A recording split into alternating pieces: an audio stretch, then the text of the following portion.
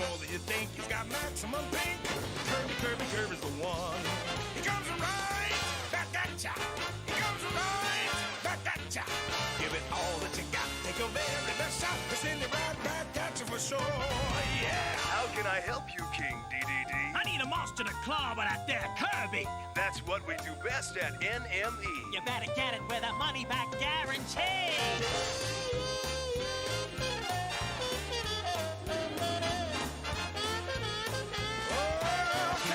Kirby, saving the day. Kirby, he's here to stay. Don't be fooled by his size, you won't believe your eyes.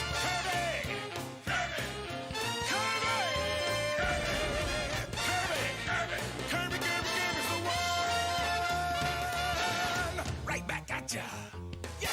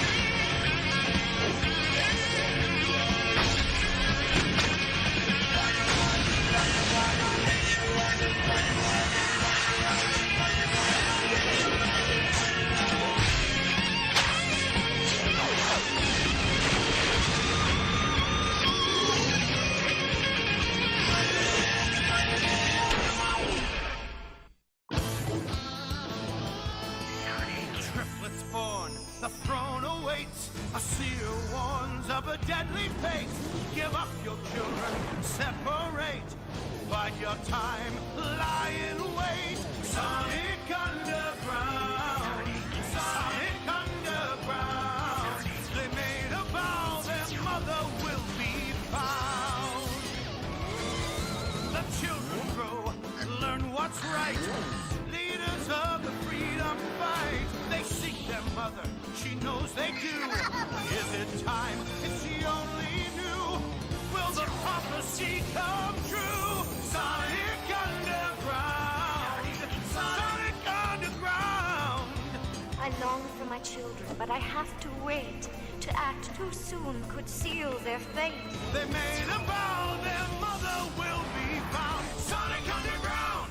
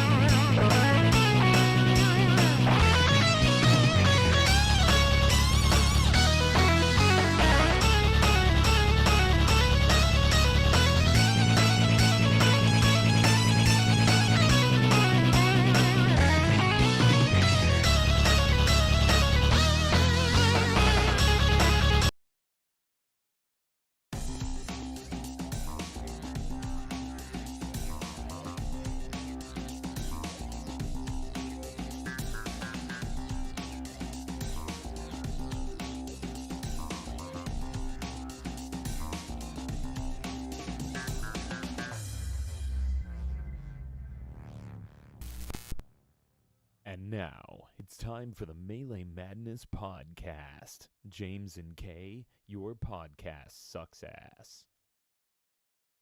Your podcast sucks ass. Welcome, everyone, to another episode of the Melee Madness podcast. Hey, I am Melee James. I don't know if I'm Melee K or Melee Carl right now, because I've been called Carl every day for the past few days. So we'll go with Melee Carl today. I'm Melee You're Carl. does that... Oh, God. Oh, Especially with what we're talking about today, maybe I'm a little Melee Carl today. You know what I mean? You're going full You know what I Carl mean? mode? I think we're a little Carl today. Are we having like investment companies and all this stuff like breathing down our neck? We need to get more diverse. Not enough to have you here. No, when I'm Melee Carl, that means I'm a white man. You have to make me gay on top of it. I have to be gay now. I just Why want you to play. have to be gay? Who said you have to be gay? Because you're Carl. You're Carl, and so if you're Carl, then I'm gay. Oh God, Gengar, stop looking at me. There's a lot. There's a lot. Who the fuck called you gay? Well, just the fact that you're Carl. Doesn't this make sense? Okay, well, JB just called you gay, I think. We called both of us gay, really. So, yeah, I guess it's now proven true. There you go. Oh, my God. Welcome, everybody. How's it going? Look, I just had a stunning revelation. We got to move on from that. But this episode of the Melee Madness podcast, this is a big one. This is a unique one. This is the takeover of the Anything Goes. You know the segment comes right at the end. Anything Goes, but we are giving more time to the Anything Goes today. Because I'll just say it right now, the Anything Goes is when we're going to be talking about all the crazy showcases. And there's been so many showcases that have happened since we were live with this show. And we're going to be diving into them and talking about them. But there's also a lot of gaming news. So we're going to do so much stuff. It's going to be insane. It's going to be crazy. I've got like a stupid amount of stories. We have a stupid amount of showcases. There's a stupid amount of people on the internet. Sonic's gay now, just like me. So with that, let's say hi to everybody and let's get this show a-rolling. That's what I think. What do you think, Kay? Why you know what? Let's just say hi to the people. I don't know why Sonic's gay. JB's doing your favorite. Was it the Vulcan thing? Vulcan gang for life. Vulcan gang. It's Vulcan. Is it like gang. this or is it like this? It's or this. what is it? It's this. You can see it right there. It's in the chat. Okay, well, I'm a little retarded. It's fine. Gang for life. It's just is like. Is it this way or is it like, this way? This is the wolf pack. This is wolf pack for life. Yeah. This is yeah, Vulcan. Okay. This is Vulcan. It's a V. You're making a V. This. Yeah. Yeah. Okay, there we go. You go. Al's here doing this. See, that's an easier one to do. Hands this is the gang. Diamond Dallas page here. There you. Oh, yeah, it is the DDP. Right? Bang. It's the DDP. There I'm you in. go. And Al says, when is Darkwing Duck making it into the intro? Ooh. Well, I can also put that on my list, just like I put Denver the Dinosaur on the list. Just saying. So Denver, the last dinosaur. next month's intro is already planned. I've been working on it for a little bit extra work on this one. It will not be like intros to cartoons or whatever. It'll be something a little more special in theme with what we're doing next month. But who knows? August, September, October. I've had the preview, Through and space? your intro is so good. It makes this one look like fucking dog shit. Well, thank you. I appreciate it. I think. It's so good that it makes all other work you have done completely meaningless. That's how good it Perfect. is. That's how good it is. Perfect. So get excited for next month, everybody. Oh Kay's God! put a What if lot of it work. is shit now? God damn it! It's so good. Don't get them too hyped. It's so good. Okay, well, as long as you like it, that's all that matters to me. And I saw you in the chat there, James, doing the cry for the moon. Cry for the moon. JB says gay and lame. So That's yes, me. I guess it is confirmed that you are now gay. Yep. And JB says anything goes. Cool. I'm taking my pants off and doing the helicopter. I It's more thought like everything fucking goes, man. I think that was mandatory to watch the show. You need to take your pants off. It's similar to those PlayStation blueprints they did back in the day where you have to go and stand up and go, McDonald's. I'm skipping the ad with McDonald's. You know those. No, I have no idea what the fuck you're saying. Sony patented like pretty much like skipping, like the way to skip ads like on your PlayStation. Oh, yeah. Sorry. I thought that was Microsoft. I thought I'm it was. thinking of Everyone thinks it's Microsoft, but I think the it's Kinect actually thing, But I wasn't think it? it's Like, actually PlayStation that did it. oh, okay. Even though Well, it's very anyways. much a Microsoft thing to do, I think it's. They're all fucking stupid. I hate them all, but yeah, McDonald's. You're So, all terrible. To watch this show, you have to pull down your pants and do the helicopter, or else you don't get to watch it. That's the secret. That's the secret. Oh, that's Yeah. good to know. That's good to know. Flame Mage is here waving, doing the wave. See, going, that's Flame also Mage? easier to do than this Vulcan thing that you guys are doing. Is it We've got the easier- Vulcan, we've got the DDP from Al, and we've got the wave from Is Flame it easier Mage. than taking off your pants and doing the helicopter, though? I wouldn't know. I've never done the helicopter. I don't You have a way to do haven't? it. How would I do the helicopter? You're as a Carl female? today. You're Carl That's today. true. Yeah, so Okay, well, you I'll find a way. do the helicopter. I'll just go, woo! There you go. That's what we do here. JB says the very last part of the intro should be Darkwing Duck saying, "Let's get dangerous." I That's love actually that. a great. That's actually a great That's idea. excellent. I love that. Oh my god. And Nerdy Neo's here saying hello to JB, Al, and Flame Mage. Hello, Nerdy Neo. And I think that is all for now. Perfect. I just want to give a quick shout out and thank you to everyone. We've gotten quite an uptick of subscribers recently. This is my the God. first podcast we've done since that. But thank you so much, everyone, on YouTube. We're at 872 now, which is fucking insane. Wow. You guys are crazy. Thank you. Why do And people like on- you? I don't know. I don't They know why they people don't us. like me. They're not here because of me. They're here for I you. think they're here because of you, James. No, It's no, no, fine. no, no, It's no, fine. no, no, no.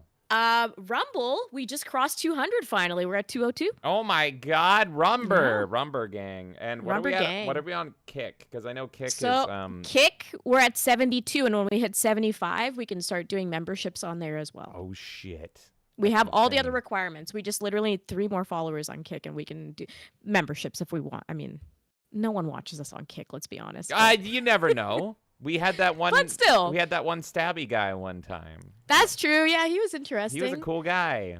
He was cool. I wanted to learn more.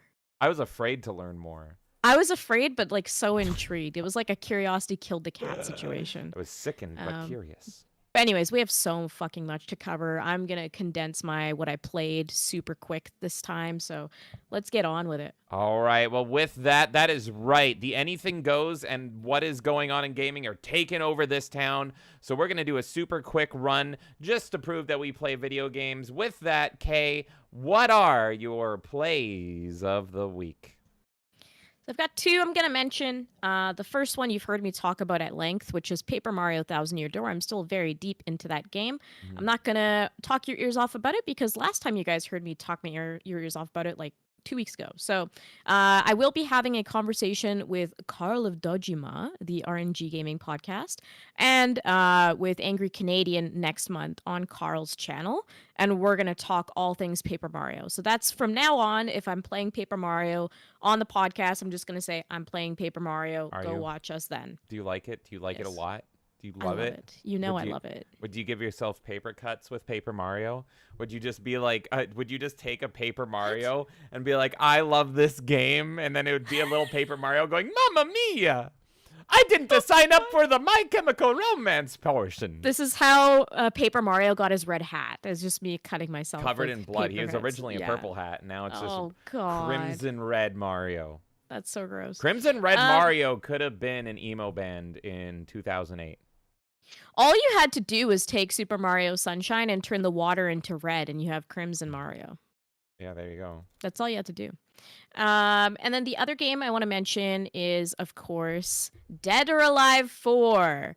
Now, why am I bringing this up? Well, of course, I've been playing Dead or Alive 4 for a while. You guys know that's become probably my favorite fighter. But I finally succeeded in a goal that I've been trying to do for a while, and I am so fucking happy about it.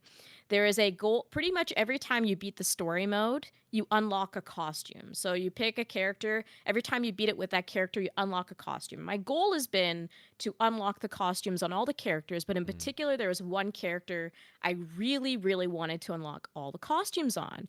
And so I have sent James a link of what I did because I tweeted about it in excitement when it happened, but I unlocked the secret 8th costume for Hitomi. Oh my god, The there it is. German Dead or Alive beauty. Now, what is special about this outfit? Well, let's talk about it a little bit. So, like I said, every single time you beat the story mode with the character, you unlock another costume, right? And usually most characters have like 3 to 4 costumes, I want to say. But Hitomi in particular has 8 costumes. Now, what's interesting about this is technically she only has 7 costumes.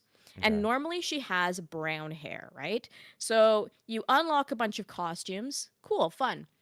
You play when you get to the 7th costume, you think that's it because you beat it an 8th time and nothing appears. However, if you hit the 7th costume and you press X instead of A, her hair turns blonde. Oh my god. Now, I think this is the coolest fucking Easter egg ever, and here's why. Because especially with these sexy kind of games, it kind of reminds me, and I said this to James, the whole like Stephanie McMahon thing where it was like a rumor, right? It's like, can you unlock and make her like look sexy or naked or whatever, right? This was the equivalent of that for like the Dead or Alive series, essentially. It was like, there are 7 costumes. There's not an 8th costume. Why are like some places saying that there's an 8th costume? Can you actually get this 8th costume? And so if you look at game facts that have been written back in the day, or even like looking at them now, they all say like, I don't see where there's an 8th costume. Are you sure there's an 8th costume? I don't think there is. And then it's like, no, this is what you got to do. You got to press X. And then they're like having back and forth conversations on like, is this actually true or not? When you look this up on Google even, you can't really find images of her with blonde hair. So I think my picture, unless it's like just there's a bunch buried under different searches in Google, is one of the only like clear images that we have of her with blonde hair. Now, I'm sure Holy other shit. people have uploaded videos of it. I'm not saying I'm the only person with an image, but when I Googled it, I could not find a just straight normal like photo of her that didn't look like it was captured from like a camera phone or something. So I just thought that was super cool. I had a lot of fun with that, and it was literally a guessing game. I beat it 7 times, and I'm like, I'm going to try the 8th time and see if you can actually unlock this, and lo and behold, she's got blonde hair. So I'm happy about that little achievement. That is cool. That reminds me of like gaming back in the day when you didn't know who else was seeing the things you were seeing, and it was like a discovery. And there was some times where it felt like, am I the only one in the world that knows about this? Yeah, it was like one of those things where it's like, is this a thing? Is it not? Like, are they Mm-hmm. just trolling? Is it just a way to get you to play the game more? Like, what is it? Yeah. I'm like, no, I'm going to try it anyways because I love playing this game. I mean, it's not super difficult to beat the story. So, like, I'm just going to keep going and going and going. And there's other characters that have secrets like that, but I care about Hitomi, so that was the one I cared about. The other one I'm trying to do right now is there's like a wrestling female character that's not Tina, it's like a different character. And she does luchador, and she wears a mask. But the rumor is that you can beat the story enough times that you can get her without the mask. Oh, So that's the shit. next one I'm working on right now. You're just grinding away at this game, but that is so Yeah. cool. That, like I said, that reminds me of back in the day. Like, I remember playing Outlaws. This is my favorite one. So Outlaws, there's a segment where you like if you use cheats, you can like kind of fly around the level, and I used a cheat to like use to fly, and I got to this little like canyon cove, and I found a poodle in the game that was wearing sunglasses, and if you shoot him, he growls like a demon and gets set on fire. And I was like 7 or something when I saw that, and I'm like, did anyone else just fucking see that shit? Did it like, does anyone know about this? And I It's love the that. best feeling in the world. It's And- so cool. And it's a lost feeling because now we have the internet, and like obviously we're on the internet and all that stuff, but like you don't have that feeling very often anymore where it's just like, I'm alone. I'm alone in experiencing this. So that's super cool. You may have found a diamond in the rough. You may have found like a little Dead or Alive secret here in our cake wearing princess here. She looks like she is wearing a wedding cake or something on her chest. she's it's kind of like a cut off screenshot, but she's pretty much wearing like a traditional German outfit. Yes. Oh my That's god. the whole thing. Because I think she's the first German character in the game or something. I don't know. Okay.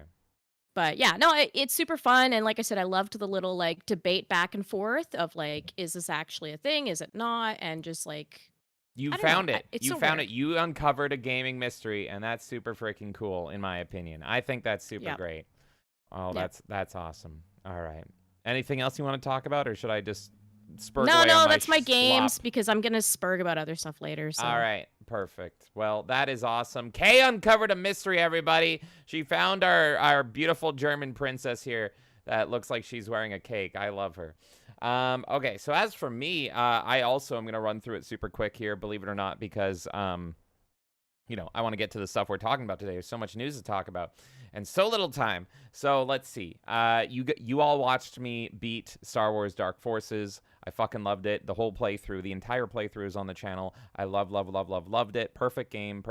Please, Night Dive, make Dark Forces 2 remastered in the same vein. Highly recommend it. And we also finally beat Super Mario RPG. I beat it. I fucking, not only that, but I beat the first version of the Final Fantasy boss, and I did some of the bonus boss shit and all that stuff. That was all great. That was great. I loved it.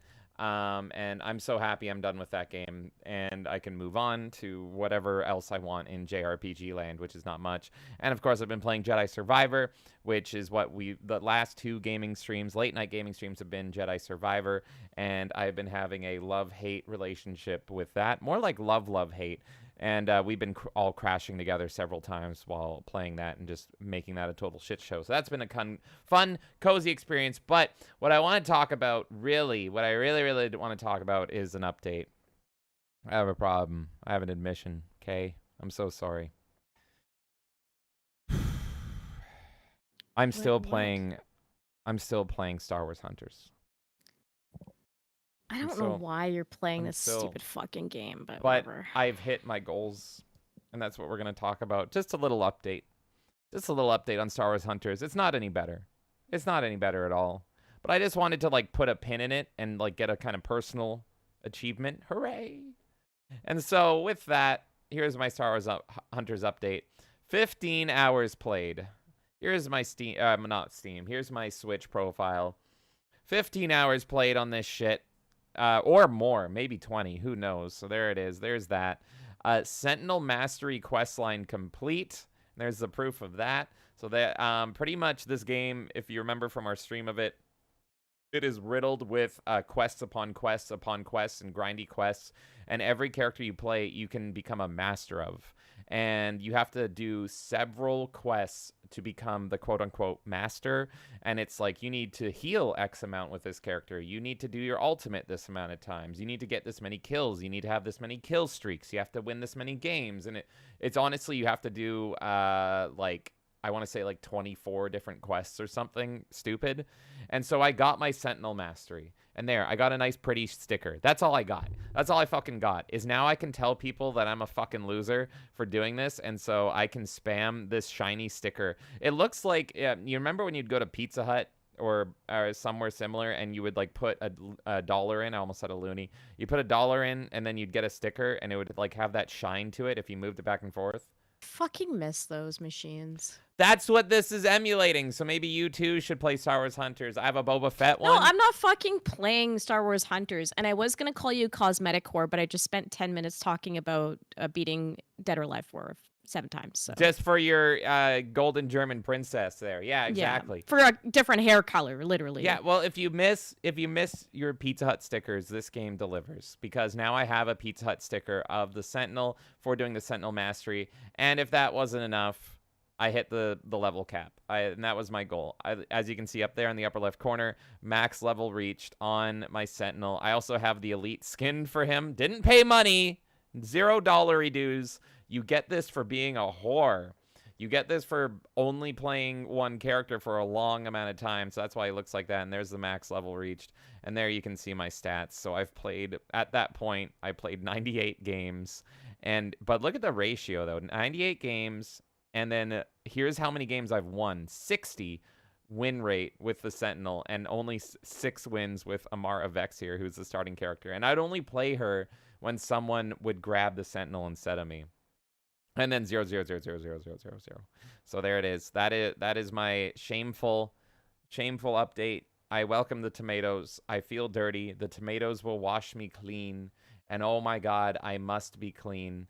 So bring it on. We all do it for games. I don't blame you. I get that Star Wars is your thing. I almost made Spider-Man my thing, but I couldn't do it.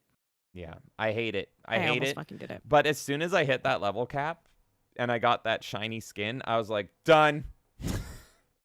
Like, I don't care. So are you you're not going to play the game anymore now that you've level capped? I got the special skin I wanted, and now I will never use it because I got it.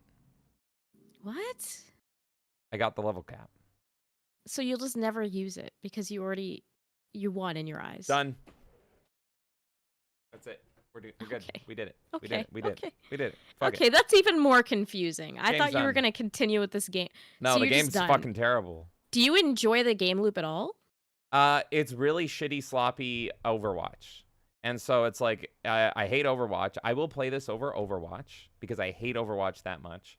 And if I want to play TF2, well, TF2 is a broken fucking mess with all their bots. Well, this is also literally cheaper than Overwatch now because don't you have to pay to get the new one, or is it free?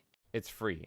Is it free now? It's Okay. free, just riddled with microtransactions. So we for no reason bought the first one. No reason. Because now you can't even fucking play that, even though we spent money on that game. And then you get the second game. Now I'm just mad at Overwatch again. You I get the hate second Blizzard. I hate you, game where Blizzard. they. I hate you. I hate you. I thought that they were going to charge because they were adding a story mode that they never added. No. So I don't even know. Yeah. Fuck that game. I don't even care. I- But I- anyways, Hunters is cheaper for you. Yeah, Hunters is cheaper, and I'm a cheap whore, so that's why I will play Hunters sometimes, maybe. But I don't know. I want to play that furry. That's my next one, probably. Furry Overwatch. There's a furry Overwatch game. I always forget the name. It's apparently good, but it's furry. I don't fucking remember what it's called. Pauldrons. What or something. degree of furry though? Like having like rocket Elemental raccoon furries. is fine, but it's like big flamey turtles. Are we talking like Dust Elysian Tail, or are we talking like? Do you want me to find? I can try to find like the game. Guardians of the Galaxy furry. You know what I'm saying? I can There's try like to different. find it. There's different dimensions of furry here, and then you've You got have Sonic me- just all the way over fucking here. You have me Googling furry Overwatch. I'm sure this is gonna go really well. Oh my god, no. You're definitely not gonna encounter porn But it's looking like up low. furry Overwatch. Oh god, you're right. Tracer's a raccoon. What the fuck? No. What is it? No, this is not what I wanted. What the fuck is it? Okay, Fiera has clarified, so I'm going to read this because thank you. This helps. Overwatch had to be purchased. Overwatch 2 was free to play. Then they jilted paying fans who had the first game, completely fragged Overwatch 2 out of the gate, in my opinion. Okay, yeah, that's what I thought. So I had already decided, like, I wasn't buying Overwatch 2, so I didn't even pay attention to the price tag whatsoever. The only thing I did was laugh when it hit, like, 11% on Steam. I have it. You I found have it? Yeah. It's Go. called Gigantic Rampage Edition. It's $25 Canadian, and it's got mixed. It's not great, but I have it on good authority that this game's okay, and it is for furry Overwatch. So there you go. There's your furry Overwatch there. Oh my god, that's a little furry, ain't it? Oh no. Oh, no, what a big boy. But the Steam sale's right around the corner. Steam sale is next week, and this is actually one that I'm going to be looking The at. fuck is with this ugly art style? And then if you notice the Here's a art trailer. for the actual poster, it literally looks like every other fucking game. Yeah. Like it's so uncreative. I just like hero shooters, and they're all fucking shit, and so I heard this one's good, and so I want to try this one. I just every hero shooter is sloppy fucking garbage and miserable, and then it's like, can you deal with furries? And it's like, I guess. And so here's where I'm at. Here's where I'm at. It doesn't look that like, yeah, the gameplay it looks doesn't- fine. Yeah. The gameplay looks fine. I like was just that more Louisiana Skelton. That's who I want to play. You see that Louisiana Skelton there? I feel like I've played Yeah. this. Oh, I have played this. You I think this used to be free, and then they took it down from the store, and then they made it way better, but then now are charging for it. This looks so familiar. Like, yeah. No microtransactions. I'm gonna doubt that one. Yeah, It's no, gonna I happen think eventually. this was free. That's why it's called Rampage Edition, because there was a story on this, and everyone thought it was shit, and so they took it away, they made it better, and they're like, okay, it's a paid-for game now. Are you happier? I think that's the thing. Arc Games and Abstraction. Never heard of either. Yeah. So anyway, that's furry Yeah, Overwatch that's for cool. you. But yeah. So anyway, that's what I'm playing. That's my updates. The pipeline between Star Wars fan to furry is real. And that's what I've been playing. So with that, we're gonna go to our next segment. But first, Awesome. Kay, why I'm gonna don't you- read some stuff here, let's and read then some we'll chat, continue on. and we'll get into this. Say hi to some people here. BDJ came in saying, like the dang stream nerds, and he did that also on Twitch as well. He's Oh, liking follow it. the dang channel nerds on Oh, Twitch. he There we go. changed It's a his different words. message. Thank you, BD Jake. I appreciate it. The big dog. JB says Kasumi, I'm guessing you're saying, but yeah, it's same thing, is best girl. She's amazing, but I love Hitomi. I love Tina. Tina is best girl. Tina! Basically. I always do polls about DOA girls every so often. We'll do another one again sometime in the future. I bug you guys too often about it. Fiera is here saying, evening, Fiera. James K. Everyone, hello, hello. And thank you again for that Overwatch information. Lizard of Linux Lane is here doing 07s in the chat saying, what does the black shirt say on it? Let me show you. 1 second. This is WizPig. So it is a Diddy... Probably can't hear me properly. It's a Diddy Kong racing shirt, Banjo Kazooie on there. It's got Conquer too. That's what I love. It's got Conquer. Diddy Kong, and of course, WizPig. Yeah. I love this shirt so much. And then what else we got here? We got Lord Slosh 1123 saying, "Hey dudes, hello, Lord Slosh." We've got JB saying, "Perfect Dark Forces." Linux Lane liked the stream, Jake. Didn't see your request until after I tapped that like button. Well, thank you guys so much. I appreciate the support. And yeah, that is it. We're good. We're caught up. I said hi to Flame Mage already. Yes. Okay, perfect. You've missed Lord Slosh saying, no, James, it's not what you want. And not is spelled... Is it a pun, or is it... It's not spelled a very specific way. Oh. And it's regarding... Okay, so, Kay! Oh my god, it's such a huge show. We're only 30 minutes in, which is perfect because I've got so much news for you. I got so much gaming news, and we're not even talking about all the showcases yet because we're having the Showcase Showdown at the end of the show. We're having Showcase Insanity there. So with that, there's a whole ton of other news coming on. So why are you laughing, Kay? Why are you laughing? There's so much news. You shouldn't be... I don't know. It just happened. I feel like I blacked out for a second. Go ahead. So with that, Kay, it is time for What the Fuck is Going On in Gaming. Hey, it's Cool Cat. It's Cool Cat in Gaming. Okay. So, everyone, I'm going to start off the show here. Look, I know the sun's still out. I know it's early. But if you have kids, put them to bed.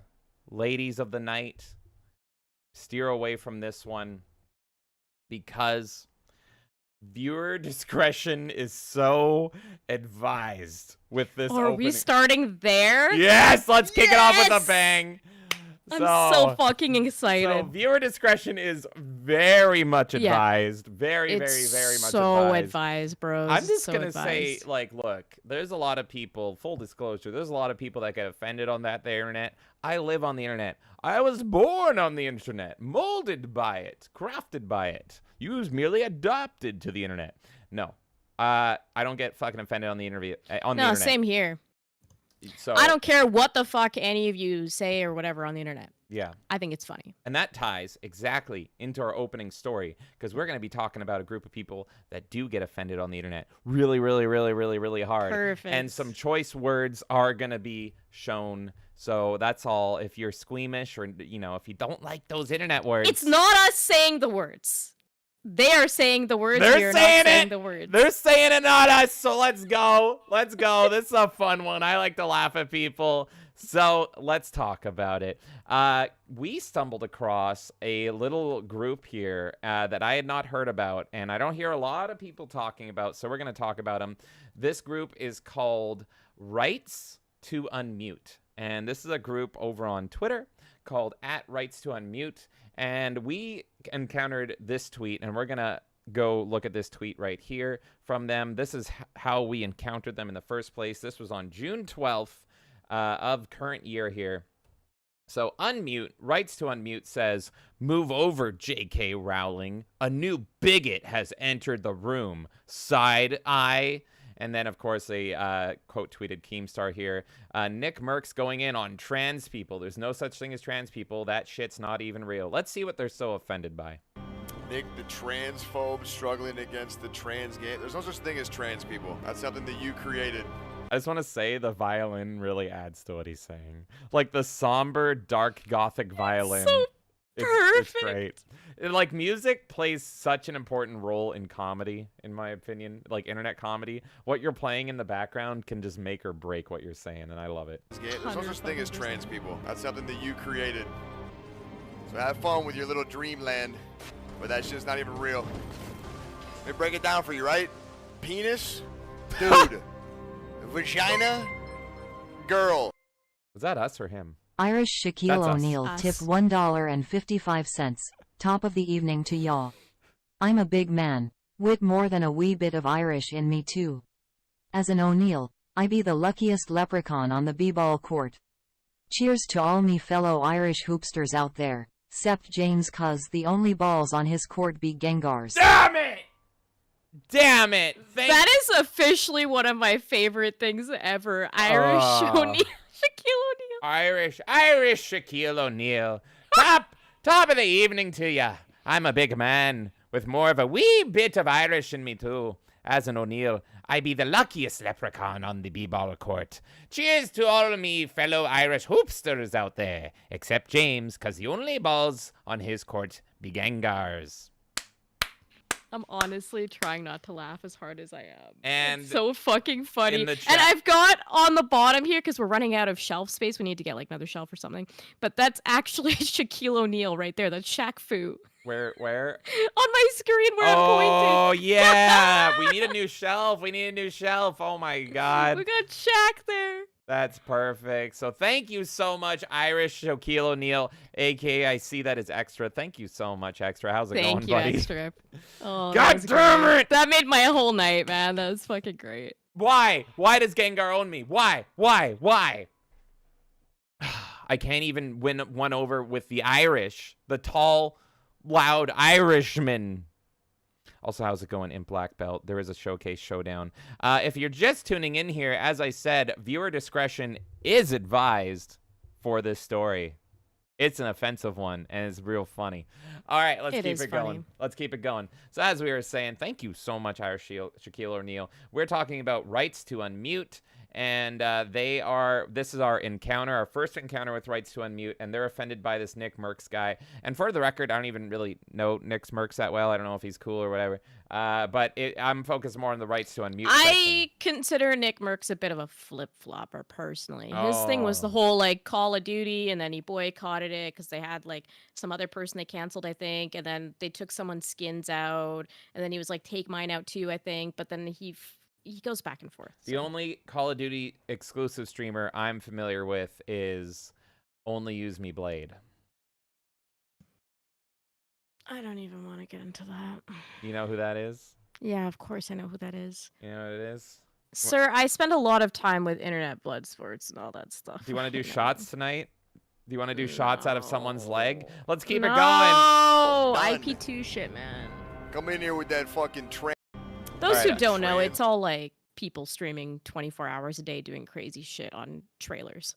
So that was pretty much it. That was our first encounter, and I was like, I looked at this, and my spidey sense, my internet sense was tingling, because I was just like, what is this? And I was looking at all the responses, and you just see girls here being like, ew, and someone here being like, basically, haters hate the pronoun used, freedom of speech, sad, penis male, yeah, always the truth hurts your little feelings. So I was curious. So I went over, and I looked at rights to unmute here, and I looked at their Twitter, and it is a 501c3 PO nonprofit aiming to create a space where the line between competitive banter and harmful speech is clear and respected. It's time to unmute. I'm like, what in the fuck? So then I found this other tweet here. This past weekend, we attempted DreamHack NA in Dallas as one of their 9 charities. Thank you from the bottom of our hearts for allowing this opportunity to spread our message and meet with some of the coolest folks in the industry. This weekend, we raised $2,500 from an awesome charity stream in person from one of our amazing Unmute ambassadors, this person. And through booth donations plus DreamHack Dallas raised $26,000 in total for all 9 charities to split. The event was hosted by this person, and she absolutely crushed it. I got to see if she's overweight. No, she's fine. These that would've been photos, funny. they're fine, but it's just such a typical woman thing. And I was telling you before, James, like I sent this one to you. There's a bunch of these. You could fucking go on Twitter and you'll find like 50 million of these just accounts. Like, oh, we're going to do like things for women or things for black people or things for brown people or like black, brown women. So like, it's just like everything. So this is the point. This is where I was like, I need to look into this more, because I was looking at this here and I was looking at them and they're around kids and everything, and this is getting weird. They have Twitch and all this stuff. On the first image there, it's talking about trigger warnings on the poster. I don't know if you noticed that one. Gaming online shouldn't require a trigger warning to enable voice chat. Yeah, exactly. Yeah. That's why I was like laughing so hard at this. What game are they playing? It looks like Call of Duty, I think. I think that's like a newer Call of Duty. So anyway, I was weirded out. So I sent this, and you sent me this, and I was just like, okay, I need to look into this. I need to figure out what these people are. How are they influencing gaming? Like, what the fuck is this? And that's when I stumbled upon their website, and I was like, we need to show their website. We need to show their fucking website, and we need to laugh. Are you guys ready for a nice laugh? Oh, no. I'm so excited to, but hello, Third Degree, before we jump into this. Third Degree! How's it going? All right, so I was just trying to figure out, like, what the fuck. They're arguing for pretty much eliminating hate speech in gaming or something, but then they're involved in all these charities. Well, the thing they're advocating for specifically is saying that like we should be able to play games in peace, and the name specifically, right, to unmute is because they're upset that people are saying just mute people, just block people. So it's taking it one step further. It's saying like we don't care if there's tools to mute and block people. These people just shouldn't be playing games in these, whatever lobbies. Right. That's pretty much what their whole thing is about. Is it's like it's harmful to us. We shouldn't have to mute. We should be able to just like be in an environment that's happy and safe for us. That is their goal specifically. Right. So let's look at their website. Unmute and get loud. Tired of being told to kill yourself in online games? We are too. Rights to Unmute is a 501c3 charity that actively combats harassment, misogyny, racism, bigotry in online games through advocacy, co-ed tournaments, scholarships, educational resources, and by nurturing a supportive social community. Join the community or give us money. That's pretty much it. Demanding change through data-driven candor. Our mission is to foster a safer, more inclusive online gaming environment by actively combating misogyny, hate speech, racism, bigotry. We are dedicated to empowering all gamers. Well, clearly not, because you don't like the wrong kind of gamers. No, exactly. That's my biggest thing, is that they keep talking about like, oh yeah, no, we want everyone to feel comfortable. You don't want us to feel comfortable because guess what? When I play a fucking video game, I'm gonna swear, bitch. And if you can't fucking handle it, go fuck yourself. So no, you are not inclusive to me. Sorry. We are dedicated to empowering all gamers, especially women and marginalized groups, through community-driven initiatives, education, advocacy, and a unique social platform that exposes and discourages harmful behavior. We aim to create a space where the line between the competitive banter and hateful speech is clear and respected, ensuring a positive and fair gaming experience for everyone. Oh, look at that. And you got a cute little grenade here. It's a sparkle grenade. What a sparkle here. General donation. Support the rights to Unmute with a general donation. So that's 2 on the front page here where you can give them money. These funds are used to support business expenses. June 3K League of Legends co-ed tournament. That's going to go well. Can I join it? Can I join it? Our second tournament of the year. Just cry a little bit. Just be like, I feel really unsafe when people call me a white boy, and then just see if they let you in. Oh my God, Kay, you could do it. You could do it. Oh, I could easily blend in here. Are you kidding me? I'd just be like, I'm really upset that I play games online and people notice that I'm brown through my voice somehow, even though it's fucking impossible. I want you to say you identify as a white boy, though. Really confuse them. You identify. You want me to tell them. So show up with this face and say I'm a white male. I identify as a white male, and I'm oppressed. You're going to just see their head just go... It's going to be amazing. Let's figure it out. Let's figure it out. I think that's genius. I kind of want to do this now. You identify as the white male. Yes. And they were like, because in their head, they're like, why wouldn't you go with brown woman? Which is what you are. So then you would be more oppressed. I'll just double down and say I identify as a white male because that's the only thing that's safe in gaming. And then I'll get my way in. And then... Oh, you're like you're like Stockholm syndrome victim. Let's go. Yes. Do it. Do it. Do it. Retarded, Do it. man. They will fall for it. I like what Third Degree said here. I hate speech because I hate speaking to these pussy ass pansies. That's perfect. Oh my god. Okay. DreamHack rights to unmute is attending DreamHack Dallas May 31st to June 2nd. Help us fund our booth build. Well, that already happened, and oh no, they didn't make it. $10,000 to fucking do that. And they, by the way, they did. They are They went a anyway. 501c3 blah blah blah. I don't fucking understand the terms, Yeah. but they are funded, right? Like they're a nonprofit, but they're funded. So are they supposed to take donations? I don't understand why they would. Yeah. But I don't know anything about this shit, so I can't say if they're doing anything sketchy. I'm just asking a question. Like, why are Hey. you taking donations for, like, the tournament, for example? When normally it's like the tournament people are the ones that provide the finance, like the prizes, right? It's not Yeah. usually like, let's all chip in. Now, sometimes for... Whoa. Viagra emergency Urkel tip $1.55. Thanks to my homemade Viagra, my suspenders are not the only thing that's rising. If my Urkel-o-meter stays up for more than 4 hours, I better call the big guy, Carl Winslow. Yeah. Or maybe a doctor. Urkel's got some serious, did I do that, to deal with now. Did I do that? Oh my god, thank you Holy so much, fuck. Viagra Emergency Urkel. You know what, Viagra Emergency Urkel? I think we're going to get you in this League of Legends tournament. You are going to team up with Kay, the white male oppressed gamer here, and we're going to pump you full of fucking Viagra. What if we just pump Urkel full of Viagra and like Xannies and just let them loose? Just set them loose in a Just building. set them loose in the building, and we just run in, and we're like, ladies, run! There's an Urkel! There's an Urkel pumped up on Viagra! And we just, like, we get someone that looks like Urkel just to be, like, pantsless with, like, the biggest erection you've ever seen. Just being like, ah! Frothing at the mouth.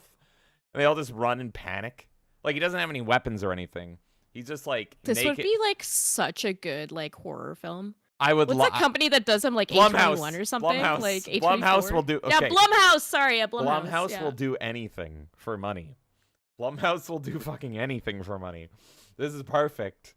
So we just need to go to Steve Blumhouse or whatever the fuck his name is and pitch this. Viagra Emergency Urkel. Are you down? Yeah. Extra We says, gotta pitch imagine it. the damage to the Winslow home when Urkel. When Urkel. Oh my god. I'm just going to go to this tournament and be like, ladies and gentlemen, Urkel. And then just he bursts through the door with his giant hard cock. And it's like, ah! Fucking Kool-Aid man. Ah! I love it. This is so perfect. Did I do that? Thank you so much, Viagra Emergency Urkel. Thank you. You are a violent man, and I love you. To continue what I was saying here, so essentially, thank you again, by the way. When people do tournaments, like usually it's the people hosting it that give the money up for the prizes. I've seen sometimes there's like entry fees and stuff. So that's why I'm curious, like what direction this is going in. Yeah. Because it doesn't really make sense to me. And I see Imp Black Belts also commenting on this. Donations should not cover business expenses. Donations should cover actual charitable expenses. There is no way they should properly qualify as a charity. And he also mentioned that the good news is that they are that they should have a strictly visible paper trail if they're actually a 501c3. That means they are liable if their numbers don't line up. So it would be interesting to track this later down the line to see if they're actually treating this legitimately. I would love... that feels weird to me Yeah. on an outsider perspective. We should, like, fucking get in touch with a lawyer. I know a few of them that like to do cocaine.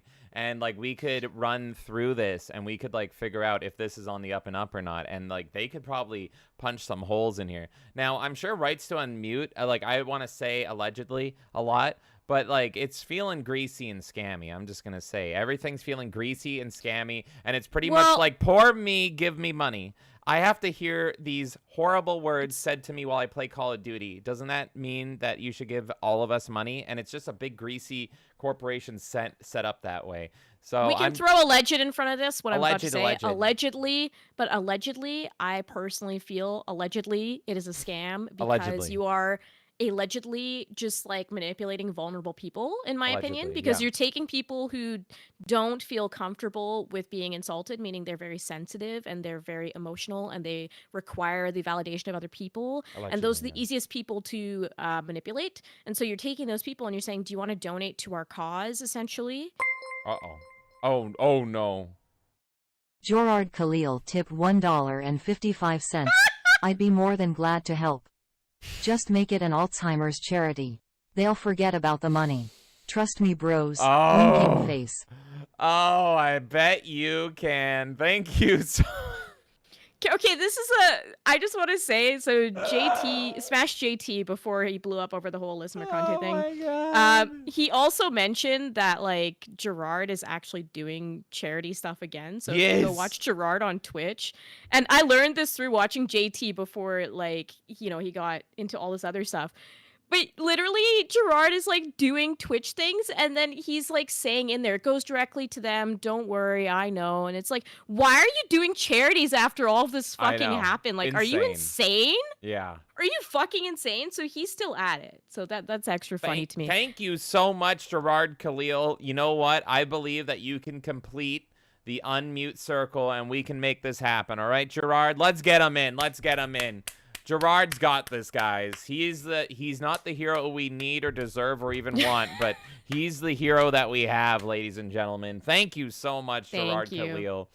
I also just want to mention that Imp actually sent a link to us in Discord, and he found like a charity navigator, essentially. Oh, shit. He said they must be new. They're not yet rated. Oh. And it looks like they filed and started this year. Yo, my God. So this is hot off the presses. Thank you so much, Imp. That is fucking awesome. Oh, my God. We need to look into this more. We're going to need an update on this story.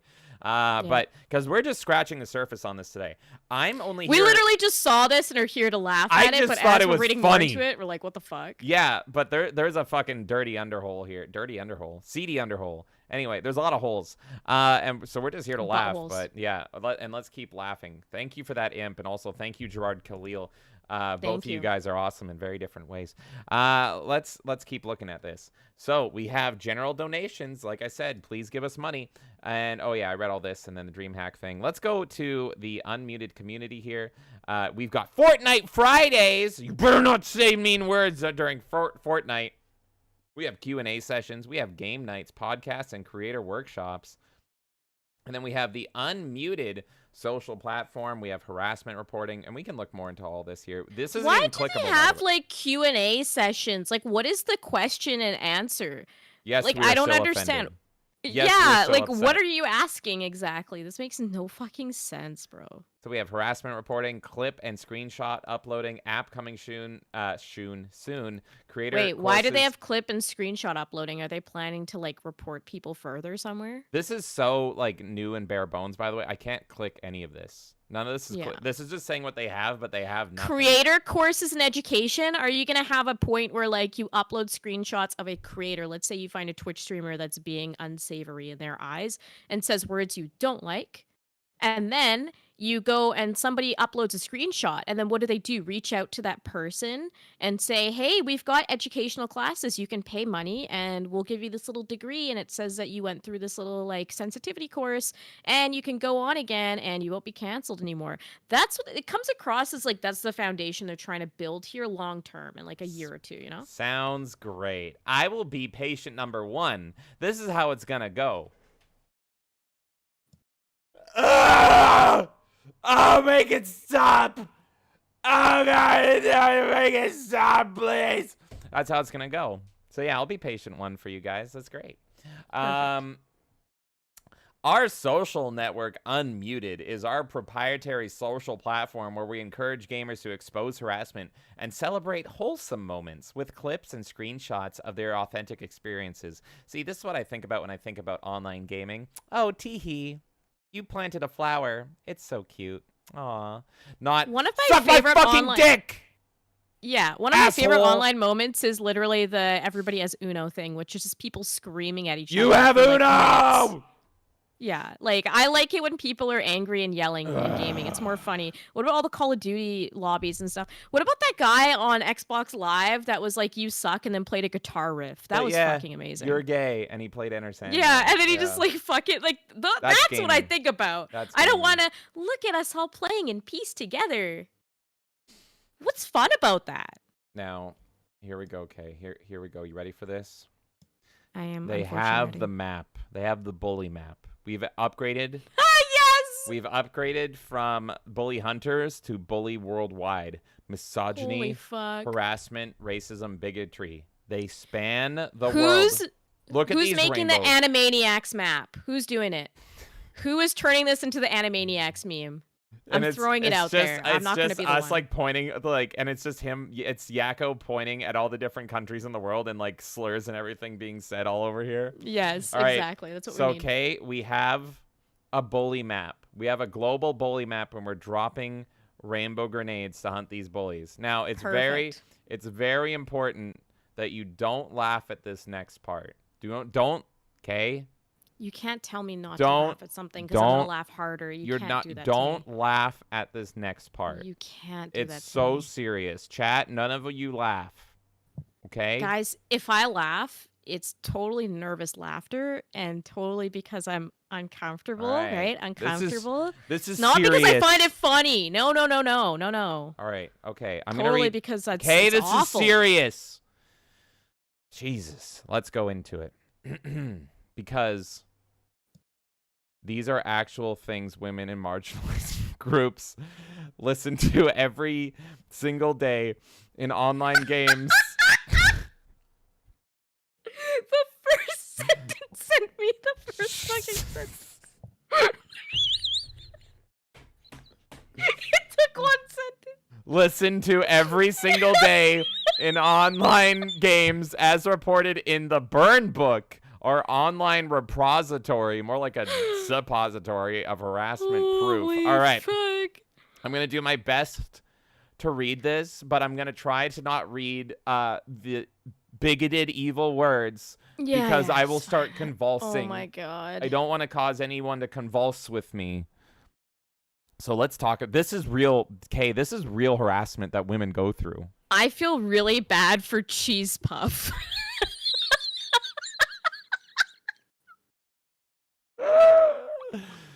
Well, you should, because you know what Cheese Puff has to hear? I'm gonna pour out some Cheetos in Cheese Puff's honor All right, tonight over Kay, this one. since you're so upset, why don't you read for me what Cheese Puff had to hear right there? Okay, Cheese Puff is a dirty, blank, legit a dishwasher who doesn't even know the rules of their own server. Hope your ass hurts after your dad gave you hard anal, you fucking little slut. Fucking dirty bitch. And for the record, Do you want me to read all of them? I'll read them. I'll read them. For the I don't care. record, that game, it was Rust. That was Rust that was played in. Okay. Yeah. Sounded pretty rusty. Yeah, I'll okay. Kay, I want to know, who is the most oppressed here? You know what? We should throw up a poll. Yeah, go for it. Let's throw up a poll right now. So we're going to... But you'll have to put on screen so people know who they're voting Who for, is right? the... Yeah, don't vote yet. Who is the most oppressed? And we got Cheese Puff. We got Cheese Puff. We got Handines. And we got... These are terrible fucking names here. They Krista really are. Bite. Who is the most oppressed? Oh my Or, God. final one, you, the gamer. Of course, it's us, the gamer. Okay. Kay, why don't you go ahead and read what Handines had to hear while playing Call of Duty? Shut up or I'm gonna fucking rape you. Whoa! Rape you hard. Long and hard, Oh you my fatty. god. I'll hold you up like a pretzel. Wait, I know who this gamer is. Oh my god, I played with them. Oh my god, I know who this is. I know who this is. You know who this is, Kay? I'm scared to know. Do you even know? I don't know. I'm gonna see it on a delay, so it's It's- gonna be more fun. It's the Iron Sheik. Holy shit, it's the Iron totally Sheik, the you're Iron right. Sheik. Holy Oh my fuck. god! That must be him. It would have been an honor to play in a lobby with the Iron Sheik. Wow. Can you, in honor of the Iron Sheik, Sheikah baby, Sheiky baby. could you read this again in Iron Sheik voice? I'm not good at the Iron Sheik voice. You can do it. you want me? You can do it. Okay, well, I gotta wait for you to pull it up for me again. I can't see it. Pull it There on we up, go, Sheiky. okay. Shut up, or I can't do it. That's JF. I know, I'm like doing... Sheiky baby, shut up or I'm gonna fucking rape you. That is not at all what the Iron Sheik sounds like. I can't do it! That's fine, just keep going. Make him humble. There you go. Breakbacks. Well, you clicked off. I can't see All right, it. there you go. There we go, okay. Shut up or I'm gonna fucking rape you. Rape Jesus you hard. Christ. I can't do it! Long and hard, you No, fatty. it's the fact that you keep saying that word. You just keep saying that word. You Well, can't... that's what's happening! Oh, Look, you YouTube, for the record, YouTube, we're reporting the facts here. It's context. It's context sensitive. It's sensitive to context, okay? We're so sensitive. We're so sensitive. I will just say we are streaming on Twitch, Rumble, Kick, and YouTube. So if the VOD gets taken down in one place, I'm sure you can find it at one of the other beautiful places. All we're right, streaming keep at. reading.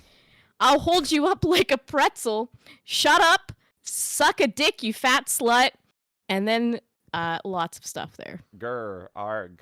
All right, and Yeah, then grr, last exactly. but not least, we have Krista Bite here. I wish this was the whole website. I would go to their site every day. too. If God, look, Actually, fun fact, so this is not completely related, but there was that chick I've covered on the Melee KO that did Misogyny Mondays. Yeah. And she was the person who was like, gamers need to get out. And she was like working on Gran Turismo and all this shit. She was being covered like a month ago. But that website, Misogyny Mondays, she would just take like comments that she would get and they were so fucking funny. So she literally has a whole website dedicated to this shit. right. So just saying. So, yeah, if your website is just like daily updated, like tweets, and it's just stuff like this, I will bookmark. That'll be my home screen. I need to wake up. I will send you this website after. It is literally that. Oh my God. So I'm saying every Monday she would go in there and say, these are the comments that I get. I'm not kidding. That's what I covered on the KO. I think we need to check that website on every episode of the podcast. And it's like, and here's the update. I'll have to see if she still updates it, but she was for a very long time, so we can just start from the beginning. And That's going to be a new segment. That's a new segment on the show. Is every week, I will find every show, I'm just like, and here is the new update. It's a lot of sluts and fuck you and and all these words. That's great. Yeah. All right, Krista should I read this last one? Krista Bite. Yeah. Oh God, are you a girl? Great. We're gonna lose. GG. Next. Having a woman in a game is a handicap. Are you hot? You're probably a disgusting fat bitch, though. You all are. Who talks like this? That's my favorite one, This is actually. the most fake one out of all of them. I love the schizophrenic, like, insults her, mad that he's going to lose the game. You know what it reminds me Are of? you hot? No, you're probably a fat, disgusting bitch. You're probably a fat, disgusting bitch. This fucking reminds me of the episode SVU or whatever. You know, the Gamergate Level Up? Of course. That's the same fucking dialogue. Like, that one has to be manufactured. The other ones... maybe, but even then they feel pretty fucking manufactured. But this one is there's no fucking way, man. Okay. There's no fucking way. I love them all. It's hard to pick a favorite. Right now, currently we are the most oppressed, the gamer. Makes sense. Yeah. Let's keep looking through this site here. A bunch of people left when I started yelling rape a bunch.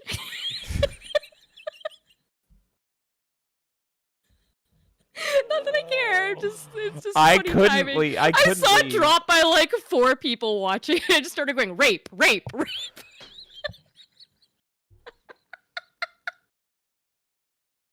I promise. I promise after this story, we won't say it that much. I'm also really excited for someone to clip this out next time they get into an argument with me to be like, look at this girl. She advocates for rape. Do it, bitch. I don't fucking care. I would. There's a clip I want to bring up so bad, but I know. But like, apparently, if I even show a freeze frame of Norm Macdonald, it like breaks down the whole stream. I just want the Super Dave Osborne. You can't say that. I can say it. I didn't write it. You read that? You can't read that. I love that clip. God, I miss them. Miss both of Me them, too. actually. All right. Frequently asked questions. Why are you here? Is the community for women, just for women and marginalized groups? No! The unwanted community is for everyone. However, we must stress that we have a zero tolerance policy for harassment and bullying behavior. So not for everyone. How to Yeah, access the so then Discord. it's just for people that you feel aren't harassing you. The thing too is like there's always a line, right? So it's like you could be like, I don't quite like how you did that one move in that game, and they'll be like, you're harassing her, you're bullying her. Like Okay. it could just be that simple.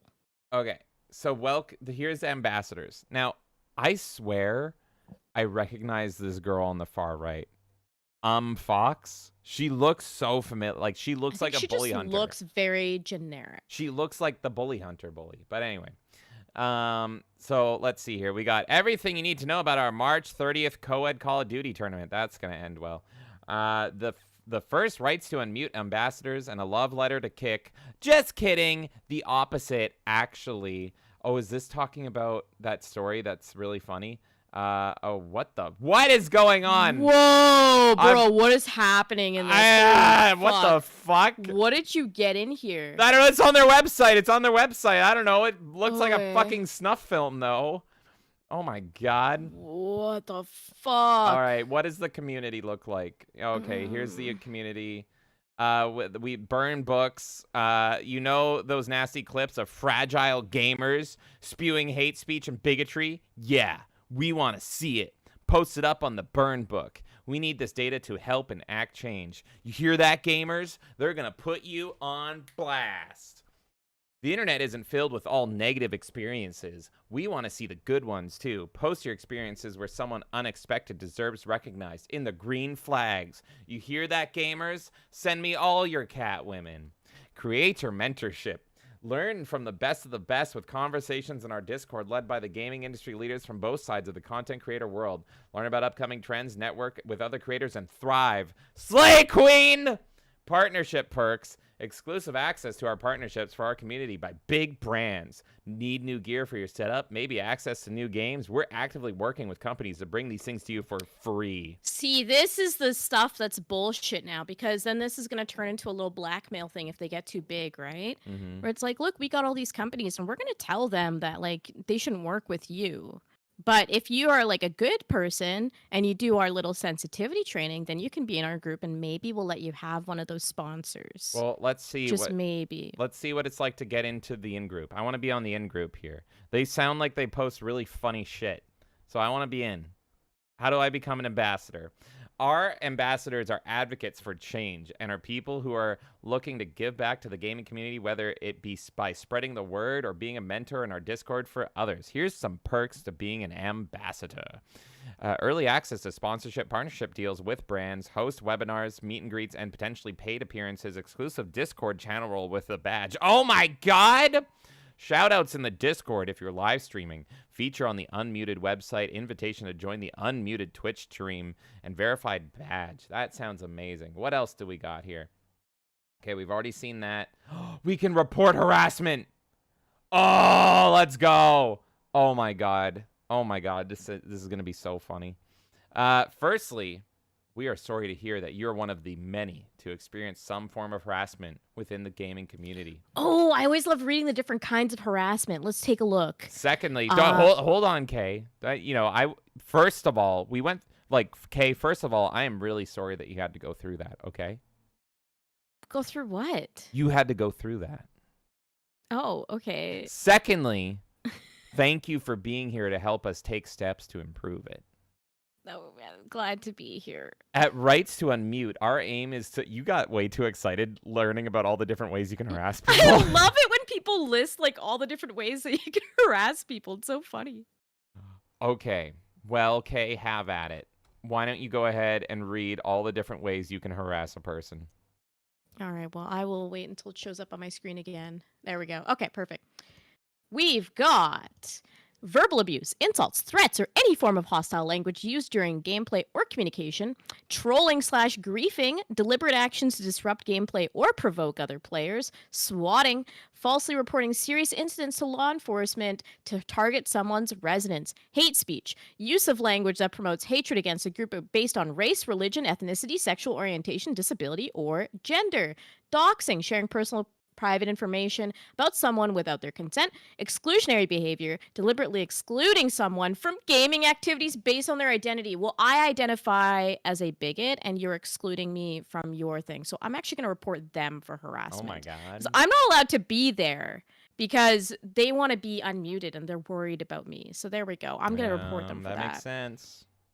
Threats of violence, threatening someone with physical harm either in or outside the game, stalking, repeated unwanted attention, and contact that causes fear or concern for one's safety, sexual harassment, unwanted sexual comments, advances, or content directed at an individual, cyberbullying, repeated harassment or bullying behavior over digital platforms, and other.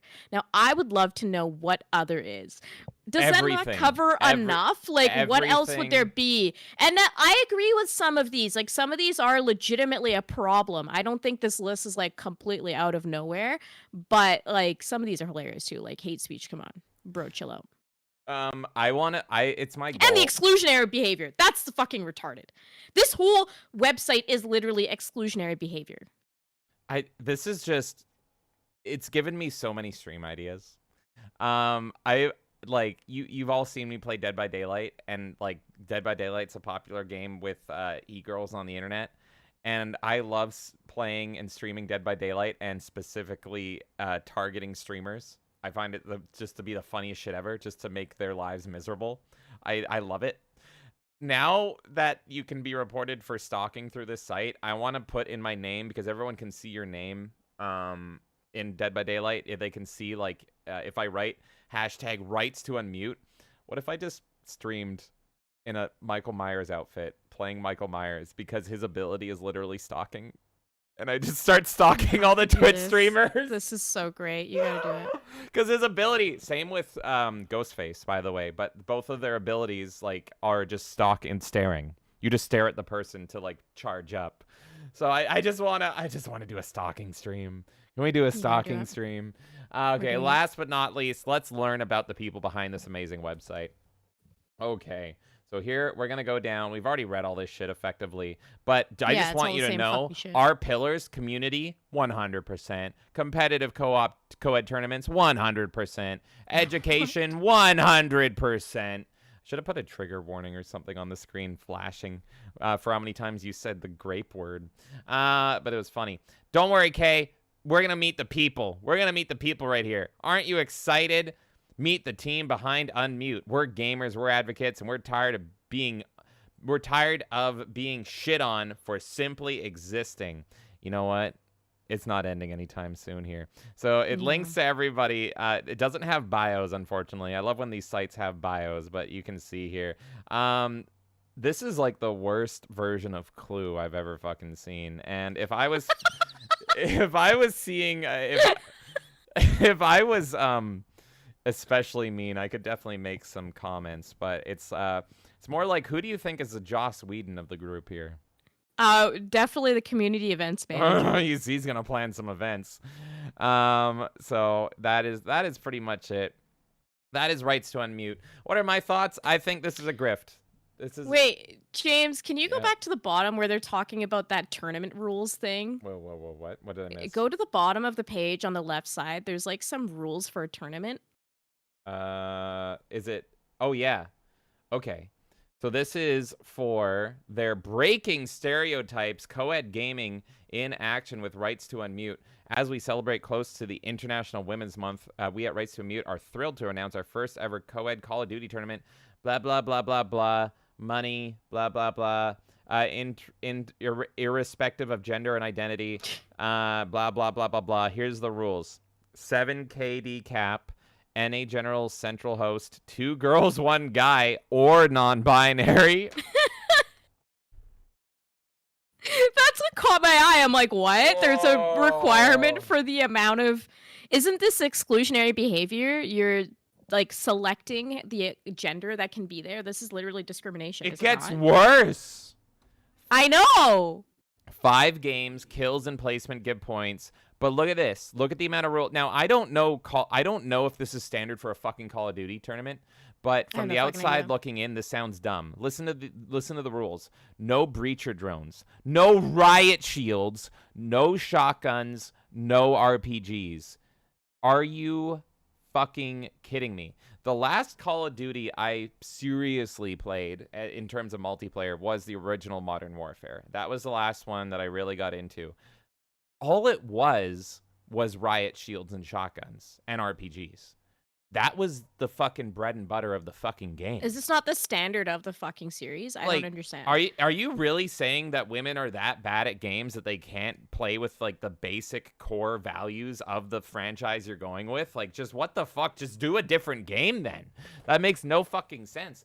Now, just have an Animal Crossing tournament and call it a fucking day. Now, but like, correct me if I'm wrong. Like, does anyone know like other like actual real Call of Duty tournaments? Do they ban shotguns? Do they ban riot shields? Because that's insane to me. That's insane. And I know I'm out of touch with Call of Duty, but Jesus Christ. I guess let's keep looking at this. We'll be streaming the Call of Duty tournament through Steffi Evans' Twitch channel. Okay, I got to take a look at that. Be sure to follow her. That's a her. And set your notifications, blah, blah, blah, blah, blah. Not only are some of the top Call of Duty players participating as captains, but we have an amazing community. The participants are diverse and wide-ranging. They include male, female, and non-binary gamers who are enthusiastic about Call of Duty, one of the most popular first-person shooter games. We have some notable names joining from some of the biggest orgs around the world. We are stoked to have them aboard. And then they're just writing their bullshit again that I've already read to you guys a million times. I'm just curious. Oh, there she is. This is she live right now? Oh, I was hoping we could do something funny. She ain't live. Let's see. Hello, how do you not have rules? Every one of you has rules. Really? Maybe I'm super active on Twitter. I'm shocked. Wow. Yeah, usually they're like, you can't do this and you can't do that. Ours is have fun. Ours is like have fun, don't get banned by Twitch because they're lame. And it's like, you know what? Props to her for not having rules. Every time I go to these Twitch channels from these people, it's like paragraphs and paragraphs and paragraphs of fucking rules. So that is surprising to see. But anyway, that was Unmute. In short, I just wanted to cover this. How's it going, Nightmare? I just wanted to cover this because Nerd Takes as well. Hello. Nerd Takes! How's it going, sir? I just wanted to cover this because I thought it was really funny. But the more you look into it, I do think there's something here. I think for you guys that are smarter than me, I think you could dig into this and you could find some dirt. You might have to say allegedly a lot, but it does feel like there's some greasy scamming going on. On the outside looking in, it looks like they're pretty much banding together, and they're like, we all cry about being harassed as women in games, but what if we all got together and made money off of it? What if we made a group and an organization and we got charities and we did all these events and everything, and our whole personality is just getting bullied online and you need to give us money for it? So it's clever, it's smart, also allegedly, all that shit, whatever. But at the very least, is really funny. It's really, really funny to me. At the very worst, I think there's something insidious, nefarious in here, and I totally see a future where like companies like EA and Ubisoft are inviting this group because like Imp pointed out, they must be fresh, they must be new. A bunch of their links were like broken on there. They haven't done a lot, but you could totally see this group of streamers in a year, like going to Ubisoft, going to EA, doing those Anita Sarkeesian style photos and being like, we're making it so AI. They don't have to. They don't even fucking have to. Ubisoft literally has the Get Good game guide that they send you. If you grief people in game, you can report those people, and then they get sent this whole fucking thing about how to de-escalate their rage. Like, they don't even have to fucking go and consult these companies anymore. They're already acting like that. So they'll probably just go in, shake hands, and be like, look, we're all in this together, really. Yeah. There's no convincing anymore. At least when Anita was doing it, it was still like people were trying to like figure it all out and they were like listening. You know what I mean? Yeah. Like now it's like they're already doing it. So it's like these people are just going to come in and like be like, great, now there's more of us that are doing retarded shit together. Yeah. Fuck all these people. So yeah, I 100% agree. That is rights to Unmute. We're going to keep tabs on them, see if something funny comes up with them. but that was a good way to start off and have a laugh there. Thank you, Kay, for quoting everything verbatim, apart from 1 or 2 words there. That was excellent. You did a great job. Give her a hand, everybody. Doesn't she? Don't those words just roll off her tongue? Oh my God. I'm sure someone is gonna clip that eventually and be like, "She said that word so easily." Yeah. No. Really well, actually. All right, Kay. Would you like me to roll into the next story here? I'm gonna say read a few comments here, and Go then we'll for get it. into it. So let's see here. Fiera says even the most even-keeled people will eventually have an outburst of one sort or another, especially in competitive games. That's exactly it. It's like now we're getting to a point where we're so afraid you can't even yell. You can't do anything. This is my biggest problem in general is like people are trying to strip away the little things we have left, of being able to express our rage, our emotions. Yeah. We can't just like go and like let off steam anymore because it offends people. Like at what point are we just in a padded room alone punching shit because that's all we can fucking do in peace? Yeah.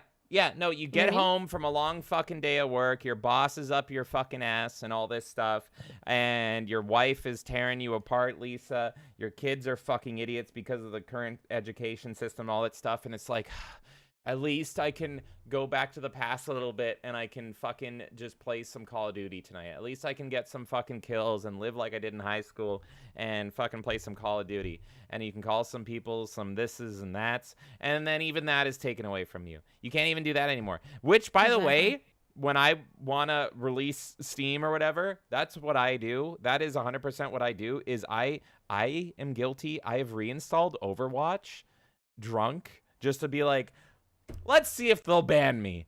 And I just go in and I play some Overwatch and I just go off. I just go off on mic and I just go off in chat. I did that in TF2 recently, but it was all bots.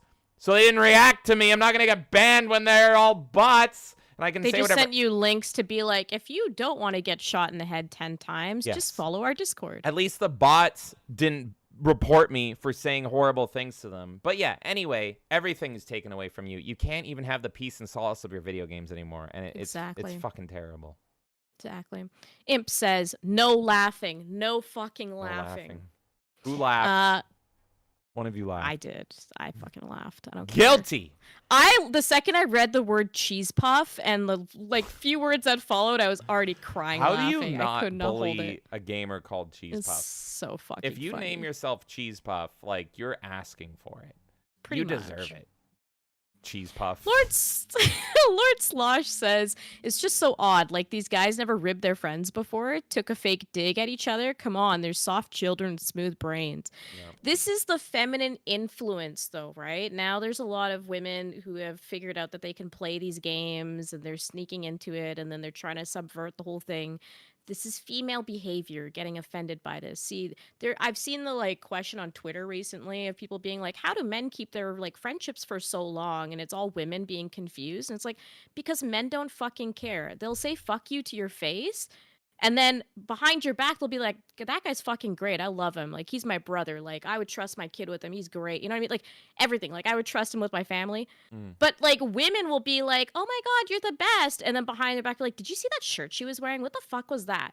Yeah. This is all that you're seeing The being now leaked into insidious, video games. That's backstabbing it. nature of women has encroached into our beloved game. That's all you're fucking seeing, to be honest. I hate to see it. It's fucking annoying. Yeah. Fiera says, even I've lost my cool in games and I'm not one prone to that sort of thing, it fucking happens. We're all you're intense, you're competitive. When you're in a competitive space, you're going to be like that. That's why people get heated in sports and stuff like that too. Imp says, you know what the funniest part is to me? The studies show that the people who actually sling these insults at women are the low performing males. Guys that are losing are likely to do this. Yeah. I would want to see that study because I'm not 100% convinced that's even true. You know, I would want to see that, but that is interesting. I think that there's a lot more nuance to it. Flame H says, the quotes, they seem extra in weird directions, strike me as fabricated harassment a bit too. Yeah, it's fan fiction. It's fucking fan fiction. People don't talk like that. There's a certain way that you can tell people are being natural about it. That's not natural speech, in my opinion. And yeah, Lord Slosh says procedurally generated radical feminists. And Imp wants to point out that, James, you do that way too well. I think you could like impersonate a black woman. You got like the little snap about you. This isn't the first time I've heard this. No, We are both joining rights to unmute, but I am gonna be a black woman and Kay is gonna be the white male.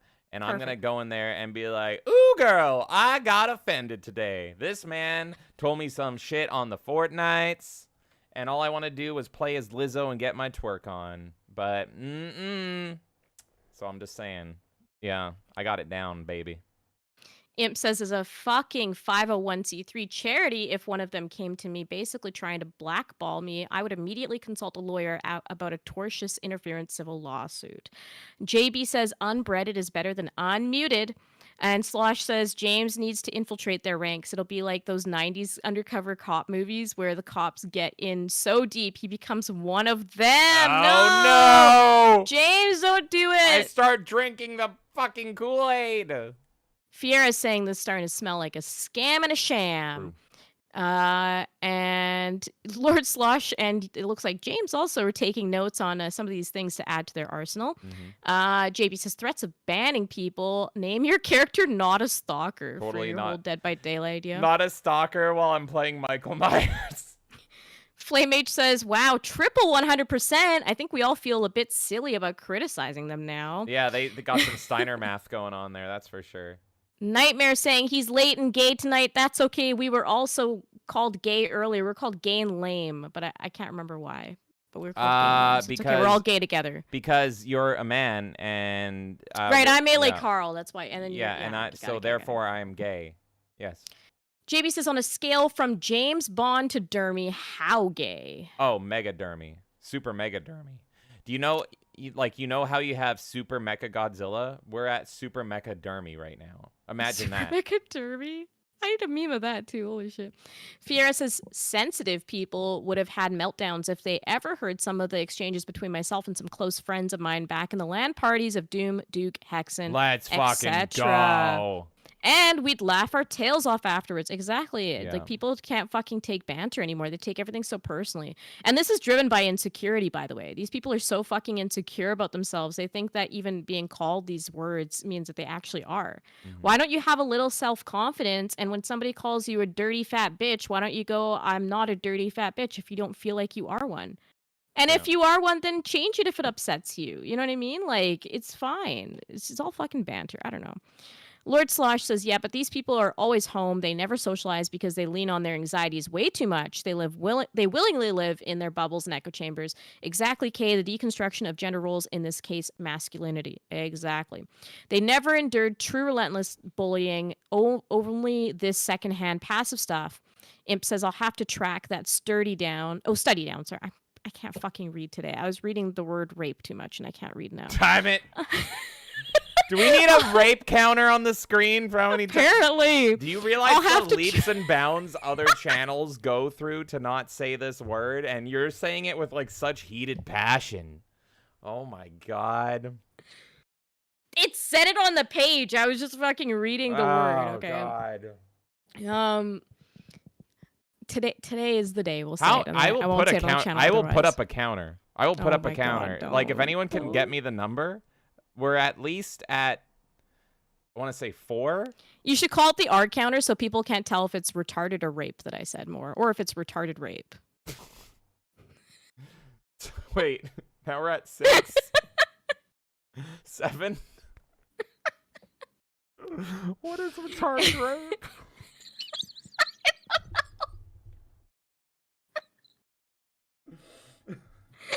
I don't know. This is the worst thing I've ever heard. I know. It says I'll have to track that study down, and you're right, it's probably more nuanced, but it's just hilarious to me. Yeah, it's all good. You don't need to like necessarily prove any of it to me, but if you see it in passing, I'd be curious to look more into it. Oh God. And Crazy Landlow's here is saying they would be crying a tsunami with my Xbox friends with the things they say. Lamau. Yeah. Oh, True that. God. Also, hello, Crazy Landlow. Hi, okay, how's it going? We can move on from this. Jesus Christ. All right. Perfect. Yeah, well, let's keep it. How did we gain watchers while I said that? She said retarded rape? We gotta watch this.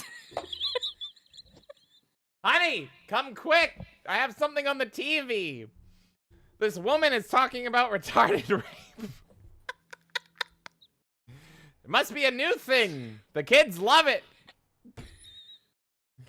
Oh my god. Where do we go from here? Oh yes, I don't know. mass layoffs. Fitting.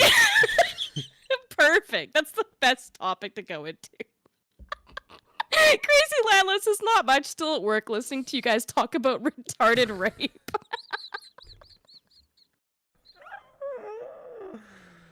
Oh no, why did I set up the serious story after this? I don't know. Should What I did go you to think a would different happen? one? No, it's fine. Can. Oh no, fine. It's funnier this way. It'll be more uncomfortable this way. There we go. Everyone's gonna be thinking about retarded rape while we're talking about like serious layoffs. Yeah.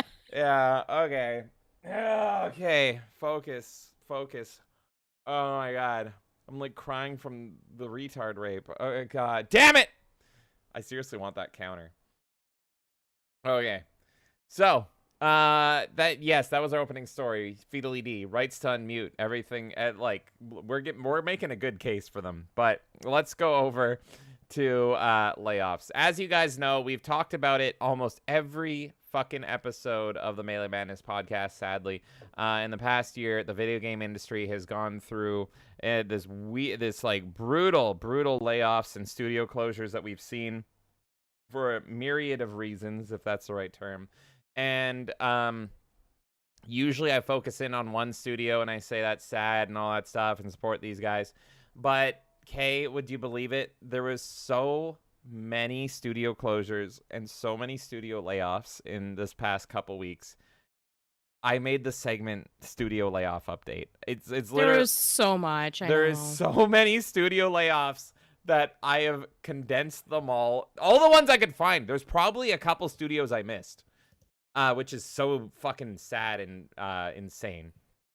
So we're going to go through and pay our respects to all the studios that are going through this, all these gaming studios, and let's see. And there's also some interesting updates and everything along the way. So hang tight, buckle in, let's go through it. Starting with one that I love, and I hate to report this, but Sumo, developer of Sonic All-Star Racing Transformed, my favorite, Kay might celebrate this, and the Superstar games, is cutting their workforce by 15%. Sumo Group had this to say. Over the last 21 years, Sumo has grown from small beginnings into a family of studios across the UK and the world, which we're incredibly proud of.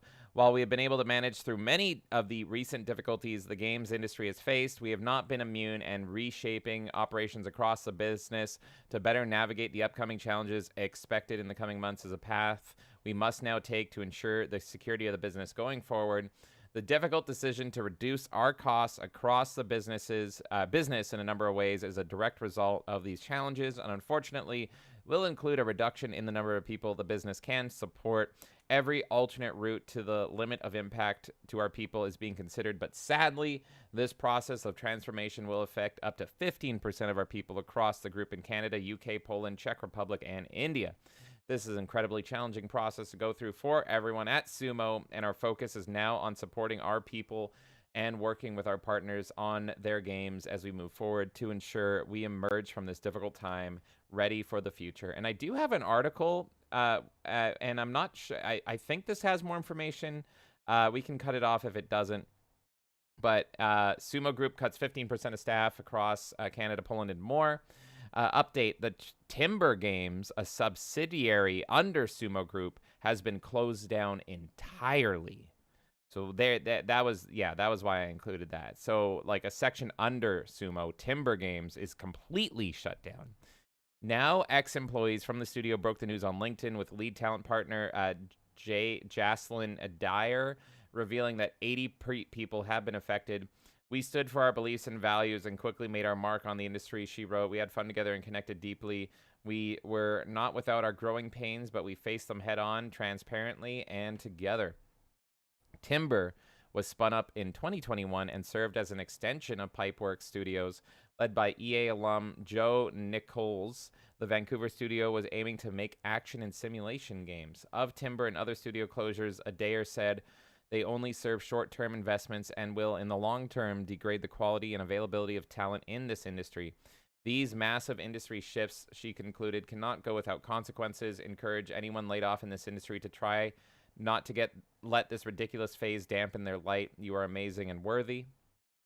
And I believe this is, the original thing on Sumo. We'll skip past that because we've already covered it from the source here. Sumo's long developer track record. Partner-wise, Sumo's teamed with Sega, Gearbox, and Codemasters on their games over the years. Separately, Sumo Digital had full development duties on Crackdown 3. Oh, Crackdown 3 was good.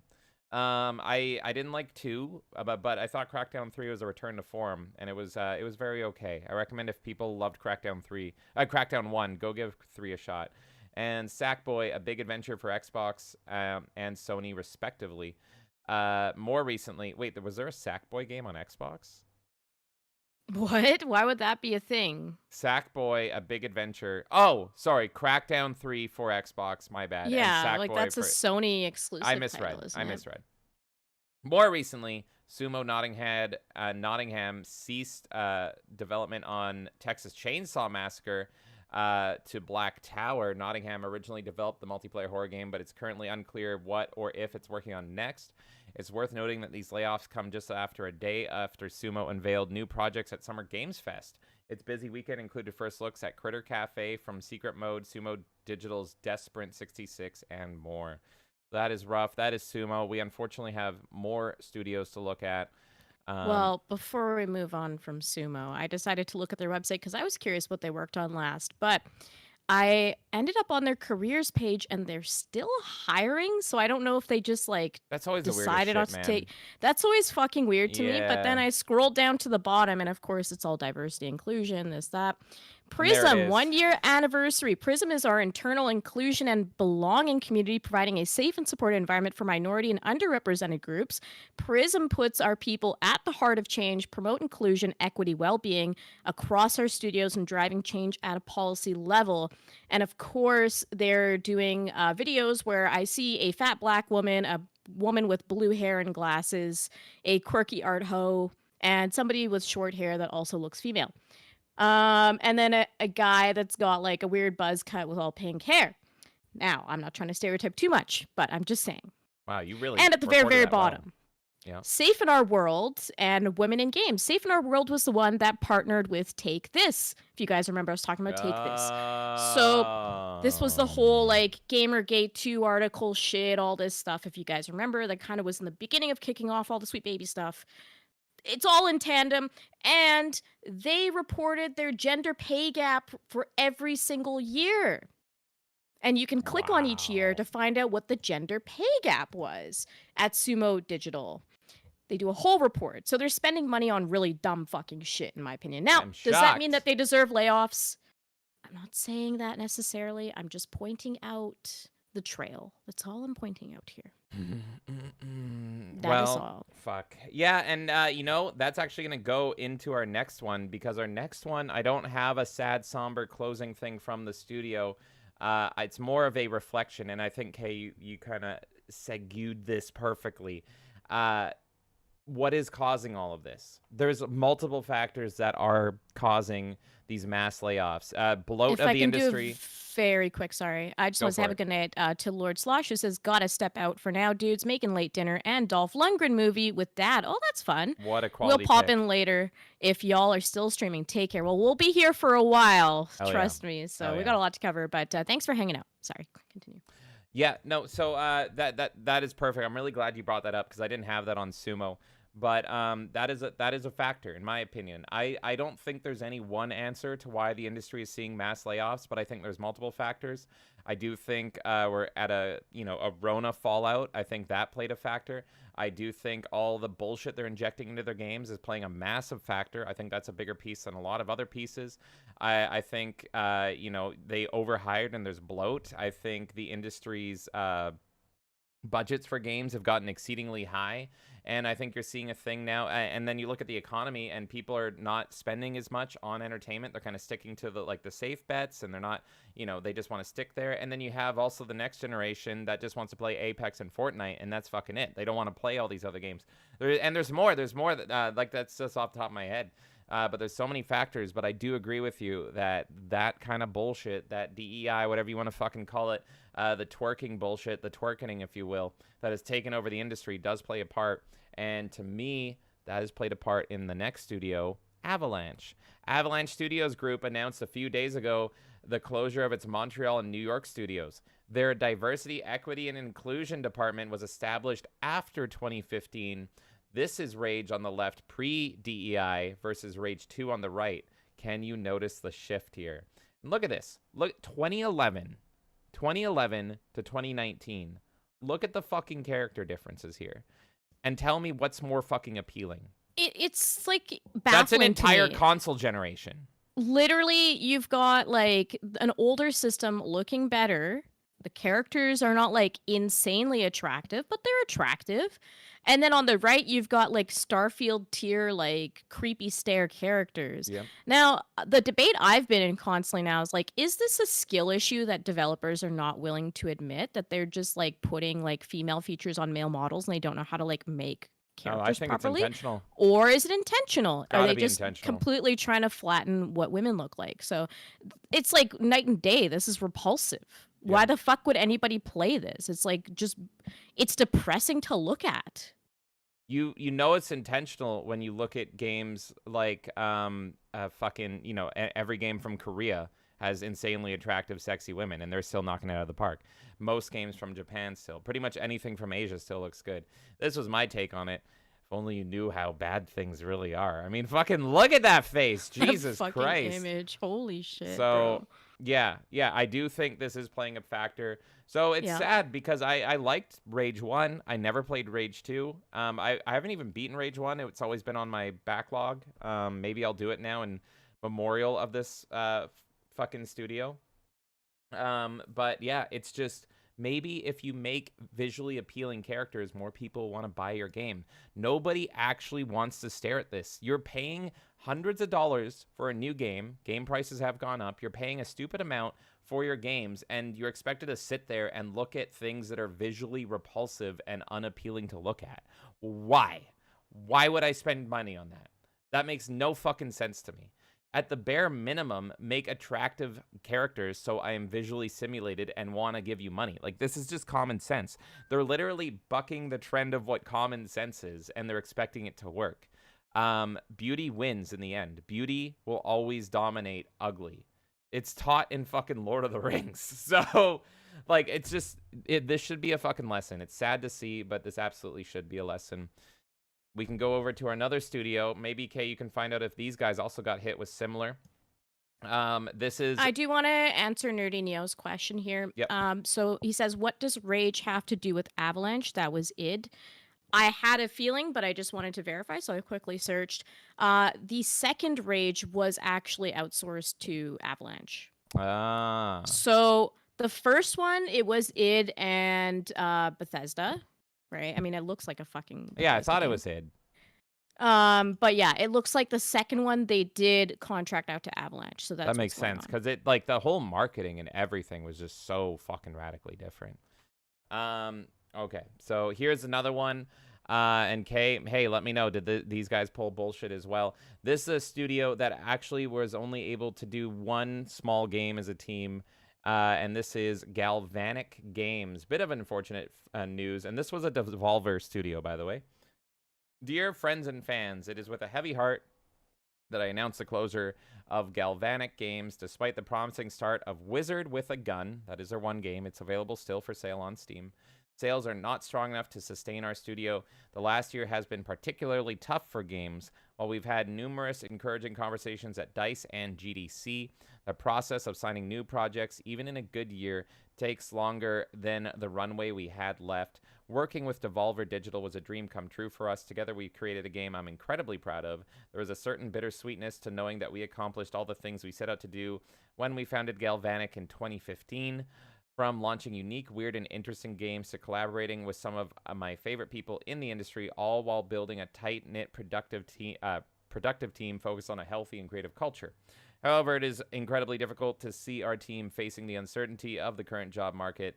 I may never get over the irony of spending a decade building my ideal team, only for it to end after our most productive year. The dedication, creativity, and hard work of every person on our team has been nothing short of extraordinary. To support our team members during this transition, I will be attaching a list of those who requested visibility on their LinkedIn resumes and portfolios. If you have opportunities or know of any, please consider these incredibly talented individuals. Thank you again for the support and memories. We are grateful for the journey and hope that our paths will cross again in the future. And if anyone happens to be listening out there, anyone that runs a studio or whatever that can hire these people, I'm not sure if remote work is now a thing. You can find this post here at Galvanic Games, and then right below this is their link where on LinkedIn they have listed all their employees that are willing to go work somewhere else. So I think that was at least a nice thing of them to do, to be like, hey, this fucking happened, this sucks, here you go, you can go and hopefully support our employees that did really great work on this game here. Did it say what percentage they laid off? They're done. Like, they're 100% done. Oh, they're 100% They done. did Okay, one so game and they're closed. it looks like they've done multiple games. A Wizard with a Gun is the one that kind of kicked off, but they do have 5 other games that they did. Maybe they were just smaller projects. I'm not 100% sure. Maybe like But game jams or something. yeah, but looking at the team, it looks like it was a team of 12, so a very small team. And I'm not seeing much else from them. They were only incorporated in 2021, so kind of a short-lived studio. It's interesting because Wizard with a Gun was, it looks like funded by Devolver Digital, or at least published by them. It was, yeah. And the game has really great reviews. So Yeah, it's sitting I'm at a not very sure. positive on Steam, 82%. What I guess what I'm trying to figure out here is, like, how does Devolver's whole publishing thing work? Like, do small studios go to them and get a budget for, like, let's say one game, and then that gets licensed out and that's it? And so, like, this company didn't have anything to keep them afloat because they weren't working on anything or whatever, you know what I mean? Like, they didn't really have anything to keep them afloat. Yeah, I'm not But sure. it's interesting. Yeah, and if you go, like, Devolver just sent a "love you all" tweet below that, which is kind of weird. A lot, calling. Yeah, you know what I mean? Like, that's just all strange. Like, so does Devolver just kind of be like, here, we'll give you money and you can, like, use our platform, we'll push you, and that's it, and we're done? I did find the top review on Steam, which did kind of talk a little bit more. Now, I don't think this is from anyone official, but I think it's a pretty interesting review, if I can read it. As of today, June 14th, 2024, Galvanic Games are officially disbanding, and Wizard with a Gun will no longer receive official content updates. This is quite the difficult pill to swallow for many, myself included. I was really hoping that Wizard with a Gun could be a huge success, akin to Don't Starve or Terraria, but it looks like things got cut short. To be completely honest, I'm not entirely surprised by this announcement, though. The game had so much potential, but it always seemed to be struggling to live up to all of it. I knew launch week was rough, with the game still feeling like early access and opening a day early, but I didn't think it would come to this so soon. While the content the game had was by and large quite phenomenal, it was simply over too quickly for most people at its price point. Perhaps paid DLC could have kept it afloat a while longer, but there were simply too many issues with the base game on launch, and that includes lack of unique guns, no concrete ending, too few bullet types, missing multiplayer, that a paid DLC had to be delayed in order to fix it. If the game had simply initially released in early access, I believe many of these issues could have been prevented, and this ultimately fate be avoided entirely. But what's done is done, and I'm sad to see it go regardless. I hope that all of the developers whose passion was so apparent can find work and remain in the industry, even if not part of Galvanic. I'd like to think that someday Wizard with a Gun will return, but it's a small hope. If a good modding scene could be established, perhaps the game could be revived in some sort of community-guided state similar to Starbound. I'm just going to skim through this because it doesn't seem relevant anymore. I know this fate is one that befalls many indie games, but it's nonetheless hard to see happen to such passionate and unique title. And just saying farewell, Gavanik. While I wish things had turned out differently, please know that you've created something quite special to a great many people. Good luck in your future endeavors, and may you always look back fondly on your time with us within the Shatter. I just find like some of that really interesting because it seems like it just had a lot of issues at launch, so they couldn't sustain themselves. Yeah. And is that an argument for early access? I'm not sure because I have a lot of problems with early access and people abusing that as studios and taking people's money without giving like a proper product. So it's all just very weird, but maybe it's a learning experience for indie developers. I think that's a really great post. All right. And last but not least here, this is an interesting one, a little bit of an insidious one, but the group Embracer has shut down Pieces Interactive, and these are the Alone in the Dark remake developers. So yeah, the Alone in the Dark game, it kind of came out and people didn't really notice it. It didn't kind of make a big splash like a Silent Hill or something would. So Embracer came in, which I mean, you can have a lot of thoughts on Embracer, like this comment right here, the Embracer Kiss of Death added again. But this studio is now done. And it says Pieces Interactive released over 10 titles on PC, console, and mobile since 2007. Both our own concepts such as Puzzle, Geddon, Fret Nice, Leviathan Warships, RoboSurf, and Kill to Collect, as well as our work-for-hire titles such as Magicka 2 and several DLCs for Magicka. Fucking hell. Our client list includes Paradox Interactive, Koei Tecmo, Arrowhead Game Studios, Koch Media, and Race Room Entertainment. In 2017, Pieces Interactive were acquired by Embracer Group, always a mistake, after working with the expansion for Titan Quest Ragnarok, and third expansion for Titan Quest Atlantis. Our last release was the reimagining of Alone in the Dark. And yeah. Oh, wait, I do have another story after this. I do have another update. But so then again, like that comment said, the Embracer Kiss of Death has come in, and that is a whole fucking whirlwind that we could get into one day for sure. I think Embracer is definitely in the middle of the crumble. They just acquired way too many studios, similar to what Microsoft did, and they just don't know what to do with all of it. This is what happens when you are like, look, we can add to our portfolio. We're doing great right now, but you're not looking at future planning and you overspend. So yeah, it's a piss off. So one studio that already did close down. Oh yeah, there is a lot. There's so many studios. Jesus Christ. And one studio that you all know, and this was the one that was most lamented. They had their final day documented. Let's look at that. Oh, God. Yeah, this is the Tango Gameworks developer documents the studio's final day. The Hi-Fi Rush and Ghostwire Tokyo developer is shut down by Microsoft. Tango Gameworks staffer Takeo Kido has documented the Hi-Fi Rush developers' last day. The Tokyo-based studio was shuttered by the parent company Microsoft in May. Other studios, including Arcane Austin and AlphaDog Games, were also closed. Microsoft announced 1,900 layoffs in January 2024 following its $68 billion merger with Activision Blizzard. Those studio closures followed shortly after. A sobering X thread shared by Kido revealed that the Tango team spent their remaining hours together feasting on pizza in the studio that resembled an apartment on moving day. His final post was a photograph of the Tango logo on the office wall. Farewell, he wrote. The thread is a brief window into the lives of those who dedicated themselves to making games before the rug yanked out from under them. A glimpse at the very real human impact of the layoffs and closures that have all become too commonplace across the game industry.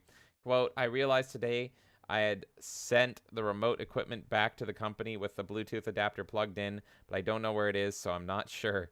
Indeed, the decision to jettison Tango was surprising given the studio had delivered critical darling Hi-Fi Rush. Despite rumblings, the title had failed to meet sales expectations after Shadow launching in 2023, January. Xbox Games Marketing VP Aaron Greenberg assured players it had become a breakout hit.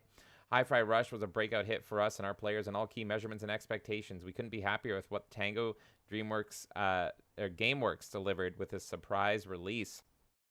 Discussing the recent layoffs and closures, Xbox Phil Spencer told IGN the cuts were very hard but ultimately necessary in order to deliver sustainability. Sometimes I have to make the hard decisions that frankly are not decisions I love, but decisions that someday need to go, but decisions that somebody needs to go make. Those remarks followed the latest Xbox Games Showcase, which, much like last year, promised a huge deluge of first-party titles, but largely failed to mention when those projects will actually land. And I do have the pizza party right there. There it is. Thank you for all your hard work. You did great. You did a great job. You actually did everything asked of you, and you delivered a banger game. Good job, everybody. Now get the fuck out. You're all fired. Have some pizza.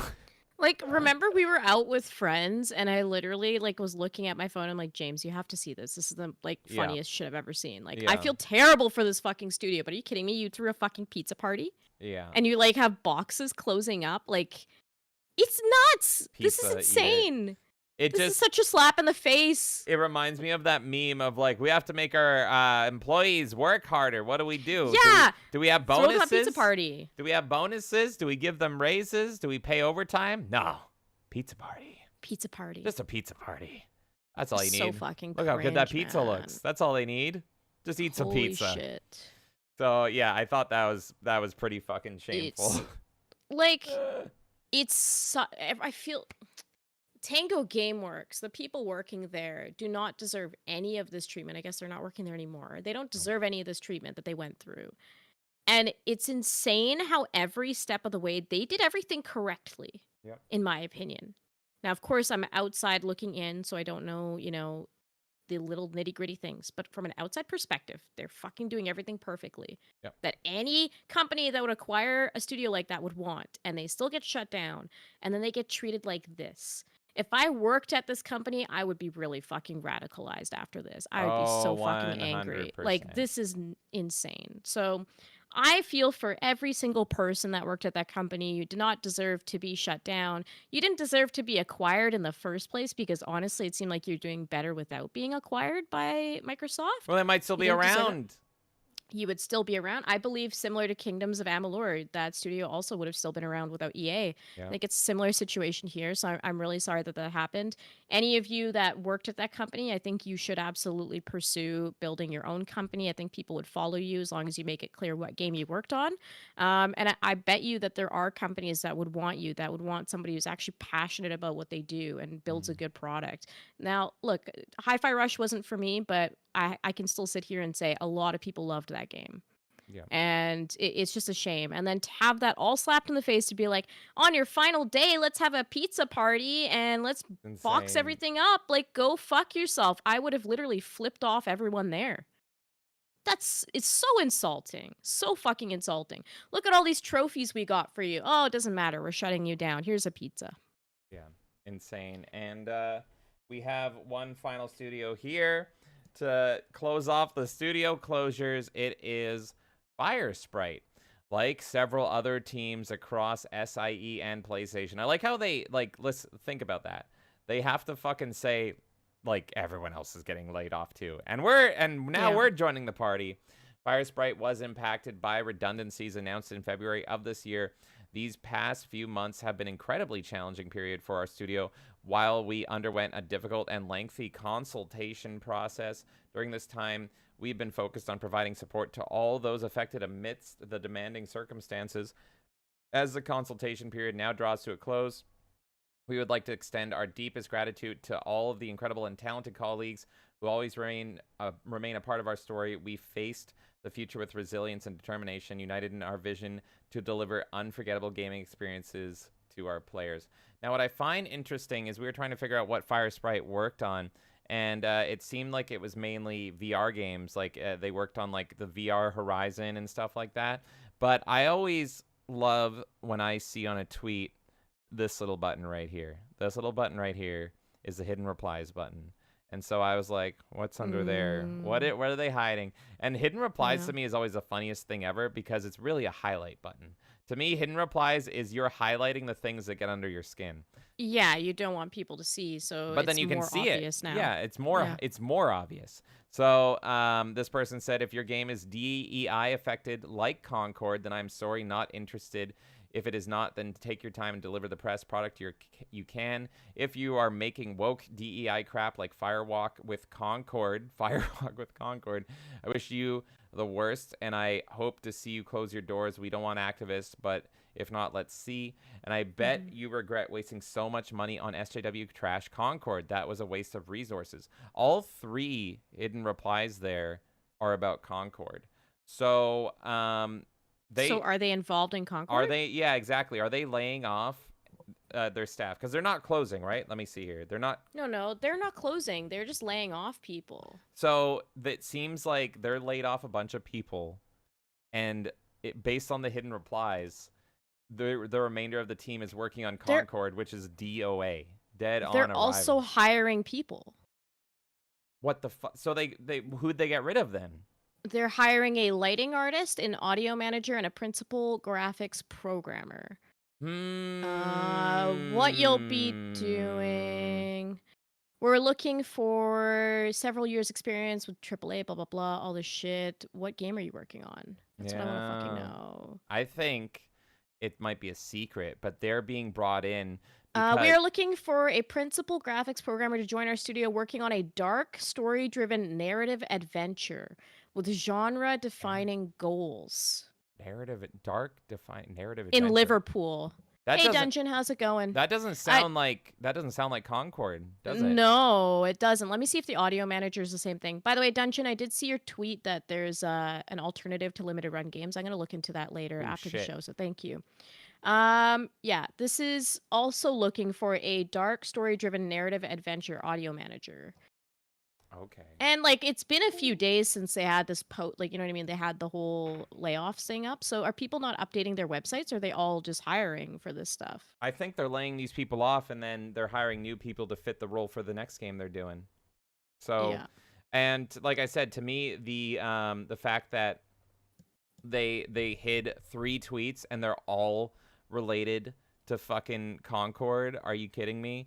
So, yeah, I think in a year, like, when's Concord coming out? It's coming out this year, right? I think in a year you're going to see Fire Sprite here just fully close, and that's going to be it. Because Concord is the most dead on arrival game that we've ever fucking seen. Nobody wants that shit. It's always and I'm not like saying that these companies shouldn't have these benefits and whatever. Like, I think it's great to have like, you know, really good benefits that work for people because they're obviously working super hard for you and they deserve to be supported. Mm-hmm. They give all employees 30 days off. That's expensive, right? You know what I mean? Like, that's really expensive for what you're trying to do. So sometimes I wonder if some of these like benefit plans kind of work against them. And I'm not advocating for less. Obviously, if you work at these companies, you deserve like a good package. I'm just saying it's always interesting. Like, are these the things? These like HR people come in and they want to make people happy so badly that they kind of overdo it, you know? Because 30 days, that's an entire month. So you're working 11 months out of the year. And that's not even in, like, you look at weekends and everything. How much productivity are you getting out of your employees? Yeah, it's true. Well, that was all the layoffs for this time. Based on how the industry is going, I have a feeling that this is going to be a regular segment we do, is looking at studio layoffs. Some of those studio layoffs, based on what we saw, it's like, it totally makes sense. If you look working on Star Citizen? What? Uh-oh. That's the one that says working title, Star Citizen Theaters of War. Oh, no. Oh, they're going to where the... Now they're working. And that's the only thing on their website that says they're still working on it. Everything else is considered out, like the Persistence. There's a few things here. Horizon VR Call of the Mountain is out already, we know. VR Playroom is out. And they do a recent update for Astrobot or something. Air Force Special Ops Nightfall I've never heard of. And then Sackboy is the other thing. But yeah, Star Citizen is the only one that is showing working title. Okay. Well, so is that what they're hiring for? They have joined Mr. Bones' Wild Ride, and they have joined the game that never ends. Yeah, literally. What the fuck, man? $700 million, but the game's never coming out. Fuck you. Enjoy your pre-order ships, baby. Fucking hell. All right. So anyway, those are all the studios that closed. Probably if you guys want to support any of them, it would probably be Wizard with a Gun. That seems like the most legit game if that interests you. Doesn't interest me personally. It's very Don't Starve-y, not my sort of game, but if you guys like that kind of stuff, maybe give it a shot. Steam sales in a week, so you're probably going to be able to get it cheap as well if you guys are interested. So hope everyone deserving of staying in the industry and all that, they land on their feet and they find a new job elsewhere.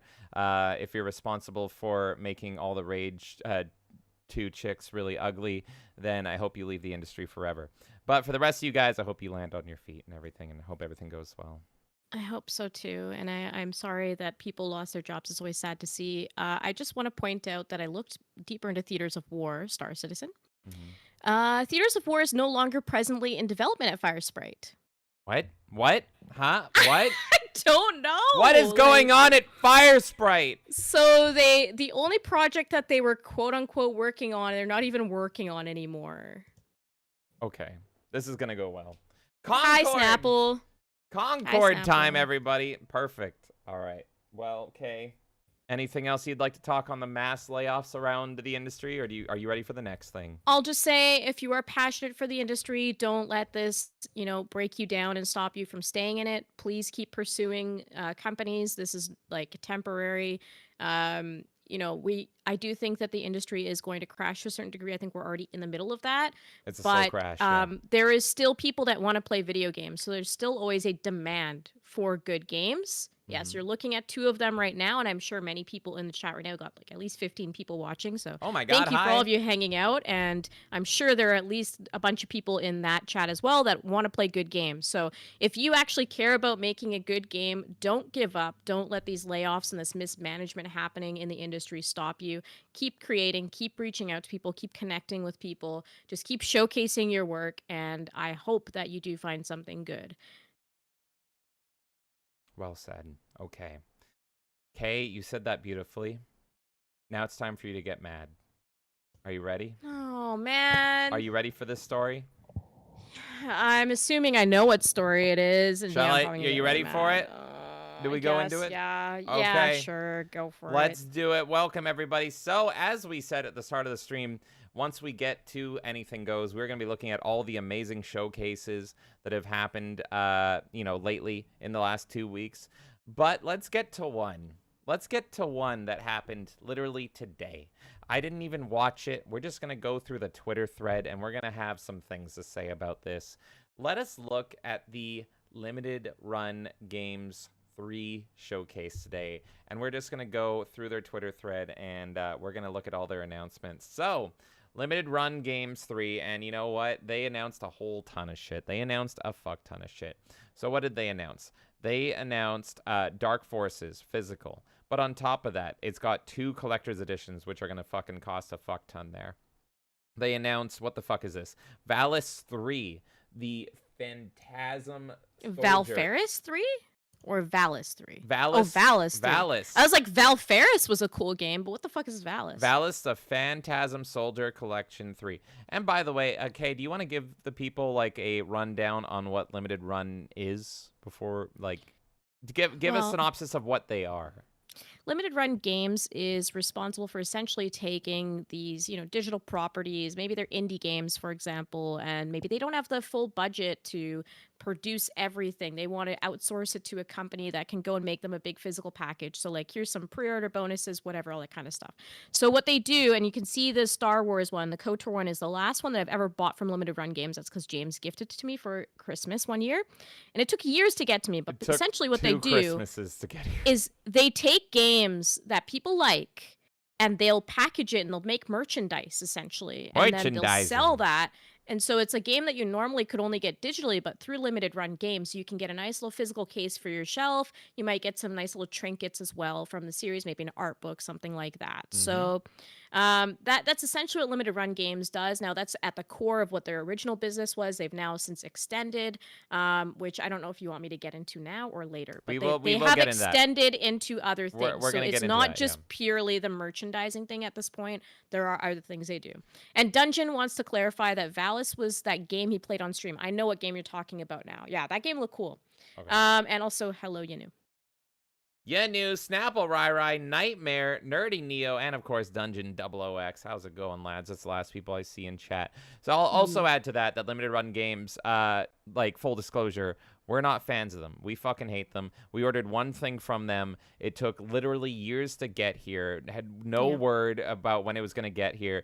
And this is universal across Limited Run Games. Everyone has complained. Did they make you pay up front for that one? Yes, you had to pay for the pre-order. It's a full. So you're paying I know you don't necessarily disclose a Christmas gift price to me because it was expensive, but it's probably like at least $150 or something. It was something like that. Yeah, that right? sounds about right. So this is not a cheap purchase that you're making. You're essentially buying buying left this in the with dark. the faith of like, I'm gonna buy this and I will hope that it comes out by a certain time. And they usually keep it vague, like, oh, it'll be out by Q4 2023, but then like it'll take longer than that, and they'll just They update it quietly. Announced and shipped the KOTOR 2 collection before we got KOTOR 1. Yeah. That's insane. I was trying to get a refund and I couldn't. And then it just eventually showed up one day. It's insane. And this is across the board. Everyone I've seen, because I've read Twitter threads on this, everyone's just like, yeah, they're completely fucking garbage. It takes forever to get there. And then the products are faulty. We recently talked about how they had the CD controversy where they're my god, this is gonna put me in a rage already. You want to fucking get me into a rage? There's literally like 3DO games. Because you gave a great rundown on what limited run is. Talk about the controversies with them. Why does everyone hate them? Well, there's a few fucking controversies. Exactly. First of all, you guys know who Cara Lynn is probably. I feel like a lot of our audience will know who that is. And she liked tweets that the people in the company did not like or whatever the fuck happened there. And they got rid of her. And that's fucking stupid. You're going to get rid of somebody over liking a tweet because people don't like that you're doing that? Fuck you already. I already fucking hate you. Now, I know the argument is like, Kara's in a better place, whatever. I'm very happy that she landed on her feet. The thing to me, though, is how many other people were abused in that position who maybe didn't get the right coverage or whatever for it. It's wrong to me regardless. No one should be put in the position that Kara was put in. It's stupid to fucking fire somebody over something like that already. But how many times does this happen in the industry where people are like put in a position where they get in trouble for what they do in their free time, what they like, who they follow, whatever it might be. And yeah, Nerdy Neo's clarifying she followed someone. So it's literally like she was following the account that they didn't like. So thank you for the clarification. But the point is that like, why the fuck are you treating your employees that way? I already hate you just for that, okay? Yeah. Then you have this issue that we just brought up with example, our KOTOR set. This is not the only set, by the way, that has gone through this. Now, I don't buy from limited run games normally, but there are so many fucking cases of people buying from limited run games, thinking a game is going to get to them in like, let's say maybe a few months, 3 months. Then it becomes 6 months. Then it becomes a year. Then it becomes 2 years. No and word all they're from hearing, customer service, nothing. Nothing. Customer service doesn't fucking do anything. And then what are they being told? Things like, oh, we're manufacturing this thing in China and then it's taking a while. But they're not saying China, obviously, but they're saying like, we have this one company that we're trying to build this one piece for. I don't know, let's say I've got the fucking little like stand for the Vibro Blade. Maybe the Vibro Blade was what made my collector's edition late, right? So we've got all the pieces, but like the Pazak cards, we can't make those right now because this other company we're waiting on. It's really improper mismanagement on all ends. You're not updating your customers properly. I get if it happens once in a while where like you have a game that ships late. Look, I'm still going to lambast you for it, but it can happen. But almost every single fucking game that they release, unless it's just like you just get the Switch case and that's it, it's usually fucking late and people are just left in the dark wondering why. James, like you literally were like, I don't even know when I ordered this. This could have been like 5 years ago. I had to and we change still haven't the seen address. It. We didn't even know if we were going to get it ever. Yeah. And you'd paid like $200 because it took so long that I had to put a different address on there. And so then I'm like, are they going to even honor that because they've been so terrible? Is it going to go to the other address I don't have access to anymore? It's fucking insane to me that like they think that's an okay practice. So I have a problem with how they treated Carolyn and who knows who else at that company. I have no clue. And if nothing else, the way that they treated Carolyn, I don't think it's fair for not only her, but the other employees who had to witness her getting let go because of following somebody. Thank you guys again for clarifying. I thought it was likes for some reason. But also how they handled themselves after that. All they did is they never acknowledged it. They just locked their Twitter. So they just acted like everything was sunshine and rainbows, and everyone was like, fuck you, and they would just lock every tweet. They were just like, whatever. You could get in a couple replies, and then they'd just be like, lock, lock, lock. And it honestly just really makes me mad and super black-pilled that they can do something like what they did today and they have this big grandiose announcement, and they did all that shit, and people are just like, oh, I'm so excited for Fighting Force Collection. And it's like, these are the biggest pieces of shit in the fucking world. Yeah, no, exactly. And what I was trying to say as well is like, how do you think the other employees there feel? There are probably other employees there that are afraid to even fucking do anything publicly because, oh, we saw one of our coworkers get fired. Like, you're not living in a good environment there, in my opinion. So, yeah, fuck them for that. Fuck them for their production delays, for the fact that they take the money up front for all of that. They leave you just empty-handed for months or if not years in our case and don't fucking give you any sort of update or anything. It feels like practically a scam at that point. If you're waiting years for your product that you think you're going to get way earlier, it starts to feel like a little bit of the scam, allegedly, right? But I'm just saying, we did not have faith we were even getting this product. Then you have things like the fact that they sell things at a premium price, right? And they do things like burning it on very basic CD-ROMs that you're fucking putting in your 3DO. It's like you're burning a disc. What are you doing? That's not like, I get that like at the end of the day you're still like putting a, you know, a product on a disc, but the way that they're doing it is like the lowest budget way possible. Yeah, the cheapest. And that's what most pisses me off. junk It's way. like it's the same thing as me opening up my computer and fucking throwing on an emulator. The only reason anyone What am I paying for? The only reason anyone would buy from Limited Run is because they're a big fan of the game and they want to collect it in a premium, unique way. And so you're getting slop. You were paying. Fuck the Alliance! Fuck Fucking die, you the fucking emo Alliance! cocksuckers. Oh my God! RNG Gaming Podcast coming in here and fucking the Alliance. Locktar, Ogarda, User, a raid of 4. How's it Thank going, lads? you. We're right in the middle of talking shit about Limited Run. That's the news story you rated on. How's it going, RNG? Hope you guys had a great show. You were talking about all the gaming showcases and your favorites, right? That is going to be the end of our Ooh. show. So let's fucking go indeed. Thank you so much for that raid, sir, and fuck the Alliance. How's it going, lads? So they burn CD-ROMs at the like lowest production value possible and they sell it at a premium price. I get that like companies have margins, but it's just like beyond lazy and there's no care and it feels like they just try to take every fucking shortcut possible in order to just make the most amount of money possible. And that's what pisses me off is that there's no care for the customer whatsoever. You just kind of sit there with your hands like, where is my stuff? Are they even going to give me a good quality product when I get there? And like, how do you treat your staff and your customers? And it's like, even today, yesterday they were talking about the fact that they were doing this whole like limited run games thing, similar to like Summer Games Fest or the Devolver thing or whatever. And they were talking about it and people were responding being like, you know, making jokes, pretty much saying like, oh, well, I bet you're going to say like your camera was in China, so you're not going to be on time or like something funny, right? Yeah. And then they're replying and being like, that's silly. Like, why would you say that kind of thing? And it's like, because this is how you fucking treat your customers. Yeah. They're making a joke about the fact that you fucking leave them empty-handed for months when they give you their hard-earned cash. Like, this is not okay. You're lucky that's all they're fucking doing is making jokes about how fucking stupid you are. There's another controversy as well that you missed. One thing I've seen that gets thrown around is it has been clear that some of these limited run collector's editions or physical releases or whatever would do well on a second run. Like people mass demand like, hey, I didn't even know this thing happened. Can you make another run? And they pretty much give a snobby answer of like, well, then it wouldn't be limited run gaming, would it? And, you know, we're here to make something that's special and unique and one of a kind, blah, blah, blah, blah, blah. So I see a lot of people hate them So solely scarcity false and, scarcity. like, They're totally within the power to do another run if there's enough demand. They could set up a system on their website saying like, hey, we're going to do a rerun every 6 months or something. Vote on which one, and we'll do another edition, another print of it, and just to see which one you guys buy.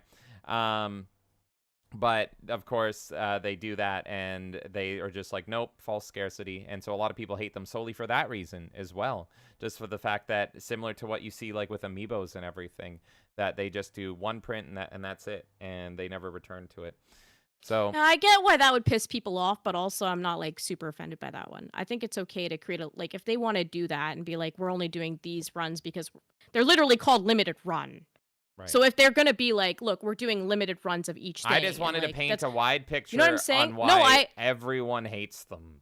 As a consumer, I hate that too. Don't get me wrong. I'm just saying, out of everything they've done, that's the least I will hold against them out of fucking everything. But that is still very annoying. So I think that's all the reasons people hate them.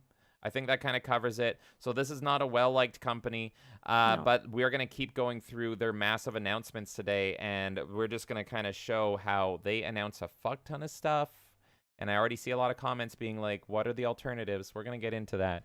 So let's do it right now. They also announced Rain World and then the Fighting Force collection. They also announced Renane physical run. And these are primarily games available, but then they're getting limited physical runs. Wolfenstein 2, the new Colossus. I thought I already said this one, but Valis 3 once again. G.I. Joe, Wrath of Cobra, which I'm actually excited for, but I'm going to be buying that digitally because fuck them. That's going to a physical run. Assault Suit, Linus 2, Snow Bros, Wonderland, Gimmick 2, reimagined Sega Icon goes physical this fall. Get ready for, what is this? C Smash VRS, Sega Icon reimagined for VR. C Smash VRS plus New Dimension getting a PS5 physical limited run. Penny's Big Breakaway. I didn't even know that they were involved in this until later, but the today announced the Beyond Good and Evil Anniversary Edition. They are involved in this as well. Physical limited run of this one. This is a Ubisoft announced it today because it was accidentally leaked, and so this got thrown together at the last second. And it's going to be Beyond Good and Evil, but with updated visuals and everything. That's getting a limited run here. By the way, this is such a weird model, like, the more I think about it, because the whole point of why people like limited run is because they're, like, preserving physical media, technically, right? Like, that's a big pull for this, is, like, you have a digital product, you're making physical for it, so we like that you're preserving it. Is it really preservation if you're doing limited runs of everything? I'm not necessarily knocking their business model, because whatever, but it also just doesn't make sense to me. Yeah. It seems like their mission statement almost clashes, or it's like the purpose in which people purchase from them and their business statement kind of clash, their vision. Right. Yeah. It doesn't fucking make sense. Let's see. So many of them. Jay and Silent Bomb, Bob, Chronic Blunt Punch. I'm sure that'll be wonderful. Toxic Crusader, Hitman Blood Money. Oh, Big Ryan's Toxic Crusaders? Yep, Big Ryan. Yeah, Big Ryan. You know, electrons move through reality and they become limited runs. And then getting a physical release of Fear Effect, PlayStation era, Star Troopers Extermination. And then Lollipop Chainsaw, the remake, is getting a physical limited run here. I know a lot of people are excited for that. The game itself, I'm not talking about the limited run of it. And then an update on Double Shake here, 2.5D platformer. What the fuck is this here? I don't even know what I'm looking. Ghosts in 2025. Okay. Rugrats is getting a limited fucking run here. Okay. And then this is one that personally irritates me because now you're getting into the games that they're involved in, and we're going to go more on that in a second here. But they are making this game as well with their what is it called? Carbon. Their Carbon action. Their Carbon engine? Gex Yeah, trilogy. wow. The Gex trilogy. The elusive Carbon engine. The elusive Carbon engine. We're going to get into that. So Gex as well. I do not trust it for a fucking second. I love Gex, but Limited Run, who fires people for liking the wrong people on Twitter pretty much, and Gex is offensive humor from the 90s. Go fuck yourself. I ain't trusting that at all. Shantae Advanced. Fear Ninjutsu. What the fuck is this? More Carbon engine games here. Ninja 5.0. Clock Tower Rewind. I believe that's also Carbon engine, if I remember correctly. Tomba, also Carbon engine. Tomba 2. Bubsy Collection, which was a big surprise. Also Carbon engine. And then one last teaser for you. They're doing something with Grasshopper Manufacturer, which I don't even know what that is. I don't fucking know. I don't fucking know what this is. I don't know. Oh, something to do with what's his name? Fucking Killer 7 guy, No More Heroes guy. Oh, what? Yeah. So what's that? What's that guy's name? Oh my god! Why are all of you, Travis Touchdown? Why are all of you fucking stupid companies partnering with limited run games? To me, this is the same thing as all these other fucking game studios. Yeah, Suda51. All these other fucking gaming studios being like, we're gonna bring in like Sweet Baby, and we're gonna bring in Keyword Studios, and we're gonna bring in all these like. Why are you contracting your work out to these really shitty fucking companies? Do some quality control. God damn. This is what pisses me the fuck off. It's like Limited Run. We listed how many fucking things they do terribly to their customers, to their staff. They don't treat anything fucking properly. They barely fucking do anything. They find the laziest route possible. They delay everything. They create a bad reputation for those companies that are signing with them, in my opinion. And they're just running with like tons of IPs today. And it's like, fuck you. You don't deserve it. Where's the competition? Yeah. I want better competition. And I get that there's probably some companies, and I know, Dungeon, you sent me one earlier. If you want to drop that name in the chat again, feel free, because it looks like other people are asking. But like, I want like competition that can actually hold up to this company and that can take some of these IPs and do something with it. That's what I want. Yeah. I don't want limited run games to be the monopoly in this, because they know Right they're now the they are. monopoly right now. And they're kind of taking advantage of a side of the market that hasn't really been explored. They're almost like the pioneers of this part of the market, because they're like, okay, well, you're not doing anything really with this IP. How about we come in and we'll give you the Carbon engine. We'll do the Carbon engine thing. What's the Carbon engine? Don't worry, it's the Carbon engine. We'll make it on modern consoles. And then we'll package your game out and we'll go. And it's like, what are you fucking doing, though? What are you actually doing? You don't deserve to have these IPs. You're just the only option available to people that they know about. That's my problem. Give competition to this fucking company, please. If you're out there and you're trying to find an opportunity to create something right now, create a fucking competitor to limited run games. I'm fucking sick of them. I fucking hate them. We deserve better as gamers. This is fucking stupid that they are getting everything.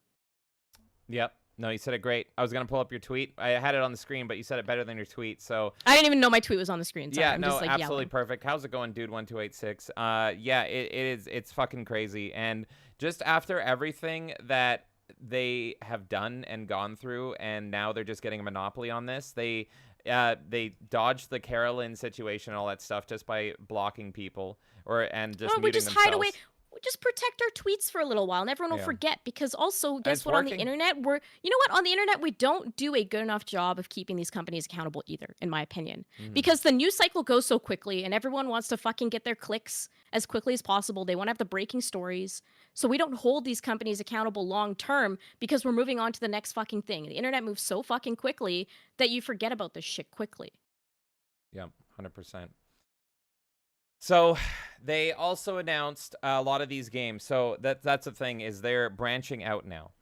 Here's the new thing. So not only do they have a monopoly on physical re-releases of games, but it seems like they are doing something to bring back old games and remaster them in some way, do something in some way, and all they're doing is slapping Carbon engine on it. So it's your old games, as you remember, re-released under the Carbon engine. And Kay here said with the announcement of Tomba 2, because here's the is this the creator of Tomba talking, Kay? Yeah, he's the guy that was involved in Ghosts and Goblins and also in some Mega Man games. And he also worked on Tomba. That's what Right. he's known for.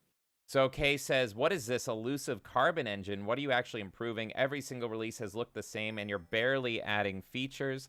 This is the same company that got caught burning CDs, and now they're getting digital sales off of IPs they never created to begin with. So that interested me, because I was looking into it, Kay, and it's like, yeah, I'm interested in Gex. I love Gex. I've always wanted to play through the Gex trilogy. I'm going to stream them. But I was looking at their Gex announcement today. Let me see if I can pull it up here. Is that on Steam as well, by the way, for Gex? I believe so. So, because here's the thing that bothered me, is that there's a bunch of studios here that are like defunct or they're closed or whatever, right? So then it's like It is on Steam. Limited Run Games is getting the publisher and the developer credits for Tomba 2 on Steam now. Or at least Tomba 1 on Steam now. What? Yeah. You didn't fucking do anything. I don't No. care if you adapt the game, but you're not a company that does anything great or interesting. So this is the interesting thing, is they make a visual trailer, and this is what they're doing for Tomba, this is what they're doing for Gex, this is what they're doing for all these games. Bubsy as well now. And here's the Gex trailer, and it's like... Oh, and Bubsy! We talk about Bubsy. One of the creators is fucking dead now. And oh, look, now we're getting a new Bubsy game. Atari's publishing it, and they're developing it in the Carbon engine at Limited Run Games. Yeah. As soon as the fucking creator dies. That's great. But I've been mostly ignoring this because I was already not sold on Gex. And no, you're 100% right as well, Kay. And that's really sad about Bubsy as well. But we're not sold on any of these games. I'm not sold on Gex because I don't trust them not to censor it. But I looked at the footage, so I haven't been paying too much attention to it. And it looks like the PS1. There's no, you can see the pixelation. It's the same fucking It's the same game. It's the exact same game, so it is. What are they doing? But it's Carbon Engine, Carbon Engine. Just like, don't worry about it. It's just a Carbon Engine.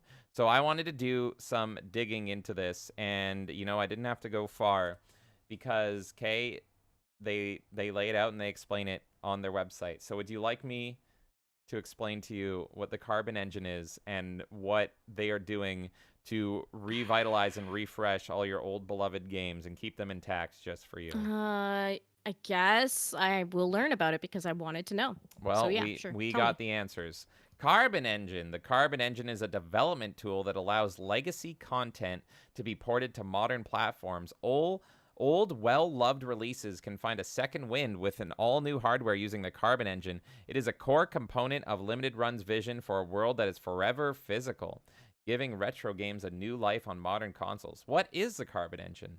Created internally at Limited Run Games. So, by the way, if you ever boot up a game now and you see Carbon Engine and you don't see Limited Run, just know that that is Limited Run Games that you're giving money to. Carbon Engine is a multi-platform development tool that helps different emulators interface with modern hardware. It uses emulation as a base, on top of which Carbon Engine builds features like UI, rendering, audio, data management, controller inputs, and console-specific SDK features like trophies. Also allows Limited Run to put on highly accurate emulation-based ports of classic games for modern hardware. What are its goals? Carbon Engine development aims to breathe new life into releases that are rare, highly sought after, or otherwise no longer available, and makes them accessible to consumers, preservationists, and developers. Furthermore, the Carbon Engine seeks to create a perfectly accurate experience for the player, creating a true, quote, carbon copy of the original game they played long ago and allowing new players to play games as intended by the developers. Interested in using the Carbon Engine as a developer seeking to revisit your back catalog with the Carbon Engine? We'd love to hear from you. If you have further questions or want to learn more, you can message us. I do not recommend it. Here's an FAQ.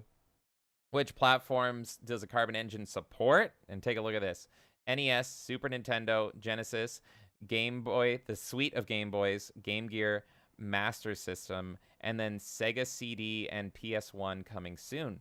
Benefits of the Carbon Engine: an easy pipeline for developers to re-release legacy content. The Carbon Engine allows you to tap into the back catalog at no expense while maximizing your earnings on the resulting digital release. The capability to adjust and modernize the user experience, creating an intuitive version of games without compromising the integrity of their original version. Accuracy: the Carbon Engine team cares about the games and hardware accuracy. Game redeveloped via Carbon will feel and play just like it did 10, 20, 30 years ago. The only difference will be the controller in your hand. I'm sorry, I'm getting ahead of myself laughing at that. Top Carbon Engine games shipped. You got Shantae and River City Girls 0. Ready to run your game on Carbon, and you can contact them there. So, in short, it's just a fucking free emulator. It's an emulator. It is literally You're charging me a premium price for an emulator. Exactly. How's it going, Mutant Dumas? You're 100% right. I read that, and I was like, holy shit. Holy fucking shit. They're just scamming people into using their emulator. All the features that they have... It's just an emulator under a company umbrella. Now, obviously, I appreciate people who create this kind of technology. There was that project that dude sent us a while back about, like, the guy that was... Or, like, how they're innovating, like, N64 games and stuff like that, right? That's cool to me. Don't get me wrong. But this is a company that is making tons of money off of essentially just selling you an emulator, but saying it at a premium price and acting like... It's like this big deal. They're the hottest shit in the world. That's we have the Carbon with Engine. And it's like, it's just an emulator. Come bring your game over here. We'll put it in the Carbon Engine, Yeah. and then we'll sell it to customers. We'll make you guys sales, like, to these companies. And they're like, oh, well, if you're going to punch up our game, sure, why not? And it all feels greasy and manipulative. I'm not saying that the technology might be great. Don't get me wrong.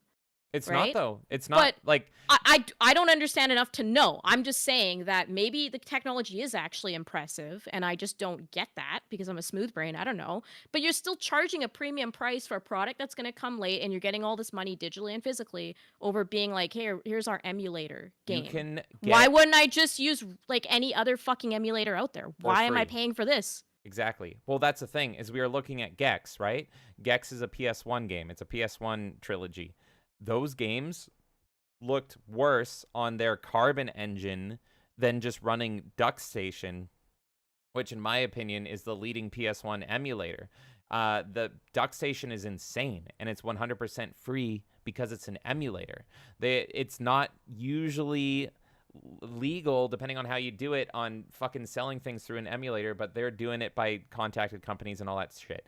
They fucking just have an emulator, and they're making it sound like it's the fucking coolest thing ever when it runs like shit compared to the real free emulators you can just get as a user. So it's all just, like I saw in chat, it's just fucking corpo speak. It's all bullshit, and it's just a way for them to scam developers and make it be like, ooh, shiny thing, we can take care of your old game. But like, what are you doing to that? All you're doing is making it playable with a modern controller, which we also do with emulation via our Analog Pocket. I play all the Analog Pocket games via a PS5 controller, even if they're NES, SNES, Game Boy, Game Boy Advance. That's all they're doing. Analog Pocket uses that right out of the gate. So does any other emulator that you can get on PC for free, most of them at least. And then I guess the only real unique features they add in trophies and achievements and all that. And that's about it. Isn't that like another company fucking does that too? What's the thing that Dude and Neo always talk about? Retro achievements. Retro achievements, yeah. That's already a fucking thing. It would be really interesting to see if their achievements for these old games lines up one-to-one with retro achievements. Like if it's the same achievements. That would be interesting. I don't know. What if they're I just, don't know. I'm just saying. So is what the if they're idea just that copy-pasting retro achievements? Is the idea that now you get this game on, I don't know, PS5, and you get a trophy in your PS5 now from this game, and that's essentially what you're paying for? I'm just trying to find the value add of what they're doing. That might be the only value, and then you get it as a physical copy, but it's like it's a physical copy running through an emulator. Usually the argument for physical is that it's not running through an emulator. You're getting the source proper version. But they're like, don't worry, it's one-to-one, and it's wonderful, and it's great. And it's like, it's not one-to-one if you're running it through a fucking emulator. It's just not. And I like emulators. You know, I like DuckStation. I like the Analog Pocket and all that stuff. But, like, what are you really doing here? What are you selling me? You're selling me cheap garbage for a premium price, and users can get a better experience if they use emulators at home for free. So that's the Carbon Engine. That's the Carbon Engine. It's their latest scam. It's their latest grift. And that is the art of limited run, is that they just are incredibly greasy and they just scam people. So I agree with you, Kay. How do we get a fucking competitor limited run so that they don't have a fucking monopoly? I want a competitor so badly, and not just like a quiet competitor. I want somebody who can overtake them, and it's like the same as having Sony, Microsoft, and Nintendo. You have fucking limited run games, and this other one, which, Neo, you thought of a great name. I don't want to read it out loud just in case you want to use that in the future if you're the person to break this spell. Yeah. It's a great name, though. I will say that. And I want someone to compete with them so that they can't just get away with these shitty practices. That's what I want. That's what I fucking want. Carbon Engine, great. I'm sure. Maybe it is something you're developing that's good. I don't know, but I don't see the value. Sorry. Looking at the footage of Tomba right now, like, DuckStation looks so much fucking better, man. And it's free. It's crazy. It's the same fucking game. Yeah.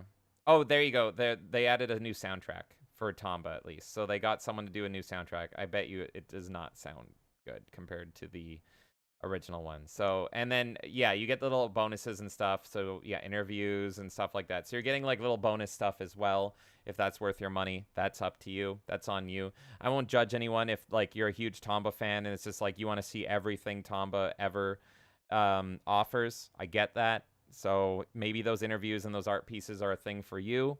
I just wish that this was being done by a not shady, greasy, scummy piece of shit company like Limited Run. So, yeah, I mean, I was upset, too, to see, okay, Whoopee Camp, which was defunct in 2000. Oh, look, now we're doing Whoopee Camp's project. And now it says on, like, Steam and everything, Limited Run Games.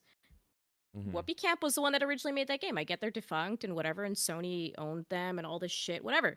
I'm just saying, it's a little upsetting to see that when it's like, you didn't fucking do anything except for put this in an engine. Yeah. And now you get to say, this is published and developed by Limited Run Games. Carbon Engine is literally the equivalent of their burning CDs, but in emulator form. Like, yeah, that's what I'm saying. And they're dressing it up like it's the hottest shit ever. It's insane. And then the Bubsy thing, I think one of the creators of Bubsy might still be alive, so I don't know what the fuck happened there, but as far as I know, the other creator died, and then we didn't hear anything, and then Atari is being like, look, guess what, we're getting another Bubsy, and it's just like, kind of feels shallow and upsetting, personally, you know? Yeah.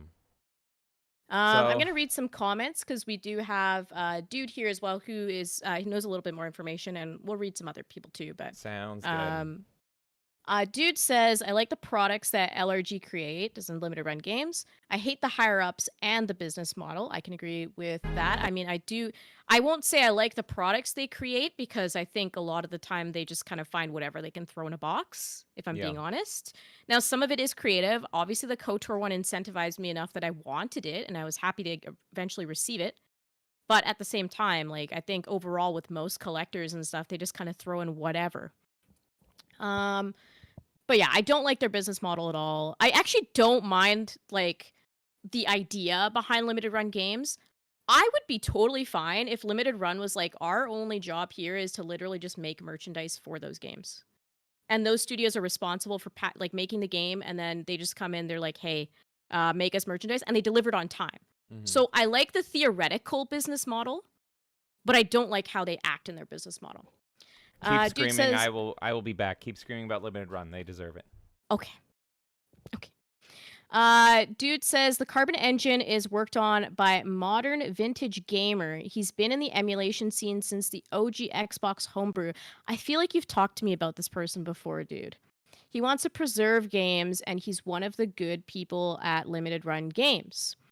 What other companies are doing physical releases for smaller developers or ports that the companies don't want to do themselves? Well, I think Dungeon mentioned one earlier. Let me just find the name again, called Strictly Limited Games. So I'd be interested to check them out. But otherwise, I am really excited to learn who else is doing this because I fucking want them to be dethroned. I don't want limited games involved in this shit anymore. It's a fucking piss off. Look, they can be in the industry or whatever, but there needs to be competition. Fiera's heading out. So Fiera says, much as I'd like to stick around, it's near time for me to hit the rack. After checking on Boo, hello Boo. Hope you have a good night and a good weekend ahead, James K. Everyone. I hope you have a good night, Fiera. Thanks for hanging out and dealing with all of my yelling. I've been yelling a lot today. And dude says the Carbon engine is just an emulation software that limited run games can use in commercial releases. It seems flimsy to me. I don't really understand how they can just like have an emulator and sell that at a premium price. Like I can appreciate what Modern Vintage Gamer is doing, and I trust dude when he says like this is a great thing that this guy is doing in general, that he actually cares about things and that he wants to preserve, and you know, he's a good person at limited run games. I think in every company there's always people that are like have good intentions, and then there's a lot of people around them that unfortunately don't and kind of ruin everything. So maybe this one person is fine, but I just don't see why as a consumer you wouldn't just go to an emulator. Personally, that's just me.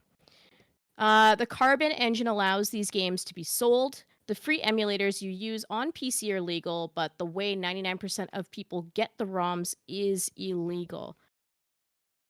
Yeah, I mean, that's a whole other debate in itself. James, if you want a quick catch up here. Essentially, Dude is saying that the Carbon engine is worked on by a guy named Modern Vintage Gamer, and I believe Dude has mentioned this person to me before. Okay. He's been in the emulation scene since OG Xbox homebrew, and he wants to preserve games, and he's one of the good people at limited run games.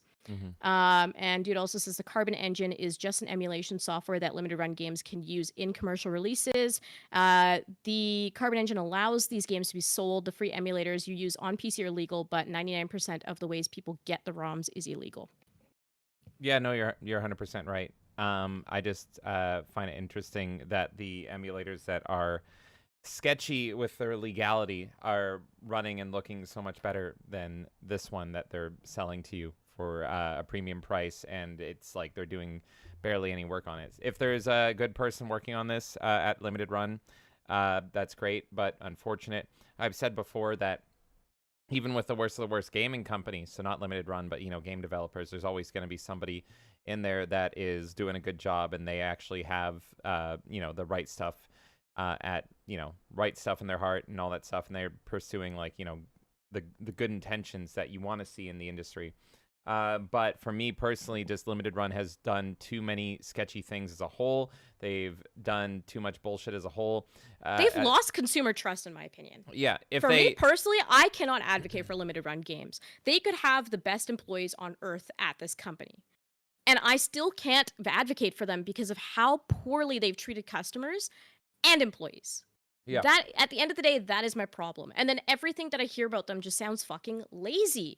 Oh, well, we're bringing you this game on an engine, but it's really just emulating. So it's like, can you add features like, I don't know, you can see the old school and the new school, like, you know what I mean? Like, add more stuff to it then. Yeah.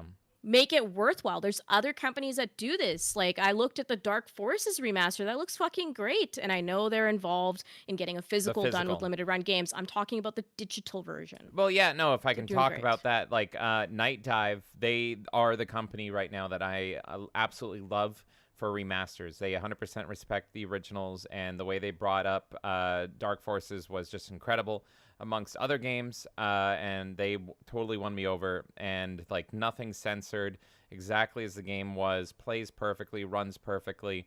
And a lot of these old PC games, they need that sort of love to be brought back up. So you can do the same thing at a different company, but you know, you can hate one and like the other, right? So like, if you see two restaurants and you're like, well, that restaurant's shit, but this restaurant's amazing. It's like, well, they both serve you food, and it's like, yeah, but these people are scamming me. I got food poisoning from these guys. They told me to go fuck myself. They fired a waiter for liking the wrong people, whereas these people respect you and they make you the best food possible. Like, that's the difference here we're seeing between limited run and a studio like Night Dive. But yeah, I have no doubt that there's probably good people at limited run, and it sucks and it's unfortunate. But after Carolyn, after how I was personally had to deal with the fucking KOTOR shit and everything, it's just way too much for me to support them. Maybe there's a slim, small, minor chance they might do something one day that I want. I fucking doubt it. I came close to buying the big Doom helmet. But I resisted, and I'm glad I did. I'm glad I fucking did, because after what I went through with KOTOR, it's like, I don't want to order something from them, pay hundreds of dollars. That Doom helmet was like $500, by the way. And I said, fuck that. I would have been waiting 2.5, 3 years to get that. And so they don't have, like you said, consumer trust. And then they personally just go against my morals. If you fire someone for liking the wrong people on the internet, go fuck yourselves. I hate you. I have boycotted Completely agree. I have boycotted other companies before for this. Everyone knows Subnautica. I would love Subnautica. Absolutely. I'm sure I would love that game. It looks like a game that was made for me. I've never played it. I won't fucking touch it because they fired the composer of it for very, very, very similar reasons to Carolyn. Liked the wrong things on Twitter, said the wrong things. You're out of here. So I said, go fuck yourselves. I hope your company burns to the ground. And that's how I feel about Limited Run. Limited Run, after how they've acted and everything, the good people, like the one that dude mentioned, I hope they go work for someone like Night Dive. That's what I hope. Yeah. I hope they go to a better studio. Go independent and do the same fucking thing. I'll probably support you. Honestly. But the people that run your company, that pay your paycheck, are fucking assholes. And full disclosure, I want to say, like, I'm not telling you guys how to spend your money. If you're fucking sold on this, maybe you're like, fuck, I hate this company, but I love this game so much. It's my favorite game of all time ever. I won't judge you for, you know. Me neither. You know how close I was to being like, but it's Tomba, and I want it again. I fucking love Tomba. That Doom I spent helmet, so many nights playing close. Tomba. I was this close to buying that Doom There's helmet. so many things that are tempting, but I just don't want to do it. But I will say, please, if you still want to support this company for whatever reason you have, or you just, like, in the case of a game that you really want, you want to buy it, that is totally fine. Yeah. I'm personally making a decision not to purchase from them anymore at this time. Will that change? I don't know. Maybe they'll do enough to apologize that I might think about it. But right now, as it stands, I don't want to fucking support them, and I don't want to advocate for people supporting them. But if you do, you can still be here. You can still talk about it. That's totally fine. Not only did they go against, like, my personal morals, but just, like, I thought I was out, like, 250 not bucks or whatever for that fucking KOTOR. And I was like, fuck them. Like, I genuinely do not have consumer faith in this company. You shouldn't be in a position where you're, like, $200 just floating around for years and you just don't know what happened to it. And, like, I had to live in my brain rent-free because I'm more neurotic like that, and just being like, do I contact customer support? I'm not getting any responses. Did I just get fucking robbed effectively here? So, and that's what I'm seeing across the board. And the audacity, I will never forget the day that they announced KOTOR 2. They announced the KOTOR 2 Collector's Edition, which I like KOTOR. I would have preferred the KOTOR 2 Collector's Didn't Edition. KOTOR 2 have the Pazak set too? We were like tempted. It had an upgraded version of the Pazak set. It had the Pazak map. Yeah. It had like a D&D like map, not map, but like fabric playing board for Pazak. And it was like, fuck you, because I ordered the Pazak cards with the KOTOR one. And we still haven't had any word. And if you looked at all the comments when they announced that, everyone in the comments was like, where's my KOTOR Where's set? KOTOR 1? You're talking about fucking KOTOR 2 now. Are you fucking kidding me? Have a little more tact. So, yeah, exactly. But they have no And by tact. the way, I'm full disclosure as I'm saying this, I'm just using this as a point against limited run games, not against you, James. But you bought it as a gift, right? Yeah. So your intention was to give me a gift at a certain time. Now, I don't personally give a fuck. I'm not the type of person that's going to be like, oh, I didn't get a gift on time or something. I don't fucking care. But the point is that you as a gift giver, you want to feel confident to be like, giver. I know, I use gift giver. I know. As I said, it was like, oh no. no. Not in that context. Don't be a gift giver in that I'm giving you context, the folks, if gift. you know what we're hinting at. But if you are giving somebody a gift, you want to be able to rely on that company to know that it's arriving on time. So you can be like, hey, it's Christmas. Here's your gift. You know what I mean? Mm-hmm. Do you know what I'm saying? Yeah. So if you don't know where the fuck that thing is or when it's actually going to be delivered, that's fucking stressful. Yep. So I'm just saying, again, that's not a knock on you, James. I appreciate that you bought that for me, no matter when it arrived. I'm saying it's on them as a company that they're not delivering to customers who are relying on them They in a gave situation no like buying a ETA. gift. I felt so fucking bad because it was at Christmas, and I just had to tell you on Christmas that it was like, I got you this, and then next. Yeah, and I was just happy to even like and then hear that I got it. Next Christmas rolls around, and I'm like, oh yeah. Also, remember last Christmas I gave you KOTOR, and then the very next day, gave it limited run games gave it away. Yeah. And then another Christmas rolled by, and I'm just like, what the fuck? It was it's just insane. it's not fair to you I had as to the person who fucking purchased keep it. It's tabs on upsetting. it like I'm their fucking boss. Like that, it's insane. Absolutely insane. I just want to pull out a comment here from Nerd Takes. He says, sorry, I don't mean to be talking too much outside stuff from the stream. I'm loving this convo. Please don't worry. The chat is for you guys to say whatever the fuck you want. You have your conversations.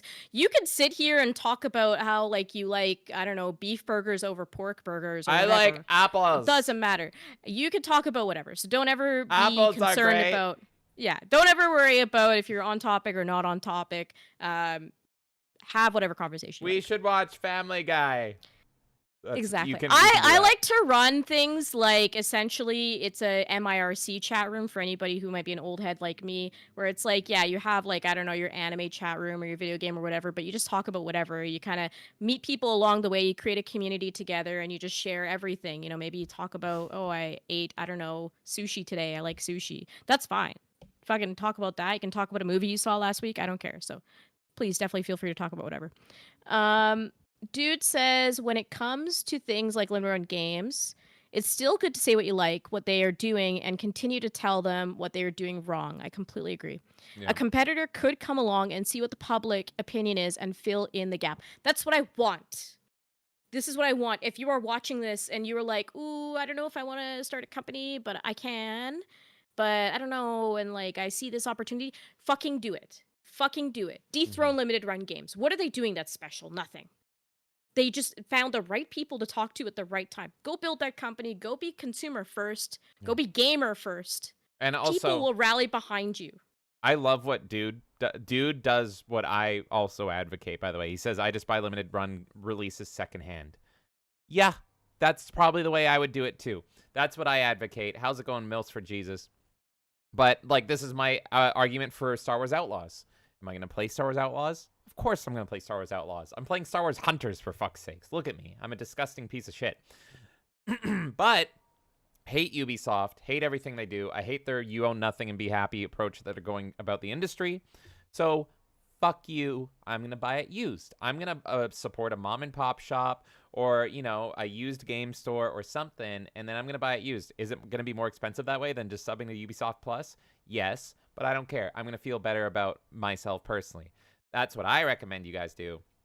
But you guys can go about this whatever. You can get Outlaws day one or you can avoid it entirely, whatever. But that's personally what I'm going to do, and that's what I recommend. And Dude saying I buy limited run game releases secondhand, I agree with that as well. You're going to pay a little bit of a premium on that for sure, but at least your money isn't going to these scummy pieces of shit that fire people for having wrong think. Like, fuck them. So that's what I say. Fuck you, I bought it used. I literally have gotten blocked by people. I think it was one of my Twitters got blocked by Ryan Johnson because I'm like, I didn't pay to see The Last Jedi, motherfucker, and then blocked me. I saw it at my uncle's house, if you're all wondering. I saw it totally legit on the up and up. I saw The Last Jedi at my uncle's house. Very generous uncle. He Always loves lets us watch me. everything. Yeah, I go to his house to watch everything Star Wars and Disney related. My crazy Uncle Larry there that likes to spit on me. So yeah, I love it. I love reminding them that it's like, I don't have to give you money. I can consume your fucking shitty product, hate it, and also not support you in the process. Go fuck yourself. I love that feeling. Exactly. We've got Mutant Dumbass, I want to say. I don't know if it's Dumaz. Saying, hi, Melee, but what if Carbon Engine emulated peak Spider-Man PS1? That's right. Mutant Dumaz came in while we were doing our superhero roulette there. Big fan of Spider-Man on PS1, as am I. It's my favorite Spider-Man game of all time. They won't. They won't. Like, if you look at the footage we showed of Tomba and you look at the footage that we showed of Gex, this is a really rough, straight one-to-one port. I really recommend Mutant Dumaz Duck Station. Look into Duck Station. Highly recommend it. And hey, I'm just saying, maybe that's the way. Maybe. I can't say for sure. But if I was ever to stream Spider-Man on PS1, that might be the way I go about it. In fact, we did hit Spider-Man 2 on PS1 during that roulette. And if you look at that footage, there may be ducks involved. I can't say exact. I'm just saying there might be a duck or two involved in that scenario. So... Darkwing Duck. And it looks way better. Yeah. Let's get dangerous. I'm going to read a few more comments, and then you and I can just say any final words and move on to the next thing. Nerdy Neo is saying, yeah, so are there any other alternatives, better options? Snapple also asking the same thing. And we had strictly limited games that Dungeon recommended to me on Twitter there. So strictly limited games, I don't know anything about them yet, but I would love to look at them. Of course, if anyone else knows any companies, please tell me. I do not want to support limited run games. If you find companies that have games that are even remotely interesting, I may even just buy some of them so that company makes more money so that they can take over and get better licenses so that they can do better than limited run games. I am totally all for that. So just putting that out there. Please recommend away. It can be a studio that's like literally released like one game that's doing similar. There's that one. I bought the Brutal Legend Collector's Edition, and we were trying to figure out what happened to them, right? Remember that? I think they went defunct. Yeah, that's unfortunate, but they were very similar to Limited Run. I'll look into them, though, because maybe they're still around. I just don't know. Dungeon saying, yeah, I got like 5 great games from them, I guess, from strictly limited games. And Third Degree says they make... Oh, this is Top Chat. 1 second here. Why did you switch to Top Chat? Fuck Heresy. Fuck Top Chat. Fuck Top Chat. We're live chat folks here. We're all chats. I don't want to censor fucking anything. Let's go. We go. Okay, fucking... Of course, this thing totally just, like... reset from me doing that. I'm almost there, folks. I promise. Hello again to Nerd Takes, who's been chatting, coming back here. Fiera headed out. Have a good night. Oh my god, Dungeon saying that Whoopi Camp got credits in the new Ghosts and Goblins. That's awesome. Really? Wow. That makes me so fucking happy. Oh my god, I'm so happy right now. Because I loved Whoopi Camp, and they didn't deserve to shut down. I love that, yeah. Dungeon says, just pull a Spyro Reignited trilogy or Crash Insane trilogy. Well, Crash Insane trilogy today hit 20 million, I want to say, yeah. And also, Spyro Reignited trilogy, let's talk about the fact that Toys for Bob is going independent. And I'm so happy. That is my white pill for the industry right now. That is my fucking white pill. Snapple says, I'd rather just RetroArch everything on my HTPC. Good thing I had the chat open on another tab because it looks like that fucking tab limited where I could scroll up. And you guys were saying some interesting stuff. So let me go back here. Third Degree said LRG is a big psyop to make physical games look terrible to de-incentivize physical media to new gamer normies. I'm so glad you said this, Third Degree, because as I was watching all of the announcements today in my rage, as I was raging on Twitter, the thought went through my head. I'm like, what if this is a method in which people are now unsold on physical media because they don't like limited run games. I genuinely thought about this because I'm like, why are these like big games also going to them? That makes no sense. You have more than enough money to do this on your own. Why are you going to limited run games? Just do it yourself. Yeah. I get the small little indie company that's barely able to make the game and then, you know, whatever. But like, wasn't Wolfenstein on that list? Wolfenstein 2, yeah. What? Yeah, I know. You can't do that yourself? Yeah. Also, how's it going, Vance? Crazy. Vance says, hey, guys, found your live stream, so I thought I'd stick around for a bit. Hey, it's sticking around! Awesome. Third Degree also says, I love some of these motherfuckers' games, but goddamn, there's always a fucking catch with everything nice. Exactly. Nerdy Neo says, do you have a moment to talk about our Lord and Savior Carbon Engine? I'm not going to read out the name you thought of, Neo, just in case you want to use it. Just in case. It's a good name. Do it. It's a good name. It's a good name. Good name, bro. And yeah, chat was saying, so it's an emulator. RetroArch is cheaper. Dungeon says Scam Alert. And JB says, best emulator I've used is FPGAS. So it can emulate any hardware that was primitive enough, actual hardware emulation in the FPGAS. Oh, I think Interesting. I may be aware of that one. It's a good one. It's totally... Nightmare says... Oh, sorry, go on. Nightmare says... Go on. How do we know they're not just stealing emulator code from existing emulators? I'm going to take it on good faith, given what Dude mentioned about this one guy that is good at limited run games, and I'm going to take it at that surface value for now. But if anybody discovers any of that, please let me know. I would be curious. For now, I'm just going to trust that what Dude is saying about this one guy being good at limited run games, it's believable enough to me. And I do think that this guy is like known to a lot of people. So let's just say that they're not for now. But who knows? Verify it if you want. I'm curious. They could be for all we know. And I hope that's not the case. I don't trust anybody. Oh my God. Thought I hit the TV for a second. I'm just trying to keep it a little white-pilled, you know, just a little bit. I really hope it's not at that point. But you know what? They don't have consumer trust in limited run games. So your skepticism is completely legitimate. Yeah.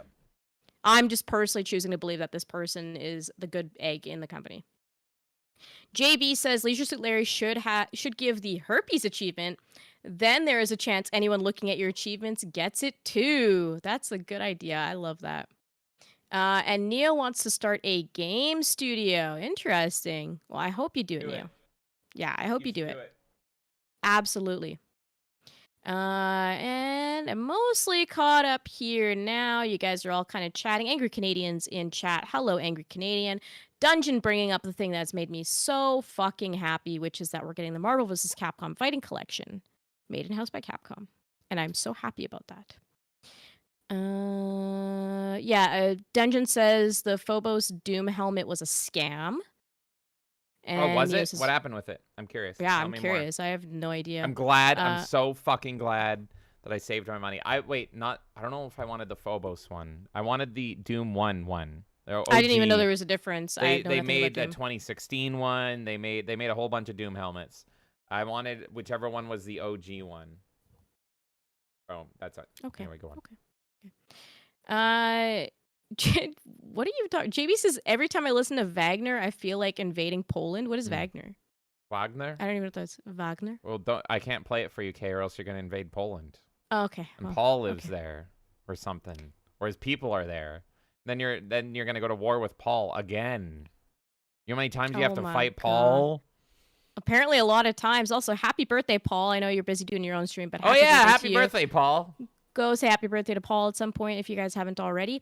And I just want to give a shout out to Smooth the DJ and Tomby, who aren't here right now, but I'm seeing some conversation here about how they're sending people our way. They're sending them to some other creators right now. So just shout out to those two lads who do great stuff as well. And definitely go give them a follow. And thank you for, help spreading the love and sending people our way and sending, people to other places as well. Imp's like, I'm back. I guess we're talking shit about LRG. Yes. Talking shit about everybody today. We're shitting on everything. Nerd Take says, I have a hard stance on boycotting piece of shit companies myself. I'm with you. I'm with you. I thought you were going to whisper something to the mic, but you just moved into it. I'm just moving. JB says, so far the only Star Wars thing James has refused to play with was Darth Dildo. We don't talk about Darth Dildo here, okay? We don't The women aren't supposed to know about Darth Dildo, okay? That's between you Uh, and me and Darth What Dildo. the fuck? What the fuck, guys?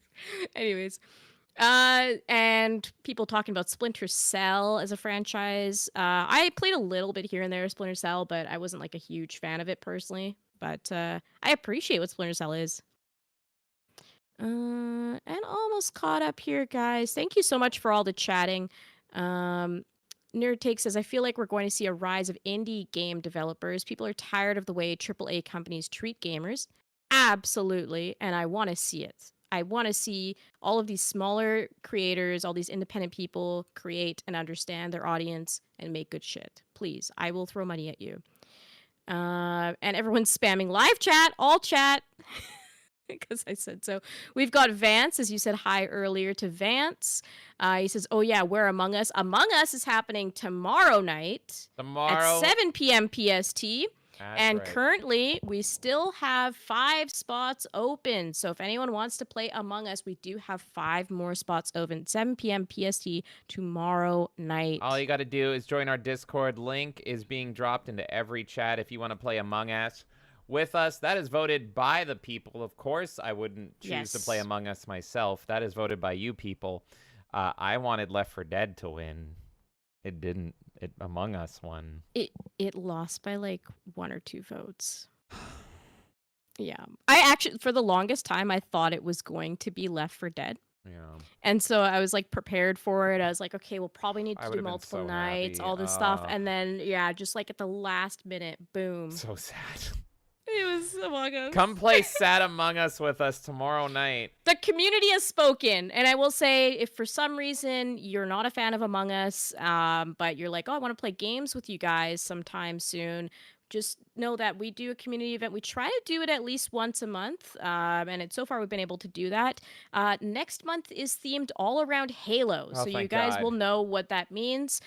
We will be doing more Halo nights like we did very recently. It was that May, I think. People love the Halo nights. So July, the reason why we're theming it around Halo is because dude mentioned to me that like some people consider July like Halo Day. There's a Halo Day in July. So I was like, okay, perfect. That's all I needed as an excuse. So everything is themed Halo next month, including our community events. You can come play some Halo with us. More on that soon. And we've got Wait here. Wait, Oh my no, boy. Wait, where did your comment go? Because it was funny to me. I'll read it. I Oh, got wait, here it. it is.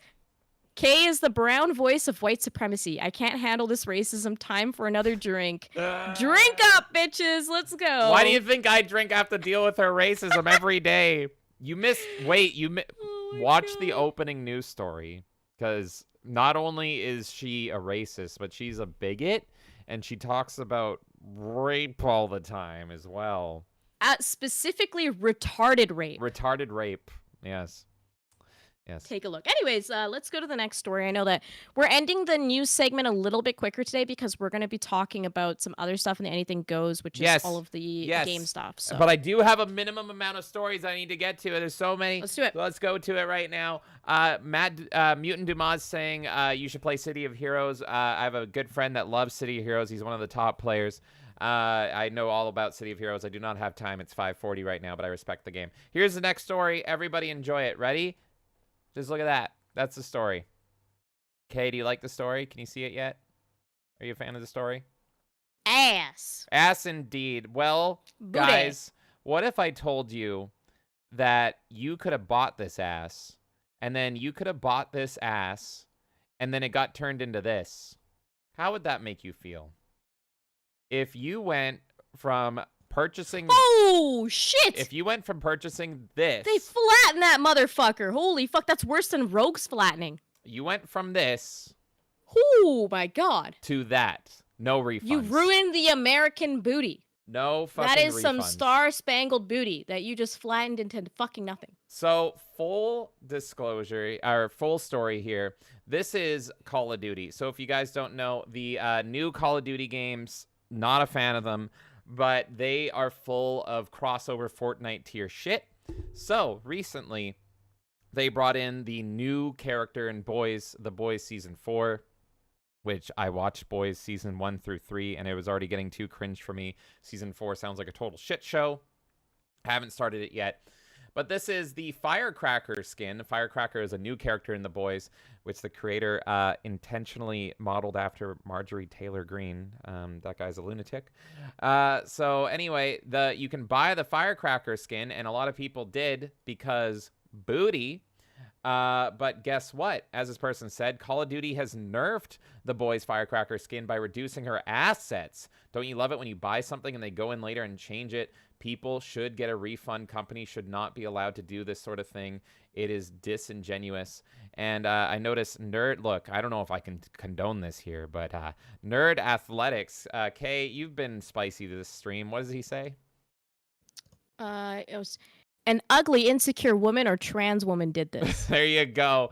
So I think I even had a comment in here. Yeah, I said they really hate attractive women. I agree. Demand refunds. But there are no refunds. Literally no refunds for this change. And that is the main thing. Now, how much does this cost? Let's find out. How much are you getting booty scammed here? Because that's really what's happening. I don't care. You charge me 5 fucking cents and you smoothing out that booty. You're getting the slap on the cheeks, man. Okay, you're good at math. How much do you think you're getting scammed here? Is there? How much? You want me to guess a number yeah, out of nowhere? Guess a number.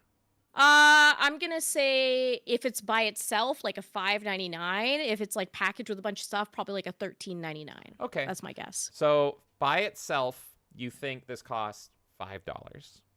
As a bundle, that's logical, isn't it? As a bundle, you think $13. So that's what you think people are getting scammed out of, $5 to $13. Booty scam. So I would hope $0, but yeah. Okay, that's the booty scam. So here you go. This exists in a bundle for 2,400 COD points because, of course, this game has to have its currency manipulation to make it feel like you're not spending real money, which is a practice I have always fucking hated in video games. Just tell me what things fucking cost. So I couldn't stop here because this is my research. I wanted to find out how much people are getting booty scammed here because I am a firm believer. Booty scam. No American citizen should ever get booty scammed. So 2,400 COD points. Okay, let's do the math. Because to buy the COD points, you have to buy those COD points also in bundles. Yeah, the fucking bundles. The fucking dumb shit, yeah. So here's the price checkout here. So the way to do it, and you would have 100 remaining, is you have to buy the 2,000 at 20. Oh, but then you would get the bonus 400. So it would be the $26.99 Canadian. Oh, so there you go. So that is the only way. So this booty, you're getting booty scammed for $26.99 Canadian, and tax is not included in that. So that is the booty scam right there. Here's my question, okay? Because for us Canadians, I know we're lame being Canadian, but for us Canadians, usually we just are paying an upcharge, right? Like even when we go into a bookstore, it's like, oh, this book is $10 in the US, but it's like $25 in Canada or something dumb. So what I want to know, because it depends on the website, sometimes they charge the same price in country regardless, right? So like it's $26.99 Canadian and then maybe like $25 American. So I'm just curious for anyone who's in America, is it like roughly the same price if you know, or are you getting it for like, let's say $18 and we're getting the 30% conversion for $26.99? Nerd Take says 2,400 COD points is about $25.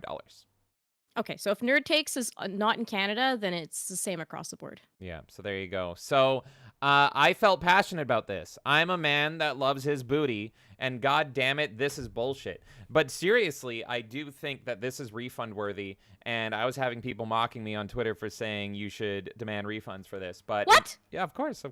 Why were people offended by that? You literally took out something that I paid for. You took out fucking a nice big jiggly ass.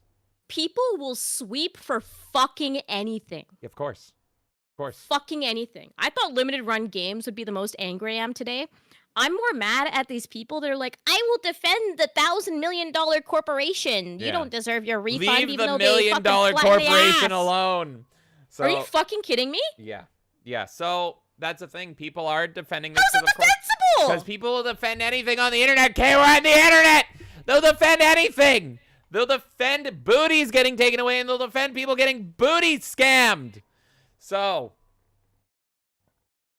As an honorary American, I feel like people should make their voices heard loud and proud.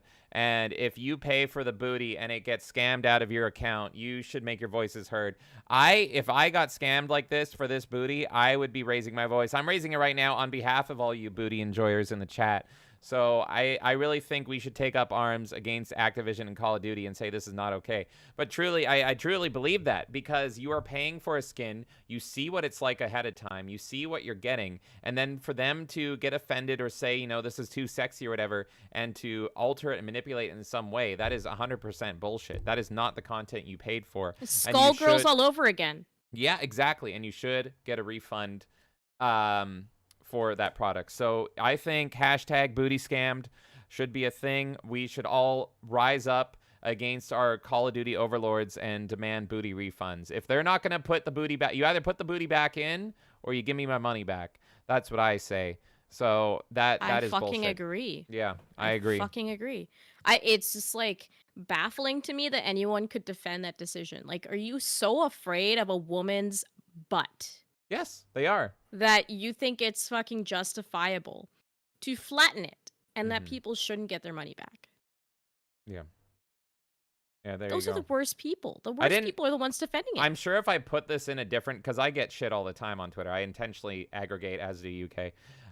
This is the only person just saying I'm pathetic because I demanded a refund. Apparently, it's pathetic to demand a refund for this. Of course, as Dev pointed out, they took away Wario's booty as well, which I think is also refund worthy. I think you should get a refund. I think they should refund that too. Yeah, but you should get a refund because they took out They Wario's booty. took my ass. I can't shit. You want... Nintendo has fucking ruined Mario Kart. They literally said they took my ass. I can't shit. Yeah, exactly. So how do you think she feels? God damn it. That was it. Like, I'm genuinely, I know it's funny and everything, but I'm genuinely mad. I'm genuinely mad. Oh, I'm pissed off too. If I bought this, like, because, you know, this has happened to me with Mortal Kombat, desexualizing the ladies that I like and all that stuff. And I absolutely hate that when that happens. But at least I know, right? I know with Mortal Kombat ahead of time. I see them taking away my sexy ladies in Mortal Kombat. I at least know that, and I can make the choice to not buy it. This is something that was sexy that they made ugly and flat. Like, that is that's even worse. That's worse than what they do in Mortal Kombat, in my opinion. So anyway, hashtag booty scammed, everybody. We're bringing booties back, or we're getting refunds. That is where I stand, and that is how I feel. Okay, let me know. I'm pissed. Let me know when you want the other story. But Call of Duty, if I can talk to any of your developers, come at me. Come tweet me. I will make a big booty case for you. Yeah, no, I'm fucking with you, man. This is so fucking stupid.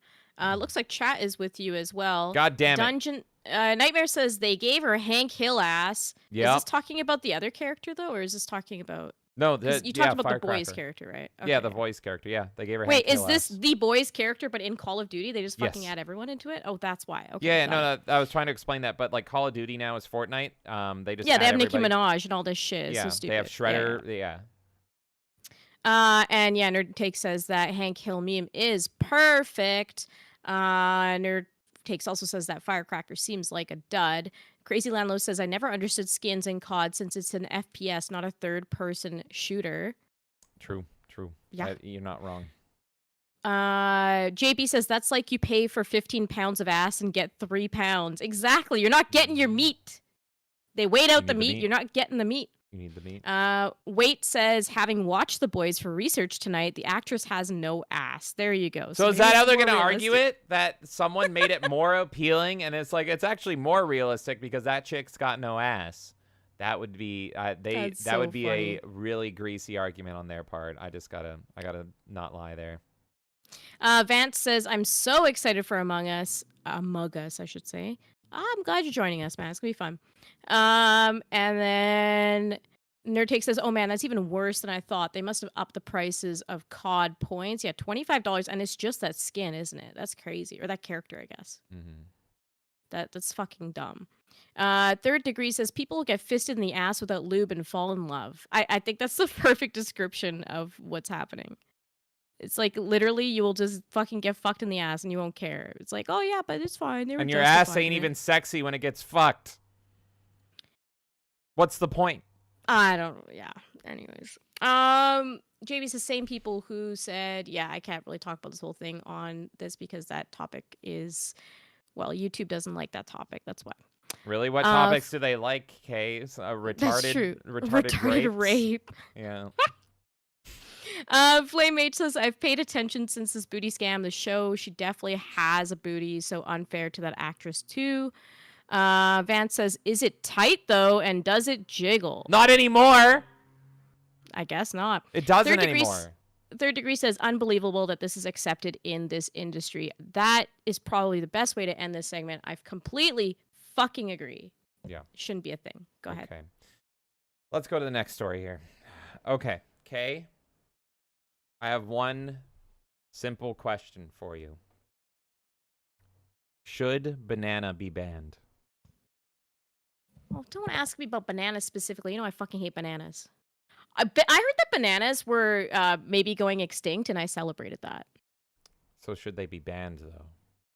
Yes or no? I don't advocate for them to be banned, but if they happen to go extinct, I won't cry over them. All right, new poll coming up. I need to ask the people. Oh, God. Can you constant YouTube being like, do you want to ban people? No. No, I know. I'll read out this poll. Ban banana? You're talking out loud while I'm trying to read. Stop it! Who is the most oppressed? And the results are you, the gamer, by 95%, followed by Handins, 4%. Cheese Puff is not oppressed, and neither is Krista Bite. For those who don't understand what the fuck I just read, please go to the first segment where I yell about retarded rape. Mm-hmm. How's it going, Kesha? Okay. Hello, Kesha Film. So, okay, you feel banana should be banned. I'm just saying if it's gone, I won't grieve over the bananas. All right. As Nightmare said, only the good tasting bananas went extinct, apparently. Well, so I don't know. Possibly nearly 1 million people might disagree with you because banana is now the top played game in Steam, being the game with the most players. Oh, we're talking about a game. Okay, I thought we were talking about actual bananas this whole time. It's called Banana, ladies and gentlemen. And there is some people that Alpha Every just came in with 5 gifted memberships. What? Thank you so much, Al. And that went to Lowest Expectations, Triss, Polaris Ironworks, Papa Woody, and Joel Robertson. Thank you again so much, Al. Alpha Every, thank you so much, sir. You're the freaking best. If you got a gifted membership from Al, make sure to say thank you, and I will for you as well. Thank you so much, Al. You're the best, and I hope you're enjoying the show. Al, let me know. Do we ban banana? 75% of people say no right now, but they don't even have the context yet, unless they already know. I don't have the fucking context. I have no clue. Thank you so much, Al. So, look at this. Banana got more players than Counter-Strike 2. This guy thinks we should ban banana. And this guy probably thinks we should ban banana. Reminds me of Going Up, where the game was just stolen assets and it ended up getting banned. But here we go. Here's Steam charts. Let's refresh this. Look at that. Banana. Nearly 800,000 people playing banana right now. Beating Counter-Strike 2. Insane. Fucking insane. So, okay. What the fuck is this game? Are you ready to learn about banana?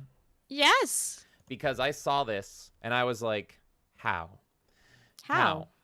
Beating Counter-Strike 2 and Elden Ring and all this stuff? Well, would you be surprised if I told you banana has a lot of similarities to our recent coverage of Fixed TF2? Oh, no. So this is banana on Steam. Let's go through it, everybody. Here's banana. You have banana. You click banana. That's it. This is literally the game. Can you believe that this is beating Counter-Strike as the most played game on Steam? I can. This content looks riveting. Very positive stuff here, everyone. All you do is you click banana. But there's a catch, because you can buy banana.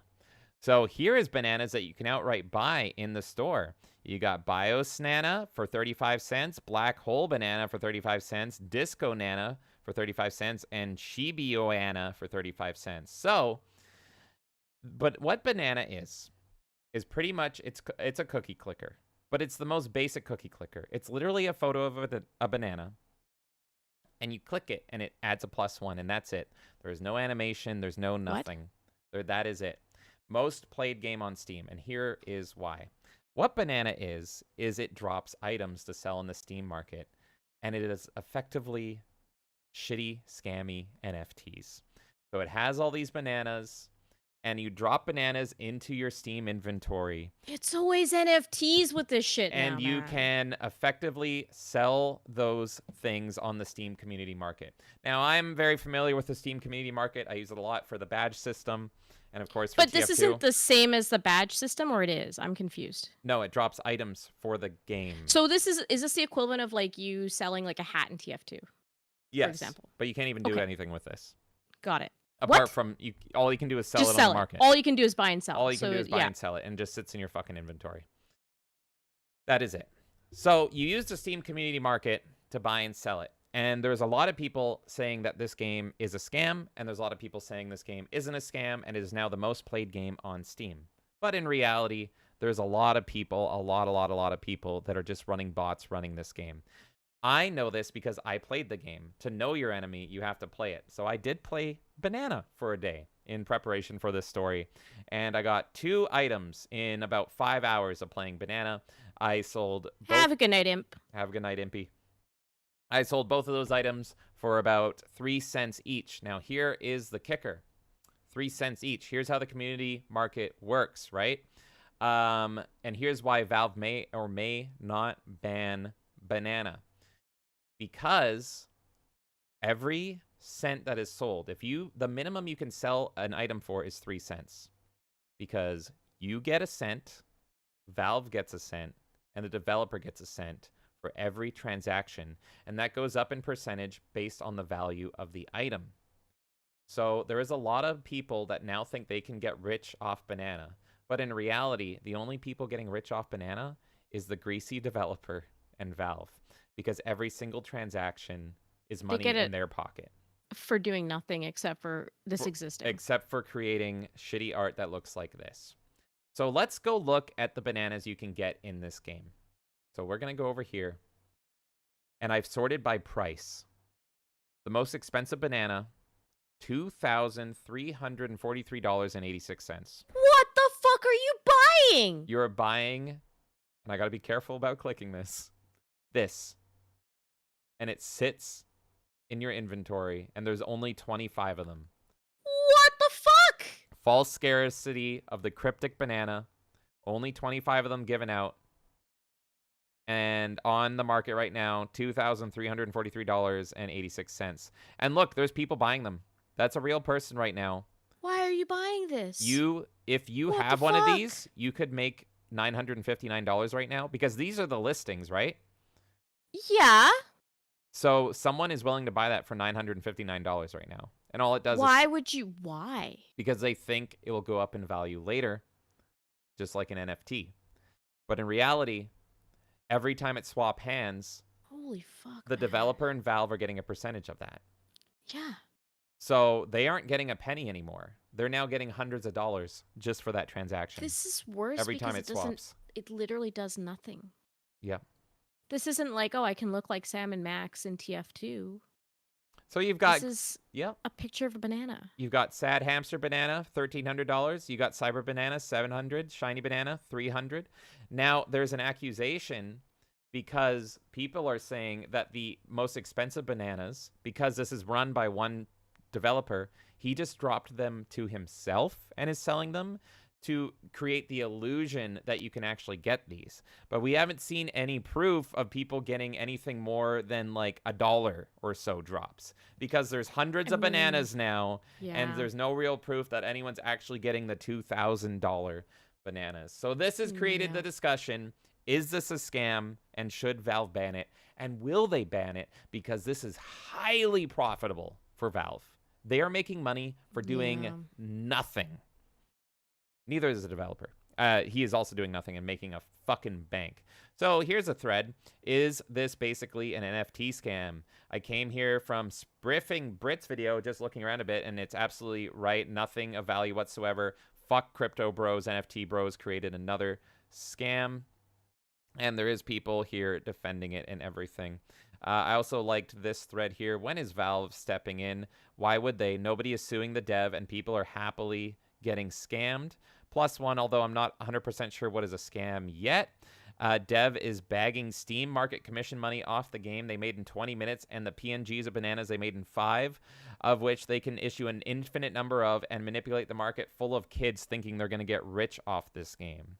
So that is true. A dumb kid, or anybody that's dumb for that matter, can find find this banana, and they can be like, I'm getting a steal getting this at $800 or whatever, and they buy it thinking this will go up in value, just like NFTs, except it's self-contained now in the Steam community market. So there was one good comment in here. I wonder if I can still find it. Still not seeing a scam here. Businesses making money out of something has pretty much been a thing since the evolution of commerce. How much effort they put in their product versus how much profit they make doesn't make it a scam. It's just savvy business sense. Dev created game on Steam platform. Dev used Steam inventory service feature. Game becomes popular. I don't know what you blame for scamming. There was one comment. I don't know if I'm going to be able to find it. That lays it out all pretty well, but you guys definitely get the gist of it. So, obviously there's like the stock market, and that's regulated, right? So you have the stock market that you can purchase from. I think in America they use like Robinhood and all these platforms to purchase off of. And then you had this whole like explosion of crypto. And then this was whole like Wild West thing, and like it wasn't completely regulated. And then all of the like security commissions or whatever started to step in, and they started to add regulations and things like that. And so like, if you're making a certain amount of money off of it, then you have to like pay a certain amount or whatever. And then like the way the protections were in terms of like people proving like what's in the books and all this stuff was a whole thing. Yeah. Bitcoin, you have the ledger, so you can actually see all of the movement, so it's a bit more legitimate. But you get into any projects powered by Ethereum, for example, and then it gets a little shaky. Then you have things like the crypto zoo thing that Logan Paul was working on, where he was promising something similar to like crypto kitties, and you would get these like creatures, and they were kind of act as like NFTs. I'm very like briefly explaining this because it's obviously a more complicated concept. Yeah. But all of this stuff is like slowly getting regulated, right? Like, because like if you look at the example of CryptoZoo, there are people that literally got screwed out of money. And there was things like Logan Paul using his platform as an influencer to push his product, right? And be like, oh, look, like you should go do this. And so he has like tons of followers that are going to use it. A lot of people... I'm not joking. I just What? sold a banana. I literally just sold a What? banana. What do you mean? You I have a banana? Because I got 2 items. I made a penny. You just did it now? I just sold. I was on the market for a day and I just sold one of my bananas. What are the fucking odds? I just sold one. What the fuck? It was an ice cream sundae banana, and I made a penny. All I had to do was leave the game running for 5 hours, and I made a penny. I'm fucking rich, lads. Light up the cigars, everybody. I made a penny off my ice cream sundae banana. I just can't believe that. Like, seriously. That was such weird timing. The fucking timing of that. That's amazing. Thank you, Andrew, for buying my ice cream sundae banana. So you have like these games that they started to make, right? Like Crypto Kitties, people might know what that is. Crypto Zoo, which ended up not working out because of development costs or whatever. Then you have these influencers that are pushing it, and that's where you get into things like rug pulls, where they get people to buy into something. And then when it's at its peak, all the people involved cash out, but they have such a majority that it just tanks everything. And then everyone else is left at the bottom with no value whatsoever. And this can happen in a matter of minutes sometimes. There was like a coin called Moon where this happened, where it skyrocketed. And if you sold it within the like 2 minutes, millionaire. But otherwise, you were screwed. You lost everything that you invested. So to me, this is another evolution of that, but now manipulating the Steam market. How do we get around these regulations? Because all these commissions are starting to understand the crypto market, and they're starting to add regulations there. This is a brand new way to do that. So it's interesting that you brought up that whole like high level thing, whatever, the $2,000 black banana, because that makes me wonder, like, yeah, is that somebody who literally, it's like they just dropped it to themselves? How do we verify that? Besides looking at their profile and seeing if it's on their account, right? Is that even a thing we can do? Yeah, no, that's a good question. So, Because that's like what my brain goes to, and if so, then that is in essence, it's kind of a rug pull because you're getting all these people to invest, and then like they're never going to achieve that. They're just going to continue to make you money yeah, for something they're never actually going to get. The difference here is though, like, how much does the game cost? Is it free, or do you it's have to buy free, the game? Or... 100% free. Okay, the game is free, right? And then you're playing the game for free, generating money, and then you can sell it. So you're not actually putting an investment in. So on a customer perspective, besides wasting your own time, there's no real risk involved, in my opinion. The only risk is if you're purchasing these things. So I would hope on the other side of it, when you're purchasing, there's enough filters in place on Steam's end, on Valve's end, to make sure that people aren't randomly purchasing $900 bananas. So the actual initial act of just like launching this game and farming it for the bananas, to me, I don't see a problem with that. Where it becomes a concern is when people are buying that. But also, in my opinion, if you're an adult using the platform, you're responsible for your own decisions with how you treat your money and your time. Mm-hmm. So I don't necessarily feel like this should be banned, but it should be very closely monitored. Personally, I think. Yeah. Because it can get sketchy, but as long as Valve is putting all of these things in place, they're not technically responsible for people deciding to buy a $900 banana, just like they're not responsible for somebody buying a CS:GO drop that is like really valuable either. They're not choosing that market value necessarily. That's all demand and, Is it a video game? Is Banana a video game? Should I stream Banana? That's such a fucking complicated question. Technically, it's a video game, but like, really, what is it? Yeah, does that belong on the Steam If store? Cookie Clicker is a video game, then this game could be considered a video game. But Cookie Clicker has like a story to it, and there's multiple pathways, and it's like narrative, and you can like, have grandmas making your cookies, and the grandmas can do crazy things and all that stuff. This is literally just a photo banana, and you click it, and it goes from a 1 to a 2. On the most basic level ever, this is technically a video game. Okay. In my opinion. However, I mean, like, it's not like a fucking Horizon Zero Dawn or something. Like, it's not, and that's so not we even a great might game live in a either. reality where Steam bans Super Seducer 3 and Order Us and The Great Rebellion in Germany. Which is retarded, and I don't agree with any of that. And they don't ban Banana. Possibly. Because this is making them stupid amounts of money. This is technically like, what rule is it breaking? Yeah, it's just they're not even charging you to buy the game either. It's free to play, so yeah, you know what I mean. Like, what I mean, it's very. I mean, obviously, this is where it comes down to like common sense versus like technicality and like all this stuff, right? Because on a basic level, we all understand that this shouldn't be considered a video game, and it's clearly manipulating people. It's manipulating the market to the lowest common like denominator. It saw a way to make the greasiest money possible, and they're doing it. And that's what this developer, if you can call him that, is doing. But on a logical perspective, it's still considered a game that you can play on the platform. Mm-hmm. And what you do with your purchasing is not on Valve or this dev for that matter. Yeah. You're choosing of your own will to take that risk, in my opinion. Is it right? I think it's a bit scummy, but I mean, it's still like, what rule is it breaking? Yeah. So it's split. The poll is split, everyone. Should we ban Banana? No is at 53%, 15 votes. Yes is at 47%. And if you guys start playing Banana and you start getting those drops, I want to know. I want to know if you guys get a drop that is worth some money. You know what? For the remainder of the stream, I'm going to open Banana. I'm going to do it right now. And we're going to see. Perfect. Maybe I'll get a drop. You want to see what drops I get right now? And let's see if they're worth it. Because I have not seen any evidence. There's actually a Steam thread going on right now being like, has anyone actually made money? And has anyone got anything more than a cent? And one person was like, yeah, bro, I made millions. I made millions of dollars, bro. Okay, well, that's fucking bullshit, obviously. Exactly. But again, like, the game loop is that you're clicking a banana. The game, you don't even have to click the banana. All you have to do is open and close the game and you get dropped. Okay, so isn't that the same as that Idle game or whatever? NGU Idle? Yeah, but that like has a fun factor to it because like you progress along a thing by leaving it up and idle. This is just banana. Your progression is that you get banana drops. I 100%ed it. You get pretty picture. Yeah. Oh, I see Dungeon's playing banana right now. Looks like Terravin's playing banana right now. Dungeon says, I just played it for 4 minutes. I can't do this shit. This is boring.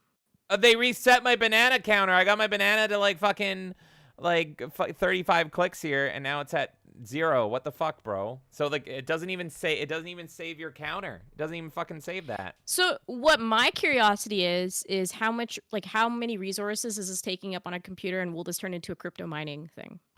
That's true. That's possible. And there's theories around that. And also it takes like fucking none. It's literally a PNG of a fucking banana.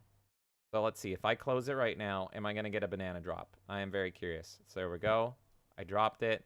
I'm going to go over here. Yeah, let's see.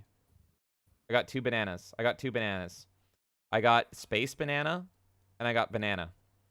Both are worth 3 cents. So there we go. There's your Third Degree says, I just sold a banana, made 50 cents. Get on my level. What? Oh my god, you're banana rich. I've only made, by the end of this stream, I'll have made a total of 4 cents off my bananas. And look at you, what a fucking millionaire up in here. Banana millionaire with 50 cents. Oh my god. I have a feeling we'll have a lot of people playing this game soon in our community. God damn it. There is. You've alerted them to this. Are we all gonna get I'm rich, just bros? kidding. Are we all gonna get fucking rich off bananas? But for the record, I don't see a problem with anyone playing this fucking game. Well, I'll keep you updated. I don't I'll let you see know. what they like. Should I be again, holding? we Should I be all holding my bananas? understand. We all hold them? understand where it gets rough, but like the process of owning this game and selling bananas for a penny, I don't see a huge problem with. Yeah. If Steam's marketplace allows for this. Yeah. All right. Well, that's the banana story. That is the question. Okay. Let me know, guys, if you think banana should be banned off Steam or not, or think it has a place. If you're playing banana now, let me know if you get an expensive banana. I think, yeah, this is kind of greasy. I think it's kind of shady. Me personally, I don't really think it belongs on the Steam store. I think a lot of things don't belong on Steam, and Steam should be curtailed in a certain way to not allow that shit. But then they have banned things that I think should be allowed on Steam, like Super Seducer and Order Us. So, I don't know, Steam's in a little bit of a greasy spot, and I kind of agree with the people saying, why would Steam ban this when they're making bank by doing fucking nothing? Steam is making so much money off banana. And it is now, it's just kind of sad and greasy that the Steam charts are forever going to have banana as the top played game now, because people are botting it and running bots and clients, and it's just like, it's not really a game though, and now forever banana is going to be seen as the top played game. You give people the ability to cut a corner in that way, to find a way to generate cash just by having an app open, they're going to fucking do it. And it was inevitable that this was going to happen. I'm going to launch banana again. Let's see if I get more bananas. See, there you go. That's what I'm saying. Let's do it. Let's do it. I'm going to give you guys banana updates.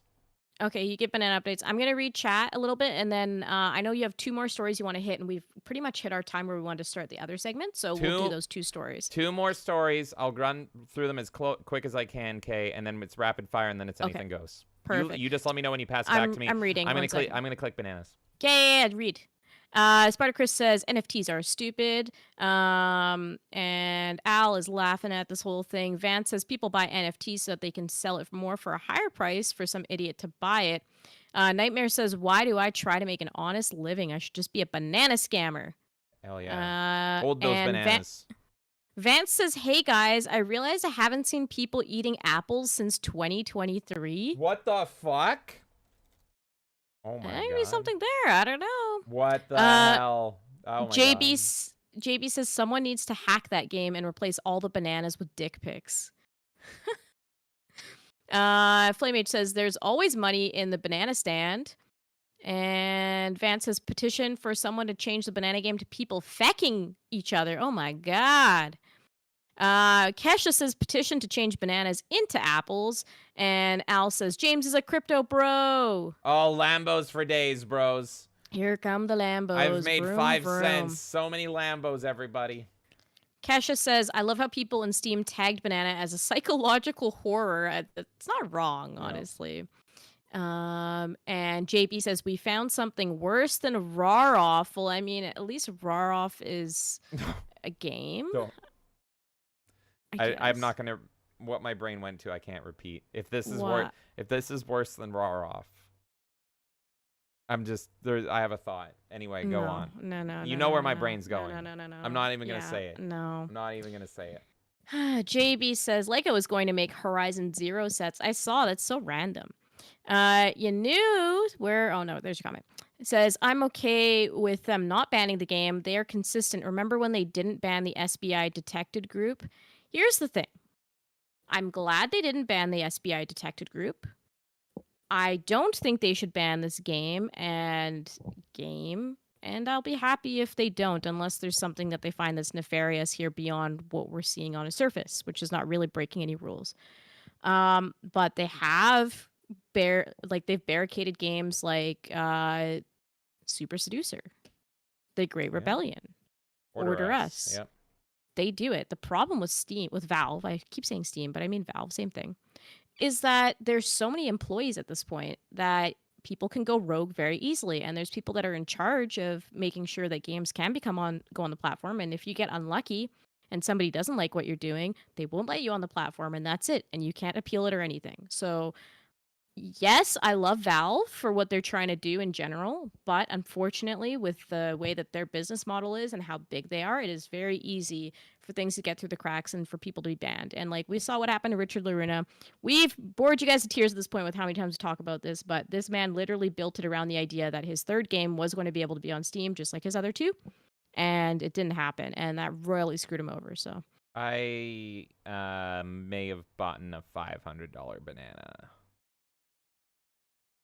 yeah, right. If I hold it, will I make my money back? You think? Should I just- Totally, yeah. Oh yeah, Okay. totally. Okay. Yeah, totally. Okay. I'm holding it. Nightmare says, I wonder if there's a way to hack for rare drops. Probably. Yanu says, bananas. I want plantain chips, man. Those are so dope. Third Degree says, I sold at the peak and about the dip, bean dip. I fucking love that meme where it's like, buy the dip, buy the dip. and Buy this, the like, banana chick- dip. No, but the chick like literally is like hearing her boyfriend say buy the dip, and she's like, I can't buy any more chip dip. That always makes me laugh for some reason. That was a really boomer joke. I don't even know why I said that. Neo says, I'll never play banana. I'm going to launch its biggest competitor, Apple. Do it. Do it. I'll play Apple. Nightmare says, remember that money is used to buy games, effectively a loss for Steam. Mm. Is it a loss? I guess you could argue that. It depends how people farm it, right? Like if they're buying full games with that, then I guess technically, but then if their currency that they appreciate is retention on their platform, this keeps people on their platform and makes it so that they're spending money on their platform. It all kind of just circulates in their ecosystem. So on a sales side, I don't think it'll make a big enough impact, and they'll just think it's a net positive, in my opinion. Mm-hmm. Crazy Landlord says, I don't trust myself with things like the NFT stuff, so I'm not touching banana. I don't trust, I don't blame you for that at all. Like, More bananas for me. All the 3-cent bananas. Nerd Take says, next stream, this is how I make 35K a day. Oh, we're making banana pudding, sir. Look at Flame these Mage says, Lambos and bookshelves in your garage, living your best life. And finally, on Rumble, dude says, what story does Pong have? I don't know what story Pong has. Actually, Pong does have a great story based on a recent Red Letter Media video. If you guys want to watch that, just that's one of the few YouTube channels I watch. Red Letter Media did a whole Pong story, and it was actually a really good idea. It was pretty much like, what if a people got sucked into Pong like Tron, and then like the paddles are like hitting the ball and like killing them, and they have to keep dodging it and stuff, and it's like a saw Isn't this trap. the plot of Pixels? No, not exactly. I'll show you the video later, but it's a good video. It's like a horror trapped in an environment thing. But you know what Pong doesn't have? Bananas that we're going to make money off of. That's fucking true. I have 2 more comments I'm going to read, and then we will move on to the next 2 topics. Thank you. Spartacus says, with all the bananas around here, and they say the Acolyte is the gayest show out there. And dude says, how does Valve count their money when they can't even count to 3? Mm-hmm. Very good All point. right. Very good point. Valve should only make 2 cents off of each banana tops, and we get all the rest of the profits. All right, let's go to our next story here. So, when I am looking through news stories for the Melee Madness podcast, I look for a lot of new released games or indie games or games you might not have heard about, and they usually get pushed down into the rapid fire because there's just so many controversies and so much gaming news to talk about. Now, we are going to talk about a game, upcoming indie game. It's a horror game that looks good, but there is a reason I am highlighting this game, and it's quite interesting. But let's start at looking at this game right now before we get into the weird controversy. This is a game called Supernatural, an official gameplay reveal trailer. Get your first look at gameplay from Supernatural, an upcoming first-person horror shooter that also incorporates the use of your PC microphone. And by that we mean we'll be talking to a supernatural entity. That alone interested me. Anytime that a horror game or any game really incorporates your microphone and everything, that gets my attention. That's what triggered me to look at this game here. As I heard that, and I'm like, ooh, this could be interesting. Puzzles. That's a cool idea.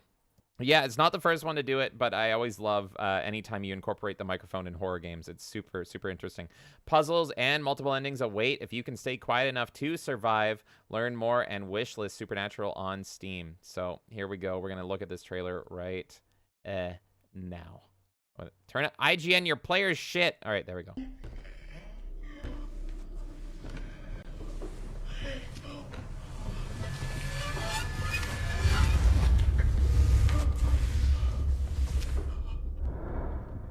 Oh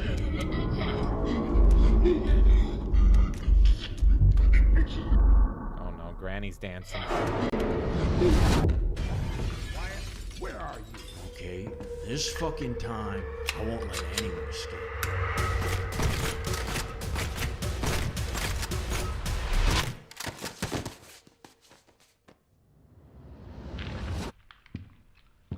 Some of the environments look like terrifyingly real. Eerily realistic, one could say. Are you friendly?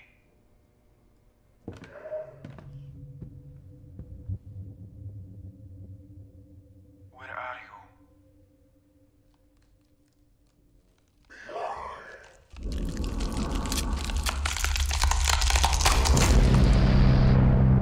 Granny, no! Okay, so that was the game, and I was like, that's neat. I'll probably mention it, as a rapid-fire news. I think that's a cool-looking thing. But I found this through a tweet, and I thought the tweet was interesting, and this is what we're going to get into here. This was reported by... Oh, God, it's still playing music. Okay. Spooky grandmas. This was reported by IGN in a tweet, and I usually like to reply to tweets on Twitter, and then I opened it up and I saw this. So, Kristen X Rose here, TCC founder, whatever the fuck that means, she wrote, as I've seen around horror gaming Twitter, a racist and transphobic dev basically took their super normal game off Steam, changed it a bit, renamed it, and is re-releasing it. Save your money! Not worth it. And then this person said, please tell me if I'm wrong, if I am, but didn't this dev for this game also work on that absolute abomination Stray Souls? The pre-launch gameplay and trailers look really similar to this game and also laughably bad. And then there's some people that are spooked by it. Some people saying it's good. And this person said, funny how you keep promoting this guy's games over and over again. And so I just noticed a lot of people right here. Here's another person. Please do not promote this game or any game this developer publishes. They are not welcome in the horror gaming scene, as they are very much known to be openly racist. That one really pissed me off, because I hate when people, whether it's in metal or gaming or anything, they feel like they have the authority to talk on behalf of all. And it's like, bitch, as a horror fan, who are you to talk about all horror in general? I'm like stuttering. I'm so mad about this. Like, do you not remember that horror was known to fucking do anything from the 50s through like the 70s, and it was pretty much borderline gore porn, and it was just like, show us your tits, girl, and we'll stab you a little bit. Like, that was what horror was. Are the original horror films, the sleazy, the Ed Wood sleaze, allowed? Is that okay? So I noticed a lot of comments, and I also noticed a lot of comments being like, why do you keep promoting your stuff and all this stuff? So I thought this was weird. Does IGN have a tie to this person? That I couldn't find any conclusion on. And IGN wouldn't partner, probably, knowing IGN, with someone that is being considered racist and transphobic. So then I started doing a little bit of digging, and I found this here. So this dev has worked on other games, and I think we've even talked about him in the past, and this is their latest game. And pretty much with the internet and the horror community, as they put it, he's gotten in trouble for saying things in the past. So, unfortunately, this developer also made a mistake. And no, his mistake wasn't being racist or transphobic. His mistake was apologizing. So Don't apologize. So let's read. How many times do people need to understand that these people do not care if you apologize? It's a witch hunt. It's a fucking witch hunt. They've already made their decision. They already want to take you down. Groveling and apologizing just gives them another opportunity to point and laugh at you, and they'll still double down on that. Meanwhile, the people who stood by you are now upset because you stepped back on what you said and you apologize. It's a lose-lose situation. Never fucking Don't apologize. Capitulate. Don't apologize. Stand by what you do. So this apology is long-winded as fuck. I will briefly, to the best of my ability, go through it and read it really, really fast. Hello, everyone. I have something very important to address with you all. As some of you may have noticed, certain individuals are doing everything they can to cancel me and ruin my name. Some time ago, I've made some foolish mistakes for which I am rightfully faced significant consequences that I deserve. Some of these actions were committed when I was not yet of legal age. Some occurred last year and a few years ago. Everything is detailed in the reposted video. Yes, there is a 20-minute video. No, we're not watching that. Since then, every day I've been trying to become a better person and work on myself. As you can see in the attached screenshots in the comments, I have reached out to those who are harmed by my actions. That's a mistake to say people are harmed by your actions. And many of them have forgiven me because they see me change, and truly remarkable individuals who have found it in themselves to see me in a different perspective. Unfortunately, controversy persists, and some individuals shamelessly distort the truth about me. Regarding Supernormal, it is not true that I stole Chris's idea, the creator of Allison Road game concept. As you can see in the attached screenshots, we are in great contact, and I have received Chris's permission to use the character design of the girl from Supernormal. The second thing that is not true, that I used allegedly stolen assets for my projects like Supernormal. Every asset I used was legally purchased by me. Like many other indie developers, sometimes I use purchased ready-made asset packs or 3D models and modify them simply because I cannot afford the services of many 3D graphic artists. Therefore, sometimes I have to rely on purchase assets, which I have never hid, nor am I ashamed of. Thanks to your support for Supernormal, I was able to hire incredible artists who helped me create Supernatural. Some time ago, I thoughtlessly liked a few posts that were offensive to many of you. I also, when I was 17, I used a real 911 call I found on YouTube, and I should have never used that in my itch.io game. I still feel ashamed of that, and I regret my... So apparently... That's a lot to unpack there. So they used a real 911 call in the game? Yeah, in their previous horror game. And they admit to this. They use a spooky 911 call for the ambiance, right? Okay. And rather than recording a fake one, they pulled a real 911 call off YouTube. And doxed the person, probably? I don't know. I don't even know. Because, like, if you deal with a 911 call, it's pretty personal, usually. Yeah. I have no idea. Okay, so that's just like there's like a million issues in this rant. But for that just, reason, like, I haven't looked too deeply into that 911 call because I don't want to. Yeah. Exactly. That's just. I will strange, agree okay? that was a mistake. I'm trying to make amends by taking more open-minded and wonderful people, supporting various charitable institutions by maintaining good relationships with them, helping other indie developers achieve and create great games, and much more. When it comes to AI, I'm not a big fan of relying on it. Just like in Supernormal, nothing was created with its assistance because I prefer human creativity. It's true that in one of my projects, we did generate a few images using Midjourney. Then one of our 3D artists painted them over. Not all of them because of time constraints. This is mainly due to the budget constraints. I simply couldn't afford to hire an artist at that time. I'm not proud of it, but unfortunately there wasn't much I could do about it. There was only one instance where I used AI assistance. Contrary to what people claim, there is no place for AI in Supernormal, let alone Supernatural or any of my games. Completely different issue here.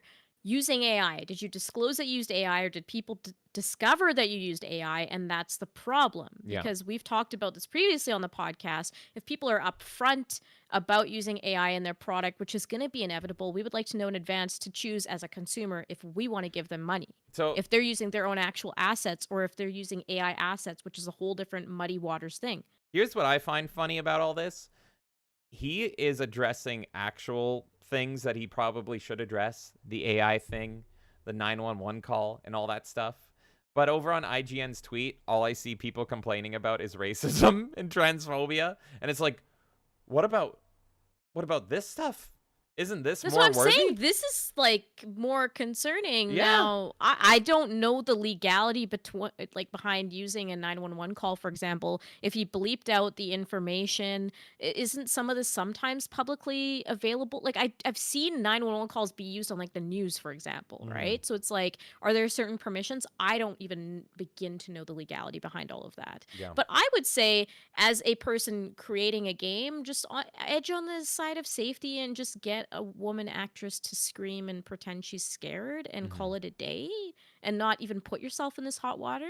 Yeah. But then now we're talking about the AI issue, which is completely different. And this guy is clearly going on a huge tangent. And, it seems like he's going through a lot of stuff here. Yeah. But the AI, if you snuck this in and people discovered this as gamers later and you didn't disclose it initially, they have every right to be concerned about other things that you did in this game that could be AI. That is a big problem. If he disclosed this right out of the gate and people are still using that against him and saying, well, what about this and what about this, then I can see it being a little more of like a debatable issue. But even so, I think if you're going to even use AI at all, that it's okay to question you and what is in your game. Yeah. If people choose not to buy your game because it uses AI assets, I think it's in the hands of the consumer. They can choose that. I don't think that's necessarily like it's just a different thing entirely and deserves a separate conversation than everything else you're talking about. I like what JB says. That lady earlier had her assets stolen. Let's keep going. Finally, regarding my games, yes, I know not all of them were perfect, and not all of them will be. I'm just a solo developer with big dreams, not a huge corporation hungry to make millions. I'm young and constantly evolving, always giving 110% because I do it out of love for my passion, which is game development. With each project, it gets better, and I know Supernatural will be a huge breakthrough. I believe Supernormal already was, especially for me, of course. In my humble opinion, it was also a great game for many of you. In conclusion, it seems to me that everyone deserves a second chance, especially if you can see that I'm giving it my all to try and change. Despite this, many people just close their eyes and do everything they can to ruin my name at every possible opportunity. I understand if I was still involved in lies and foolishness, but for a long time, I've been walking the better, good, and open path, which has made me much better off. With this post, I would like to finally make those who want to cancel understand that I know and I understand that I made mistakes, but I deeply regret them. And as you can see, I've changed my approach. I just asked you for a second chance. I really only want to do what I love in peace, which is creating games for you. Thank you all for the attention. And I greatly appreciate the support of those who are with me through thick and thin. I see it, and I'll never forget it. To end this, I will ask you all to support more than ever if you can. And I believe in my change. Please retweet this post because I'd like to reach people who have a mistaken opinion about me. Lastly, today, I'll start replying to DMs related to Supernatural because I wanted to focus on this game first, as I weighed in heavily with a heavy heart. Thank you all for the overwhelming engagement. I didn't expect it, and I sincerely thank you for it. And he also did a 20-minute video down here addressing it. Now, what I also find interesting here, though, is, as we pointed out, you never apologize. You never fucking apologize. What I didn't know before reading this is that he didn't even address the main complaint, which is my racism and my transphobia. He addressed other shit, but you didn't appease those people. Those people will never be appeased, and they'll keep coming for you, as shown here. Catgirl Fingies, Jesus Christ, said, I thought this guy was going to stop and reflect on his actions. Obviously knew that was a lie. And this person says, actually, I did, Revy. Dude, the stuff you did, I don't trust you. Making a game instantly after all the horrible stuff you did is, in my opinion, not the best way at all. You didn't even wait a year or anything. Just right back into doing this. Sorry if this comes across instantly as just wanting money. I'm just doing what I love. I can't change what I did. I'm really sorry for those things, but I can't let them ruining my life. I've decided to be better and move on. This is what a lot of people suggested for me to do. I understand if you don't believe me, it's your right.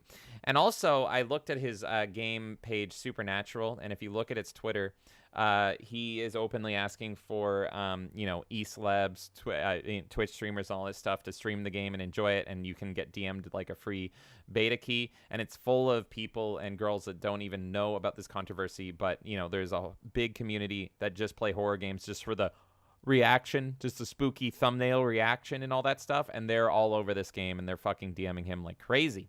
So I thought that was an interesting look at this. One, of course, you never apologize.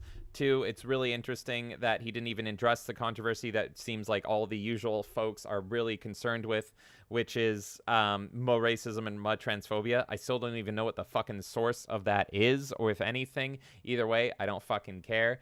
And then it's also interesting that all the streamers and everything are just loving this game anyway, because they just want to make money grifting off reaction images to another spooky fucking game.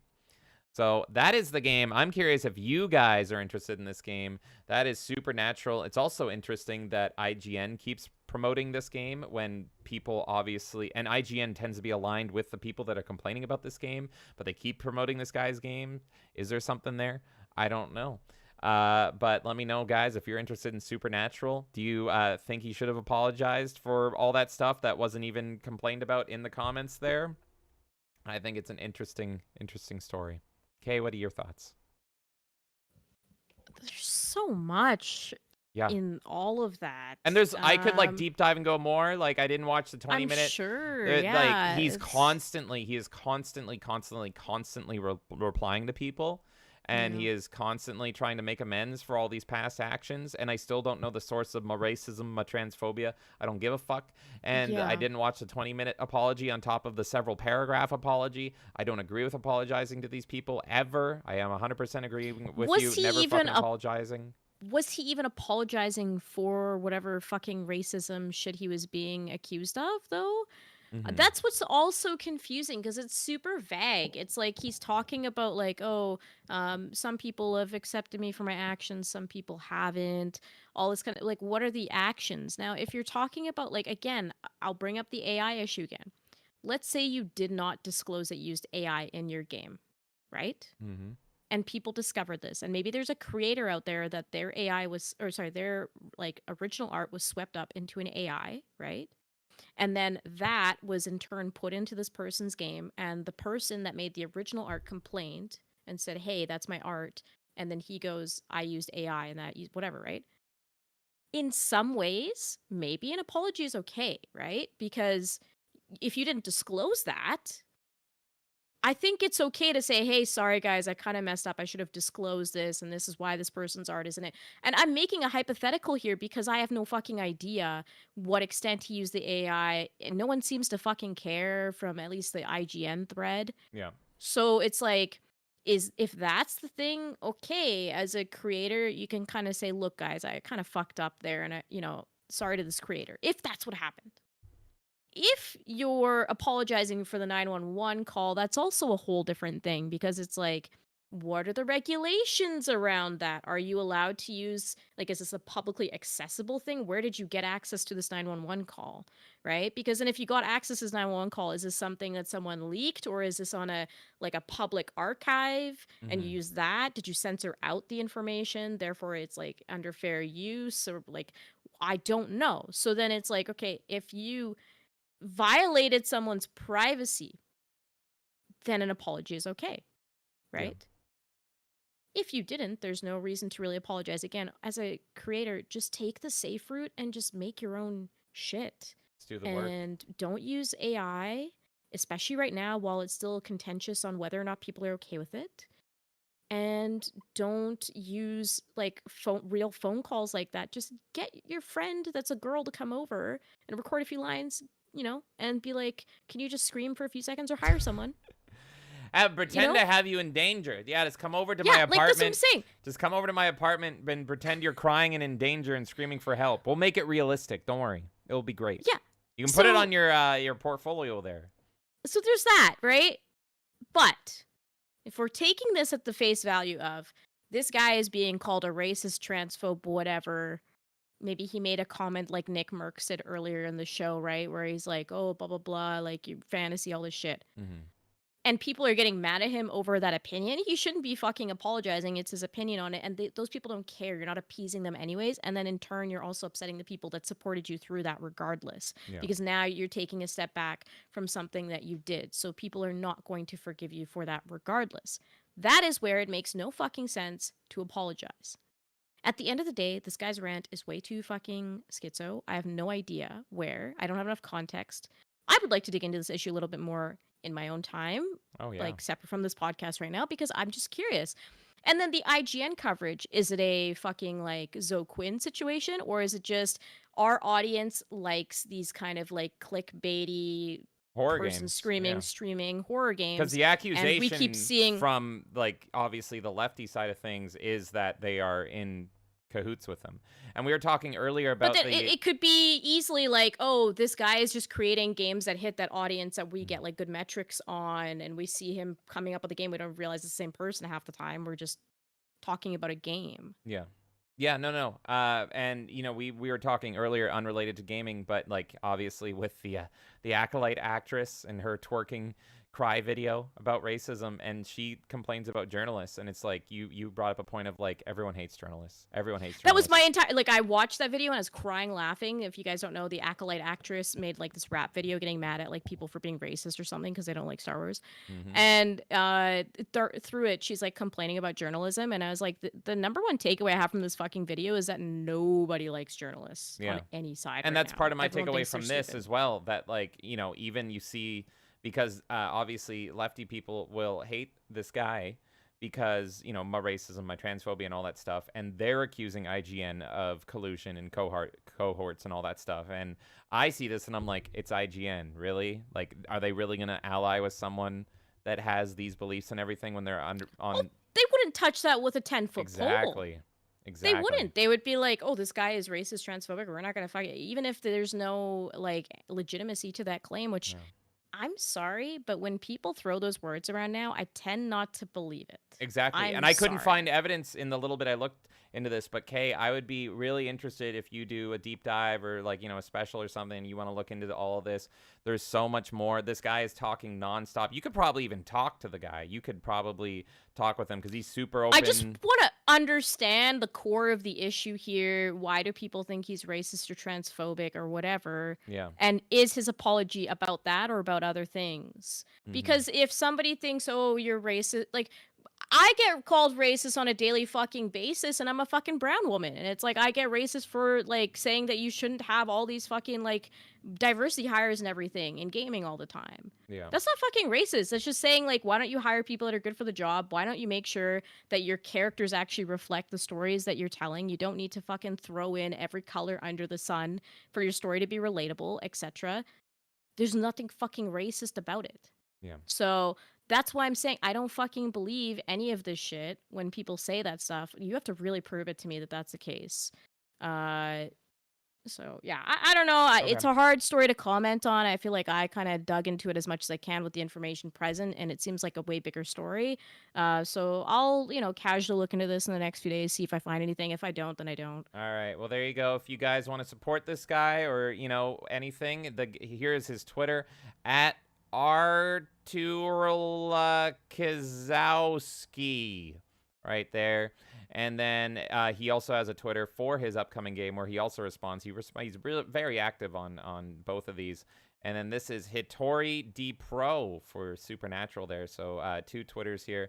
And like I said, if you want, you can DM for early access. And it's just full of creators being like, give me a key, give me a key, give me a key. And you can see he's hyper responsive because he very clearly wants to have people believe that he's a good guy and all this stuff, and he's moving on for this. So we'll see. I'm very curious what you guys think. Okay, if you look more into this, I'm very curious if you come with an update. There's a lot of stories we talked about today that I'm excited for their updates. This one, the Mute Games one, all of that stuff. If I'm going to get rich off bananas, if they're going to restore Firecracker's booty. We have a lot of interesting stories bubbling from this episode, and it's not even close to being done. We're going to look at one more story here real quick. Okay, anything you want to get out of the way before I jump into this here? Yeah, I'm going to just read a few comments that are relevant. Go for it. So Crazy Landlow says, what if the monsters or horror villains are racist? Maybe that trans monster was racist too, talking about the Dead by Daylight. Dead by Daylight character, which didn't that voice actress pass? We haven't had that update, but yes, she did. Yeah, that's a whole weird fucking thing. It's a thing, man. It's a thing. She so the trans voice actress of the Dredge and that old Dead by Daylight controversy, she did die. Apparently it was of some disease she had. So, yeah, that Dead by Daylight has just moved the fuck on. Like, those developers Yeah, they're have just like, all right, sweep it and go. They like, said it's so rest in fucking peace weird. tweet, and then they've been moving the fuck away from it as far as they could. So Yeah. quite interesting. So I guess I was wrong in my prediction, by the way, that the skin is not getting banned, because now that actress has passed away, they're just like, it's there. Yeah, we'll just keep it. It's there. It's in our game. That controversy happened, and they're just ignoring it. Well, I can still play it. I can still play as this. You can still hear her voice in the game, even though she passed away. Wild. Strange situation. Yeah. Stranger than fiction, as they say. Jerry Crow is here saying, "Where are you?" And JB says, "Earth." Well, hello, Jerry, and I hope you're also on Earth. And Third Degree says the twist for this game is that you're speaking to the disembodied ego of Alyssa Mercanti. No! Oh my god, that's terrifying. Can we? Okay, bro.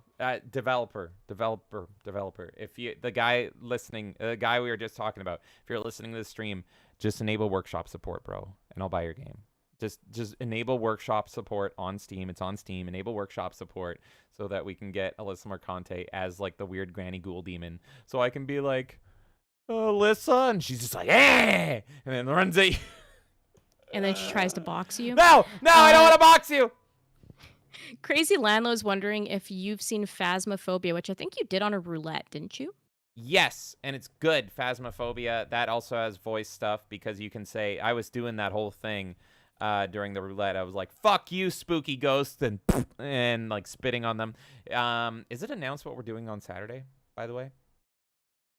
Yeah, I put it. You're talking about Company Boys? I already put that on the calendar, so that's public. If you want to watch me play a spooky game, I am once again playing a super scary spooky game this Saturday with the Company Boys, but I'm really excited for it because it's got influences in one of my favorite games of all time, Fear.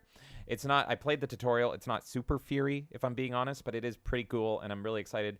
So this Saturday, we're going to be playing with Polydokin, DJ Axis, and Insidious Bliss, GTFO, and it's a game I've wanted to get into for quite a while, so I'm very excited. And that game is spooky. The tutorial, I was like, it was a spooky tutorial. That was even stream worthy. So that'll be this Saturday. But yeah, Phasmophobia is good. It's good shit. Snapple says, never apologize and submit to the woke mob. They just want to control you. Yep, yes. 100%. And that's exactly what my point was earlier. Like, these people don't care if you're apologizing. They want to win. They want a little check mark to be like, look, we scared this person into submission. So if it's a case of like fake racism claims or whatever, fake transphobia claims, don't apologize because you didn't fucking do anything wrong. And they just want you to apologize. And you try to appease those people and they don't fucking care. And then again, the people who stood by you regardless will be upset because you went back on your word. Yeah. So you do not win in that situation. Stand by what you say. Crazy Landlord says some people will just never understand that apologizing to these freaks doesn't work. Exactly. Third Degree says guaranteed this dev wears a chastity cage like socks. And JB says that's a big issue. AI art is just a mix of stolen assets. Exactly. It's better to avoid it, especially right now while it's still being figured out. Third Degree says NPCs use AI art and apologizing to Twitter bots. Fucked up world indeed. JB says earlier we had bots buying and selling fake bananas to each other. Yes. And Nightmare wants to update and say apparently the banana game drops are time-based now instead of click-based. Yeah, I was even seeing a thread because I was looking at it in real time that it's not even time-based anymore. You just you set a timer on your phone if you want to maximize it, and every 3 hours there's a drop. And so it's just your timer goes off 3 hours, you launch it, you close it, you get a banana. 3 hours goes by, you launch it, you close it, you get a banana. It's so dumb. Crazy T is here saying, hey guys, hello. And she said, how are you racist? You're not racist at all. Well, thank you. Because people think common sense is racism at this point. That's fine. My favorite comment, JB says, Kay is brown? When did this happen? I know, usually I'm turning white slowly. I mean, the other day I got called a Nazi white supremacist male. And then when people asked why, because I didn't fucking care. It's like, call me whatever the fuck you want. Yeah, the person was just like, well, you're brown. You talk about being brown, but like you act like a white male. So that's always fun. I love those. They're always so funny because it's like you're crying about like minorities and all this shit and defending them, and then one says something you don't like, and then you're like, you're just acting like a white male. So it's like, I thank you for the comedy. I just retweet that stuff and laugh. And then they blocked me because they got afraid of how schizo I was being because I went from like just like whatever responding to like posting gifs and they didn't like that they were all gifs of white people laughing. And then I just started retweeting everything they were saying. So they're like, "Yeah, you're this," and I was like, "Perfect." I just retweeted it, and then they blocked me. um, and yeah, Nerdinio says exactly, Grace D. You're not racist if you hate everyone equally. There you go. And JB says that is a bummer for that person's family, but in terms of the Dead by Daylight story. All right, do you have one more story you want to hit, and then we're gonna get into the game stuff. There's so many great stories, and oh my god, I wish I had time for all of them. We're already over time, so let's get into it right here, right now. This is a story I got from somebody I follow on Twitter that I followed them for a while. They're a good lass here. This is Eldritch Purity Sin, and I recommend everyone gives her a follow. She's a good lady there. So her @ is @Purity Sin. Thank you, Purity, for getting me onto this story here. I am a fan of Dario Argento, one of the greatest horror and psychological thriller directors of all time, if not the best. And he is a director of many movies, my favorite being Suspiria. So she quote tweeted this here and sent me down a rabbit hole.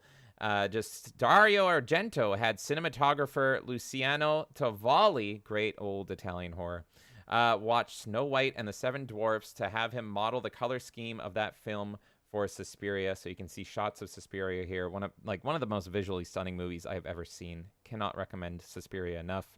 And just the color palettes compared to Snow White, just absolutely beautiful. But I had to do a double take here because I see Suspiria, I hit like. But Purity here said, "This is why I love Dario Argento. It's a shame we'll never see his video game." And I was like, what? Excuse what? Excuse what?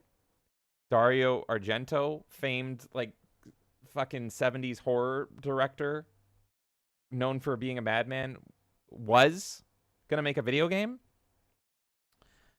So I tweeted that and I said he was going to make a video game. And she says, "Yep, I am dead ass sad. I lost the demo when my other PC died because it was an amazing little teaser." And for some reason, I didn't get the notification for this until way later. But here it is. This is Purity Sin Gaming. This is her YouTube channel. Good Lord, 101K subs. Good for her.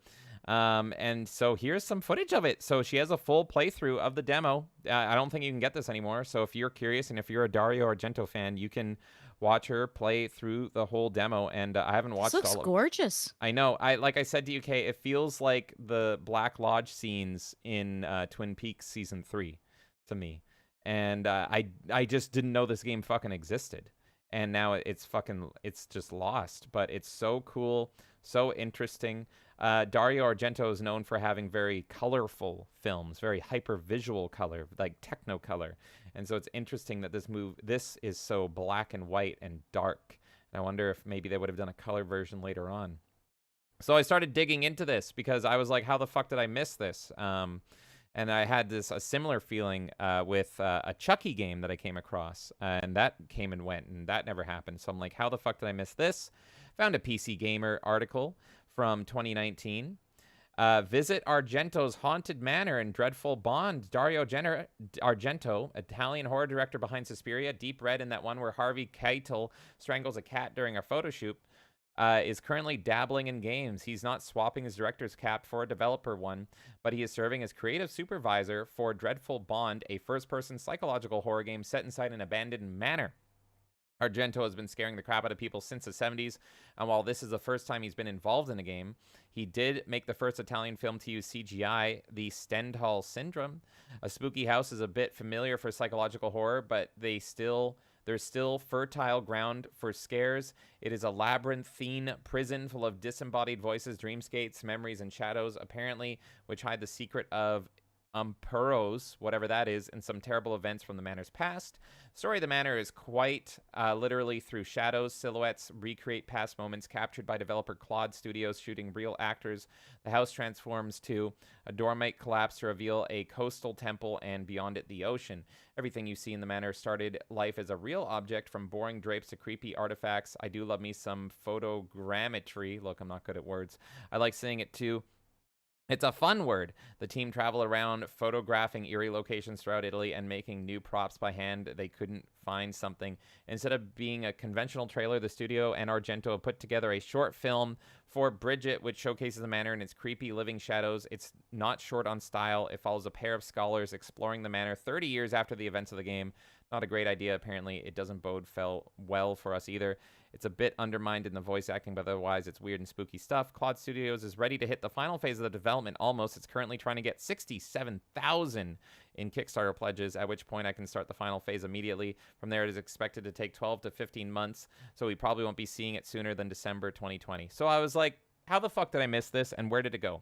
Why have I never heard of this? According to Purity over on Twitter, it came and went, and I was like, why, what happened? And then I look up the Kickstarter and I go, oh, goal of $87,000 Canadian. It hit $38,000. Damn. And so I ask, what the fuck happened? And is this a case of, did people not know about this? Because I didn't know about this. I could have been convinced. That's a really deep budget, though. Yeah, for an indie game. And then they also have a Twitter here, and, you know, it's for the game, Dreadful Bond, but they have not tweeted since 2020. So it is dead. It is dead and gone, and this game will never be seen. But if you would like to look at a little taste of what could have been a great horror game based on the pedigree, you can go follow Purity Sin Gaming and watch a full playthrough of that. And that's unfortunate. So I just wanted to give a showcase to that because I, you know, love that director, and that would have been a really cool horror game. That would have been awesome. I would have absolutely played that.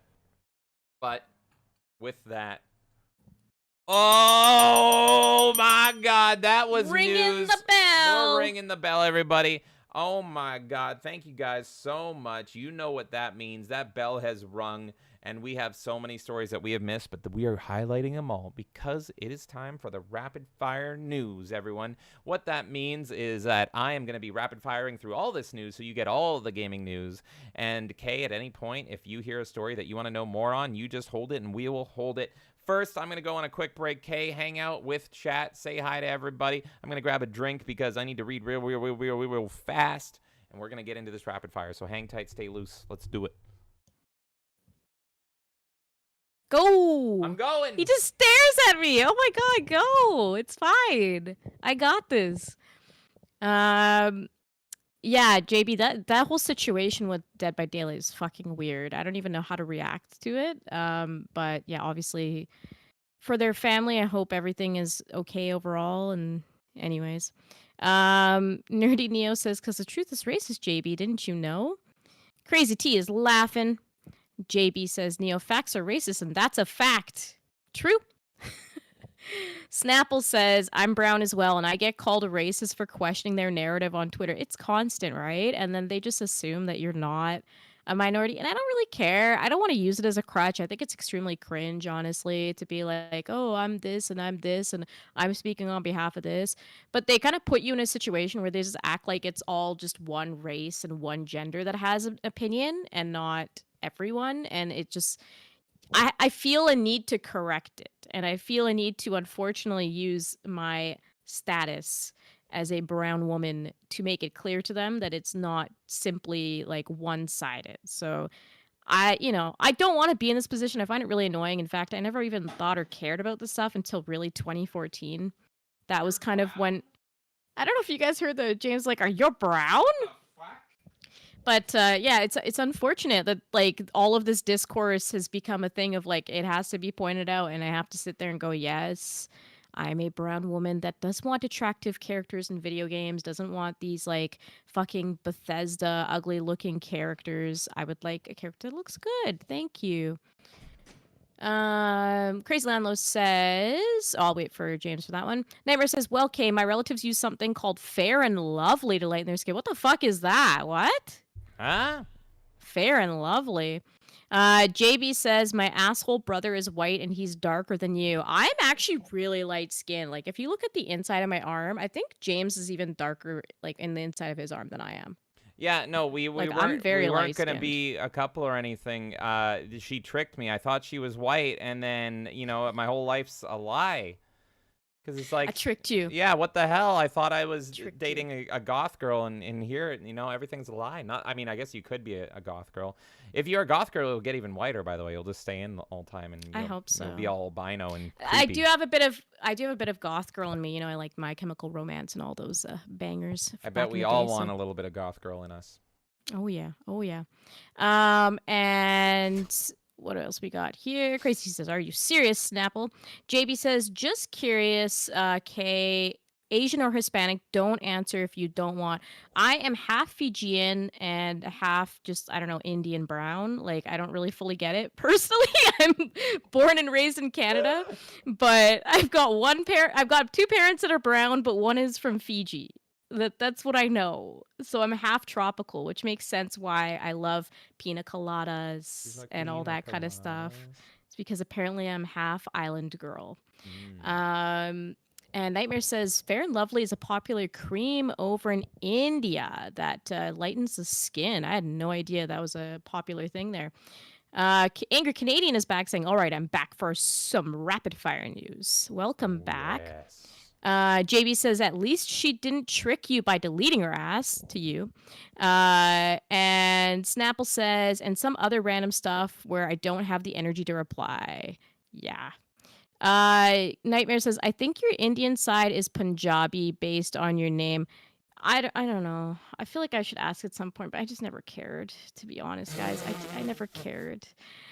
But like, if we're talking about my first name, the inspiration apparently behind that, if you guys care, it's such a boring story maybe, but my mom saw her name in a magazine like when she was a teenager, and this was before she became an actress or anything. Like Charisma was like the Charisma Kapoor was just born, I think, I want to say, or like super young.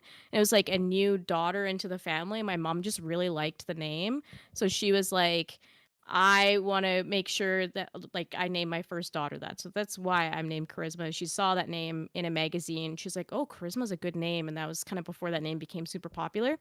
And before she even became like an actress. This is when she was like a young kid. So, but yeah. And then James, I want to go back to, my last name, Nightmare. Yeah, but that's a whole thing because usually that's a middle name, right? I mean, if you guys tip, you know what my last name is. But if you that's usually a middle name, but like when people immigrate, they like screw it up, and then so it's supposed to be something else actually entirely. And the Fijian thing is for my dad's side. So I don't fucking know. What's your social insurance number? I will tell you everything about me. I don't care. Where else am I here? Yeah, so I wanted to read Crazy Landlow's comment when you were back here. So he said, "Remember when I flipped a tank on Halo MCC and you spawned under it? I'm putting that on my YouTube channel sometime next week." That was a fun night, so I'm glad that, you found a clip that you like. Crazy Landlow, feel free to send me that link afterwards. I've got a little channel on Discord where I post like stream clips, and I do include like appearances, so you might find some stuff from like side scrollers in that channel, for example. It's just a little place that I put like, oh, somebody put a short of us, or somebody put like a clip of us being on their channel or whatever else. I do pop it in there, so feel free to send it to me. And JB says, "I don't care either other than curiosity. There are wonderful and horrible people of every race and color. Treat everyone as an individual." Neo says, "You're the only person named Charisma I've ever heard of." You know what's funny? I actually know another Charisma. They don't live here, but I know them, and they're like in Los Angeles. You should I Highlander fight them. Right? I know. And then so I actually know someone else. You can be the only one. I should. Also, there's Charisma Carpenter from... oh God, what is she in? From Buffy and Angel, yeah. Cordelia. Her real name's Charisma. Yeah, there you go. You have to go fight Charisma Carpenter. You can take her. If Joss Whedon could take her. I love her. No, I won't even fight her. I love Charisma Carpenter so much. Would you see Joss Whedon? But if Joss Whedon could take her. Well, Joss Whedon's a fucking asshole for how he treated her. Shaka Zulu says, "I know a Charisma from San Diego." You know what's weird? It's even humanly possible we know the same person. It's completely humanly possible we know the same fucking person. That would be so funny if it's true. You both know Charisma Also, hi, Carpenter? Shaka Zulu. Hi. Yeah, totally.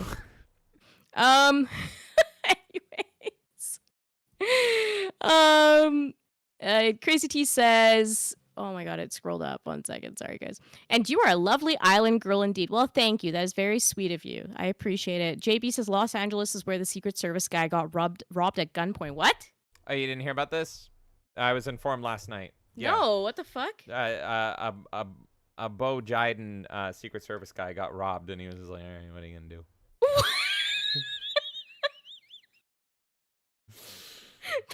That's the state of America. Even the Secret Service can get fucking robbed. Oh my god, even the highest security people. The highest security you can get possible got fucking robbed. Holy shit. Oh my god. Dungeon says, sorry guys, I was playing Quake. I completely approve. I'm a Quake girl.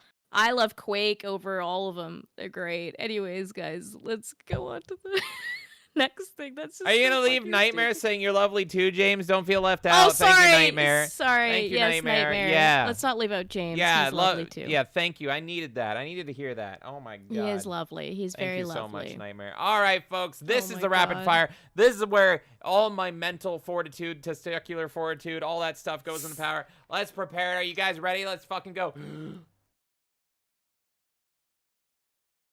Chug, chug, chug, chug, chug.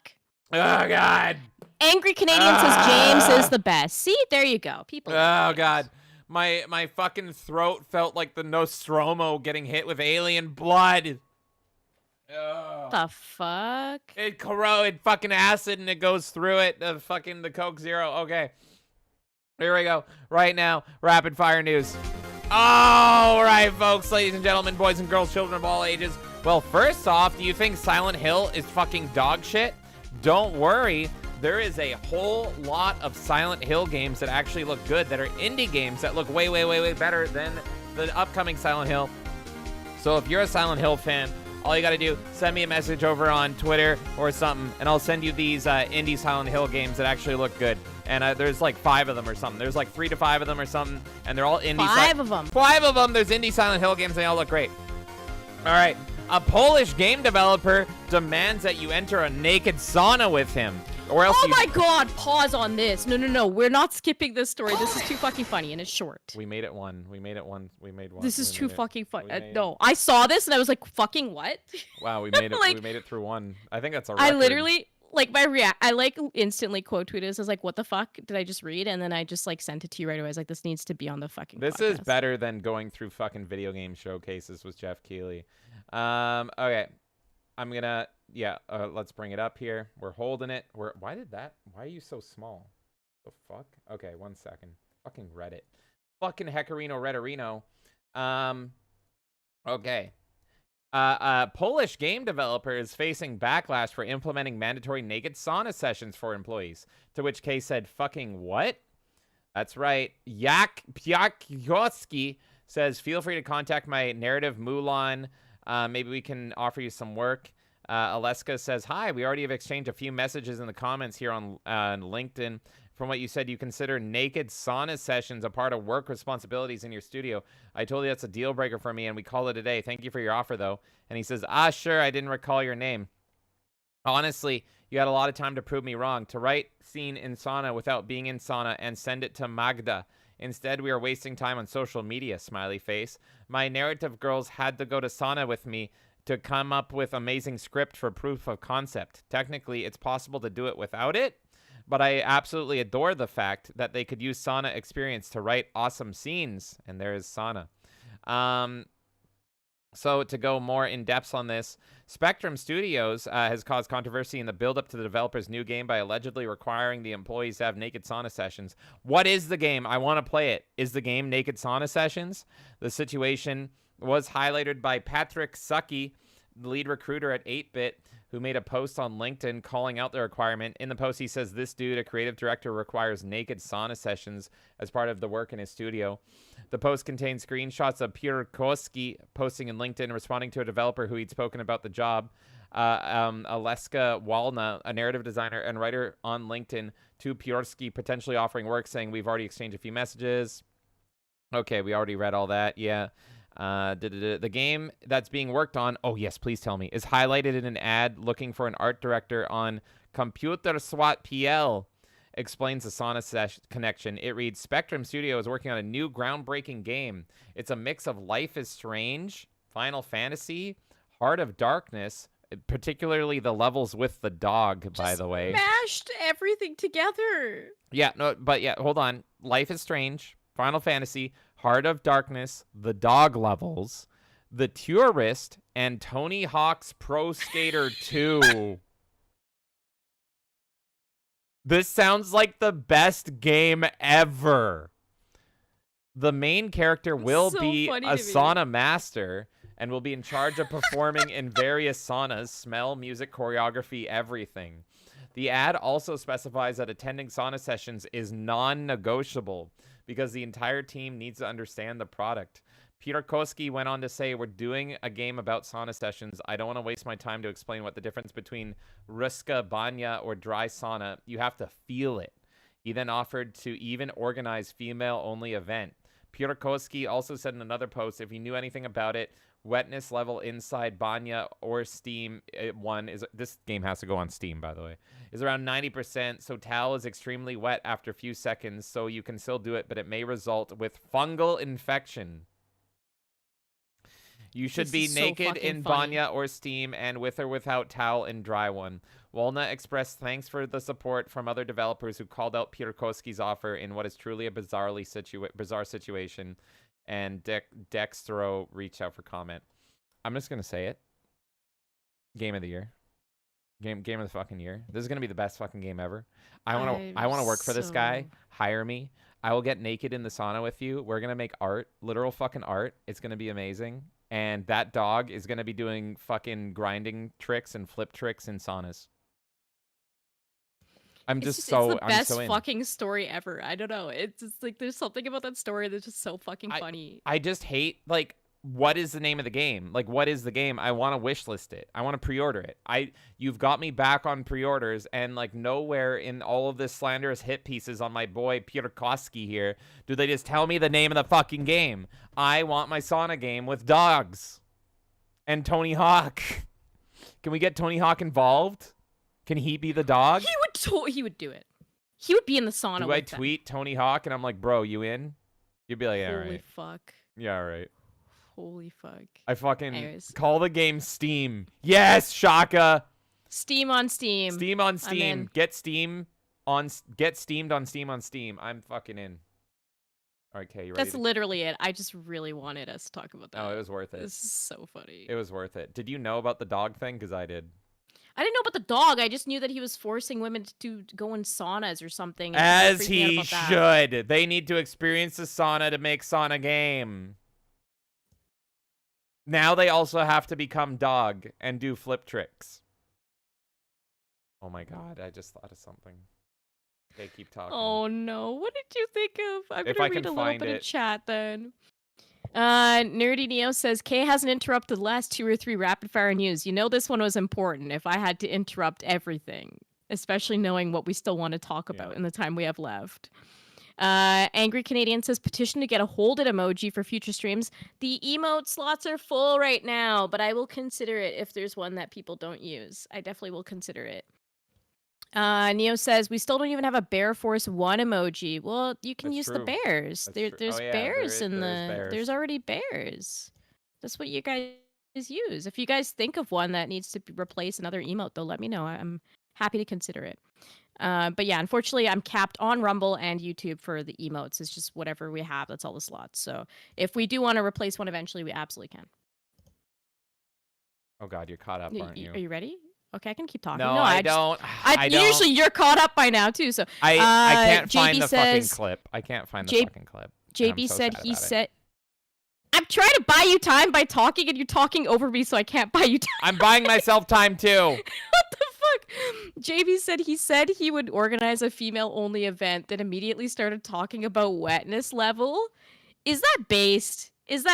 I don't know anymore. It's kind of a little based. It's kind of funny. You're not forced to work. Like, you know up front going into this company that it's a requirement. Like, the person that said no knew ahead of time. It's true. Like, you know what I mean? It's not like he's lying or anything, so. Shaka Zulu says Thailand sauna mods. My dad would play Sauna Simulator. Oh my god. And Chaka also says, I can't wait to play this game. I'm buying the Golden Shower Edition day one. Hell yes, baby. Hell fucking yes. Holy fuck. Did you find it? If not, I think it's just time to move on because we have so much to talk about today. Wait. Women. Oh my god, I found it at the last. Okay, I literally found it at the last second. Okay. Okay, hold on. I need to. Let's see if this links properly. Yeah. Women. I got it. Okay, everyone. I think I have found. I don't even know if I should play this. I think I have, but I've built it out. I have to now. I think I have found the original backer of this game, ladies and gentlemen. And he is no longer sadly with us. Women are like dogs. Now, what do I mean? You have to treat them like you would treat a dog.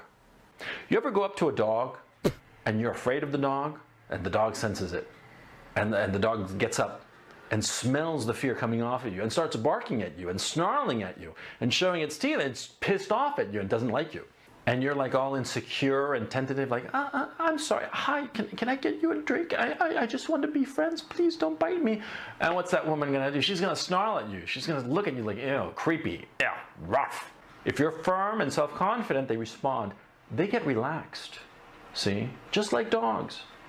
You go up to a dog, you know, a big, mean Doberman Pinscher, right? Or whatever, some Germanic, what's a Rottweiler, right? Or a pit bull, you know? You go up to that dog, you know, and you say, hey, don't fuck with me, dog. So that's what you have to do. You have to treat women like dogs.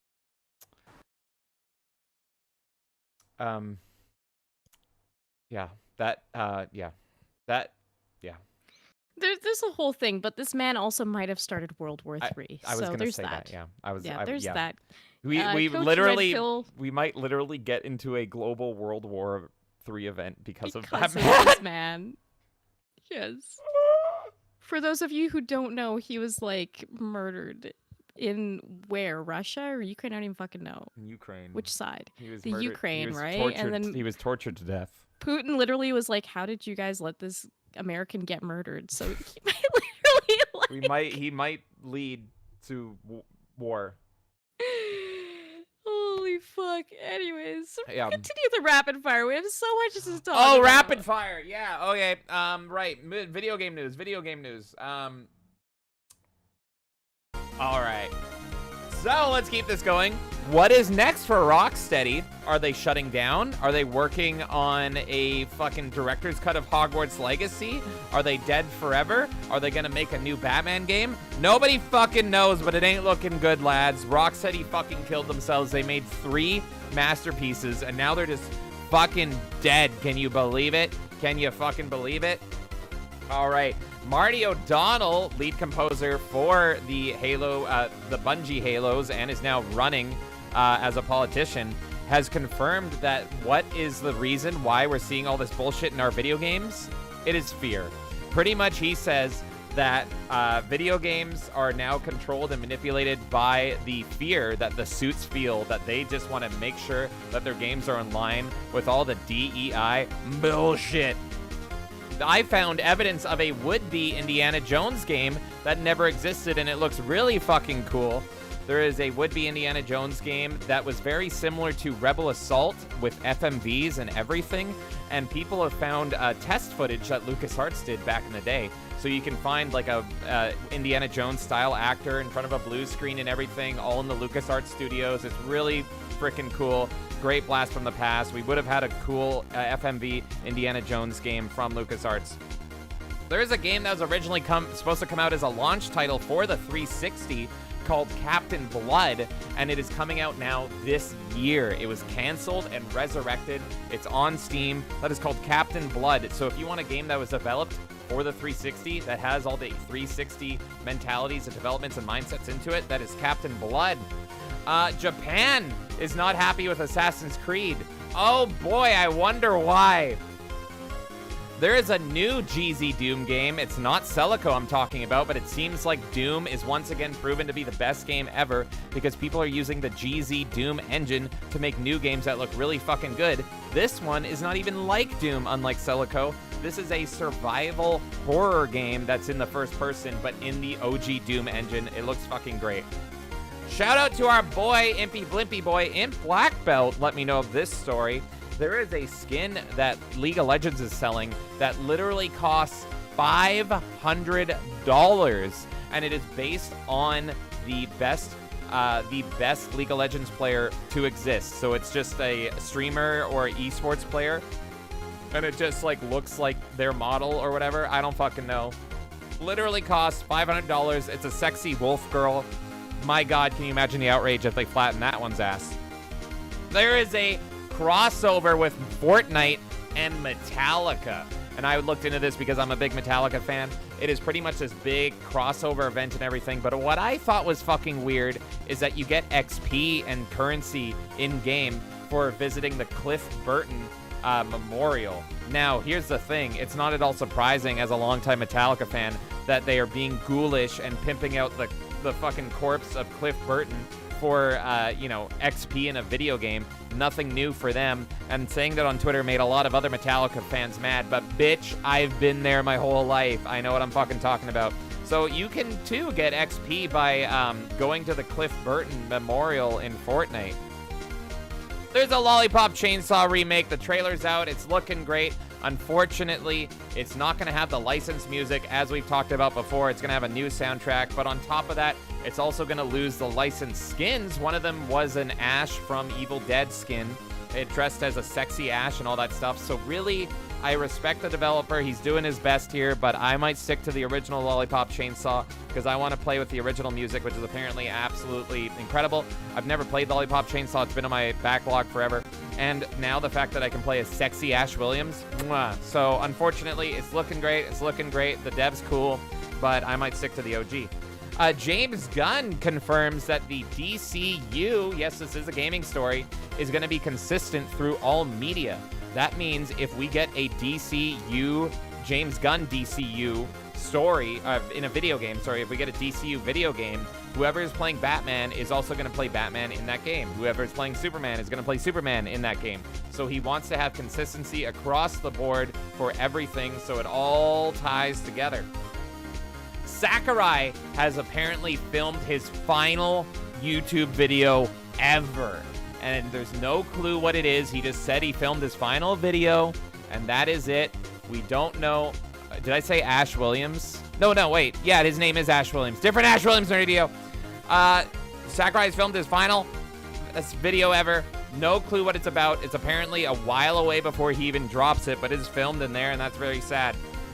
Old Doom wins again. Everyone's excited for Doom the Dark Age or whatever. But guess what?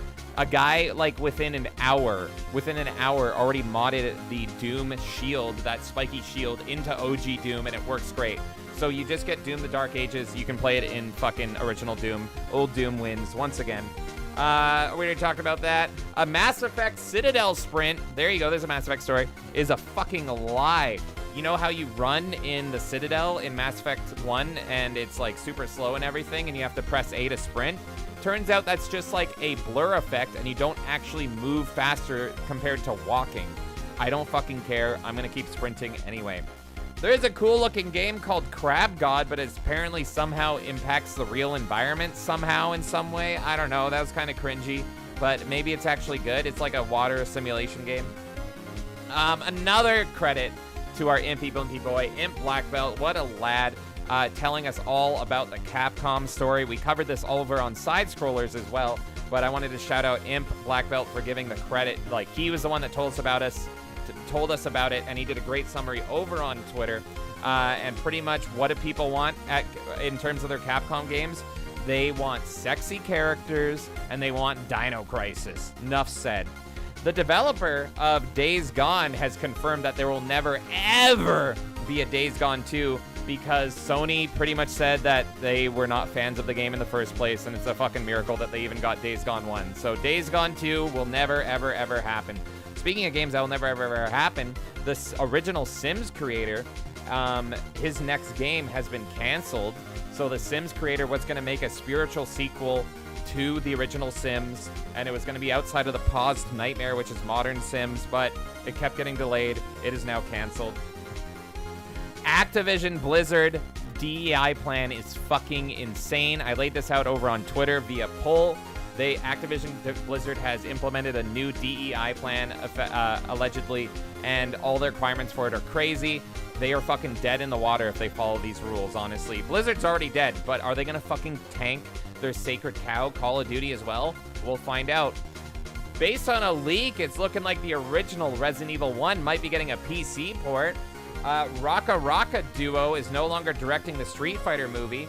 PS5 is finally getting Discord properly. You no longer have to use your fucking phone or a computer or something to like hotwire Discord in. You're just going to be able to use Discord right out of the fucking console. That's live time. today. Oh, thank you. Major Nelson of Xbox fame has joined Unity. Kick seems like a real cool place to work. I'm just going to say that. The last Splatoon player just got disconnected. For our fallen squid. He is now a kid. Uncharted 2, the movie is happening. Why? No one liked the first movie. No one liked the fucking Tom Holland fucking shit show. Cast Nathan Fillion already. Apparently Nick Rekieta prefers the PlayStation. Don't know why that is. Slipknot is doing a Shin Megami. Go look at my Twitter if you're wondering what that means. You'll understand. Slipknot is doing a Shin Megami Tensei crossover, but I don't care because Corey Taylor is the biggest piece of shit in all of metal. Texas Chainsaw, whose original developers, as we covered previously, are going through layoffs and everything. They're celebrating Pride. Yeah, Texas Chainsaw, the game about crazy mass murdering lunatics and cannibals, decided to celebrate Pride in their game. Makes sense. Valve is going through another Monopoly lawsuit. The AEW game literally added an Audrey Edwards mode. I shit you not. And it's Audrey Edwards riding a fucking horse and shit, and there's explosions. If you're an AEW fan or an AEW detractor, you know. You know how much of a fucking nightmare that is. The Wukong Monkey Game King may or may not be getting shaken down by Sweet Baby Maybe for $7 million dollarinos. Oh my god. PlayStation Portal is actually finally getting public Wi-Fi update. It's about fucking time. That should have been out of the gate. The COD file size is like 300 gigs, but then drops to 100 gigs or something, and the single player is always online. And Jurassic Park Survival got new screenshots, and it's looking pretty. And with that, that is the rapid fire news. Good job, James. That was great. A lot of great stories in there as well. I wish we had time to cover, but I think you did a really great summary of them, and people can look into stuff even more. We've got Ice Cold in chat saying, Night Owls Unite. Hello, Ice Cold. Welcome to the show. And I also want to say a big happy birthday to Mr. Paul Hadoken, who has entered the chat. How was your birthday stream, sir? I hope it was a blast, and happy birthday to you. And also 20 of you watching on YouTube right now. Thanks for hanging out with us so late at night, guys. But like I said, James, you mentioned it too. Some of those stories we did talk about on Side Scrollers. So if you want to hear a little bit more about our opinions on Assassin's Creed or on the Capcom story, thank you again, Imp Black Belt, for bringing awareness about the Capcom story. Shout out to you. Go and check the League out of Legends story. Yeah, but go check out Imp Black Belt's tweet about Capcom. I think he summarized it very perfectly. And if you're curious on our opinions, we did talk a little bit about that on Side Scrollers. It might even be something we revisit later because I think it's just such a great graph of what gamers actually want. But yeah, with that, let's go to our final segment here.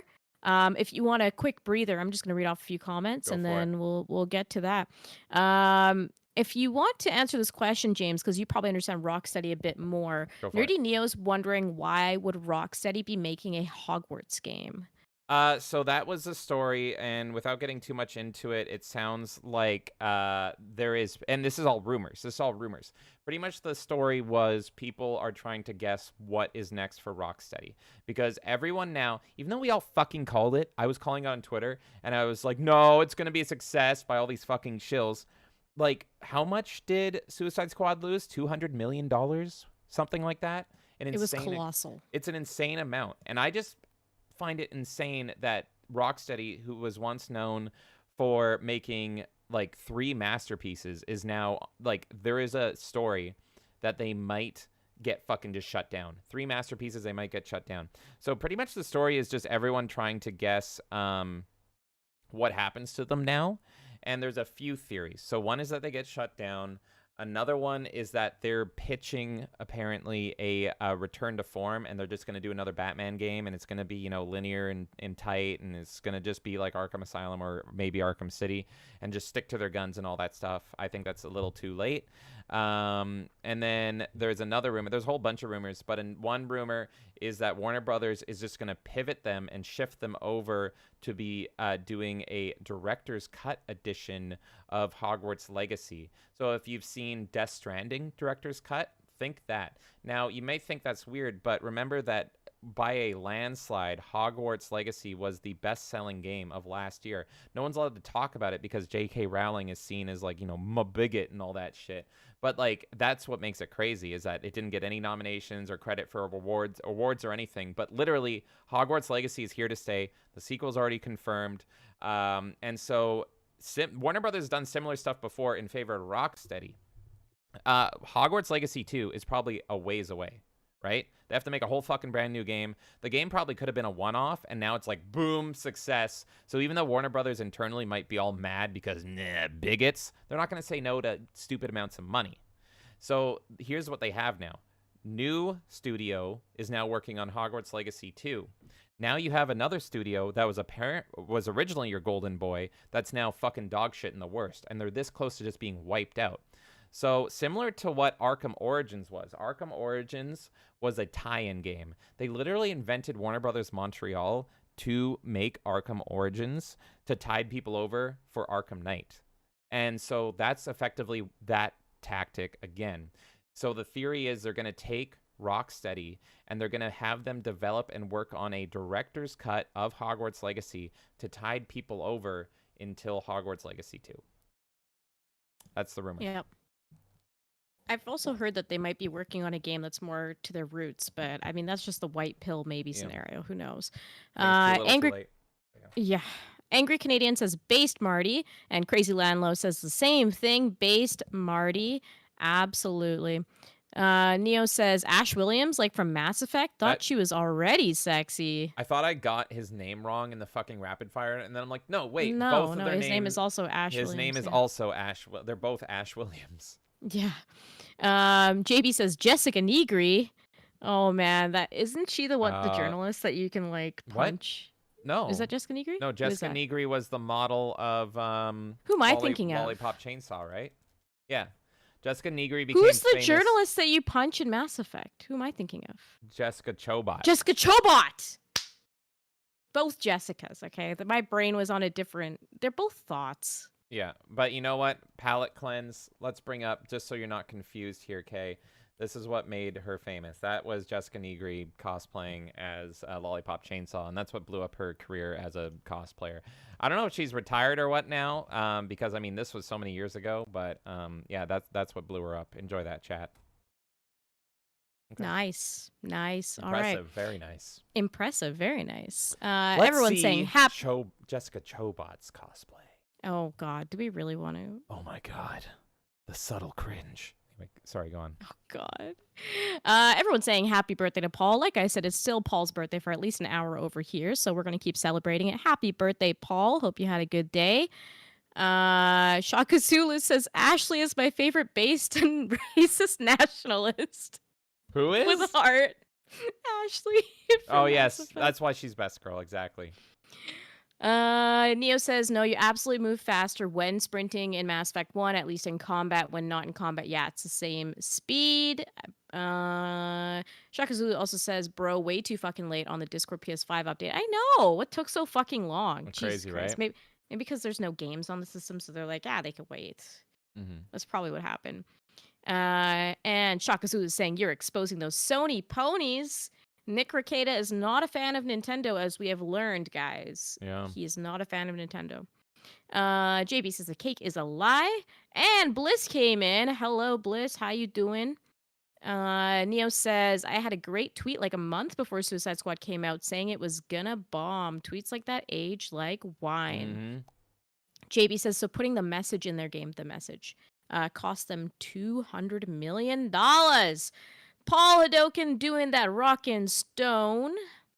And Neo says, I saw 3 major gaming YouTube channels talk about Suicide Squad failure this week, and not even one mentioned SBI, and that's because of the Jason Schreier thing. Is that Jason Schreier? One of them. Yeah. Hold on. He's the one. He did this whole thing, and he's like, everyone thinks it's this, but it's really all these things that led to the failure. I have something I should bring up on this. Let me see. Oh my God, it was marked as content here. So yeah, on the Jason Schreier thing, Jason Schreier said, I asked 24 people who worked on the game what went wrong, and not single one mentioned the word sweet baby. You are chasing angry hallucinations created by grifters who make money off your rage. And then someone said the myth of DEI. And then I like this response here. First off, they buy into that shit, so of course they don't think it's actually a problem. Second, if anyone actually did realize it was a problem, do you really think they would just up and admit it? They aren't too stupid to realize that speaking up about it is a fast trip to getting fucking crucified in unperson. Trusting anyone with your anonymity isn't worth fucking jack shit. Exactly. And then Jason, quote, I knew about Blizzard shit, but waited until I could cash in on it before I told anyone about it. Schreier. Yeah. Forgive me if I don't Fuck you. Forgive me if I don't believe a scrap of what that rat says about anything. Dude is ex-Kotaku, for fuck's sakes. I have no clue why people take his opinion seriously whatsoever. So, yeah. This fucking guy fucking virtue signals and all this shit, and then waits how long to write a book to expose everything that happened after it's already fucking leaked out in the open. He didn't fucking break the story. Fuck you, asshole. You knew about this whole time. You just waited to profit off of it in a book. Piece of shit, man. And chat is correcting me saying that's Jessica Chobot. Yeah, I don't know. They're all thoughts to me. I don't fucking know. Nightmare says Jessica Whatry? Jessica Cheese Puff. There we go. That's Jessica a deep cut from earlier. That's a deep cut from like early on in the stream. If you were around in hour 1. If you know, you know. Neo says Chobot disappeared from the internet. Shaka Zulu says, I'm sure the Rocksteady team is completely cleaned out at this point. Yeah, I think so too. Neo says Jessica Cheese Puff is so freaking hot. Is that our new code word? Oh, yes. No. Yeah, that's a new code word. Oh, God. JB says she does a good Pikachu also, and Crazy says you punched a journalist. James, no, in Mass Effect, there's a moment where you can choose to punch a journalist if you choose to. And I do it every time. That is, yeah, and I also do it every time. Punch a journalist just like you punch a cheese puff. Exactly. I'm not. In the game, for the record. Yeah, in Mass Effect. Punch cheese puffs in Mass Effect. There you go. Nightmare says, like I told James yesterday, Rakeda doesn't like Nintendo because he's not a Switch. He's firmly a bottom. Neo says, a bunch of shills in the comments of those videos were arguing with me that SBI had nothing to do with Suicide Squad failure. They're just always going to... The thing is, people are going to double down on this forever, and it's fine. We all understand what is going on. There are people that are ignorant to the truth. They can be that way. That's fine. Shaka Zulu wants cheese puff emotes, and Neo says Jessica Chobot isn't the journalist you punch in Mass Effect, though. I don't know. You punch a journalist. I have no idea. There's a chick that you punch in Mass Effect. That's all I remember. Yeah, you punch. It's like, you're telling me I can hit a woman? Yeah. Press. And Ice Cold says, all my homies hate journalists. True. Okay. 100%. Let's take this time now, James, to dive into our next topic because it is a big topic for our Anything Goes. I consider it an Everything Goes at this point because we're going to be talking a lot. We're going to spend, I think, about an hour on this topic, including talking to chat. So we'll probably be done here around midnight. So Sounds just good. to give everyone a heads up. Thank you for everyone hanging out. We've got 20 people on YouTube right now. Thank you so much. Okay, so folks, it's time for Everything Goes. Not Anything Goes. Everything Goes. So here is what we're talking about today. If you live under a gaming rock, you may have not heard this, but in the span of the 2 weeks in between the last show and this one, there was an insane amount of gaming showcases. People pretty much called this the replacement for E3, but it took place over days. And we are going to talk about that. We had to decide how to handle this because there was so much gaming news outside of these showcases. So I'm like, this could have been the whole show. The on whole its show. own, Yeah. in my opinion. So we're trying to condense it into 1 hour as best we can, but it could have really been the whole Exactly. time. So it was like, do we go and make it the whole show and then we have like ignore other news, but that's not fair. So we are going to give our thoughts right here on all the gaming showcases, at least the primary ones. And I think it'd be fun if you guys do this as well with us. We're going to score it just like we're IGN and we're colluding with horror developers here. We are going to give a score out of 10, at least to the ones we watched. And this is going to be very loose. It's anything goes because even in one show, how long have we been live? We've been live for 5 hours. Yeah, we've been live since 6 p.m. Okay, I'm not joking. If we covered every single gaming showcase that has been live since our last show, and that was all we did today, we wouldn't be able to do it in 12 hours. It's insane. No, last time we did the Nintendo Direct and the State of Play together, there was one time that happened on the same day as our podcast. Yeah. And that took us, I think, 8 or 9 hours, if I remember correctly. So let's look at this. I'm at least going to acknowledge every gaming showcase that has happened. We, of course, covered the limited run games one during the main news portion of the show. But Steam has put together a nice little page here where they called it Steam's Summer Showcase of Summer Showcases. There was so many summer showcases that Steam condensed all of them, at least all the ones I know about, into one page. The only one that is not included here on this page is the Nintendo Direct, because that one took place after this event. So here is all the showcases, and also this exists plus the Nintendo one. Now, I'm trying to know which ones we watched, Kay. So here's what I think we watched. And I don't know, we're going to pretty much, you and me, decide on the fly if you want to skim through some of the other ones that we didn't watch. But you and me watched the Summer Games Showcase, the Xbox Games Showcase, the Devolver Showcase, the Nintendo Direct Showcase, and you watched, and I don't give a fuck, and that's why I didn't watch it, you watched the Ubisoft Showcase. Yes, and then we also did PlayStations as well. That happened in the last one. PlayStation was early. We covered the PlayStation State of Play in the last episode. Cover, yeah. Yeah, so that one was actually early. So the State of Play occurred during the last podcast. That happened like the Wednesday before the last podcast. Yeah, we covered some. So that's not part of this. That's not part of this. But yeah, they did. PlayStation was super early, and they had one good-looking game. They had Astrobot. So for anyone who thinks we're excluding PlayStation, we did talk about it. It actually got make sure that was clear on everyone's end here. Yeah, we talked about its 3 games: Silent Hill, Fat Women, Concord, Fat Women, Astrobot, Game of the Year. That's the summary. Exactly. So let's take a look at this here. I'm going to list off all the showcases, and then, Kay, you and I can decide which ones we want to look through. I'm going to be with you skimming through the ones we have watched, and we're going to just be reminiscing. And I also have some bullet points before we close off the night of things that I want to talk about as well. Perfect. So let me just go. And Chad, on your end, I encourage you throughout this, feel free to talk about games that you enjoyed from the showcases or that you didn't enjoy, even if it's not the ones that we're on topic of. If there's anything that comes to mind that you were interested in during that, feel free to talk about that.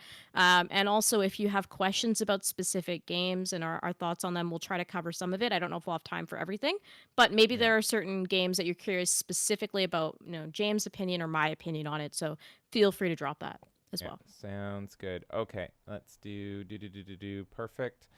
And okay, I'm gonna just get all my links here. I've got links and stuff here. Okay, perfect. Perfect. Okay, okay, yes. Okay, perfect.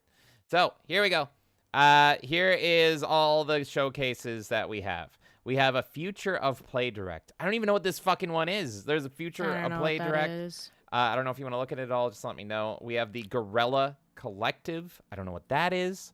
We have Volvi's 15th birthday party. Now, this one we did watch. And we're gonna we did watch this, so we should talk about it. I have that one up. We have the Future Game Show Summer Showcase. Didn't even fucking hear about that. Don't care about it. We have the Summer Games Fest. That's the Jeff Keighley one. That was the big one. That was the one that wasn't exclusive to a system or a developer. That was just the big E3 one that cost a fuck ton of money to get your game shown.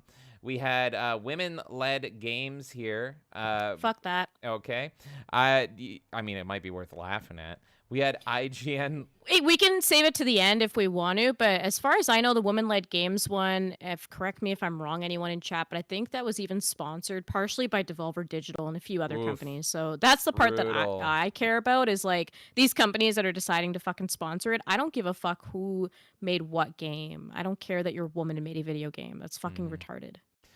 We have IGN Live, which I did not watch. I don't care about IGN either. We had the Latin American Game Showcase, which is also quite funny. We had Steam Next Fest, which that's interesting. Let's look through that one. So Steam Next Fest, I can just tell you, Steam Next Fest isn't so much a showcase. It is a Steam page. It's a Steam event they always do, and it's really good.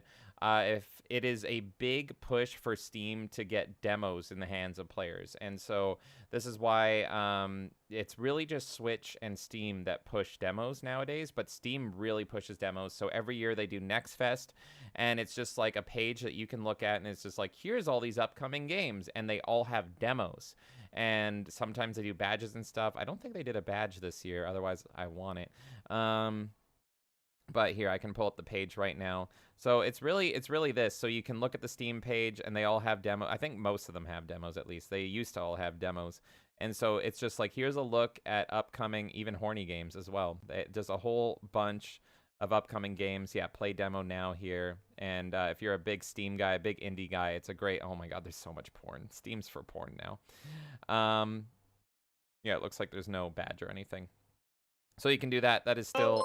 No more Oreos! No more Oreos! Nightmare tipped $2. My favorite things were in the Nintendo Direct. Finally getting Ace Attorney Investigations remastered and localized. And finally a new Mario and Luigi RPG. 100% Nightmare. Thank you so much. And yeah, I'm very curious what else you guys think was your favorite. I will save my opinions for when we get to that, that's for sure. But yeah, Nightmare, you know what? You have great taste. And I think I might agree with you. I'm just saying. Yeah, I have a few other things that I took away from it, but those are very big deals, I think. Perfect. Okay. So. Thank you again, Nightmare. We have the Xbox Game Showcase, which we did look at. The Wholesome Direct. I have no idea what this is, but I bet it's fucking garbage. The Wholesome Direct? Yeah, there it is. No, Wholesome Games Direct. Look at you. You don't want to... You can get a preview of all the games on Steam. You can click all these and like get a little preview if you guys are curious. This page is fucking great if anyone's curious about it. So you can kind of see, like, it links right here, the fucking thing to watch, the fucking showcase to watch. But you can also see, like, these all look like Tumblr bait. This is all just the worst of the worst shit. And then the PC Gaming Show, which I usually watch, but there's just so many showcases, I didn't watch the PC Gaming Show. So I think the PC Gaming Show... Yeah, I missed it too. The PC Gaming Show might be the one to look at. I'm going to quickly just look at women-led games here. So here's the page. Oh my god.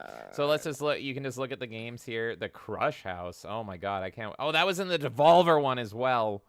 That's what I'm saying. Devolver sponsored this shit, Yeah, man. so they're fucking double dipping. This is Every more... time I see women-led things now, I always see Devolver as like one of the biggest sponsors, and it's always like swept under the rug by other news. But I've noticed it more than once. You know what's funny is this is more like I like that they did this because it's more like I can look through and see what games are here so I can avoid them.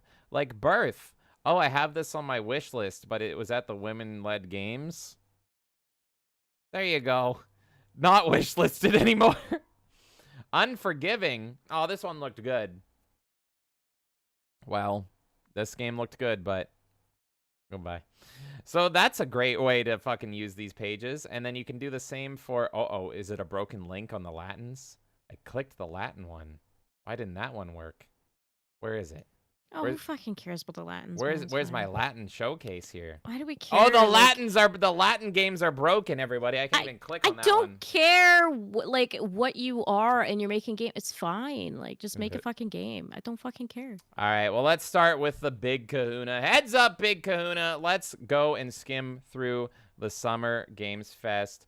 Let's see. So we're just doing this on the fly. Let's skim through it. I noticed with all of these, Kay, that like the games were like boom, boom, boom, boom. They didn't like leave time for like cringe. And I missed the E3 cringe. So we started off here. with Jeff. There's probably a few reasons for that, though, right? They We want to found avoid out it. this year what the budget was, for example. So Yeah. to get your game showcased, you're spending so much fucking money just to be there. You know what? So that doesn't surprise me whatsoever. That they just were like, let's milk it for every fucking dollar we can. We're gonna do the 2-back. We're gonna do the 2x speed here. You're gonna get Jeff Keighley at fucking speedy zone here. So yeah, we start off with this game here. This was Horizon. Was this Horizon? Yes, this was Horizon fucking Lego. Now, I thought this was fucking funny because it's like, I thought they were going to announce like PlayStation Lego. And I'm like, that's a cool idea. So you'd get like Sly Cooper, Crash Bandicoot, and God of War and all this stuff. Yeah, do like the mascots, right? That would have been great. But no, it's literally just Horizon. Literally just Horizon. Like, they fucking act like this is a big IP or something. Like, okay, I know when the first Horizon Zero Dawn, people liked that game, right? But who is actually playing the other ones or cares about the other ones? Like, as far as I know, it, like, tanked and went down. And this is another thing is it's going on Switch as well, like, which is crazy. Yeah, it's just so all once again, strange. PlayStation Of all has, IPs, they're putting their eggs in the Lego Horizon basket. yeah, PlayStation has no games. So next game, this looked good. This was like I don't know, a spooky horror game. I don't really remember it. I'm trying to go for like the big ticket ones here. We have, oh, this game looked great. This game looked fucking awesome. So this was like Jailbreak, and it's obviously YouTuber bait, this one. This was like 100% YouTuber bait, but it's like 4-player, like you play these cute mouse guys in first person, and like I usually avoid the YouTuber bait, but I thought this one looked super fun. Like this would be fun to stream with you guys and like get a 4-player co-op session going. And this was the same makers as another game. What was this one? I can't remember what else they fucking developed. But anyway, I thought this game looked great. Okay, feel free to interrupt at any time as well. Star Wars Outlaws had a showcase. We already fucking seen that. Who fucking cares? Like, that was the thing. Like, the games, like, just came and went. They fucking came and went. Like, it was super fucking quick. What is this, Dune? All right, yeah. So the Dune, it actually got a bigger look. Is this Dune? Actually, I don't fucking remember. What the fuck is this? Civilization, new Civilization. Kay, talk about this. Were you excited at all? I'm so fucking hyped for a new Civilization. I mean, I want to see more on it before I fucking comment completely, but this is one of the games I'm probably going to buy day one, if not very close to launch. Super, super hyped. This is going to be a PC game for me. Oh, shit. Because Civ just feels so much better on PC. We had the. I don't know. Are they adding it to other consoles? I think so, right? They must be. Because the last one was on Switch, if I remember. This is the Monkey King game that Sweet Baby may or may not be extorting for $7 million. I don't care about this, but people fucking go apeshit, no pun intended, for the Monkey King type games. And it's going to be a Souls-like Monkey King game or whatever. So China. I'm also interested in this game. I think it looks really fun, and I love the Monkey King stories. So I'm sold on this one for sure. I don't know what the fuck the Sweet Baby controversy is with this still. It's all like muddy and confusing, and a lot of translating Chinese to English, but. I'm going to take a look at this You had this VR game, and I'll just say, here was the one interesting part. This shot. This thing was the one interesting shot of the game. You can't really comment why, but this was the one part of the game that looked good, in my opinion. Okay, keep going. What was next here? Fucking Once Human. I don't even remember that. Oh, yeah, you had, like, more streaming shit. Who fucking cares? Space Marine 2 looks so good. I'm hoping that what's her name, eerily realistic chick, is like completely removed. And Sam Maggs. I hope Sam Maggs' influence on that game is completely fucking gone. For the love of God, what the fuck is this here? I don't even remember these guys. Oh, this was that Persona-esque game. Are you excited, Kay? I don't care. I'll probably check it out, but it's not something that's super grasped my interest. Besides it being like kind of snazzy with the visuals. Mm-hmm. I'm always down for like another, Persona type game. I can't get into Persona itself though, because it's just so convoluted. And I love the idea of Persona, but it's so much about like living the day to day. So I'd be interested to see if this game is similar to that. If it's not, then I'd probably be more sold on it. Okay, interesting. Let's keep it going here. What the fuck was this? More anime games? I don't even know what this is. I watched this whole thing. This just looks like a normal JRPG. I don't know. JRPG. I like these kinds of games. I'm it's always the like, same I'll game. pick them up eventually. That was the cinematics for that game. Oh, is it the same one? I didn't even know. You have Camouflage here. Remember the makers of Republic. Oh, this was, yeah, this is Arkham VR. So okay, so I can talk about this one. This looks good. I'm not gonna buy a whole fucking MetaQuest 3 for this, where it's exclusive. You got Roger Craig Smith here doing the voice of Batman. Cinematic is very much invoking Arkham City. I think it looked good. And I would like to play it, but I'm not gonna fucking buy a whole MetaQuest just to play it. I'll probably just watch a YouTube video playthrough of it, and someone's gonna play through it in like 20 minutes. And then you had this woman replacing Jeff Keighley. So what the fuck was this? I even know what the fuck this was, but this was annoying. Oh yeah, this announcement. So this was Fatal Fury Cross Street Fighter DLC, if I remember correctly. Oh, yeah, it looks so fucking good. That's right. Yeah. Sexy characters. That's all I can ask for in this damn world. I'm sold. And I remember By the way, guys, I'm on a 10-second delay seeing what James is showing on screen, so Oh, if I'm I'm sorry. like delayed response, that's why. So Oh, damn. Sorry about that. But yeah, so Street Fighter. no, it's fine. That's just how our podcast works. I'm just letting Street people Fighter- know so they're not like, why? Street Fighter Fatal Fury. And yeah, I thought that looked good. I haven't played Street Fighter yet. Oh, this looked okay. This was Dynasty Warriors meets Dwarves, but like cheap and indie. This looked okay. So like this is gonna be a theme. I'll just say it right now. A theme for me and my feeling on all these showcases is like the most I would have is like, yeah, it looks all right. There was no point where I was like, oh my god, oh, I'm so excited. I would say there was one that we'll get to that I came the Tears closest. of Metal looks great. I'm not really appreciative of like the art style, but everything else around it looks really fucking fun. Yeah. Dynasty Warriors, you've got a roguelike, you can co-op in it, like great level up system in it. I think that's going to be a lot of fucking fun. And it's Vikings, I think, or dwarves, I don't know. Okay, do you have I anything to can say tell. about new Dragon Ball game? There's so many fucking Dragon Ball games. I'm sure Dragon Ball fans are excited for this. I'm also a Dragon Ball fan, but I'm still playing Kakarot, so Yeah, I'm not going to people- pick up this game until it's irrelevant because I just have so much to work through.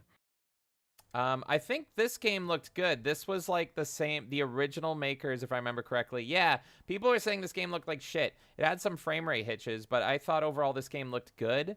This is apparently the original team that worked on Rainbow Six, and this was like one of the games where I'm like, that doesn't look bad at all. So it's original Rainbow Six team, but it looks more like what Rainbow Six was, and it's like co-op and everything, and you move through missions and all that stuff. But it'll also Delta Force Hawk I'm trying to Ops. figure out what the missions are because that could almost go into a Payday direction or something. Yeah, but it was like you're like squad and you're taking down like terrorists or whatever. So to me, it looked more like Rainbow Six than like Rainbow Six Siege does anymore.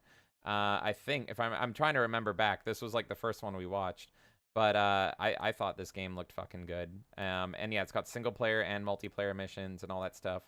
And then what the fuck is this? Oh, okay, this was another Fatal Fury, I think, announcement, if I remember correctly.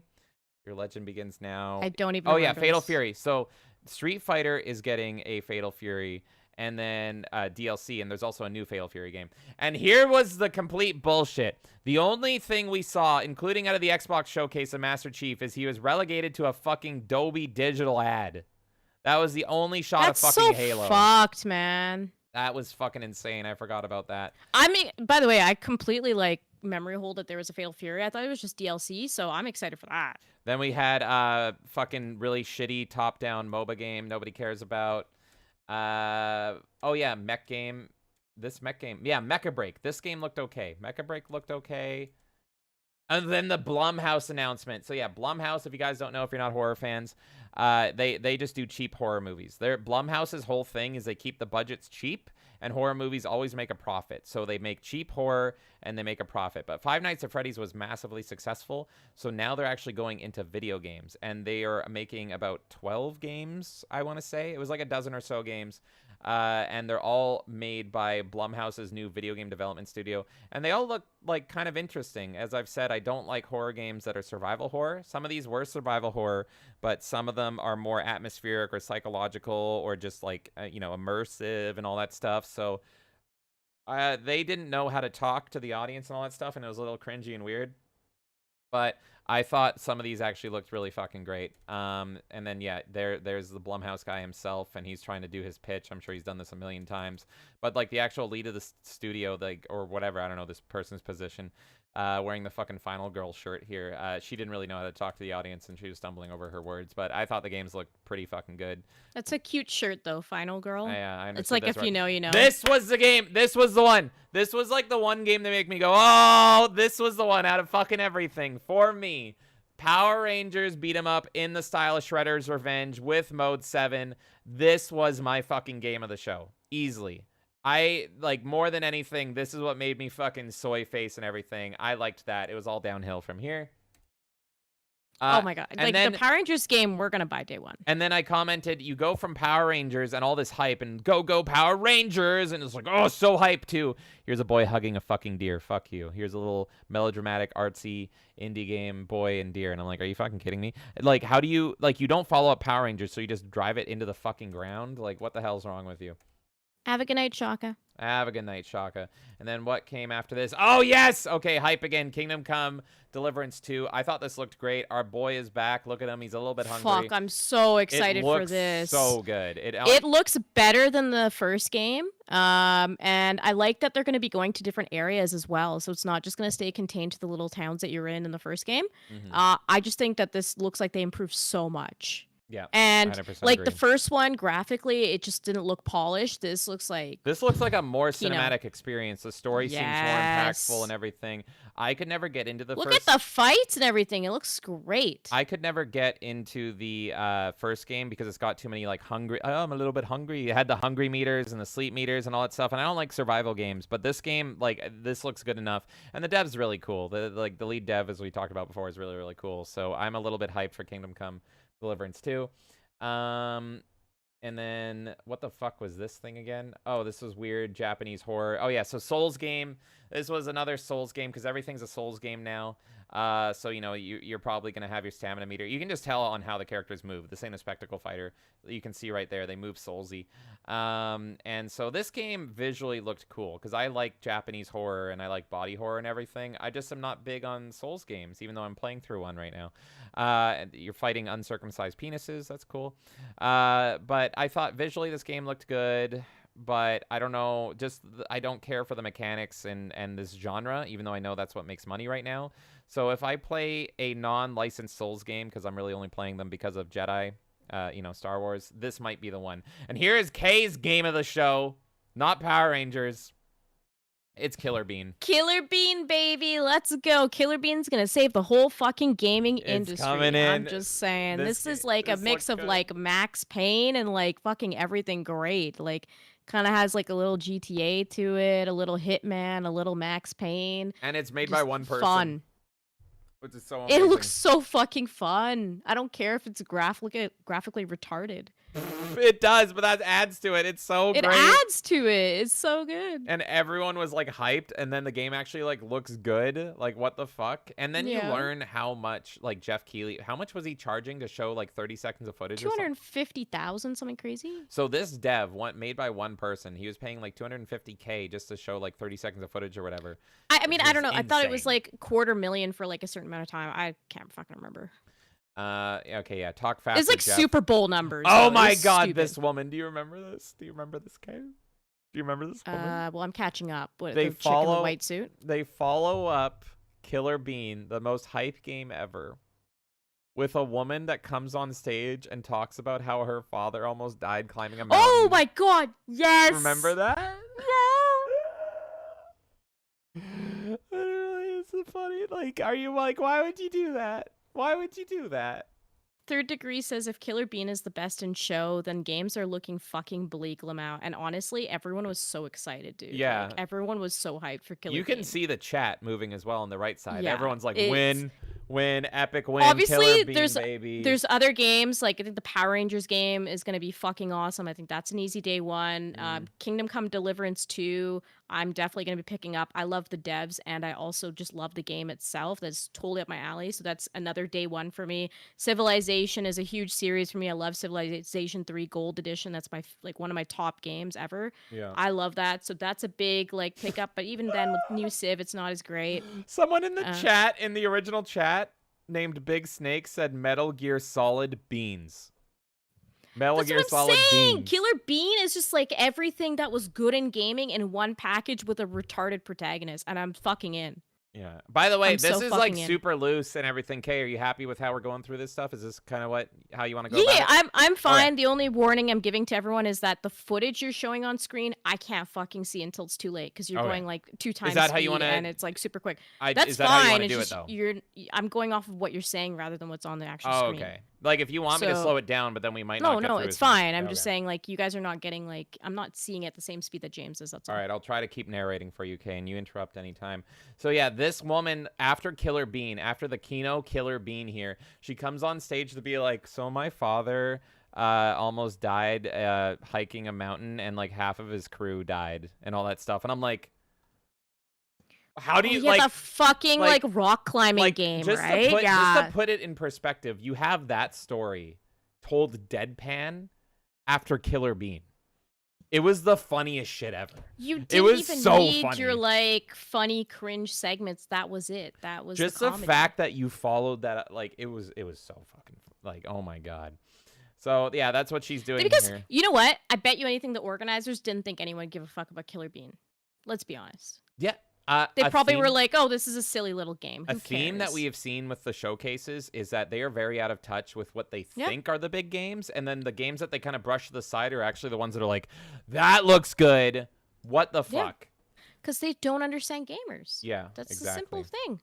And yeah, like Third Degree gets it. It looks fun, but just shows how AAA is out of touch. Yep, exactly. So her dad almost died climbing, and the whole plot of this game is like, why do people climb if you're gonna almost die? And so this is the start of the trend that we're gonna see a lot, especially in the Xbox showcase. Spoiler alert: screaming women dominated the fucking showcases. I'll just say that. So yeah, we had this here.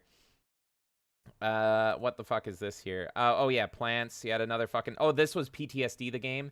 This was girl runs like a tea shop or something, and she has PTSD. Literally that fucking thing. So this is another trend. I think she screams here. If I remember is this from correctly. the We Happy Few people, or did I just think it was similar to We I think Happy you might be Few? right. Yeah. So she's got some tea trauma or something, but like the game is just you run a tea shop or whatever, and then your big bald friend is like, "Bro, you're okay. You just have to make tea. Like, calm the fuck down." Dude, this game looks so cringe. I find this so funny how we're going through it. It's great. Oh, and then Kay, it's the game for your people.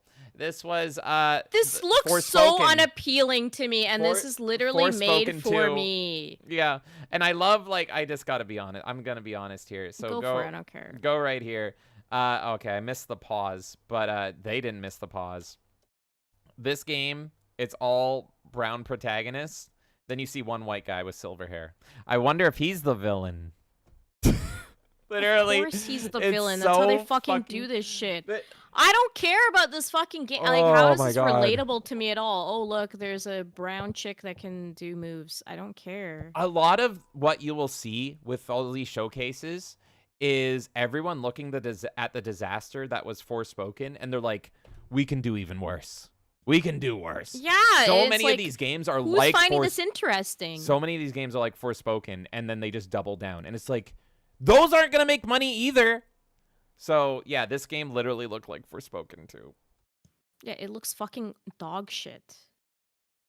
So, yeah, it's literally instead of I did that with my freaking hand, it's now the fucking plot, and it looks terrible. Overall, like, that's the thing. The games to me were mostly rough, and at best some of them looked okay. So, like I said, Power Rangers was my game of show for the Summer Games Fest. And Summer's Games Fest was supposed to be the big one, right? This is the E3 one. Every other one... This is the main stage, and then Yeah. everything else supposed to be like a side story, right? Not even a side story, just like developer or console specific, right? But this is Yeah. the one where it's like the biggest games, regardless of who made them, regardless of platform. They might be a console exclusive. We are going to fucking show them. And Angry Canadians bring up a great point, which I mentioned when we were watching this live. It's like Yeah.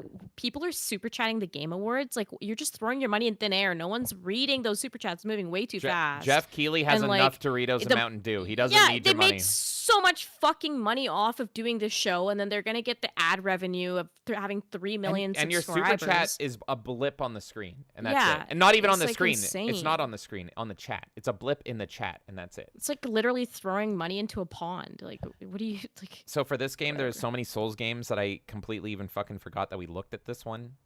This is just another fucking like Soulsy looking game. It was like, okay, that's fine, I guess. Sure. Demo available. Doesn't do anything for me.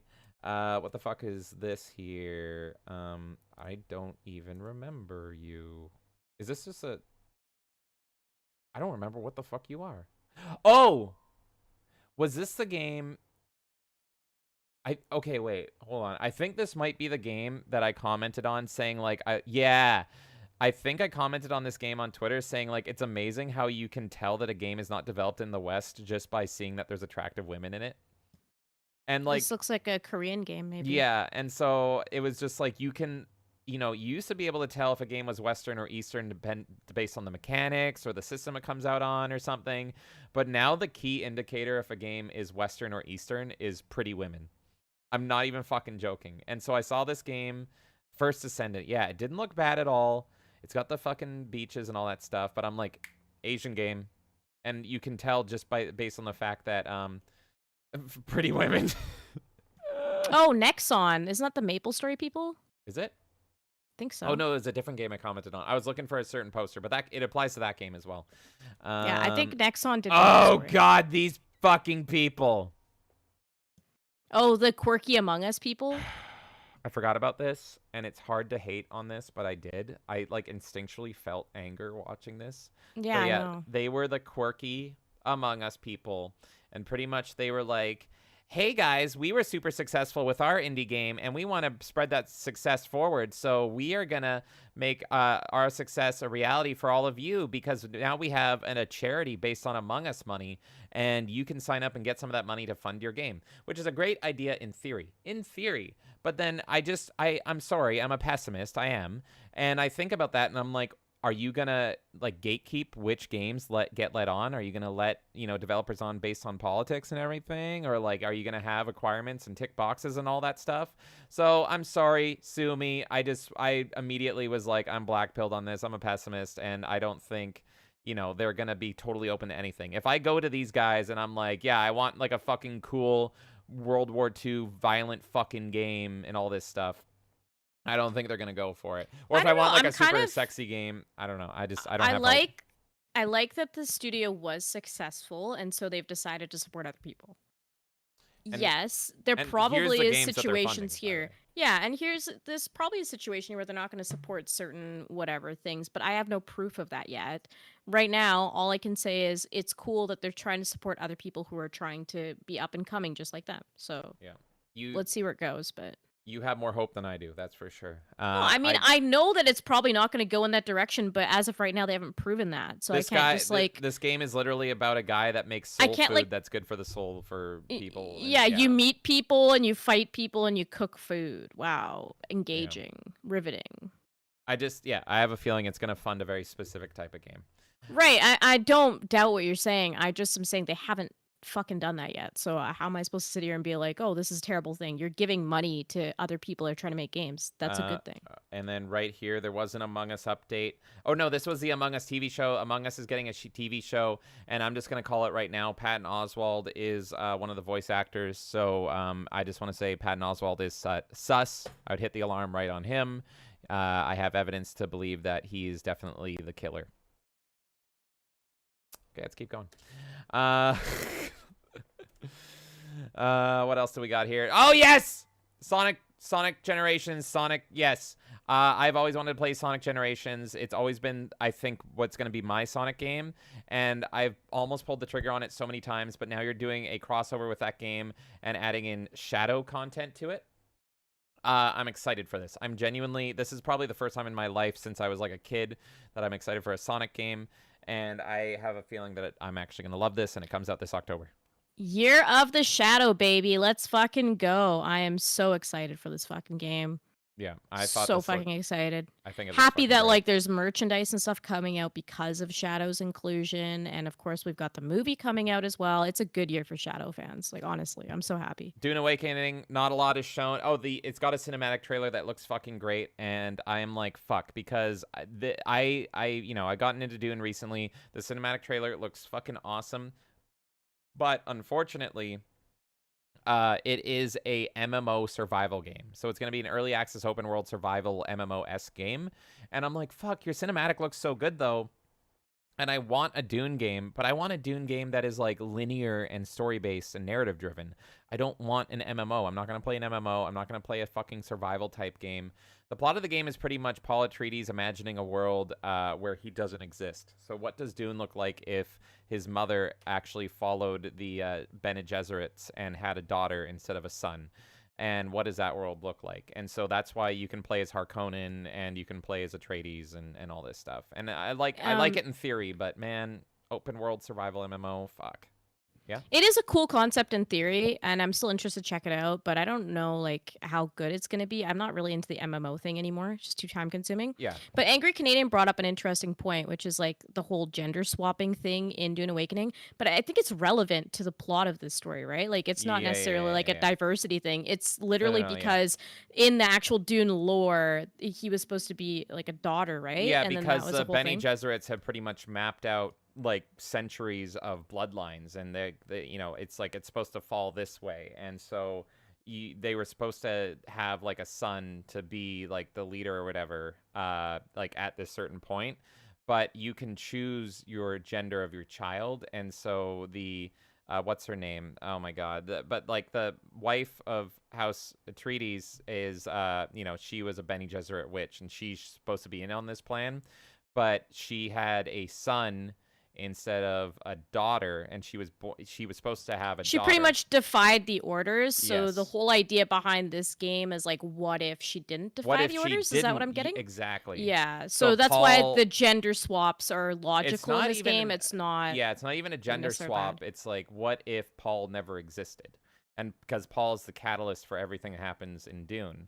So, like, what would that world look like if, like, those wars and those holy wars and all that stuff never fucking happened and all that stuff? So, it's, yeah, I wouldn't say it's so much of a gender swap because as far as I can tell, like, new Paul or Lady Paul doesn't even fucking matter because it's like she followed her orders. So it was just like, yeah, you were supposed to have a daughter that gets married off to House Harkonnen and carry it on, da-da-da-da-da-da.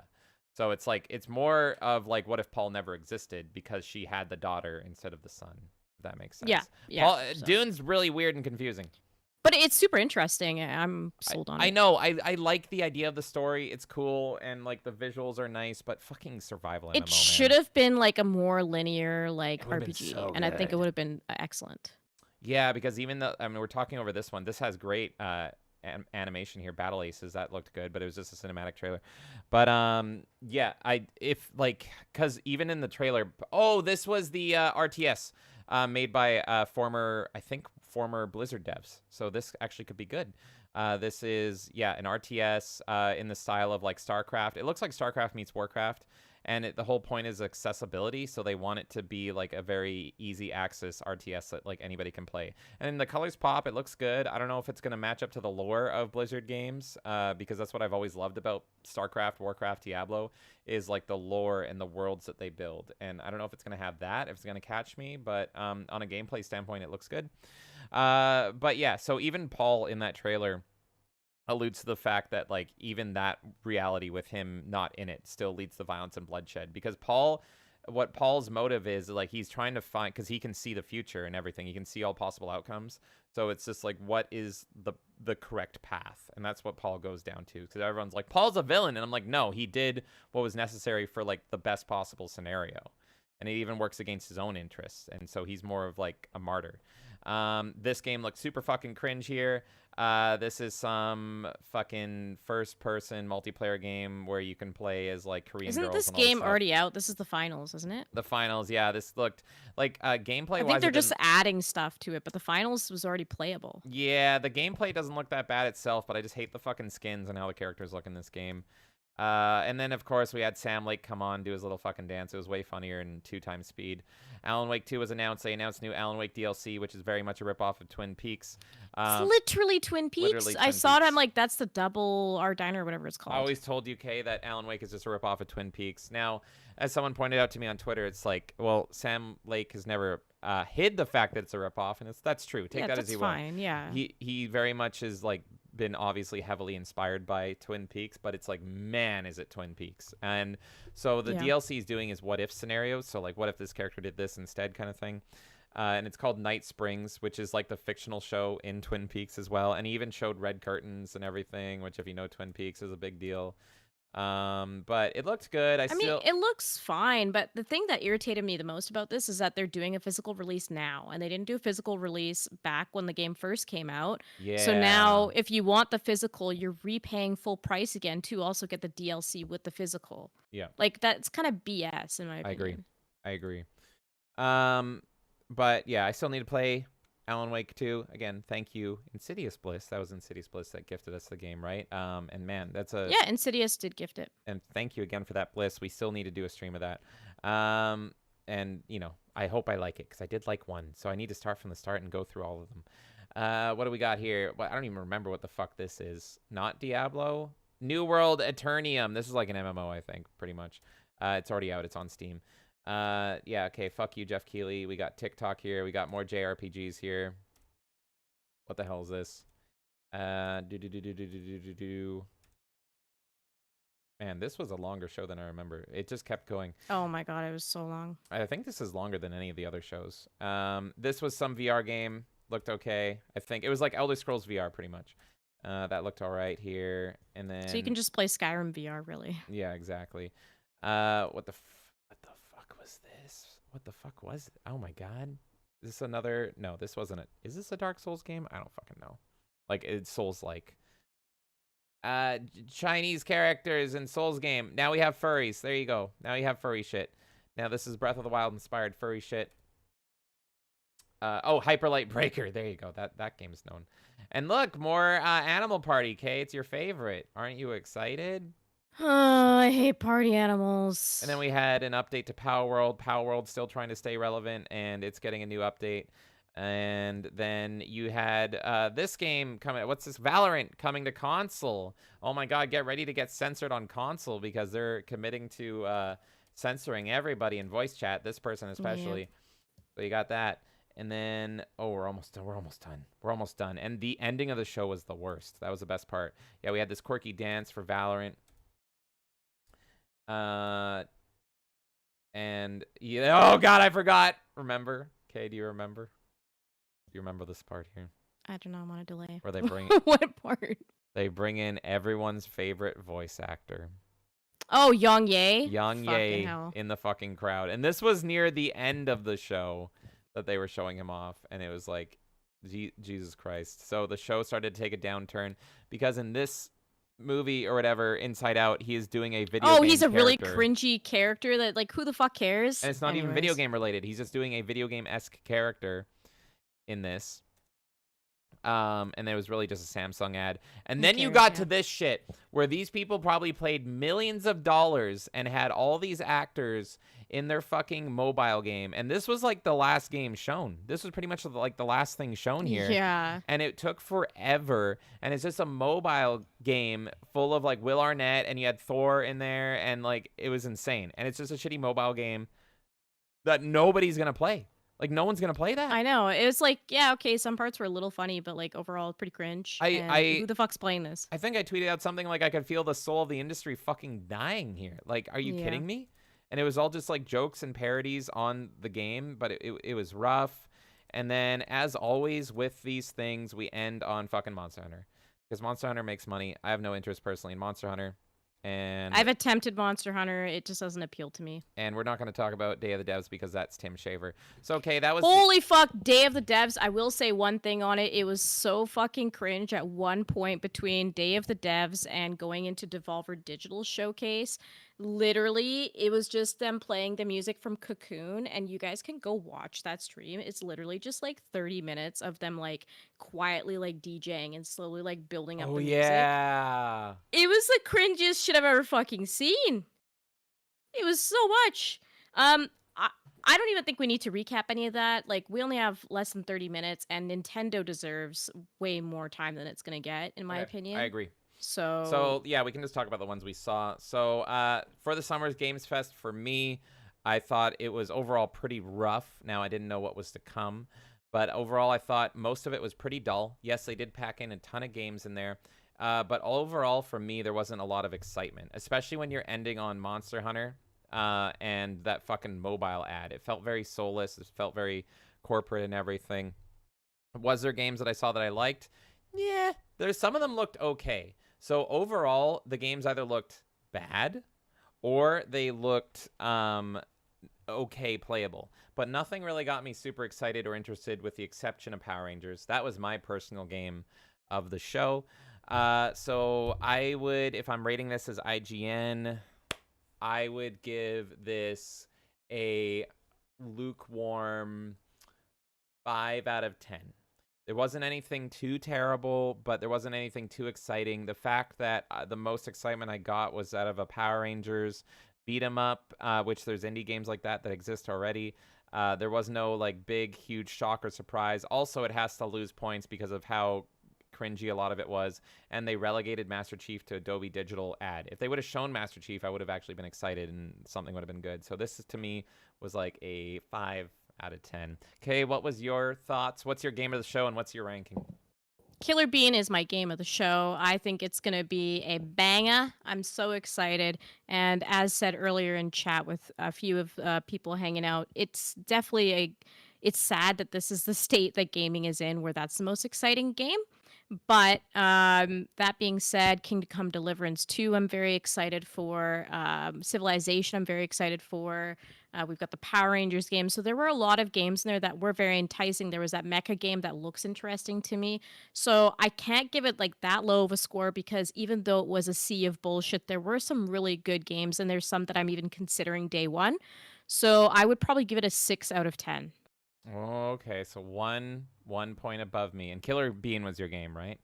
Killer Bean was my game. All right. Oh my God, there's so much, and we're already running out of time here. Kay, is there anything? I didn't watch this, so I'll leave this one to you. Anything you want to say on the Ubisoft fucking show? Because I don't care about it. Ubisoft things to take away from it. A lot of Prince of Persia. Fucking lot of Prince of Persia. If you're a fan of that game, holy shit, you will love it. I think there was like multiple things with Prince of Persia, and there was also the Sands of Time remake that we're getting, and they pretty much just did a little teaser to be like, yep, it's coming, it's coming. Who fucking cares about Skull and Bones? That was also featured. We had Pax Romana, which looks interesting. We didn't see gameplay, but we did see like a little cinematic. That is apparently a series that existed before, and I didn't realize that was a thing. But I'm interested in that game. I want to see what that's about. It seems kind of like strategy, Age of Empires type game. So I'm excited for that. Assassin's Creed Shadows took up a majority of the show. It looked pretty fucking terrible. The girl combat actually looks more interesting than the guy combat. So I'm curious to see if that's a good part of the game. But overall, like Assassin's Creed looks fucking terrible. Star Wars Outlaws, they showed a little bit more. It's pretty much most of the things that we've seen already. The game looks like it could be fun, but it's definitely slop. So, yeah. If you're a Prince of Persia person, go watch the Ubisoft Direct or whatever you want to call it. That was the main thing that was interesting for people. For me, I personally am not happy with the new direction Prince of Persia is going in. I think the art style is ugly. I don't think that's our Prince of Persia from back in the day. It's not our Warrior Within Prince of Persia. Yeah, Godsmack It's not our Prince Sands of of Time Prince of Persia. This is cringe modern Prince of Persia. Oh my God, so were doing if you like the gameplay reactions. loop, Oh my yeah, it was God. a lot, man. Oh, my Heckarino Prince of Persia. It was so fucking cringe. It doesn't even deserve any more of our time. I'm going to give this showcase, I know, James, you didn't see it, so I'll give my ranking. I think it's a 3 out of 10. I do think there were some things that are interesting in it, but overall, Ubisoft is slop, and that was all that was demonstrated here. Sands of Time was the most exciting thing for a lot of people out of this, but even then, it was just a little teaser. It wasn't anything. It's just the image. I have no doubt, as a fan of the Prince of Persia trilogy on Xbox PS2, that Prince of Persia is it's not gonna be better than the original. The 360, not 360, yeah, Xbox PS2. That first Prince of Persia game is great. From the little bit I saw, yeah, this gets a 3 out of 10 from me. And Star Wars Outlaws is a game of the show because I'm a whore, and that's the only one I'm gonna actually fucking play because I hate Ubisoft, and it's gonna be shit still. I'm gonna say we'll go into 12:30 because I want to make sure we give Xbox and Nintendo both proper time. I don't know if there's any others we need to. Oh, Devolver. Yes, and so okay, we're gonna. But Devolver will be quick. So yeah, let's do until like around 12:30. So we'll extend by another sounds like good. 30. The one I only wanted to look at a little bit was PC Game Show. Let's see here. I'm just gonna look at the Steam page here. Showed Killing Floor 3. Hold on a second, I'm reloading. I'm sure that'll be fine. Stormgate, interesting. I Am Your Beast. Usually the PC game show, which is why I'm sad I missed it, is like one of the more decent ones because they just go into like, you know, PC gaming and it's usually good, but who knows in current year. I'm curious if anyone in chat actually watched it. Oh, they showed G.I. Joe Wrath of Cobra. I'm excited for that. I bet you that would have been my fucking game of the show. It's just a fucking Death beat 'em up. Sprint 66 is an interesting one because that's one of the teams that laid off people that we talked about earlier. Oh, and it looks good. Oh shit. Wish listing that. Fallen Aces. Everyone's been hyped about this game. It looks great. Fumes, Twisted Metal meets fucking Apocalypse stuff. I'm hyped already for that. As you can see, it's on my wish list. Thank you, Steam, for fucking putting this together because this is way, way fucking better. So yeah, I might have to actually go back and watch the PC game show just to see. But it looks solid. It looks fucking solid. I can't give a ranking or anything on it. But yeah, Mullet Mad Jack, I want to play that. That looks very much up my alley. So this may have been my favorite show, and I didn't watch it because I forgot about it.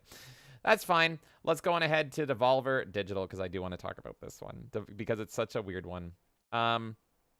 If you guys didn't watch the Devolver Digital event and you're a fan of art, I recommend you watch this one. I'm not going to talk so much about the games because I'm going to be honest, all the games look like shit.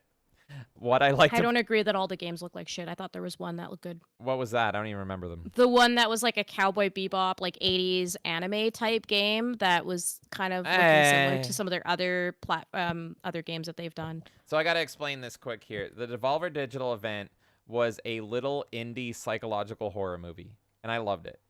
I liked the event itself better than any fucking game shown. Because it was like this weird horror game where this guy was effectively worshiping this old video game mascot that never existed, but they're making it exist. And he's holding a birthday for him when nobody cares about this character anymore. And he lives alone. And it was interesting. And I loved it. And he's just a big Devolver Digital fan. His whole life is just consuming Devolver Digital content. And I loved it. I highly recommend that everyone goes and watches this, not for the game shown, just for the fucking dystopian nature of it was so fucking good. Yeah, we were both more interested in the segments in between than the actual games they displayed. Like I said, there was at least a little bit that I found interesting. Wasn't the Call to the Lamb co-op announcement Call to the also in Lamb this? co-op, you know. And then there was that kicking game as well that I thought was interesting. I'm just gonna, so it's not spoiled for people. I think we just talked through. I'm gonna rather look than at. showing I'm gonna look it. at the Steam page here. So yeah, everyone go watch Volvy's 15th birthday party. I thought it was great. I genuinely liked that video better than any of the fucking games. I don't care. I like my weird obscure horror. So you had Possessors, which was a side scroller, low frame rate indie platformer game. You had Tenjitsu, which I think... That's the game I was talking about, the action roguelike. I think it looks good. That looked okay. You had Sumerian 6. It's by the people that did Dead Cells, I'm pretty sure. Oh, yeah? Okay. Yeah, so I think it's going to be good. I can find out. Deep Right game... it says there. It says Dead Cells. Oh, really? Okay, maybe they rebranded or something. No. If you go back, it's like on the actual page you were on originally with all the games. Designer of Dead Cells. Oh, yeah. Okay. So yeah, that looks okay. You had Sumerian 6, which was I don't even I'm gonna be honest, I don't even remember this. I don't remember this. Okay. It looks okay. I remember you kept being like, show me more Hotline Miami. Nothing happened. Yeah, Cult of the Lamb. I'm pissed off. I thought that they were going to give us another Hotline Miami. I want more. Give me more. Oh, yeah, Angerfoot was the game of the show for me. Cult of the Lamb got a co-op update. I do want to get more into Cult of the Lamb, so that's exciting. Talos Principle got an update. That looked okay. The Crush House looked like a fucking disgusting nightmare. It's literally just big women in a house. It's literally Big Brother dating game, and I think it's going to be streamer bait, but it is pretty fucking cringe. Look at it. Just look at it. It speaks for itself, ladies and gentlemen. This is a Validate type game, but made by How Devolver. much do you want to bet that this was also showcased in the women-led games? It was. There you I already go. know it was. Exactly. I'm going to quickly show my game here, and I think that was pretty much, that was in the last one. So, oh, by the way, Wizard with a Gun, if you guys want that game, it is 40% off right now. So this was my game of the show, and I only just thought this looked okay. Angerfoot, I've seen this streamed before. It's Hotline Miami in first person, but very goofy comedy, and you mainly kick people and use your feet. And there is a demo available for it. I will wishlist it. It looks very, very, very okay. And this was my game of the show. Kay's was that other game that was Tenjutsu. So let's see here. I thought the presentation was better than any of the games shown. And for that reason, Angerfoot was my game shown, but even that I only have mild interest in. But for being entertaining and keeping me hooked, even though it didn't show any games I care about, it gets a 7 out of 10. It gets a 7 out of 10, even though I only have mild interest in Angerfoot. But the show itself was an entertaining little short horror story. Good job, Devolver. You make no games I'm interested in, but you keep me entertained. Thank you. Yeah. I mean, look, the Devolver Showcase didn't have a lot to show to begin with, and that's okay. They're technically indie, kind of. I know it's kind of a weird line now with them. But they did show us Call to the Lamb stuff, which people are a big fan of that game. I still want to hop into that game. The Dead Cells person or whatever that worked on Tenjutsu, that game looks great to me. The Angerfoot game looks great to me. On a percentage-wise, I think there was probably about equal amount of game, if probably more games in this that I cared about than the Summer Fest, if you really think about it. So on the perspective of, again, the art style, Devolver always keeps it creative with their, little things in the middle. I love that stuff. Please do more of that in the gaming industry. I just want creative stuff. So the games, some of them looked boring. Some of them looked okay. The ones I mentioned look great. I overall love the story they were telling in between. I think they did a really great throwback to a lot of things I don't really want to spoil, but I think if you're a fan of Devolver, you will like it. If you're a fan of like Saturday morning cartoons, you'll like it, that kind of stuff, mascots. So definitely give it a watch. It's only 20 minutes long. I would give this a 7 out of 10 personally. Let's go. I think that Devolver has done better showcases. I did like the one they did during the 2020 era. I thought that was really good. So I've done better ones, but this was really creative too. You can crucify me if you want, but the fact that I like Devolvers has nothing to do with the game shown. So for that, that's fine. I mean, they're creative still. All right, and now here's one that I might piss some people off on. This was the Xbox showcase. And for a lot of the internet, overwhelming the amount of the internet that I saw, Xbox blew it out of the water. For me, that might not be the case. Let's take a look at this, and then let's take a look at the Nintendo Direct. So, Xbox started off showing Call of Duty. And I actually thought, spoiler alert, this was one of the better looking games in the showcase. I don't really think I'm going to be playing a new Call of Duty, especially with it being 300 gigs or whatever and being always online and all that stuff. And it doesn't have my but interest. we have it Game Pass day one, so why wouldn't you try it? There's a trend you're going to see. Everything is Game Pass day one, so why not play it? Everything's just Game Pass now. So for you Game Pass fans, yeah, of course, I would say the Xbox hands down one just for that reason. But visually, I thought this game looked stunning. I thought, just visually it looked great. It didn't really hook me, though. It's just, visually very pretty. It's a very pretty game to look at. But it's not like I'm getting hyped or anything for it. It's still just fucking Call of Duty. But it's like slop, right? I wouldn't be disappointed playing through this game. I'd be like, all right, that was kind of fun. Move on, next game. But, this was like junk food gaming for me. I thought this looked fine and pretty and all that stuff. Okay, I don't know if you have any thoughts on that. I mean, there's so many Call of Duty games at this point. If you want something that looks gorgeous, sure, it looks great. But that's really about it. It's on Game Pass. Why wouldn't I try it? Then we had Phil Spencer come in doing his fucking whole spiel. That was exciting. And then let's go to the next game where I might get crucified for this. This is Doom, The Dark Ages. So, game looks very pretty. Fluid-wise, it's very pretty. I posted a tweet when this got leaked saying, isn't Doom, Medieval Doom, just Hexen? And I would have preferred if they just did Hexen instead of a prequel to Doom. Very visually stunning. Going through it at this speed doesn't do it justice. The shield looks fun to play, but right there, that was my problem, and you already know what I'm gonna fucking say here. You could see the glowing lights and everything. I am 100% predicting that, just like with Zelda and Breath of the Wild, old Doom is dead, and now we are in DDR Doom era, and this game is just gonna be more of it. It's gonna be an evolution of Doom Eternal. It's going to have all those mechanics. It's going to have the first-person platforming. It's going to have the juggle mechanics between limited ammo and all that stuff. If you're a fan of Doom Eternal, you're going to absolutely love this game. If you're like me and you wish they would return to more old-school style Doom, you are not going to like this game. I 100% have a feeling that it's going to be more of what we saw, and it's just going to push it even harder. Just like the Doom Eternal DLC doubled, tripled down, and I was talking about that last night actually while playing Jedi Survivor. I think this is going to do the same. I don't think there's any going back to the old Doom. I think this is very much going to be new Doom. I will probably play it. The dragon part, yes, did look good. It reminded me of actually a game I always wanted to play, but it was apparently dog shit, called Layer on the PS3. I still want to give that a shot even though people say it's shit. So anyway, that's my thoughts on Doom. A lot of people said that was the game of the show. I'm more dreading it because I'm like, man, it's more fucking Doom Eternal. So if you like Doom Eternal, there you go. I think you're going to be super happy. If you're old school Doom fan like me, I don't think you're going to be happy personally, but I see a lot of people loving it. This game, meh. Mediocre fucking wow, I'm so excited for the Remember the Fallen Pride. Yeah, fighters. state of decay, more like state of gay, am I right? But yeah, so this started the trend of how I felt with Xbox. Call of Duty looked solid.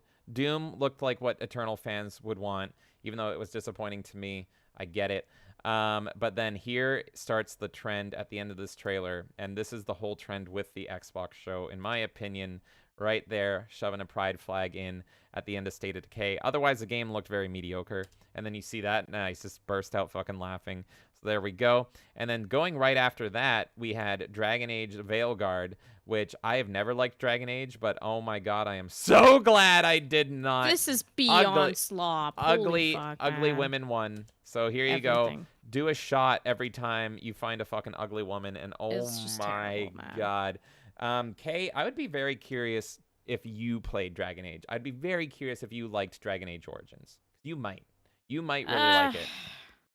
I have tried. Don't know. I find it so boring. I've tried too. I can't get into it no matter how much I try. Like there's so many better medieval games. It just doesn't interest me. I 100% agree with you, but people love Dragon Age Origins, and that's why people are so outraged by this. This looks like fucking garbage. I will never play this in my life. Character models are hideously ugly. This is modern BioWare in a nutshell. Everything is quirky. Everything is ugly.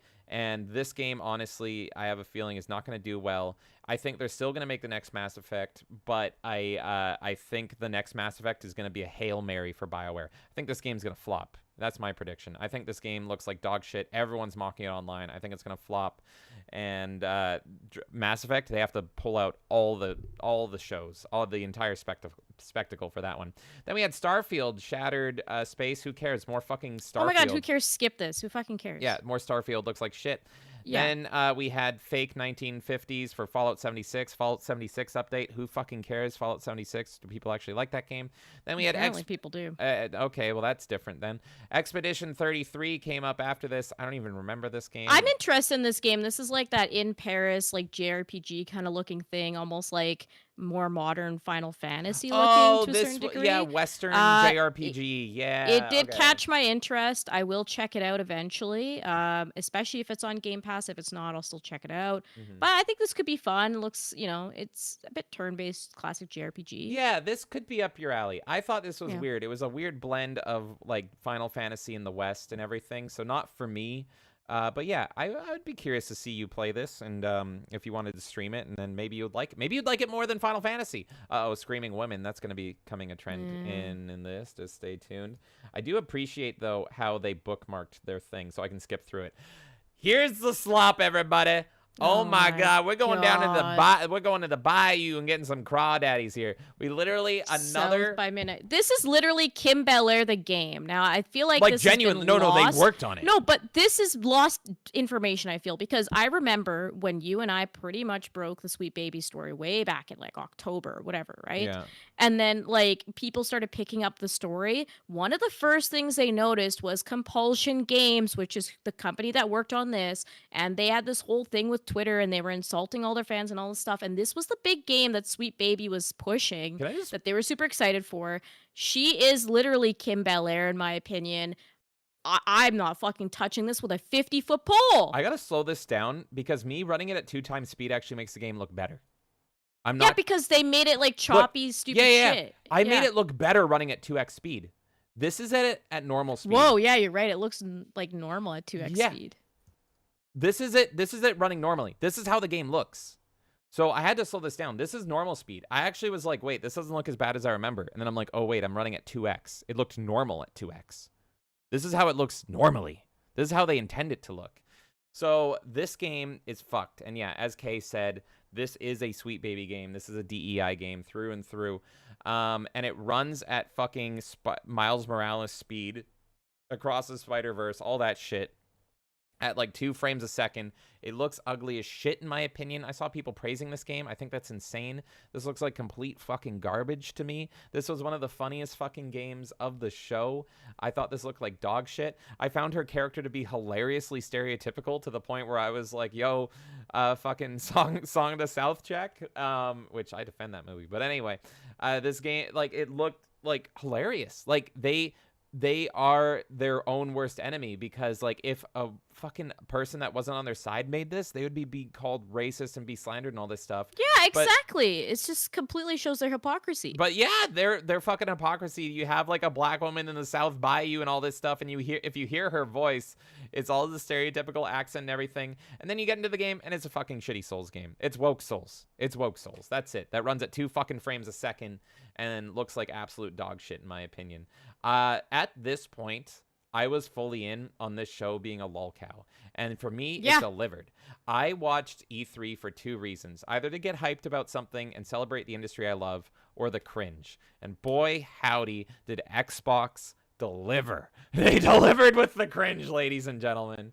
All right, I'm going to go back to my 2x speed here because I just couldn't believe that the game looked better at 2x speed. And then, oh, this is the part where I got angry. As an old school, die-hard World of Warcraft fan, let me talk about this here. The fucking audacity of modern Blizzard to showcase their new cinematic trailer when World of Warcraft was always known for having the most impressive, beautiful visual cinematic trailers ever. Still looks great to this day.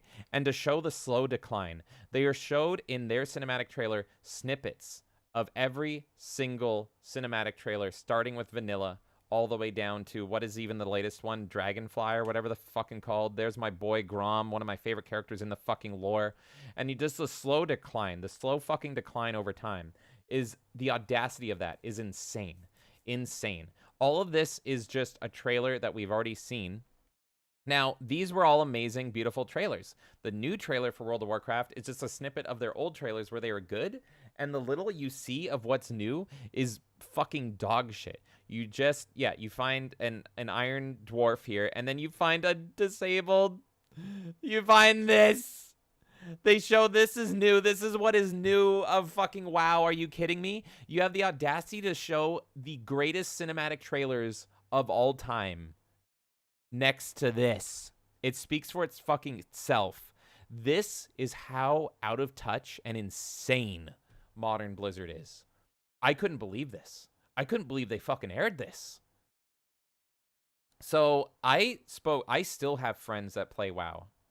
They saw this trailer and they're like, dude, you're right. I unsubbed. I've talked to so many like people that all they've played is WoW their whole lives. And they saw this trailer and they're like, I should have unsubbed 10 years ago. That was it. This trailer was it. I'm out. I'm fucking out. Are you kidding me? This was insulting as a longtime fan. Like, genuinely, like, it was like the closest I could get to feeling offense in this show. I was like, Yeah, whoa. it's bad. So, yeah, just in case you needed a reminder that Blizzard is dead, there it is. But hey, here's something that could be considered good. Maybe. This is a game I've always wanted to play, but it's once again remade. I think this is its second remake, and this is Metal Gear Solid Snake Eater without Kojima, without the piss filter, but David Hayter is back, baby. So then I have the question. I've always wanted to play this game. Do I just play the original, or do I go into this? I don't know. I've never been a Kojima guy. Maybe I'll even like this better without Kojima's influence. I'm not sure. It looks great. It looks visually stunning. I'm not a Metal Gear guy, so it didn't hype me up or anything. I was just like, oh shit, okay, yeah, maybe. Kay, any thoughts on Snake Eater remake? No more piss filter. Let's fucking go. So you are anti-piss. Some I'm people the are anti-piss filter. Some people have been pro-piss online. No, it looks better like this. I think this game looks great. I think it does look good, honestly. Yeah. Some people are pointing out that they man-chinned the boss, the lady boss in it. But then I'm hearing the counter argument that yeah, she's always been ugly. She's always so looked I don't ugly. know. Yeah, so that's actually more true to her character. And I looked at the original character, and I agree. Let's see here. What the fuck is this? Is this just... Oh, fuck Sea of Thieves. Who Sea of cares? Thieves update. Who cares? Flintlock looks fucking terrible. Another like DEI looking game. Don't fucking care. This didn't look great either. It's just everything. Everything got infested with this. Age of Mythology Retold. Now I have a feeling. This should be cool. Yeah, I feel like some people might get excited for this. I never played this game, but this is a beloved old school RTS game. So if Age of Empires is goated. We all love this shit. Yeah, so I feel like some people might get excited for this game for sure. I think it looked good, everything from what I saw. I wouldn't play it, but this is a beloved game coming back. It's a good year for strategy fans, I'll say that much. Okay, are you ready for what's next? Unfortunately. You ready for the chin? Are you ready to get chinned? Into it. I can't. There's no prepping for this shit. I saw this, and I didn't know what I was looking at first. I was like, okay, it's a game. Here we go. Flying Squirrel Girl, got it. Okay. Nothing looks super exciting. And then I saw this, and you all saw it too. And I had to take... It didn't hit me immediately. It didn't fucking hit me.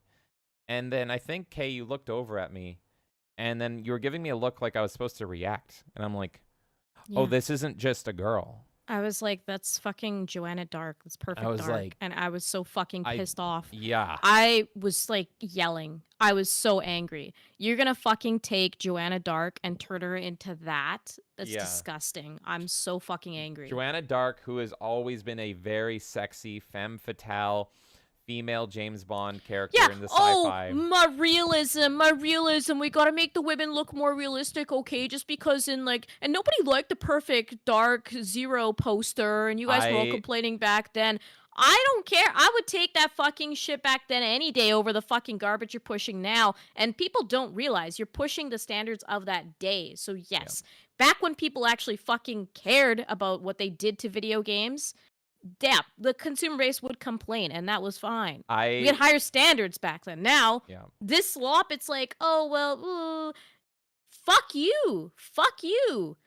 It's gone, so we didn't even imagine at that time how far it would go downhill. It's not fair to judge us on our reaction then when you're getting to this now. I literally tweeted out, well, Perfect Dark Zero doesn't look so bad now, does it? Perfect Dark Bros, we won. Perfect Dark Zero Bros, we won. Yeah. You know what? Yeah, that's fine. I just hate the fucking argument of like, oh, well, you guys complain. It's the same thing people do with like the prequels and saying, oh, you'll love people will love the sequels to Star Wars eventually because that's how they react to the prequels. And it's like, no, the prequels actually were good quality compared to what the sequels are. The sequels are spitting on the IP. That is literally what this shit is doing with Joanna Dark. Yeah. Now, the gameplay might be fine. I don't fucking know. I don't care because you completely ruined a sex symbol in video games. For what reason? To fucking make a point about women looking realistic? That looks like a man. That doesn't even look like a fucking woman anyways. And like I was there. I bought 2 games at 360 launch, Call of Duty 2 and Perfect Dark Zero. And I was there for all of that. Perfect Dark Zero wasn't hated for the visuals on the character. In fact, I think people considered Perfect Dark Zero to be the best look for Joanna Dark. So people were sold on the game based on that. The reason the game was criticized was because low frame rate and mediocre game. It was mediocre. It wasn't even considered really, really bad. It was mediocre at best. This is hated for an entirely different fucking reason. This is hated because you bastardize the character. You're fucking ruining a character. And also, again, I don't care because we're judging things at the standards of the time. So if I have a problem with your game today, I have a problem with your game today. Simple as. Going down, if just to distract everybody with Joanna Dark, you had another moment, another woman gaming moment, and this was Diablo 4 Vessel of Hatred. And of course, I already commented on World of Warcraft. That was my baby. But this game, this fucking game right here, the reaction on this one just made me so happy that I never touched Diablo 4, and I never will. I am a Diablo 3 defender. I'm one of the few. I do like Diablo 3, but holy fuck, I have avoided Diablo 4 because Modern Blizzard like the fucking plague. And when I saw this trailer, I was like, vindicated. This looks so fucking bad. Blizzard is so fucking dead. I just want to get to the scene. Let me see if it'll show it. But like the characters are so unappealing to look at. It's so rough. And again, Diablo is another series with all of Blizzard where their cinematics were known for being amazing and visually stunning and all that stuff. Go look at the Diablo 2 cinematics. Those are from the 90s. They still are stunning to look at, and they're still amazing to look at. They look a little dated, but they fit the world of Diablo so well, and they're great to look at. And then you fucking look at this, and it just looks like the biggest fucking slop ever. And I was happy. I was so happy. Everything looks the fucking same. It's all homogenized shit. Every game. There it is. How, like, honestly, looking at this entire showcase, if you didn't see the name of the game, could you tell half of these apart? Could you? If you just showed me the WoW footage that was new, I would never guess that that was WoW. That's what I'm saying. It's like, you put all this footage side by side, you didn't know the names of it or anything. Would you be like, this is a Diablo game? I couldn't even tell this that was is World of Perfect Warcraft Dark. footage. Was this Perfect Dark? Exactly. It's all homogenized slop. Everyone's fucking lazy. No one can make anything creative anymore. No one can make anything look good anymore. Yeah. It's all the same shit. It's like how you see movie trailers and they're all the same shit. It's the same fucking thing. It's disgusting. Yeah. So this was one of the many women faces of the Xbox Game Showcase that blew up the internet. And again, I just can't get over that people loved this showcase. If it's not clear already, I think this showcase is hilariously bad. I think it's laughably fucking bad. And I was just cringing and laughing the whole fucking time. And just look at this. Is this what you want to give hundreds of dollars to? This fucking game? No. Spend hundreds of hours of your life playing this shit when you could just play Diablo 3 or Diablo 2 or Diablo 1? And it's way cheaper and way better. So, yeah, I'm very, very happy and vindicated that I've never played it. Speaking of another trend of women. Oh, fuck me, man. Fable. Yeah. You want to talk about a fucking insult, okay? Fable is a fucking insult. Lionhead was amazing back in the day. Yes, they might have not had the prettiest fucking game in the world. I will concede on that. The comedy in Fable was kind of just making fun of everyone and everything, but it wasn't making fun of the players. That's the thing. And this game is just spitting on everything that Lionhead ever fucking built. I know some people have defended the ugly fucking character. I don't care. Oh, they made her slightly less ugly. Oh, no. It's low standards if you think that this character is still okay. It's not. I don't care. Yeah, maybe the character's supposed to be intentionally ugly. I also don't fucking care because the entire thing is spitting on the fans of the series. This is not the Fable that we grew up with at all. Now, is every Fable game great? No. But I will always point to some things. One, Fable 1 is a great game. Fable 2 was not bad. Fable 3 is where it really, fell, in my opinion. This is not even in the same league of the worst Fable in the series. This is fucking terrible garbage. This might as well be Horizon Zero Dawn. Like the new Horizon Zero Dawn. That she looks like fucking Nick Avocado. This all looks boring and garbage.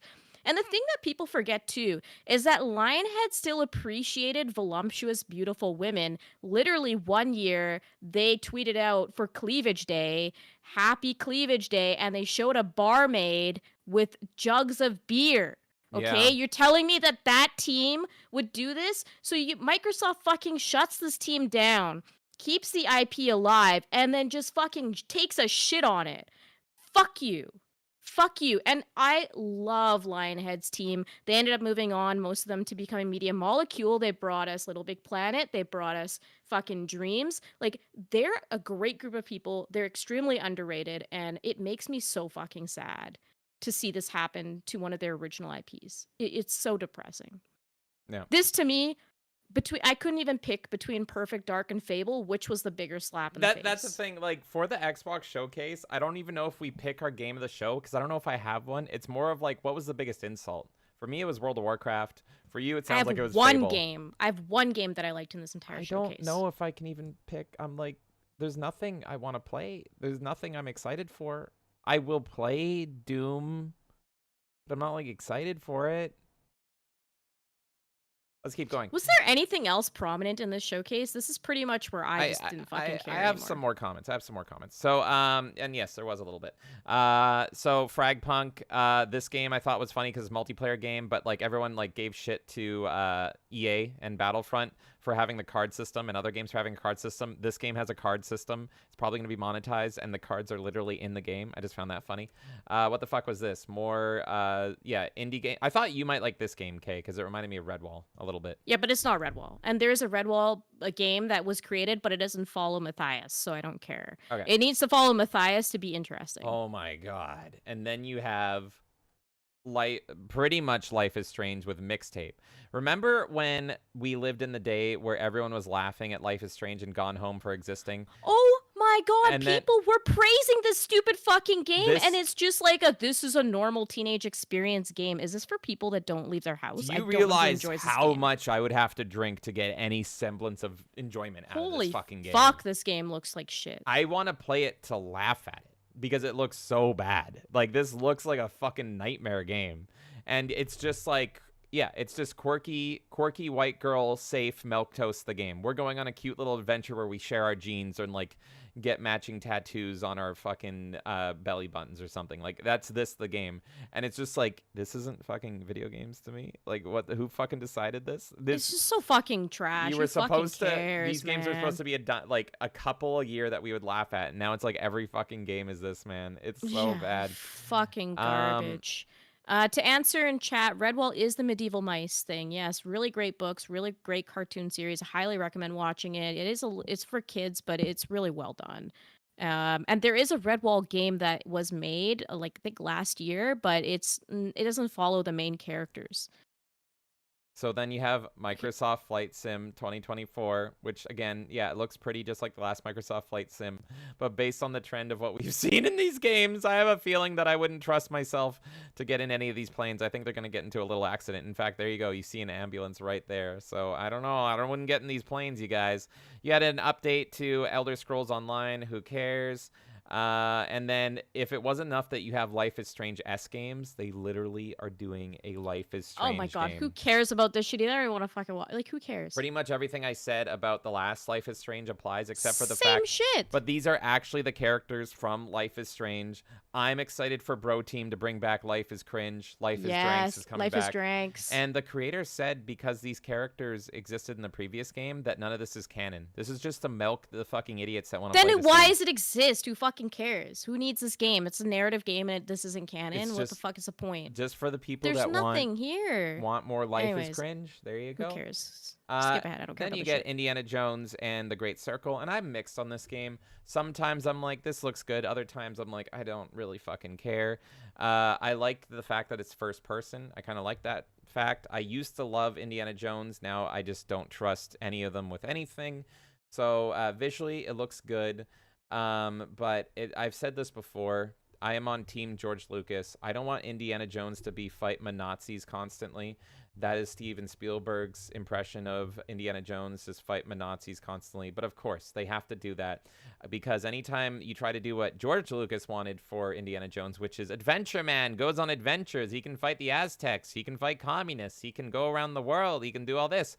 It hasn't had positive responses. I will defend Crystal Skull forever.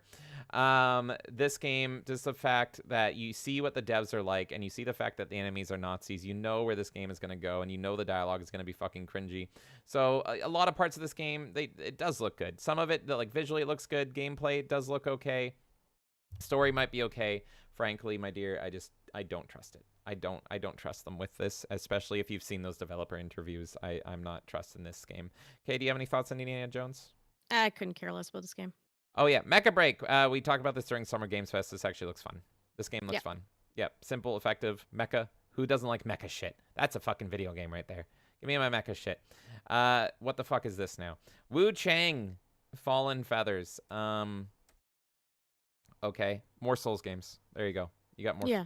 You got more Souls games are doing well right now. Let's make all Souls games and forget that RPGs exist. Yeah. Then you have Avowed. I don't even remember this.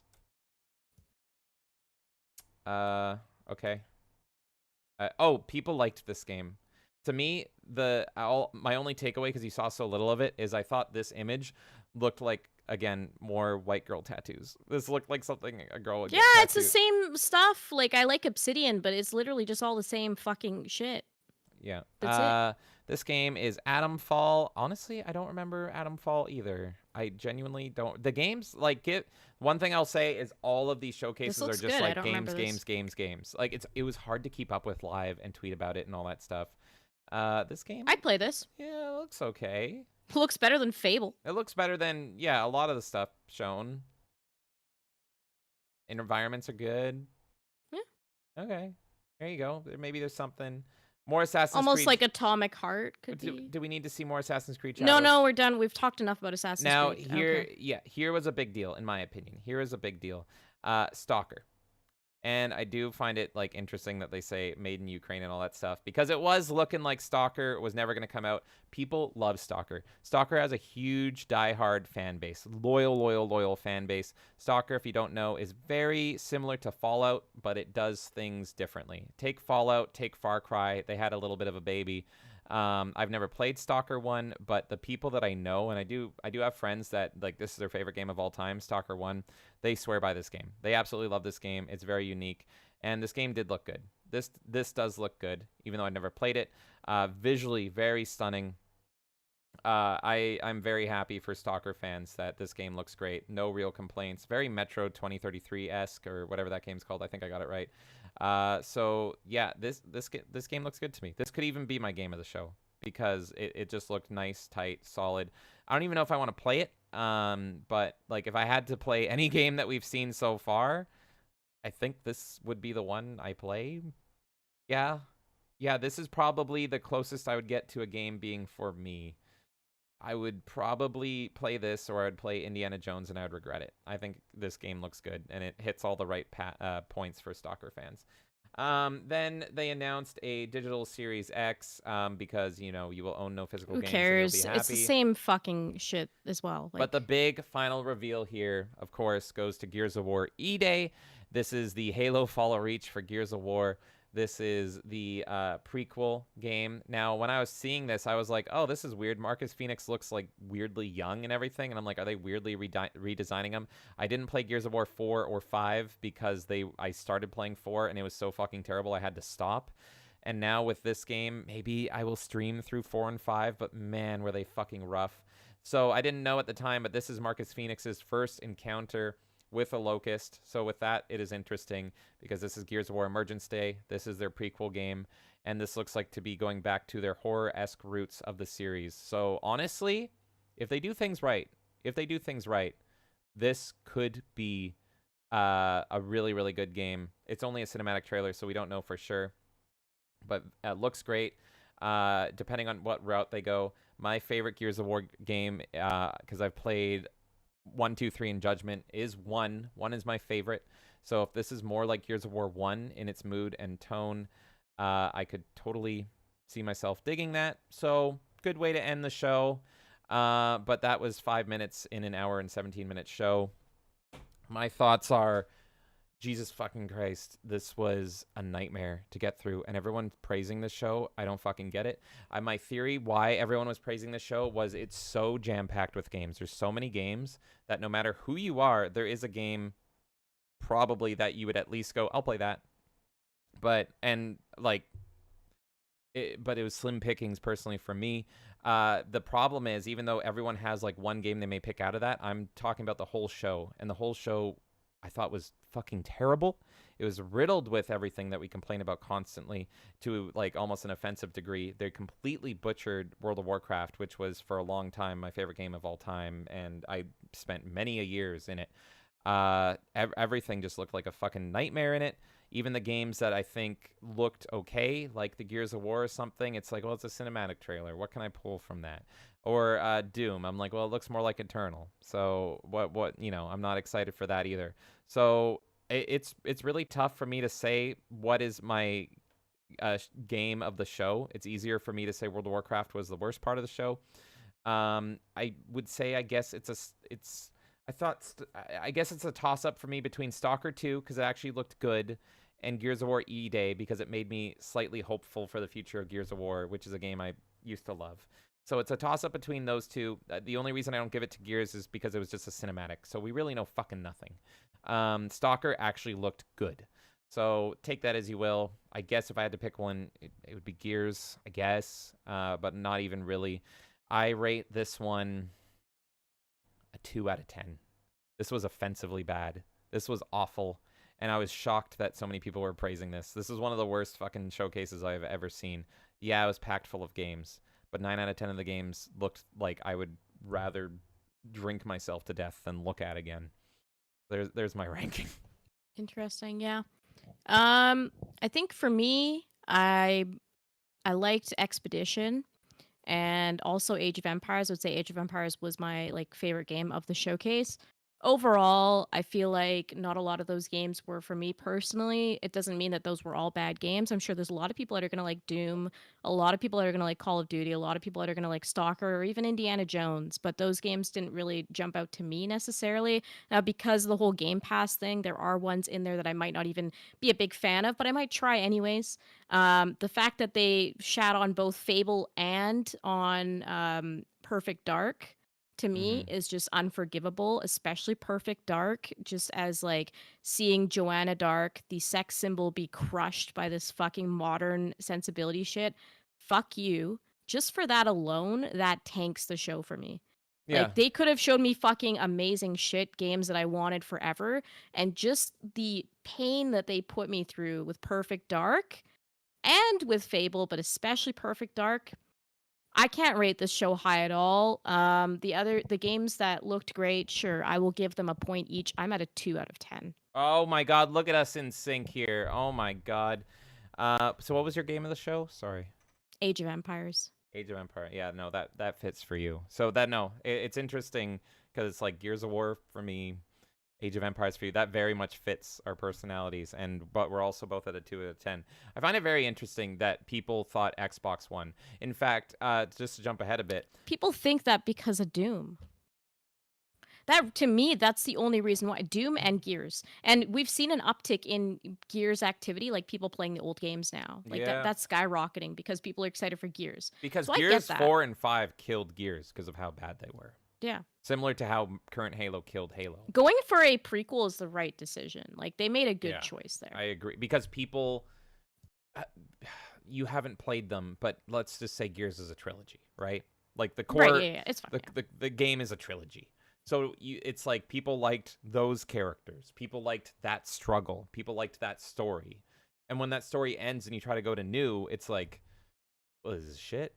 So to do a prequel that is telling a lost chapter is smart. Very similar to Halo Reach there.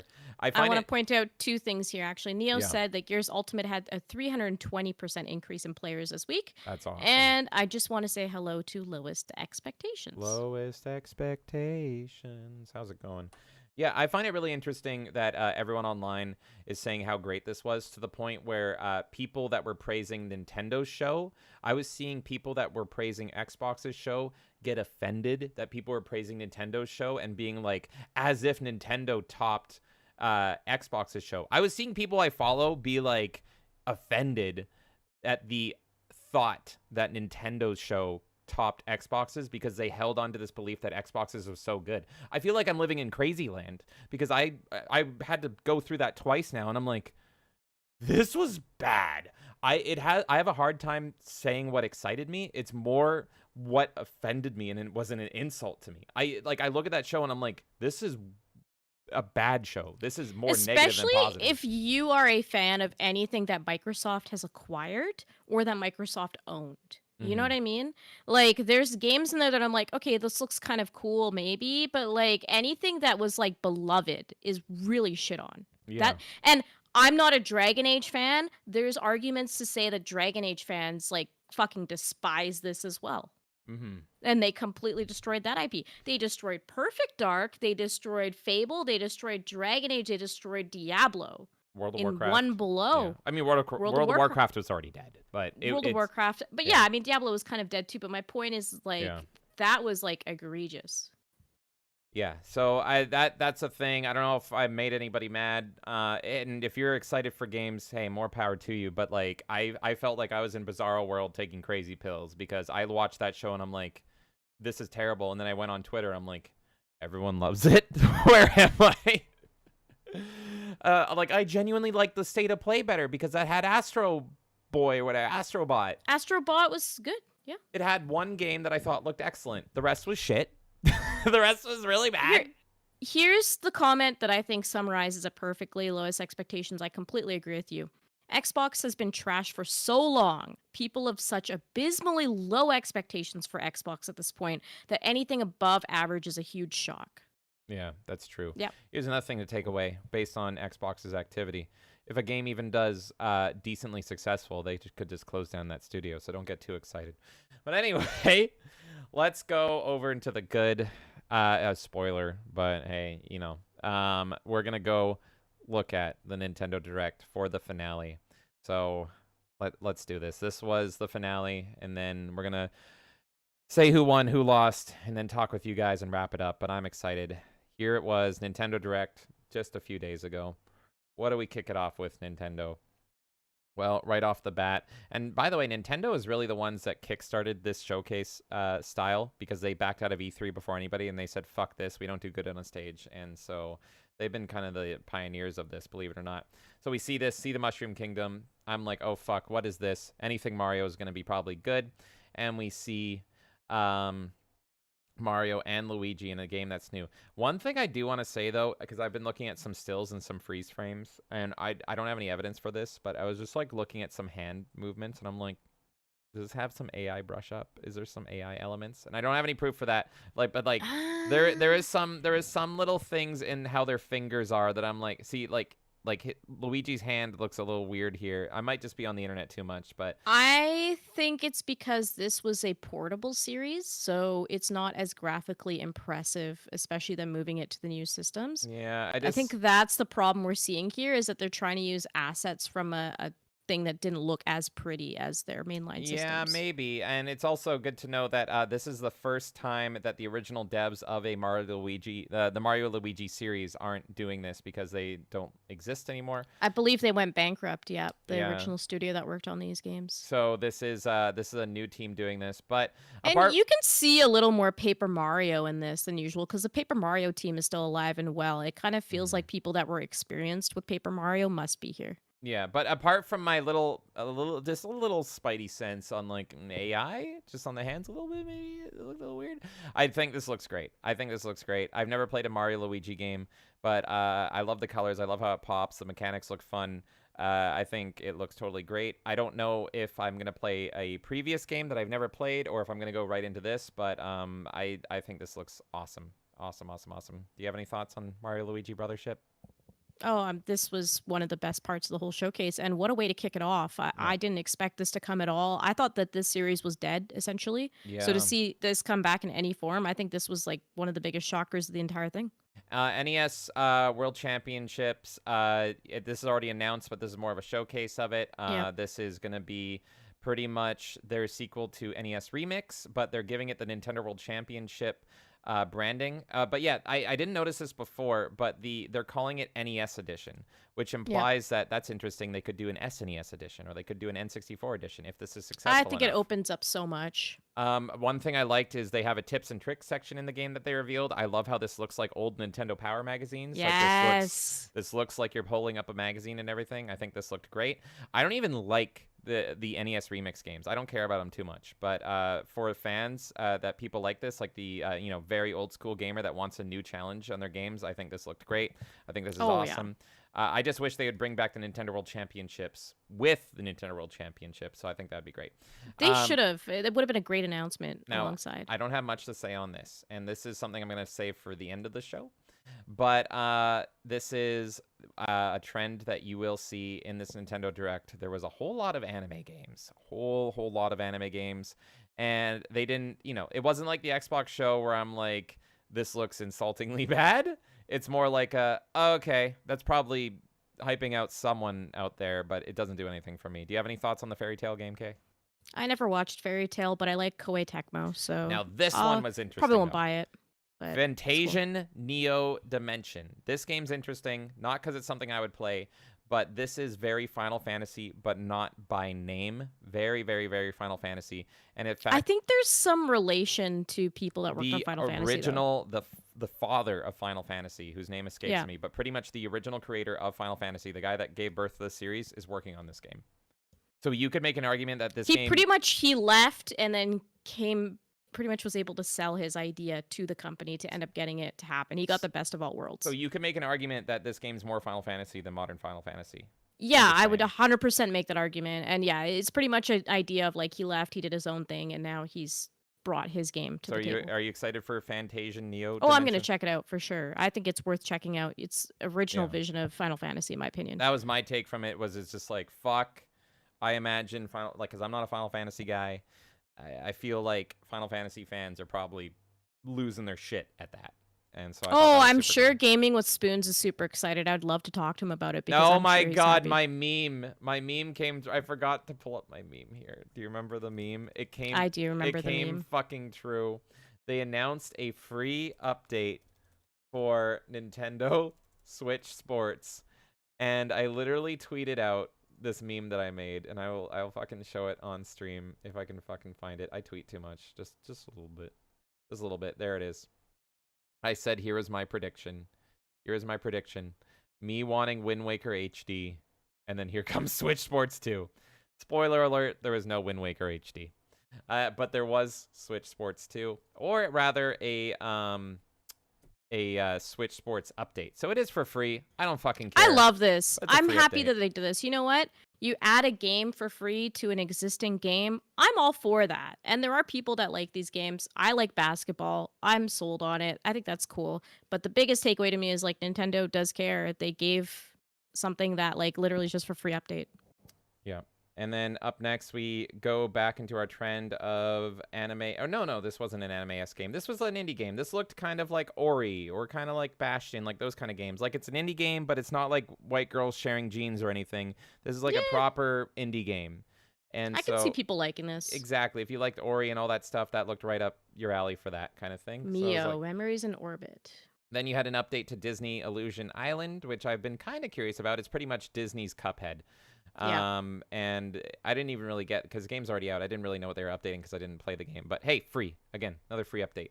Free? I found this so funny. This game's already out, but Hello Kitty Island Adventure, longtime South Park fans will know that this started out as a joke in South Park. Literally a South Park joke in my favorite episode of all time, the World of Warcraft episode, and the Hello Kitty people made it a real fucking game. It's going to the Switch. Then you have a game that I'm kind of excited for. It is Looney Tunes Sports, and this is like the first Looney Tunes game in a long time. I love Looney Tunes, and also seeing a proper Lola Bunny as well. The art style. This game is so fucking ugly, though. But Bugs looks like me after watching the Xbox showcase. That's why I like it. Like he looks. Sure, but this game looks so fucking gross. Like I'm sure the game is gonna be fine to play, but it looks gross animation wise. Yeah, no. See, Bugs looks like me trying to be happy after seeing Gears of War E-Day announced. And everyone judging me like, really? And it's like, I mean, E-Day looked good, guys. Emergence Day. So I can appreciate Bugs being hungover and horribly depressed. But I'm kind of hopeful. I'm more hopeful than I saw other people on this game. The art style's a little rough, yeah. But a sports game, like Wacky Sports, because we haven't had a Mario Wacky Sports game in a while. So Looney Tunes trying We're to take its missing a place. lot of mainstream IP stuff from So- Nintendo. Yeah, so like if Looney Tunes wants to fill the shoes of Mario Sports, I like Mario Sports games. I'm fucking in for it. Even if Bugs looks like he's hungover as shit. Then what do we have? We have Among Us. Oh my god, we're going way over time. Sorry, Kate, I don't but care about the Among Us stuff. yeah, it's fuck. This is or only Among relevant, Us. I guess, if you're playing tomorrow. There's new roles, apparently. Then you have Farmagia anime shit, more anime games, which was a trend. I This don't know. didn't look that great to me. I don't You know. you get carrot wolves or something. I don't fucking know. I was totally checked Yeah. out. Next big announcement, which is kind of a black pill for me, to be honest. Donkey Kong Country Returns HD. Now, How is this a black pill? because Because you wanted a new one? the Nintendo Switch will not see a new Donkey Kong game, and that is crazy. That is crazy to me. So no new Donkey Kong game on the Switch. We have Tropical Freeze, which is from the Wii U, and we have Donkey Kong Country Returns, which is from the Wii and the 3DS. But we have like pretty much every mainline Donkey Kong game on. Yeah, that's this nice. now. That's nice. I won't be getting this because I fucking sucked at this game, but I did beat it, and it was tough for me. I already played it. It's great. It's a great game. If you guys haven't played this, it's fucking awesome. Highly recommend it. For me, it's like, okay, I've already played it. I'm good. And there's no new content. It's just a port of the 3DS version. I think. Neo nicer says, did GameCube have a Donkey Kong game? It had the bongo ones. Oh yeah, Donkey Konga. Yeah, that's right. Okay, then you had Dragon Quest. Yeah, this was a huge surprise again. I thought JRPG guys, you were having a good time during this show. Dragon Quest 3 HD 2D remake, and it's like, oh shit, we haven't heard Dragon Quest in a long time. I was initially confused because Dragon Quest 1 through 3 was already on the Switch as a like collection. But I think this is like a remaster or something. I'm not a Dragon Quest fan, so I'm not sure this is a series that I'm trying to jump into right now. But yeah, this looks great. I think Dragon Quest fans were super taken aback and excited for this. Saw a lot of hype around it. And yeah, just good to see some fan service. I think like after playing the PS2 one, if I like Dragon Quest, I'll probably pick this up too. Just depends how I like it. And this is Dragon Quest 3, which confused me, but the guy explains here that they're also remaking 1 and 2, but 1 and 2 take place after 3. 3 is a prequel. So instead of playing it, he wants to change the order to be like, I think it'll be neat if you actually play it in the timeline order instead. That's super cool. So similar to like the Star Wars question of do you do 4 to 6 or 1 to 3 or 1 through 6? So the creator here of Dragon Quest is like, no, my choice is you go 3, 1, 2. So they're starting with 3, and then they're going to do 1 and 2 after. And then you have Man-Made Horrors Beyond Comprehension. This is the Lego team that... Oh, God. The Lego this is team such that slop. left to fucking make their own game. They decided to make a fucking Funko game. Yeah, this is fucking slop. This looks so fucking bad and soulless, just like real Funkos. So this is great. And yeah, it's got all these different properties in it. There's Chucky, Battlestar Galactica. You have fucking Jurassic Park. It looks like slop. Going ahead here. Oh my god, there's so much stuff coming at you quick. They already announced Luigi's Mansion 2 HD. Love Luigi's Mansion. I love this series so much. I will not be picking this up because I only beat 2 like a year ago or so on the 3DS. I don't recommend people start with this game. I would recommend playing this if you're already a fan and you never played it, because 2 is actually really, really hard. So start with 3. I would recommend 3 over any of them. This game looked funny and weird. I kind of like the weird shit. This game to me looked like, if you guys remember on 3DS, where you had like the street pass thing and then you would like collect puzzle pieces and you would fight people. This looks like that to me, which is interesting. I thought it looked kooky and weird, and I like kooky and weird, so I kind of was interested. It was kind of Pikmin-esque and weird and oblong and all that. But hey, fuck yeah, here we go. Metal Slug Attack Reloaded, baby. Love Metal Slug. I'm not a big tactics guy, though, so okay, are you going to be playing this? Oh yeah, I'm going to be playing this. I think this is already out now, too. Oh, really? It looks fucking I think awesome. it launched like the same day, if not the next day. Oh, okay, yeah. Oh, there it is. Available later today. Yeah, and I thought it looked great. Darkest Dungeon 2 getting a showcase. Darkest Dungeon's great. I haven't really gotten into it, but, you know, for you turn-based people, I think this is awesome. It's considered a great game, so it's just a quick little showcase here. And then we had which is one of the things that got me excited. We had updates here. So to the subscription collection for Nintendo Switch Online, we had Link to the Past 4 Swords, which I do want to say it is multiplayer, so you can go online and play Four Swords 4-player co-op online for the first time. Then this is the one I was hyped for. I've already started playing this. It's so fucking good. One of my favorite Metroids of all time, Metroid Zero Mission. Love Zero Mission. And Fusion and Zero Mission are two of my favorite Metroids ever, so I've already been playing a little bit of Zero Mission again, and I love it. I love having that on the Switch. Then they have the Mature 17 expansion pack now. Turok, which is like, well, Night Dive already did a great remake of Turok, so why would you go back? This is going to feel super dated, to be honest. It's not going to feel great. But Night Dive already has a great remake of Turok. That's what I'm saying. Yeah. Like, there already is a remake that's way better, and also, like, the N64 emulator is not good on And that the goes Switch. to the next game. But guess what, Xbox? Get fucked. We have sexy Joanna Dark. We have the OG Joanna Dark on here. It did feel like a jab, didn't it? I kind of enjoyed that. It felt like a jab. I felt like, I don't know. But I will say, though, it was not the win that we hoped it was. The Perfect Dark emulation on the Switch is broken. It's broken. I'm going to try it myself because, yeah, I saw the footage, but I want to try it. And we have the N64 controller, which works well with the emulator. So I'm curious. If you want to go, if we're not going to get to it today, but if you guys want to go over to our Twitter at Melee Games, there is a whole thread that I retweeted that goes through a deep dive on how broken the Perfect Dark emulator is. And here's the thing, Nintendo, people are paying money for this subscription service, and for the N64 emulation and the Sega Genesis emulation, they're paying an additional fee just to get those games. So if they're paying a subscription service for these games, you have to fucking fix that emulation, man. Like, that is absolute garbage. So I thought it was a funny jab that they had Perfect Dark in there or whatever. But right now, in my opinion and what I've seen, it's broken. So, meh. For me, the real win of this scenario was Four Swords. Excellent game. Excellent game. The fact that you can play that online is excellent. And Zero Mission, being one of my favorite Metroids ever, being on the Switch, is excellent. But Turok, remake's already better by Night Dive, and Perfect Dark is fucking broken. So let's keep it going. Phantom Brave, another anime game. So you have this here. Kay, anything to say on this anime game here? Nah, I don't. I mean, Phantom Brave was always a mediocre series. Well, let's get to the next thing that you can talk all about in a second here once it comes up. That is Marvel vs. Capcom Fighting Collection. I'm going to take you for a fucking ride. Holy shit, this collection is so fucking great. I love Capcom's collections they've been doing. The beat 'em up collection is one that I visit constantly, and now this for sure is going to be on my shelf. It's going to be something I visit constantly. They gave us the Punisher beat 'em up, which is like one of the best beat 'em ups you can get. That's what I want to play more than any of it. They gave us Marvel vs. Capcom 2. Marvel vs. Capcom 2 is free, baby. Let's fucking go. It is free. We have it finally. I'm so happy. Roll back netcode. This is going to feel better online. Oh my god. This was like one of the biggest highlights for me. This was the so game hyped. of the show for a lot of people. This was the out of body experience for me in this whole thing where I'm like, I haven't felt like this since like Melee, like that thing that I showed you guys last time with the town square where people were excited for Melee. Getting hyped, yeah. Holy fuck, the excitement I felt for this. We've got Children of the Atom. We've got Marvel Superheroes. We've got Marvel vs. Capcom 1 and 2.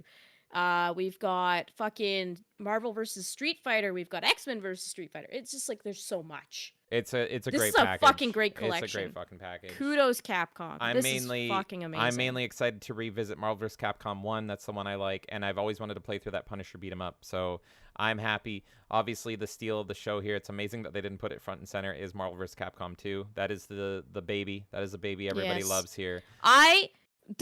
Just the feeling of seeing Marvel vs. Capcom 2 and the fact that I'm going to be able to play it on the Switch, I don't even feel like it's real me saying it. That's how insane it is. Like, I used to play this game in the arcade, and then I bought a PS2 copy because I'm like, they're never going to bring this to modern consoles. There's no fucking way. And I remember buying it with the thought in mind that this is just going to keep going up in price. I need to just, like, nip it in the bud and own it at home. And I think I paid, like, $50 for it at the time, and it became way more expensive. So the fact that I get to have this collection on my shelf is, like, euphoric. Like, I'm so happy.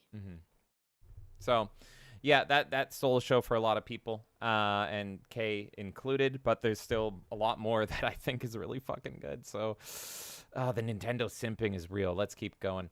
But even then, I'm not even simping for Nintendo on this one. It's Capcom. So this Thank one you, Capcom. I am excited for, but it comes with a caveat here. This is the next Super Mario Party. Now, what's interesting about this is the last Mario Party was like a best of.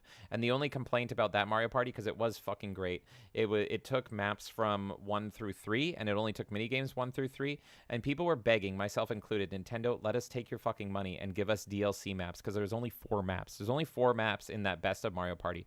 The interesting thing here is that this is Super Mario Party, which was the name of the first Mario Party that was on the Switch. So this is more of a continuation of that one. So this is going to be not a best of Mario Party 1 through 3, even though we all want a DLC for that. This is trying new things. This is trying different stuff. And this is with every Mario Party, usually, except when they do the best ofs, this is trying new things and everything, including a Battle Royale mode. 20 people can play online, Battle Royale type scenarios. I'm excited for this, but I would have preferred just DLC for the other game. I would have preferred that. But it's Mario Party. I'm going to fucking play it, and I am pretty excited for it. But I'm not. You're not? Oh, no. No, I don't think this looks that good. This kind of looks sloppy. And I almost wonder, because it was so obvious that they were working on a Mario Party, because there was leaks that the company that pretty much specializes in Mario Party was working on a project. I wonder if this footage was rushed out the door because they're like, we might as well announce it. Everyone's already thinking that we're working on this anyways. I don't think it looks that good. I think we might return back to like how the Wii was, where like there was that era of Mario parties where it wasn't that great. I'm getting a weird vibe from this game. It doesn't look good in its current state. I think it looks good. I just don't think it looks great. It's not mind-blowingly good. I think it's going to be hard to top the last Mario Party, and it's bold of them to try to, once again, take it in a new direction. This feels like kind of the last-ditch effort before they go over to the next system. And it's weird because we already have 2 Mario Parties on the Switch. We don't really need another. We have one Mario Party that tries new things, and we have a best of. I would have been fine waiting. So I think the lack of excitement comes from the fact that it's like, we're fine. You didn't have to do this. I would have rather seen what they did in the future. No, I wish that they just said, here, we're announcing DLC. We're giving you additional boards. Yeah, no, to the other Mario Party. No, that's they my didn't need thing to. as well. They didn't need to make this at all. They just should have been like, you guys want more boards? And I 100%ed Mario Party on the Switch, by the way. Like, and I don't 100% games, but I just had so much fun with it. I was like, I need to 100% this. I'm having a great time. I wanted more boards. I would have paid you for DLC. This game looks like trash to me. It doesn't look good. I think it's going to come out. I think it's going to run choppy. Nintendo, for all the things you do good, don't rely on anything online because your system cannot handle it. So if your gimmick is around this whole like battle royale shit and everything, you're doomed. If that's the thing that's the selling point of this game, it's going to suck. Okay. For the record, I think it looks good. I just don't have a lot of hype for it. But yeah, I think it'll be a fun time. I don't think it's going to top the last Mario Party, but it's going to, we have 3 Mario Parties on the Switch. I think for parties and fun and all that stuff, I think it's going to be fun to go through the 3 of them. I think this one will also be on Switch too. Probably. Yeah, it's probably going to get, So next game, a lot of people, I felt like this was going to be the controversial one of the show. Let's go into it. This is a Zelda game, and this is Echoes of Wisdom. So right off the bat, I thought it was interesting. I actually thought this was going to be Link's Awakening DLC because it's very much in the Link's Awakening style, of course. And I agree that I think this style looks great. I think a lot of people thought this style looked great, and this is the way to go for new 2D Zelda games. So it's a nice thing to see 2D Zelda games still living and not doing Breath of the Wild shit. But here it is, everybody. The CDI lives. The Philips CDI lives once again. This is a Zelda game. You are playing as Princess Zelda here. And I figured when I saw this, I'm like, uh-oh, here comes the controversy. People are going to be championing this, and they're going to be hating this because you're playing as Zelda, and that is already... It's being manufactured. Like, I think people are genuinely trying to buzz it up with each other. I don't think it's natural. Yeah. And I think, you know, I'm not the biggest Zelda guy, but I've always been interested in Link's Awakening. If I ignore all the controversy and bullshit and everything, I think it does look good. And I don't think Nintendo, on Nintendo's end, is trying to do any of the controversy or they're trying to get into the politics or anything of that. I think the way that Nintendo designs games, and you have to remember this, they don't design games just to make games. They don't design games as a continuous series or add a new story. The way Nintendo designs games is they come up with a new game mechanic first. They think first about how is a game going to be different, and then they say, that's a cool idea. What game do we put that in, and what's the story we craft around that? So they have to have a good, fun game first before they go ahead and make a game. And the mechanic for this one is the mirroring mechanic. The fact that Zelda has a wand that can mimic and mirror and duplicate anything, and then she can use that in the world. And that's going to make this game played in so many different ways and make it unique and fun. And you're going to see all these like funny videos on how people are just breaking the system. So they came up, I'm pretty sure, I'm guessing, but they came up with that idea. And then they're like, okay. Oh, yeah. They came up game... with the gimmick before the game, in my opinion. So then they were like, this gimmick's cool. We should make a game out of it. What game does it fit into? And then it slowly came up like, we could do a Zelda game with that. It's like, well, why don't we do a game where it's Zelda doing it? And it's because Zelda can use a wand. I genuinely wouldn't be surprised if they even had the Princess Peach concept on the board around a similar time. And they've like spaced out these launches, but like they were trying to figure out what would fit better, because the Peach game has some resemblance to a few things they're doing in this, if you're thinking on like the magic transformation aspect. So it's kind of interesting to look at that. It's like they are two concepts that are very different in some ways and very similar as well. And I'm not just going off of two women characters having a main game. I'm saying that they're both magic concepts at the end of the day. Yeah. So I think they had a bunch of ideas on the table and they picked a few out of them. There's probably ones we don't know about yet that are upcoming. And they were like, what does this fit? Which IP does this fit? Which IP does this fit? Yeah. And that's how it 100%. rolled out, in my opinion. Yeah, no, I'm in complete agreement with you. Also, So they said... Are you excited for this game? No. But I'm more excited to play Link's Awakening. I want to play. I still need to play through Link's Awakening, and then maybe I'd be more excited for it. I just think it looks fun and looks good, and I'm sure Zelda, like I think it's good for Zelda fans. I'm not gonna play it because there's other Zelda games that I would prefer to play that I've never gotten to. So but that's just me. Also, they showed the Nintendo Switch Lite that is Zelda themed. Don't fucking fall for that. That is a last move to get money and shake money out of the Switch to try to make it go up in the ranks from the 3rd spot to the 2nd or 1st spot. I mean, if you don't own the system though, and you want to port it, like if you want a Lite, then buy it. Yeah, but sure. If But you're on like your 3rd Switch in your house, you don't need it. yeah, I mean, unless that's you what want I'm saying. it. Like, don't. Yeah, you guys do whatever you want with your money, but This it's is like, the same as the 3DS, right? Like near the end of the XL cycle, they just were pumping out like different. yeah, let's see how fucking skins. many different versions we can make to get everyone to buy new versions of a system they already have, and so that's why they're doing that. To me, this is kind of a collector's dream. I understand if people want this. I also think that this light looks better than the other lights. The Pokemon light looked very ugly. And I also did, in general, I would say on the Switch life cycle, the only ones that look good were the Animal Crossing Switch and now this Hyrule Light. I think those are the only two ones that look good. The rest were very uninspired for the most part. I didn't like them going with gray with a lot of them. For example, the Smash Bros. One and the Diablo one I didn't think looked great either. And then the portable Pokemon ones, none of them look good. There were a lot of vibrant color lights. I think they look fine. Yeah. But the best, like, docked one would be the Animal Crossing one. I think 2nd place would go to the Mario one that they released very late in the cycle. That was like, I think an OLED. Or it might have not even been an OLED, but they had like a Mario one that was like red. That looks good too. Okay, yeah, makes sense. But with Zelda, I will just say I personally will play this game. I'm looking forward to it. I do have complaints about it. I don't like the visual style at all. If people say that they don't like the Wind Waker art style with Zelda, I don't like the Link's Awakening art style personally. I don't like the style with the one that they brought to the Switch or this one now either. I think it looks ugly and like toys. It doesn't look Zelda to me. My other complaint about this game is I do like the magic. I mean, Wands of Gamelon, I'm excited on that aspect, but they could have done so many different things with Zelda's magic, and I don't know the entire game yet, so maybe they'll do some of this.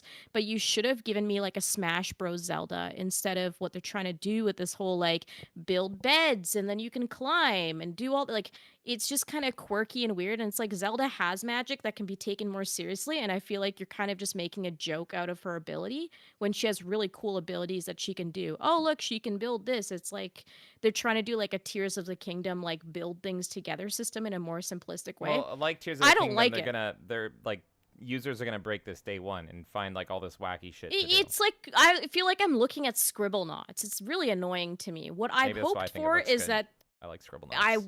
I wish that they but not in my Zelda games. I wish that they gave her a bow.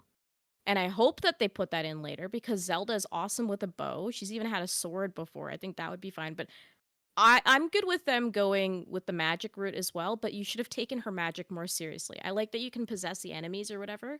That's cool. But I don't like this, let's just take household items and stack them high. I think that's really like belittling like the abilities of Zelda. No, So yeah. that's my biggest complaint. And then the art style I can look past, but I do think that the character models, especially for Zelda and Link, look like toys and it's very ugly. But I think Ganon looks good in it. I think that the world looks okay. Yeah. I disagree. I'm still I looking mean, forward to it. I like the art style. I like how Link's Awakening looks. And I think the mechanic is pretty smart and great. The mechanic is more appealing to me than anything in Breath of the Wild or Tears of the Kingdom. And like I said earlier, it's like this is how they design games. So It's like, pretty much the mechanic in Tears of the Kingdom, though, because it's like you can put this together with this, and then you'll make this, and it's like I no, don't want this I is a want mimic. actual magic. I know it, yeah, but it's like I don't care if you do things like she stands on a big ice platform, for example. But when you're like, let's like stack like beds and planks of wood and pots and stuff to climb to platform, you're really belittling the character, in my opinion. I mean, what's to belittle? It's fucking Zelda. But anyway, that's. What do you mean? Zelda's an amazing character. Oh, Do you know how? I'm not gonna get into this argument with you now too when we're already way over time. We're like way an over hour over time. time. But Zelda is a very powerful and impressive character, and she ultimately does so much. Yeah, for she the can story. make 20 beds. That's powerful. I think that's fucking cringe that they're That's great. I melting wish. it down to she's making like all this like stuff to climb. Oh, climb your furniture. Yeah. Why don't you give her cooler things to do? Why didn't you give me a fucking Zelda chic thing? That would have been fucking cool. Nah, I wouldn't. That would have wouldn't been so cared. I fucking wouldn't have cared to awesome. that. I wouldn't. No, if it was all that. I want my Zelda. I think it would have been way better. I want my Zelda to clone 28 chickens. And so I want to go into a fight and be like, chickens, cuckoos, and then you just go. Yeah, lowest expectations, Legend of IKEA, exactly. Yeah, that's way more I find it appealing. insulting. I think you could have been done way better things with a Zelda game. I will still play this game. It still interests me, but they could have done way better. No, I think it's great. I think think about it. Think how powerful, this is the most powerful Zelda has ever been. She can literally look at anything in the world. You're underestimating her power. And Angry Canadian came in with his member message here saying, I will help Nintendo Switch become best console by purchasing all the Zelda consoles. Thank you for being a brawler for 3 months, Angry Canadian. Oh, no. Look, Zelda has solved world hunger with this ability. She can literally, she is like the Star Trek fucking generator machine. She can literally just look at a steak, take it, and be like 9,000 steaks. There you go. There you fucking go. Like she is a god. She's a fucking god. She goes to fight Ganon now. She can go boop, and then she can be like, here, Ganon, I can't fight you. Have fun fighting 1,000 clones of you. She is so much more powerful than she has ever been in this game. This game looks great. You're selling me more on this game with your hatred of it. Cool. I don't hate the game. I just think that Zelda could have been treated way better, and I don't fucking care about this woke, non-woke argument. I don't think Nintendo's trying to be woke with Zelda at all. And I just like at the same time, I'm going to criticize the game loop. I don't think the game loop is great. I think that they could have done better. It'll be fun to a certain degree, but there's so many cooler things you could have done with this character. Again, as a Wind Waker fan, I've seen what Zelda's capable of, and I think that it's a little insulting. And same with things. I Then like you have Katamari Zelda, where you just Oh have a my giant God. ball of Zeldas, because there's a million of them, and she has to roll them all up in a ball, and it goes da da da da da da da da da da da da da. I think she's insane. Sure, whatever. Could I like she the clone the necromancer thing world? that they're doing in the game, but that's about it. Okay, let's keep going. Talking about absolute fucking dog shit, here's Ubisoft's contribution to it. Literal fucking nightmare reality characters dancing on screen. It No one looks cares about Just Dance. terrifying. It looks so fucking creepy and No one terrifying. cares about Just Dance. It at looks all. like weirdly fluid, but like the characters look like aliens. Like I was genuinely scared. This looked more scary than any fucking game of any show. So Ubisoft coming in and ruining the Nintendo Direct by fucking having these spooky ass characters in the game. We can skip this. They just say, "Hey bitch, guess what? Hey, guess what? We got your fucking exclusive, bitch." We One already game. saw the Lego thing, yeah. Yeah. We can skip this as well. They're porting Stray. It's gonna run like shit, but everyone likes Stray. It 'cause looks cats. so bad on the Switch. Yeah, it looks. Play it on PS5 if you're gonna play it.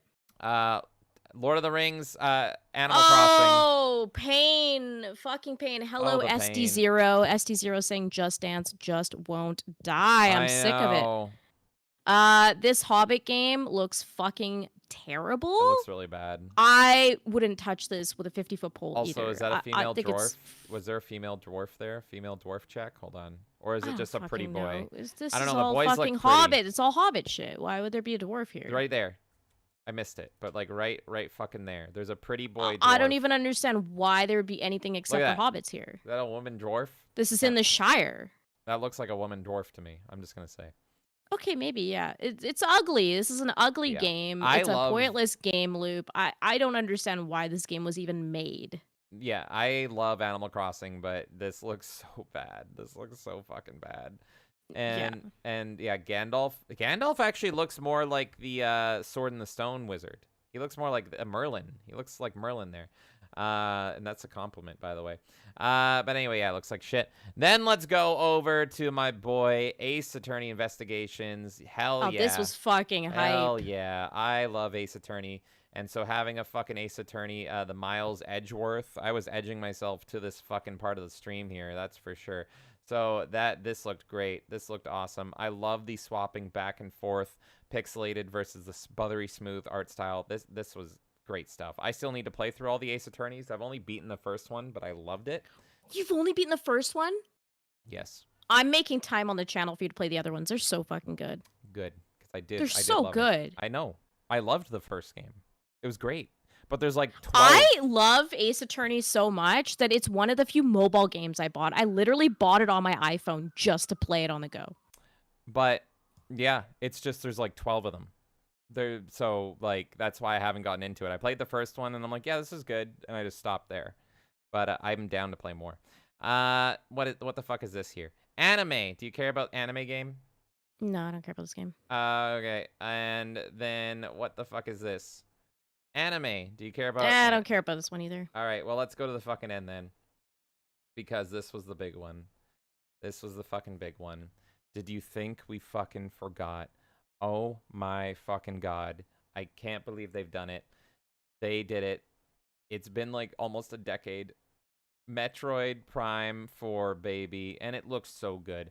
It looked so good to the point where people were like, is this the Switch 2? Are they lying?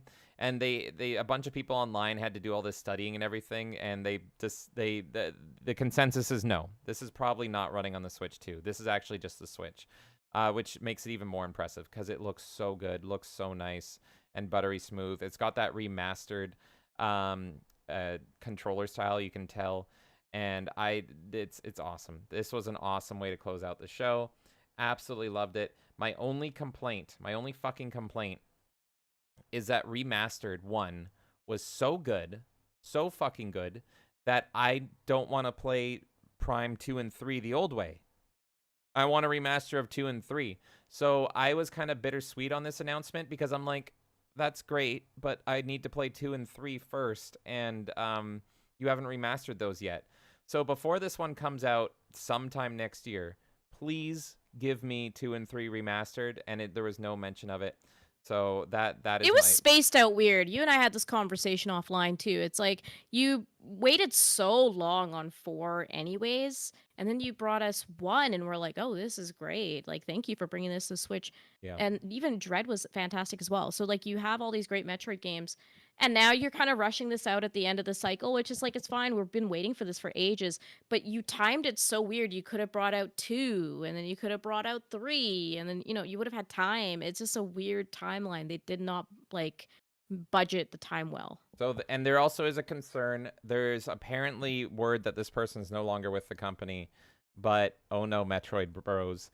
Megan Fausti is writing Metroid Prime 4. Aren't you excited? I've heard this person doesn't work there anymore, and they even like restarted a bunch of stuff. Yeah, so I don't know if that's true or not. I saw Melanie but... Mack talk about this, and she said people are telling me she's no longer with the company. So my theory is, well, look at Metroid Prime 4's development cycle. It's taken like a fucking decade, and they admitted that they had to pretty much restart the entire game. So I wonder if her writing had a factor of that. Like, did Nintendo come in and see what this person wrote and was like, oh, fuck this, and they just threw it out? Because that is quite possible. So this is just a little warning, just like the Sam Mags on Space Marine 2. Just a little warning. Just be careful. Don't get too hyped, everybody. But hopefully, it's been 10 years and they threw that out. There was one thing I wanted to show. Okay, you'll want to listen to this here. If there's any criticism of Nintendo Direct, it is this. So I liked this video. Not a lot of people like this video, but I thought it was quite funny. Let's watch it.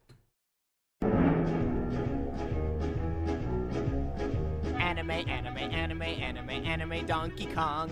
Anime Mario Party. Anime Mario Luigi 2. Anime Metroid Prime. And a couple games for Nintendo Switch Online. And more anime JRPGs to announce for you to whine.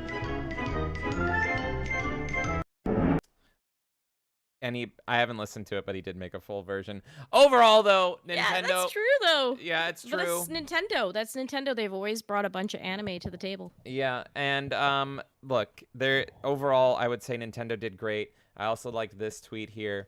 How is Nintendo still dog-walking the rest of the gaming industry with a 7-year-old Android tablet? How? Here's the answer. Nintendo makes games. Simple as. They make fucking games. Simple shit, man. They're like that is it. Make us games that are actually about the video games, and we'll play it. You can do this on the Xbox. You can do this on the PlayStation. But they're not making good games. They're barely on the PlayStation. They're barely making any games. And the Xbox, they're just making games that are everywhere and on Game Pass, and they look like shit. Nintendo's making good quality games that make us keep coming back to this shitty fucking tablet that delivers. Absolutely. So, what is my game of the show? Oh my god, there's so much. Mario and Luigi looked great. And then I want to say Metroid Zero Mission, but that obviously doesn't count. It does count though. Yeah. Anything that was shown on this counts. That's true. Super Mario Party, I honestly thought it looked good. Legend of Zelda, I even think looked good. I'm just not going to play it right away until I get more Zeldas under my belt. But ultimately, I do think I have to give it to the fact that Prime 4 looked so fucking good. It looked so fucking good. And this wasn't a perfect show. I'm not going to say this is a 10 out of 10 show or anything, because I think what they should have done, what would have been nice, is if at the end of it, they're like, also, while you wait, fucking stealth drop, here's Prime 2 remastered. And then fucking go. Then maybe this would have been a 10 out of 10 show. But I do put a caveat in. Metroid Prime 4 is probably my game of the show. It looked good. I can't fucking wait. But it is the caveat of I haven't played Prime 2 or 3 yet, and I was spoiled. I was spoiled by Prime Remastered, and I don't want to go back. I do not want to go back to the old ways because that Prime Remaster was so peak that I just want them to give me that experience again. So I'm going to wait. I'm going to hold out hope, and I'm going to hold out faith that they are going to deliver that. That said, yeah, the show wasn't perfect. I do agree with Yakko there. A lot of fucking anime I don't care about. It didn't look bad. It just wasn't for me. So anime fans, hell yeah, more power to you. JRPG fans, more power to you. A little disappointing that Donkey Kong Country Returns HD is what we're getting and not a new Donkey Kong game. But if you haven't played that game, it's excellent. Same with Luigi's Mansion 2. So there's a lot of games where I'm like, I've already played this. But for you people that haven't, fuck yeah. So overall, great. I think, in my opinion, Nintendo won. Not a perfect show, though. I'm going to give it an edge over Devolver because I would feel disgusting if I said Devolver won, even though I didn't care about any of the fucking games. So I'm going to give Nintendo a not perfect, but a pretty damn good show, 8 out of 10 over here from me. So could have been better. Not perfect. A 9 would have meant that I loved it, but it was great. It was a great showing. It made me happy. It also made me a little sad because I'm like... Give me Prime 2. I would have been more hyped for Prime 2 over Prime 4. Yeah, that was a weird misstep in my opinion. But yeah, so 8 out of 10 for me. Nintendo won, and in my opinion, Xbox lost. But if you talk online, people are like, Xbox won and beat everybody. So that is just my opinion. So to round up my scores, Summer Games Fest got a 5. Very mixed bag. Overall boring. Ubisoft, barely watched it. It was Ubi shit. Doesn't even really count. I gave that a 3. Devolver, no games. I just liked the show. 7. Xbox, nightmare reality. Everything I hate about the modern industry. Makes me never want to play games again. 2. And then Nintendo, great showing. Literally, my only caveats is I want to give you more money. Give me more so I can give you more money. Got a great solid 8 out of 10. And the only reason it didn't go higher is a lot of the games weren't really for me, even though they looked fine. And I just wish they gave me more remasters. Give me more slop, Nintendo. So there you go. That's my rankings. Kay? Nintendo was amazing for me. I had such a great time watching it. Great way to kick it off with the Mario and Luigi game. Never thought that series would come back. So that was a huge surprise. Really great to see. Marvel vs. Capcom coming back was probably the biggest bombshell ever. I was just stunned. I still am thinking about it and still having trouble realizing that it's real. It's such a good fucking feeling. I'm not a Metroid person. Not that I dislike the series. I just never really got into it. So, I mean, the Metroid Prime 4 reveal was not anything too exciting for me. But I think overall, just as a fan of video games, I was excited to see that they brought that back. I mean, yeah, the Donkey Kong thing was a little disappointing. I will agree with you on that. Zelda, I'm very mixed on. I will play the game. I am excited, but I have a lot of issues, as I outlined earlier. I think one of the reasons why this would not be like a 10 out of 10 thing for me is because there was no Star Fox that ended up on this console, which is insane to me. Starlink doesn't count. It's not an actual Star Fox game. So in that way, I'm pretty disappointed. But that's okay. You know, we have the next system. Maybe we'll get something good. Obviously, I did not get my Wind Waker HD, but I didn't have my hopes up for that. I feel like that's going to be next system as well. So overall, I would probably give this an 8 out of 10. I thought it was a really good showing. Mario Party did disappoint me as well, but there's a lot of really good here. Overall, great vibes from Nintendo, and especially compared to everything else I saw with all the other showcases, this blew it out of the park, in my opinion. It was the only one that I felt like was really about video games. So yeah, I think Nintendo wins over all of them. You guys already heard my rankings on the other ones. They're all pretty much trash. I wouldn't even give any of them like above 5. An Xbox, to me, I get why people liked it, but it's just at the end of the day, the amount of insults that they put on like beloved series, I don't care. I think it's the worst showing. Yeah. I don't like. At the end of agree. the day, you could have given me like games that I was waiting for my entire life, but just the amount of insults to gamers overall, Microsoft doesn't deserve my respect for that showing at all. You don't get to fucking punch me in the face and then give me a gift and act like that makes up for it. Yeah. So even though I thought, hey, Gears of War is hopeful, I don't forget how much you were just fucking me over and royally screwing me throughout the entirety of the show. So go fuck yourself, like, honestly. It was so funny to me during the Summer's Games Fest. Halo Master Chief is delegated to a fucking Dolby Digital ad, and he doesn't even get mentioned. Marboy doesn't even get fucking mentioned in the Xbox show. And it was really Blizzard. It was really, for me, the bastardization of Blizzard, which is now owned by Xbox, so it's technically Xbox, and it was shown at Xbox.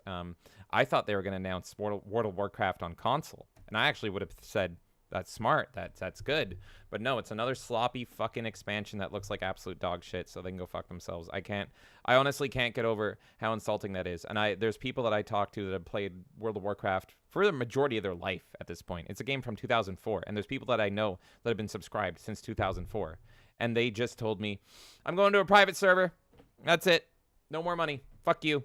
And I literally got sent instructions the other day. They were like, bro, here's how you do a private server. I just did it. Come join us. Reclaim Waddle K. Come back to Waddle K. And I'm just like, wow. So it's already been dead. It's been dead for 10 years, but now it's like dead. It's dead. So yeah, it's amazing. And yeah, so that's our rankings. That's the show. I would say for me, we're in a 100% agreement. What was your ranking for Nintendo out of 10? 8 out of 10. 8 out of 10. Same for me. And what was your game? What was your game of the show? Mine was Marvel vs. Capcom collection. Of course. Yeah, Okay. that to me like blows it away. Weird that it's not a Nintendo title in a sea of good Nintendo titles. Yeah. But I thought that was just like the big bombshell. Oh, another personally. thing I forgot to mention is a lot of Xbox fans are really, really, really mad because the Marvel vs. Capcom collection is going on PlayStation, it's going on Switch, it's not going on Xbox. It's not going on Xbox. Okay, here's my comment on that, because I don't know if it's just Twitter curating it and I'm getting a bunch of these comments in my fucking feed, but everyone's been bitching about like this game's on Xbox and this game's on Xbox. Maybe it's on Microsoft and not all the companies that are not on Xbox. Like, you know what I mean? I'm seeing people get mad at different studios and being like, why aren't you putting your game on Xbox? And it's like, if there's that many studios that are not on Xbox, do you think it's them that's a problem, or is it Microsoft creating the problem? You know what I mean? It's just like strange that everyone is trying to be like, oh, why Capcom? Why didn't you put it on your this? Why didn't you put it on? It's like, maybe Microsoft is the fucking problem. Yeah, it's quite possible. So I don't know. It's just like I want to know. I want to know why. I just want to know why. It's definitely interesting. I haven't looked into it. I haven't had time to look into why. I feel like Microsoft they don't care about their gaming sector. They're not fighting they're not fighting for anything anymore. They feel like we own all of these game companies. They can make games for our system. Otherwise, we don't care. We've already got so many IPs here. I do remember they're crying about they just don't care. Helldivers is quite funny. Let me see. Marvel vs. Capcom Xbox. Why not? Yeah, okay. So I have a Forbes article here. Why is Marvel vs. Capcom coming to every platform but Xbox? That would be Xbox, and Capcom has declined to comment at why. IGN asks why. No one seems to know with 100% certainty. It's being seen as a bad look for both companies. Capcom, as they apparently don't want to do some sort of extra work or make separate deal to come to Xbox, and Xbox because they weren't able to convince Capcom to do so. Possibly the confirmed theory is because Capcom's MT framework engine no longer works on Xbox One. Interesting. Explaining other games that have skipped the console. But that still, the point stands that Capcom doesn't think the Xbox is worth to correct that. Xbox One has sold 60 million units in its lifetime, many of which are still routinely played. So, okay, so that's a good theory, though. That's an interesting theory. Capcom's MT framework engine no longer works on the Xbox One. So they would have to, for whatever reason that is, so they would have to do a fuck ton of work. They have an existing engine. That's what their games are running on. They would have to do a fuck ton of work to get their games updated onto a new engine just to bring it over to Xbox. And so they, for whatever reason, are and this is still just a rumor, are saying not worth it. We're just going to stick to the other platforms where our engine does work. So interesting. Now I want to know why that engine doesn't work. Like why is that? Look, it's potential, but again, at the end of the day, it's not just Capcom that's not bringing games to the Xbox. So is it purely a Capcom issue? Is this a Microsoft issue? How much are they accommodating other studios? Okay, wait. It gets more interesting. The MT framework engine isn't supported on the Xbox Series and PS5 consoles, apparently. So is Marvel vs. Capcom Collection not coming to PS5? It's coming PS4. to Yeah, but I assumed it was going to be backwards compatible, so now it sounds like it's not. That's interesting. I guess we won't know until it comes out, PS4. So no wonder they showed it during the Switch Direct, the Nintendo Direct, because that means that the Nintendo Switch is the leading system to get this game on, because it's going to be on PS4, but according to this, not on PS5, and it's not going to be on Xbox. So the top 3 consoles, right, are Xbox Series, I hate the fucking name, PS5, and Nintendo Switch. And so it's really only, if this is correct, only on the Switch. That's crazy. Well, Steam as well, but if you're talking non-console. Oh, yeah. So I don't know. Again, it could be a million reasons, but it's just like funny to me that people don't look and point is the finger at going on Steam. Microsoft as well. Like, why don't you look at Microsoft and say, instead of blaming individual studios, why don't you talk to them and ask why they're not bringing games on their platform? Yeah, no, this is a super crazy, interesting rabbit hole that I just got myself into. But anyway, so there you go. No wonder they showed it, in my opinion, during the Direct. If their entire Well, fucking Switch was the only modern thing. It makes sense that it was on there. We already knew that it was like PS4. They're not going to showcase a PS4 game on a State of Play. It's all about yeah, the newest no, stuff but anyways, I just no. This is just interesting to me because I assumed that it's because there's some games that are PS4 games, but they're like, you know, you can buy the PS4 version and have it work on the PS5. But based on this, it sounds like no, this might be locked to the PS4. So I would just say, I'm gonna be curious to check it out when it happens because I want to know if it will work or not. Yeah, that to me that's a PSA that if you are planning on getting this game and you're a PlayStation person, you might want to hold off until it comes out. Don't fucking pre-order this. Wait and see if this works on your PS5 because it's sounding like it's not. So unless you still have a PS4 that's hooked up and kicking around, sounds like Switch is the way to go, baby. Sounds like that's the platform to go for. So yeah, no, that's crazy. So I'm just saying, if you're a Sony guy out here and you're hyped, because this was the game of the show for a lot of people, not just Kay. Maybe hang up a bit there and just wait and see. But anyway, so that's our scores here. Nintendo wins for both of us. You can vote in our poll here while we wrap up the show. Right now, Nintendo is leading with 9 votes, 67%. For the win. I didn't include Devolver because I assume nobody would vote for it except for maybe me.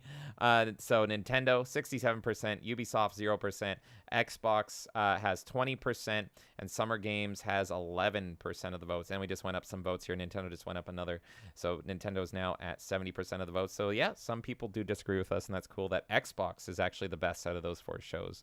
And like I said, a lot of people felt that way on Twitter. I felt like I was taking crazy pills because fucking hell. Xbox is the best or Nintendo was voted? I thought Nintendo had the most Nintendo votes. is winning. Xbox is second right now. Oh, okay, yeah. Yeah. So anyway, Kay, I thought you were saying that Microsoft won over Nintendo. I'm like, there's no way. It's almost been 8 hours. I'm out of it. With that, Kay, why don't you read some chat? You can get people's reactions, and we can roll on out of here. And guys, don't forget, tomorrow night, you can join us for Among Us. I will drop our link tree over in each chat while Kay rolls us out.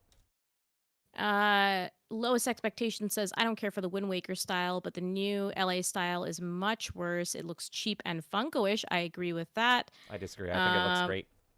I think it looks ugly. Angry Canadian says, I accidentally fell asleep earlier, but that Mario and Luigi game looks great. They captured the goofy 2D sprites perfectly. It does look like the original games for that series. Lowest Expectation says, Ubislop. SD0 says, Just Dance just won't die. And when's Marvel? I'm getting that Marvel. Indeed. I'm so excited for that game. Lowest Expectation says cash grab because Rings of Power flopped. Holy fuck, does that Lord of the Rings game look bad? All of the new Lord of the Rings games are fucking terrible, man. Go back to the good shit. SD0 also says Metroid was in development Hades. And Lowest Expectation says hot take, the MP4 gameplay they showed wasn't that impressive. I kind of feel similar, but I'm coming at it as a non-Metroid fan. And not that I dislike Metroid, but I'm just not a huge fan. I thought the music was really weak, personally. It didn't have a punch to it, really. It was interesting. I thought the last little sizzle where Samus is looking at the other enemy was kind of cool, seeing the rolling in the ball, whatever. But yeah, there was definitely some lulls in that, if that makes sense. It wasn't like a well-polished trailer. I love Metroid. I've never felt like music is its strong suit, and I know there's a lot of people that disagree with that.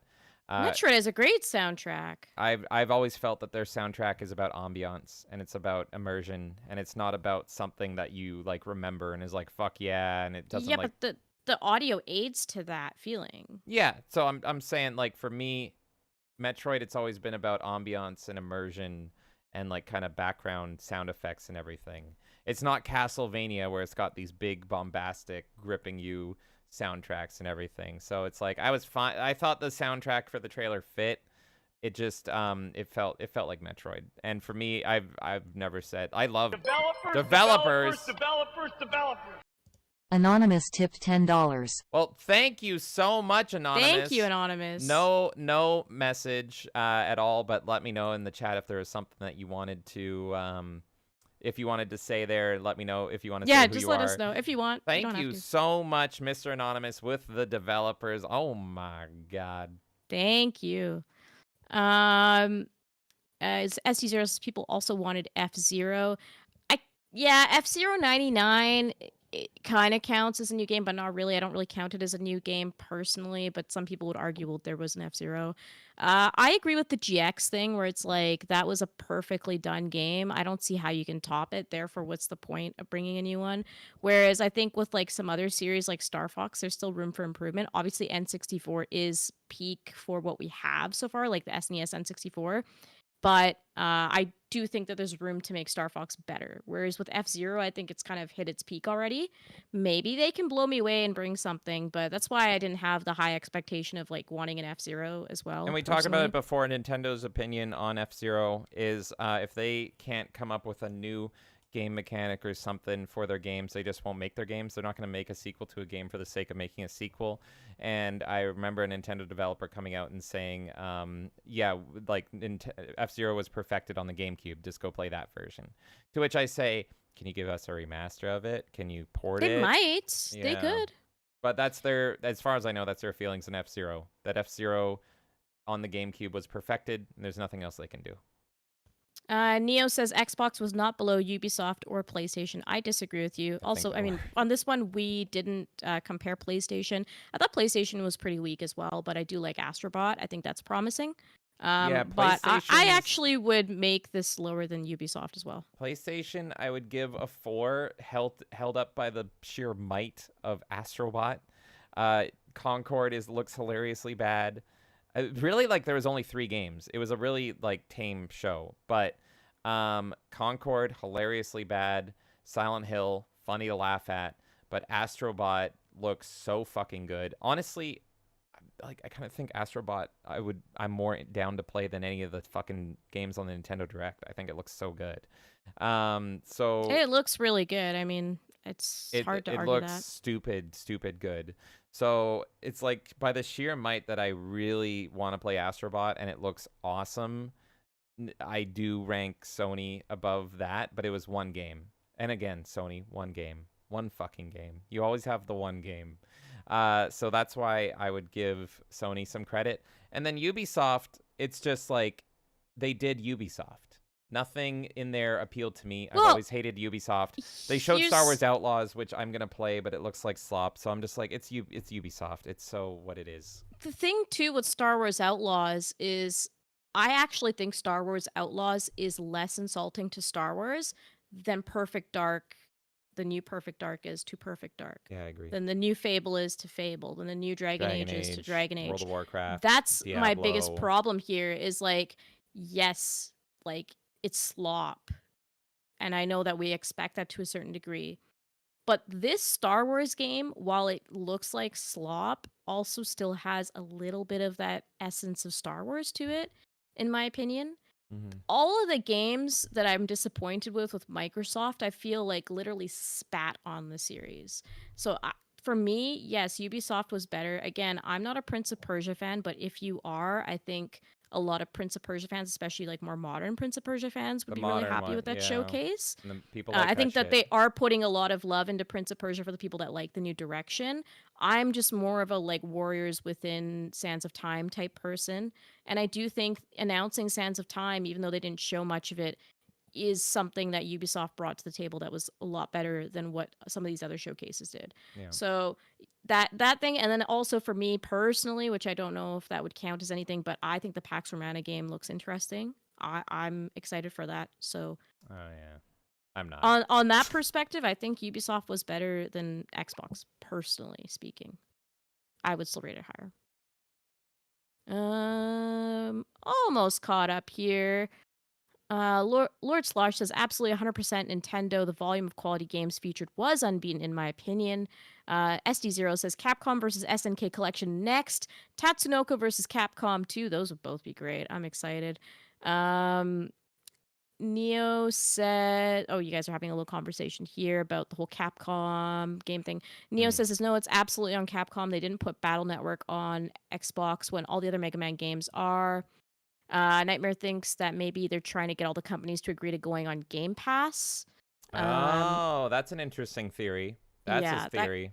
That's something that I think should be explored. Yeah. Canadian says, isn't the reason because if Dev wants to publish on Xbox, they have to make it work on the Series S and X? That's also a good point. That is a weird complication for sure. And that's something Sony is going to be encountering now because they're doing the PS5 Pro.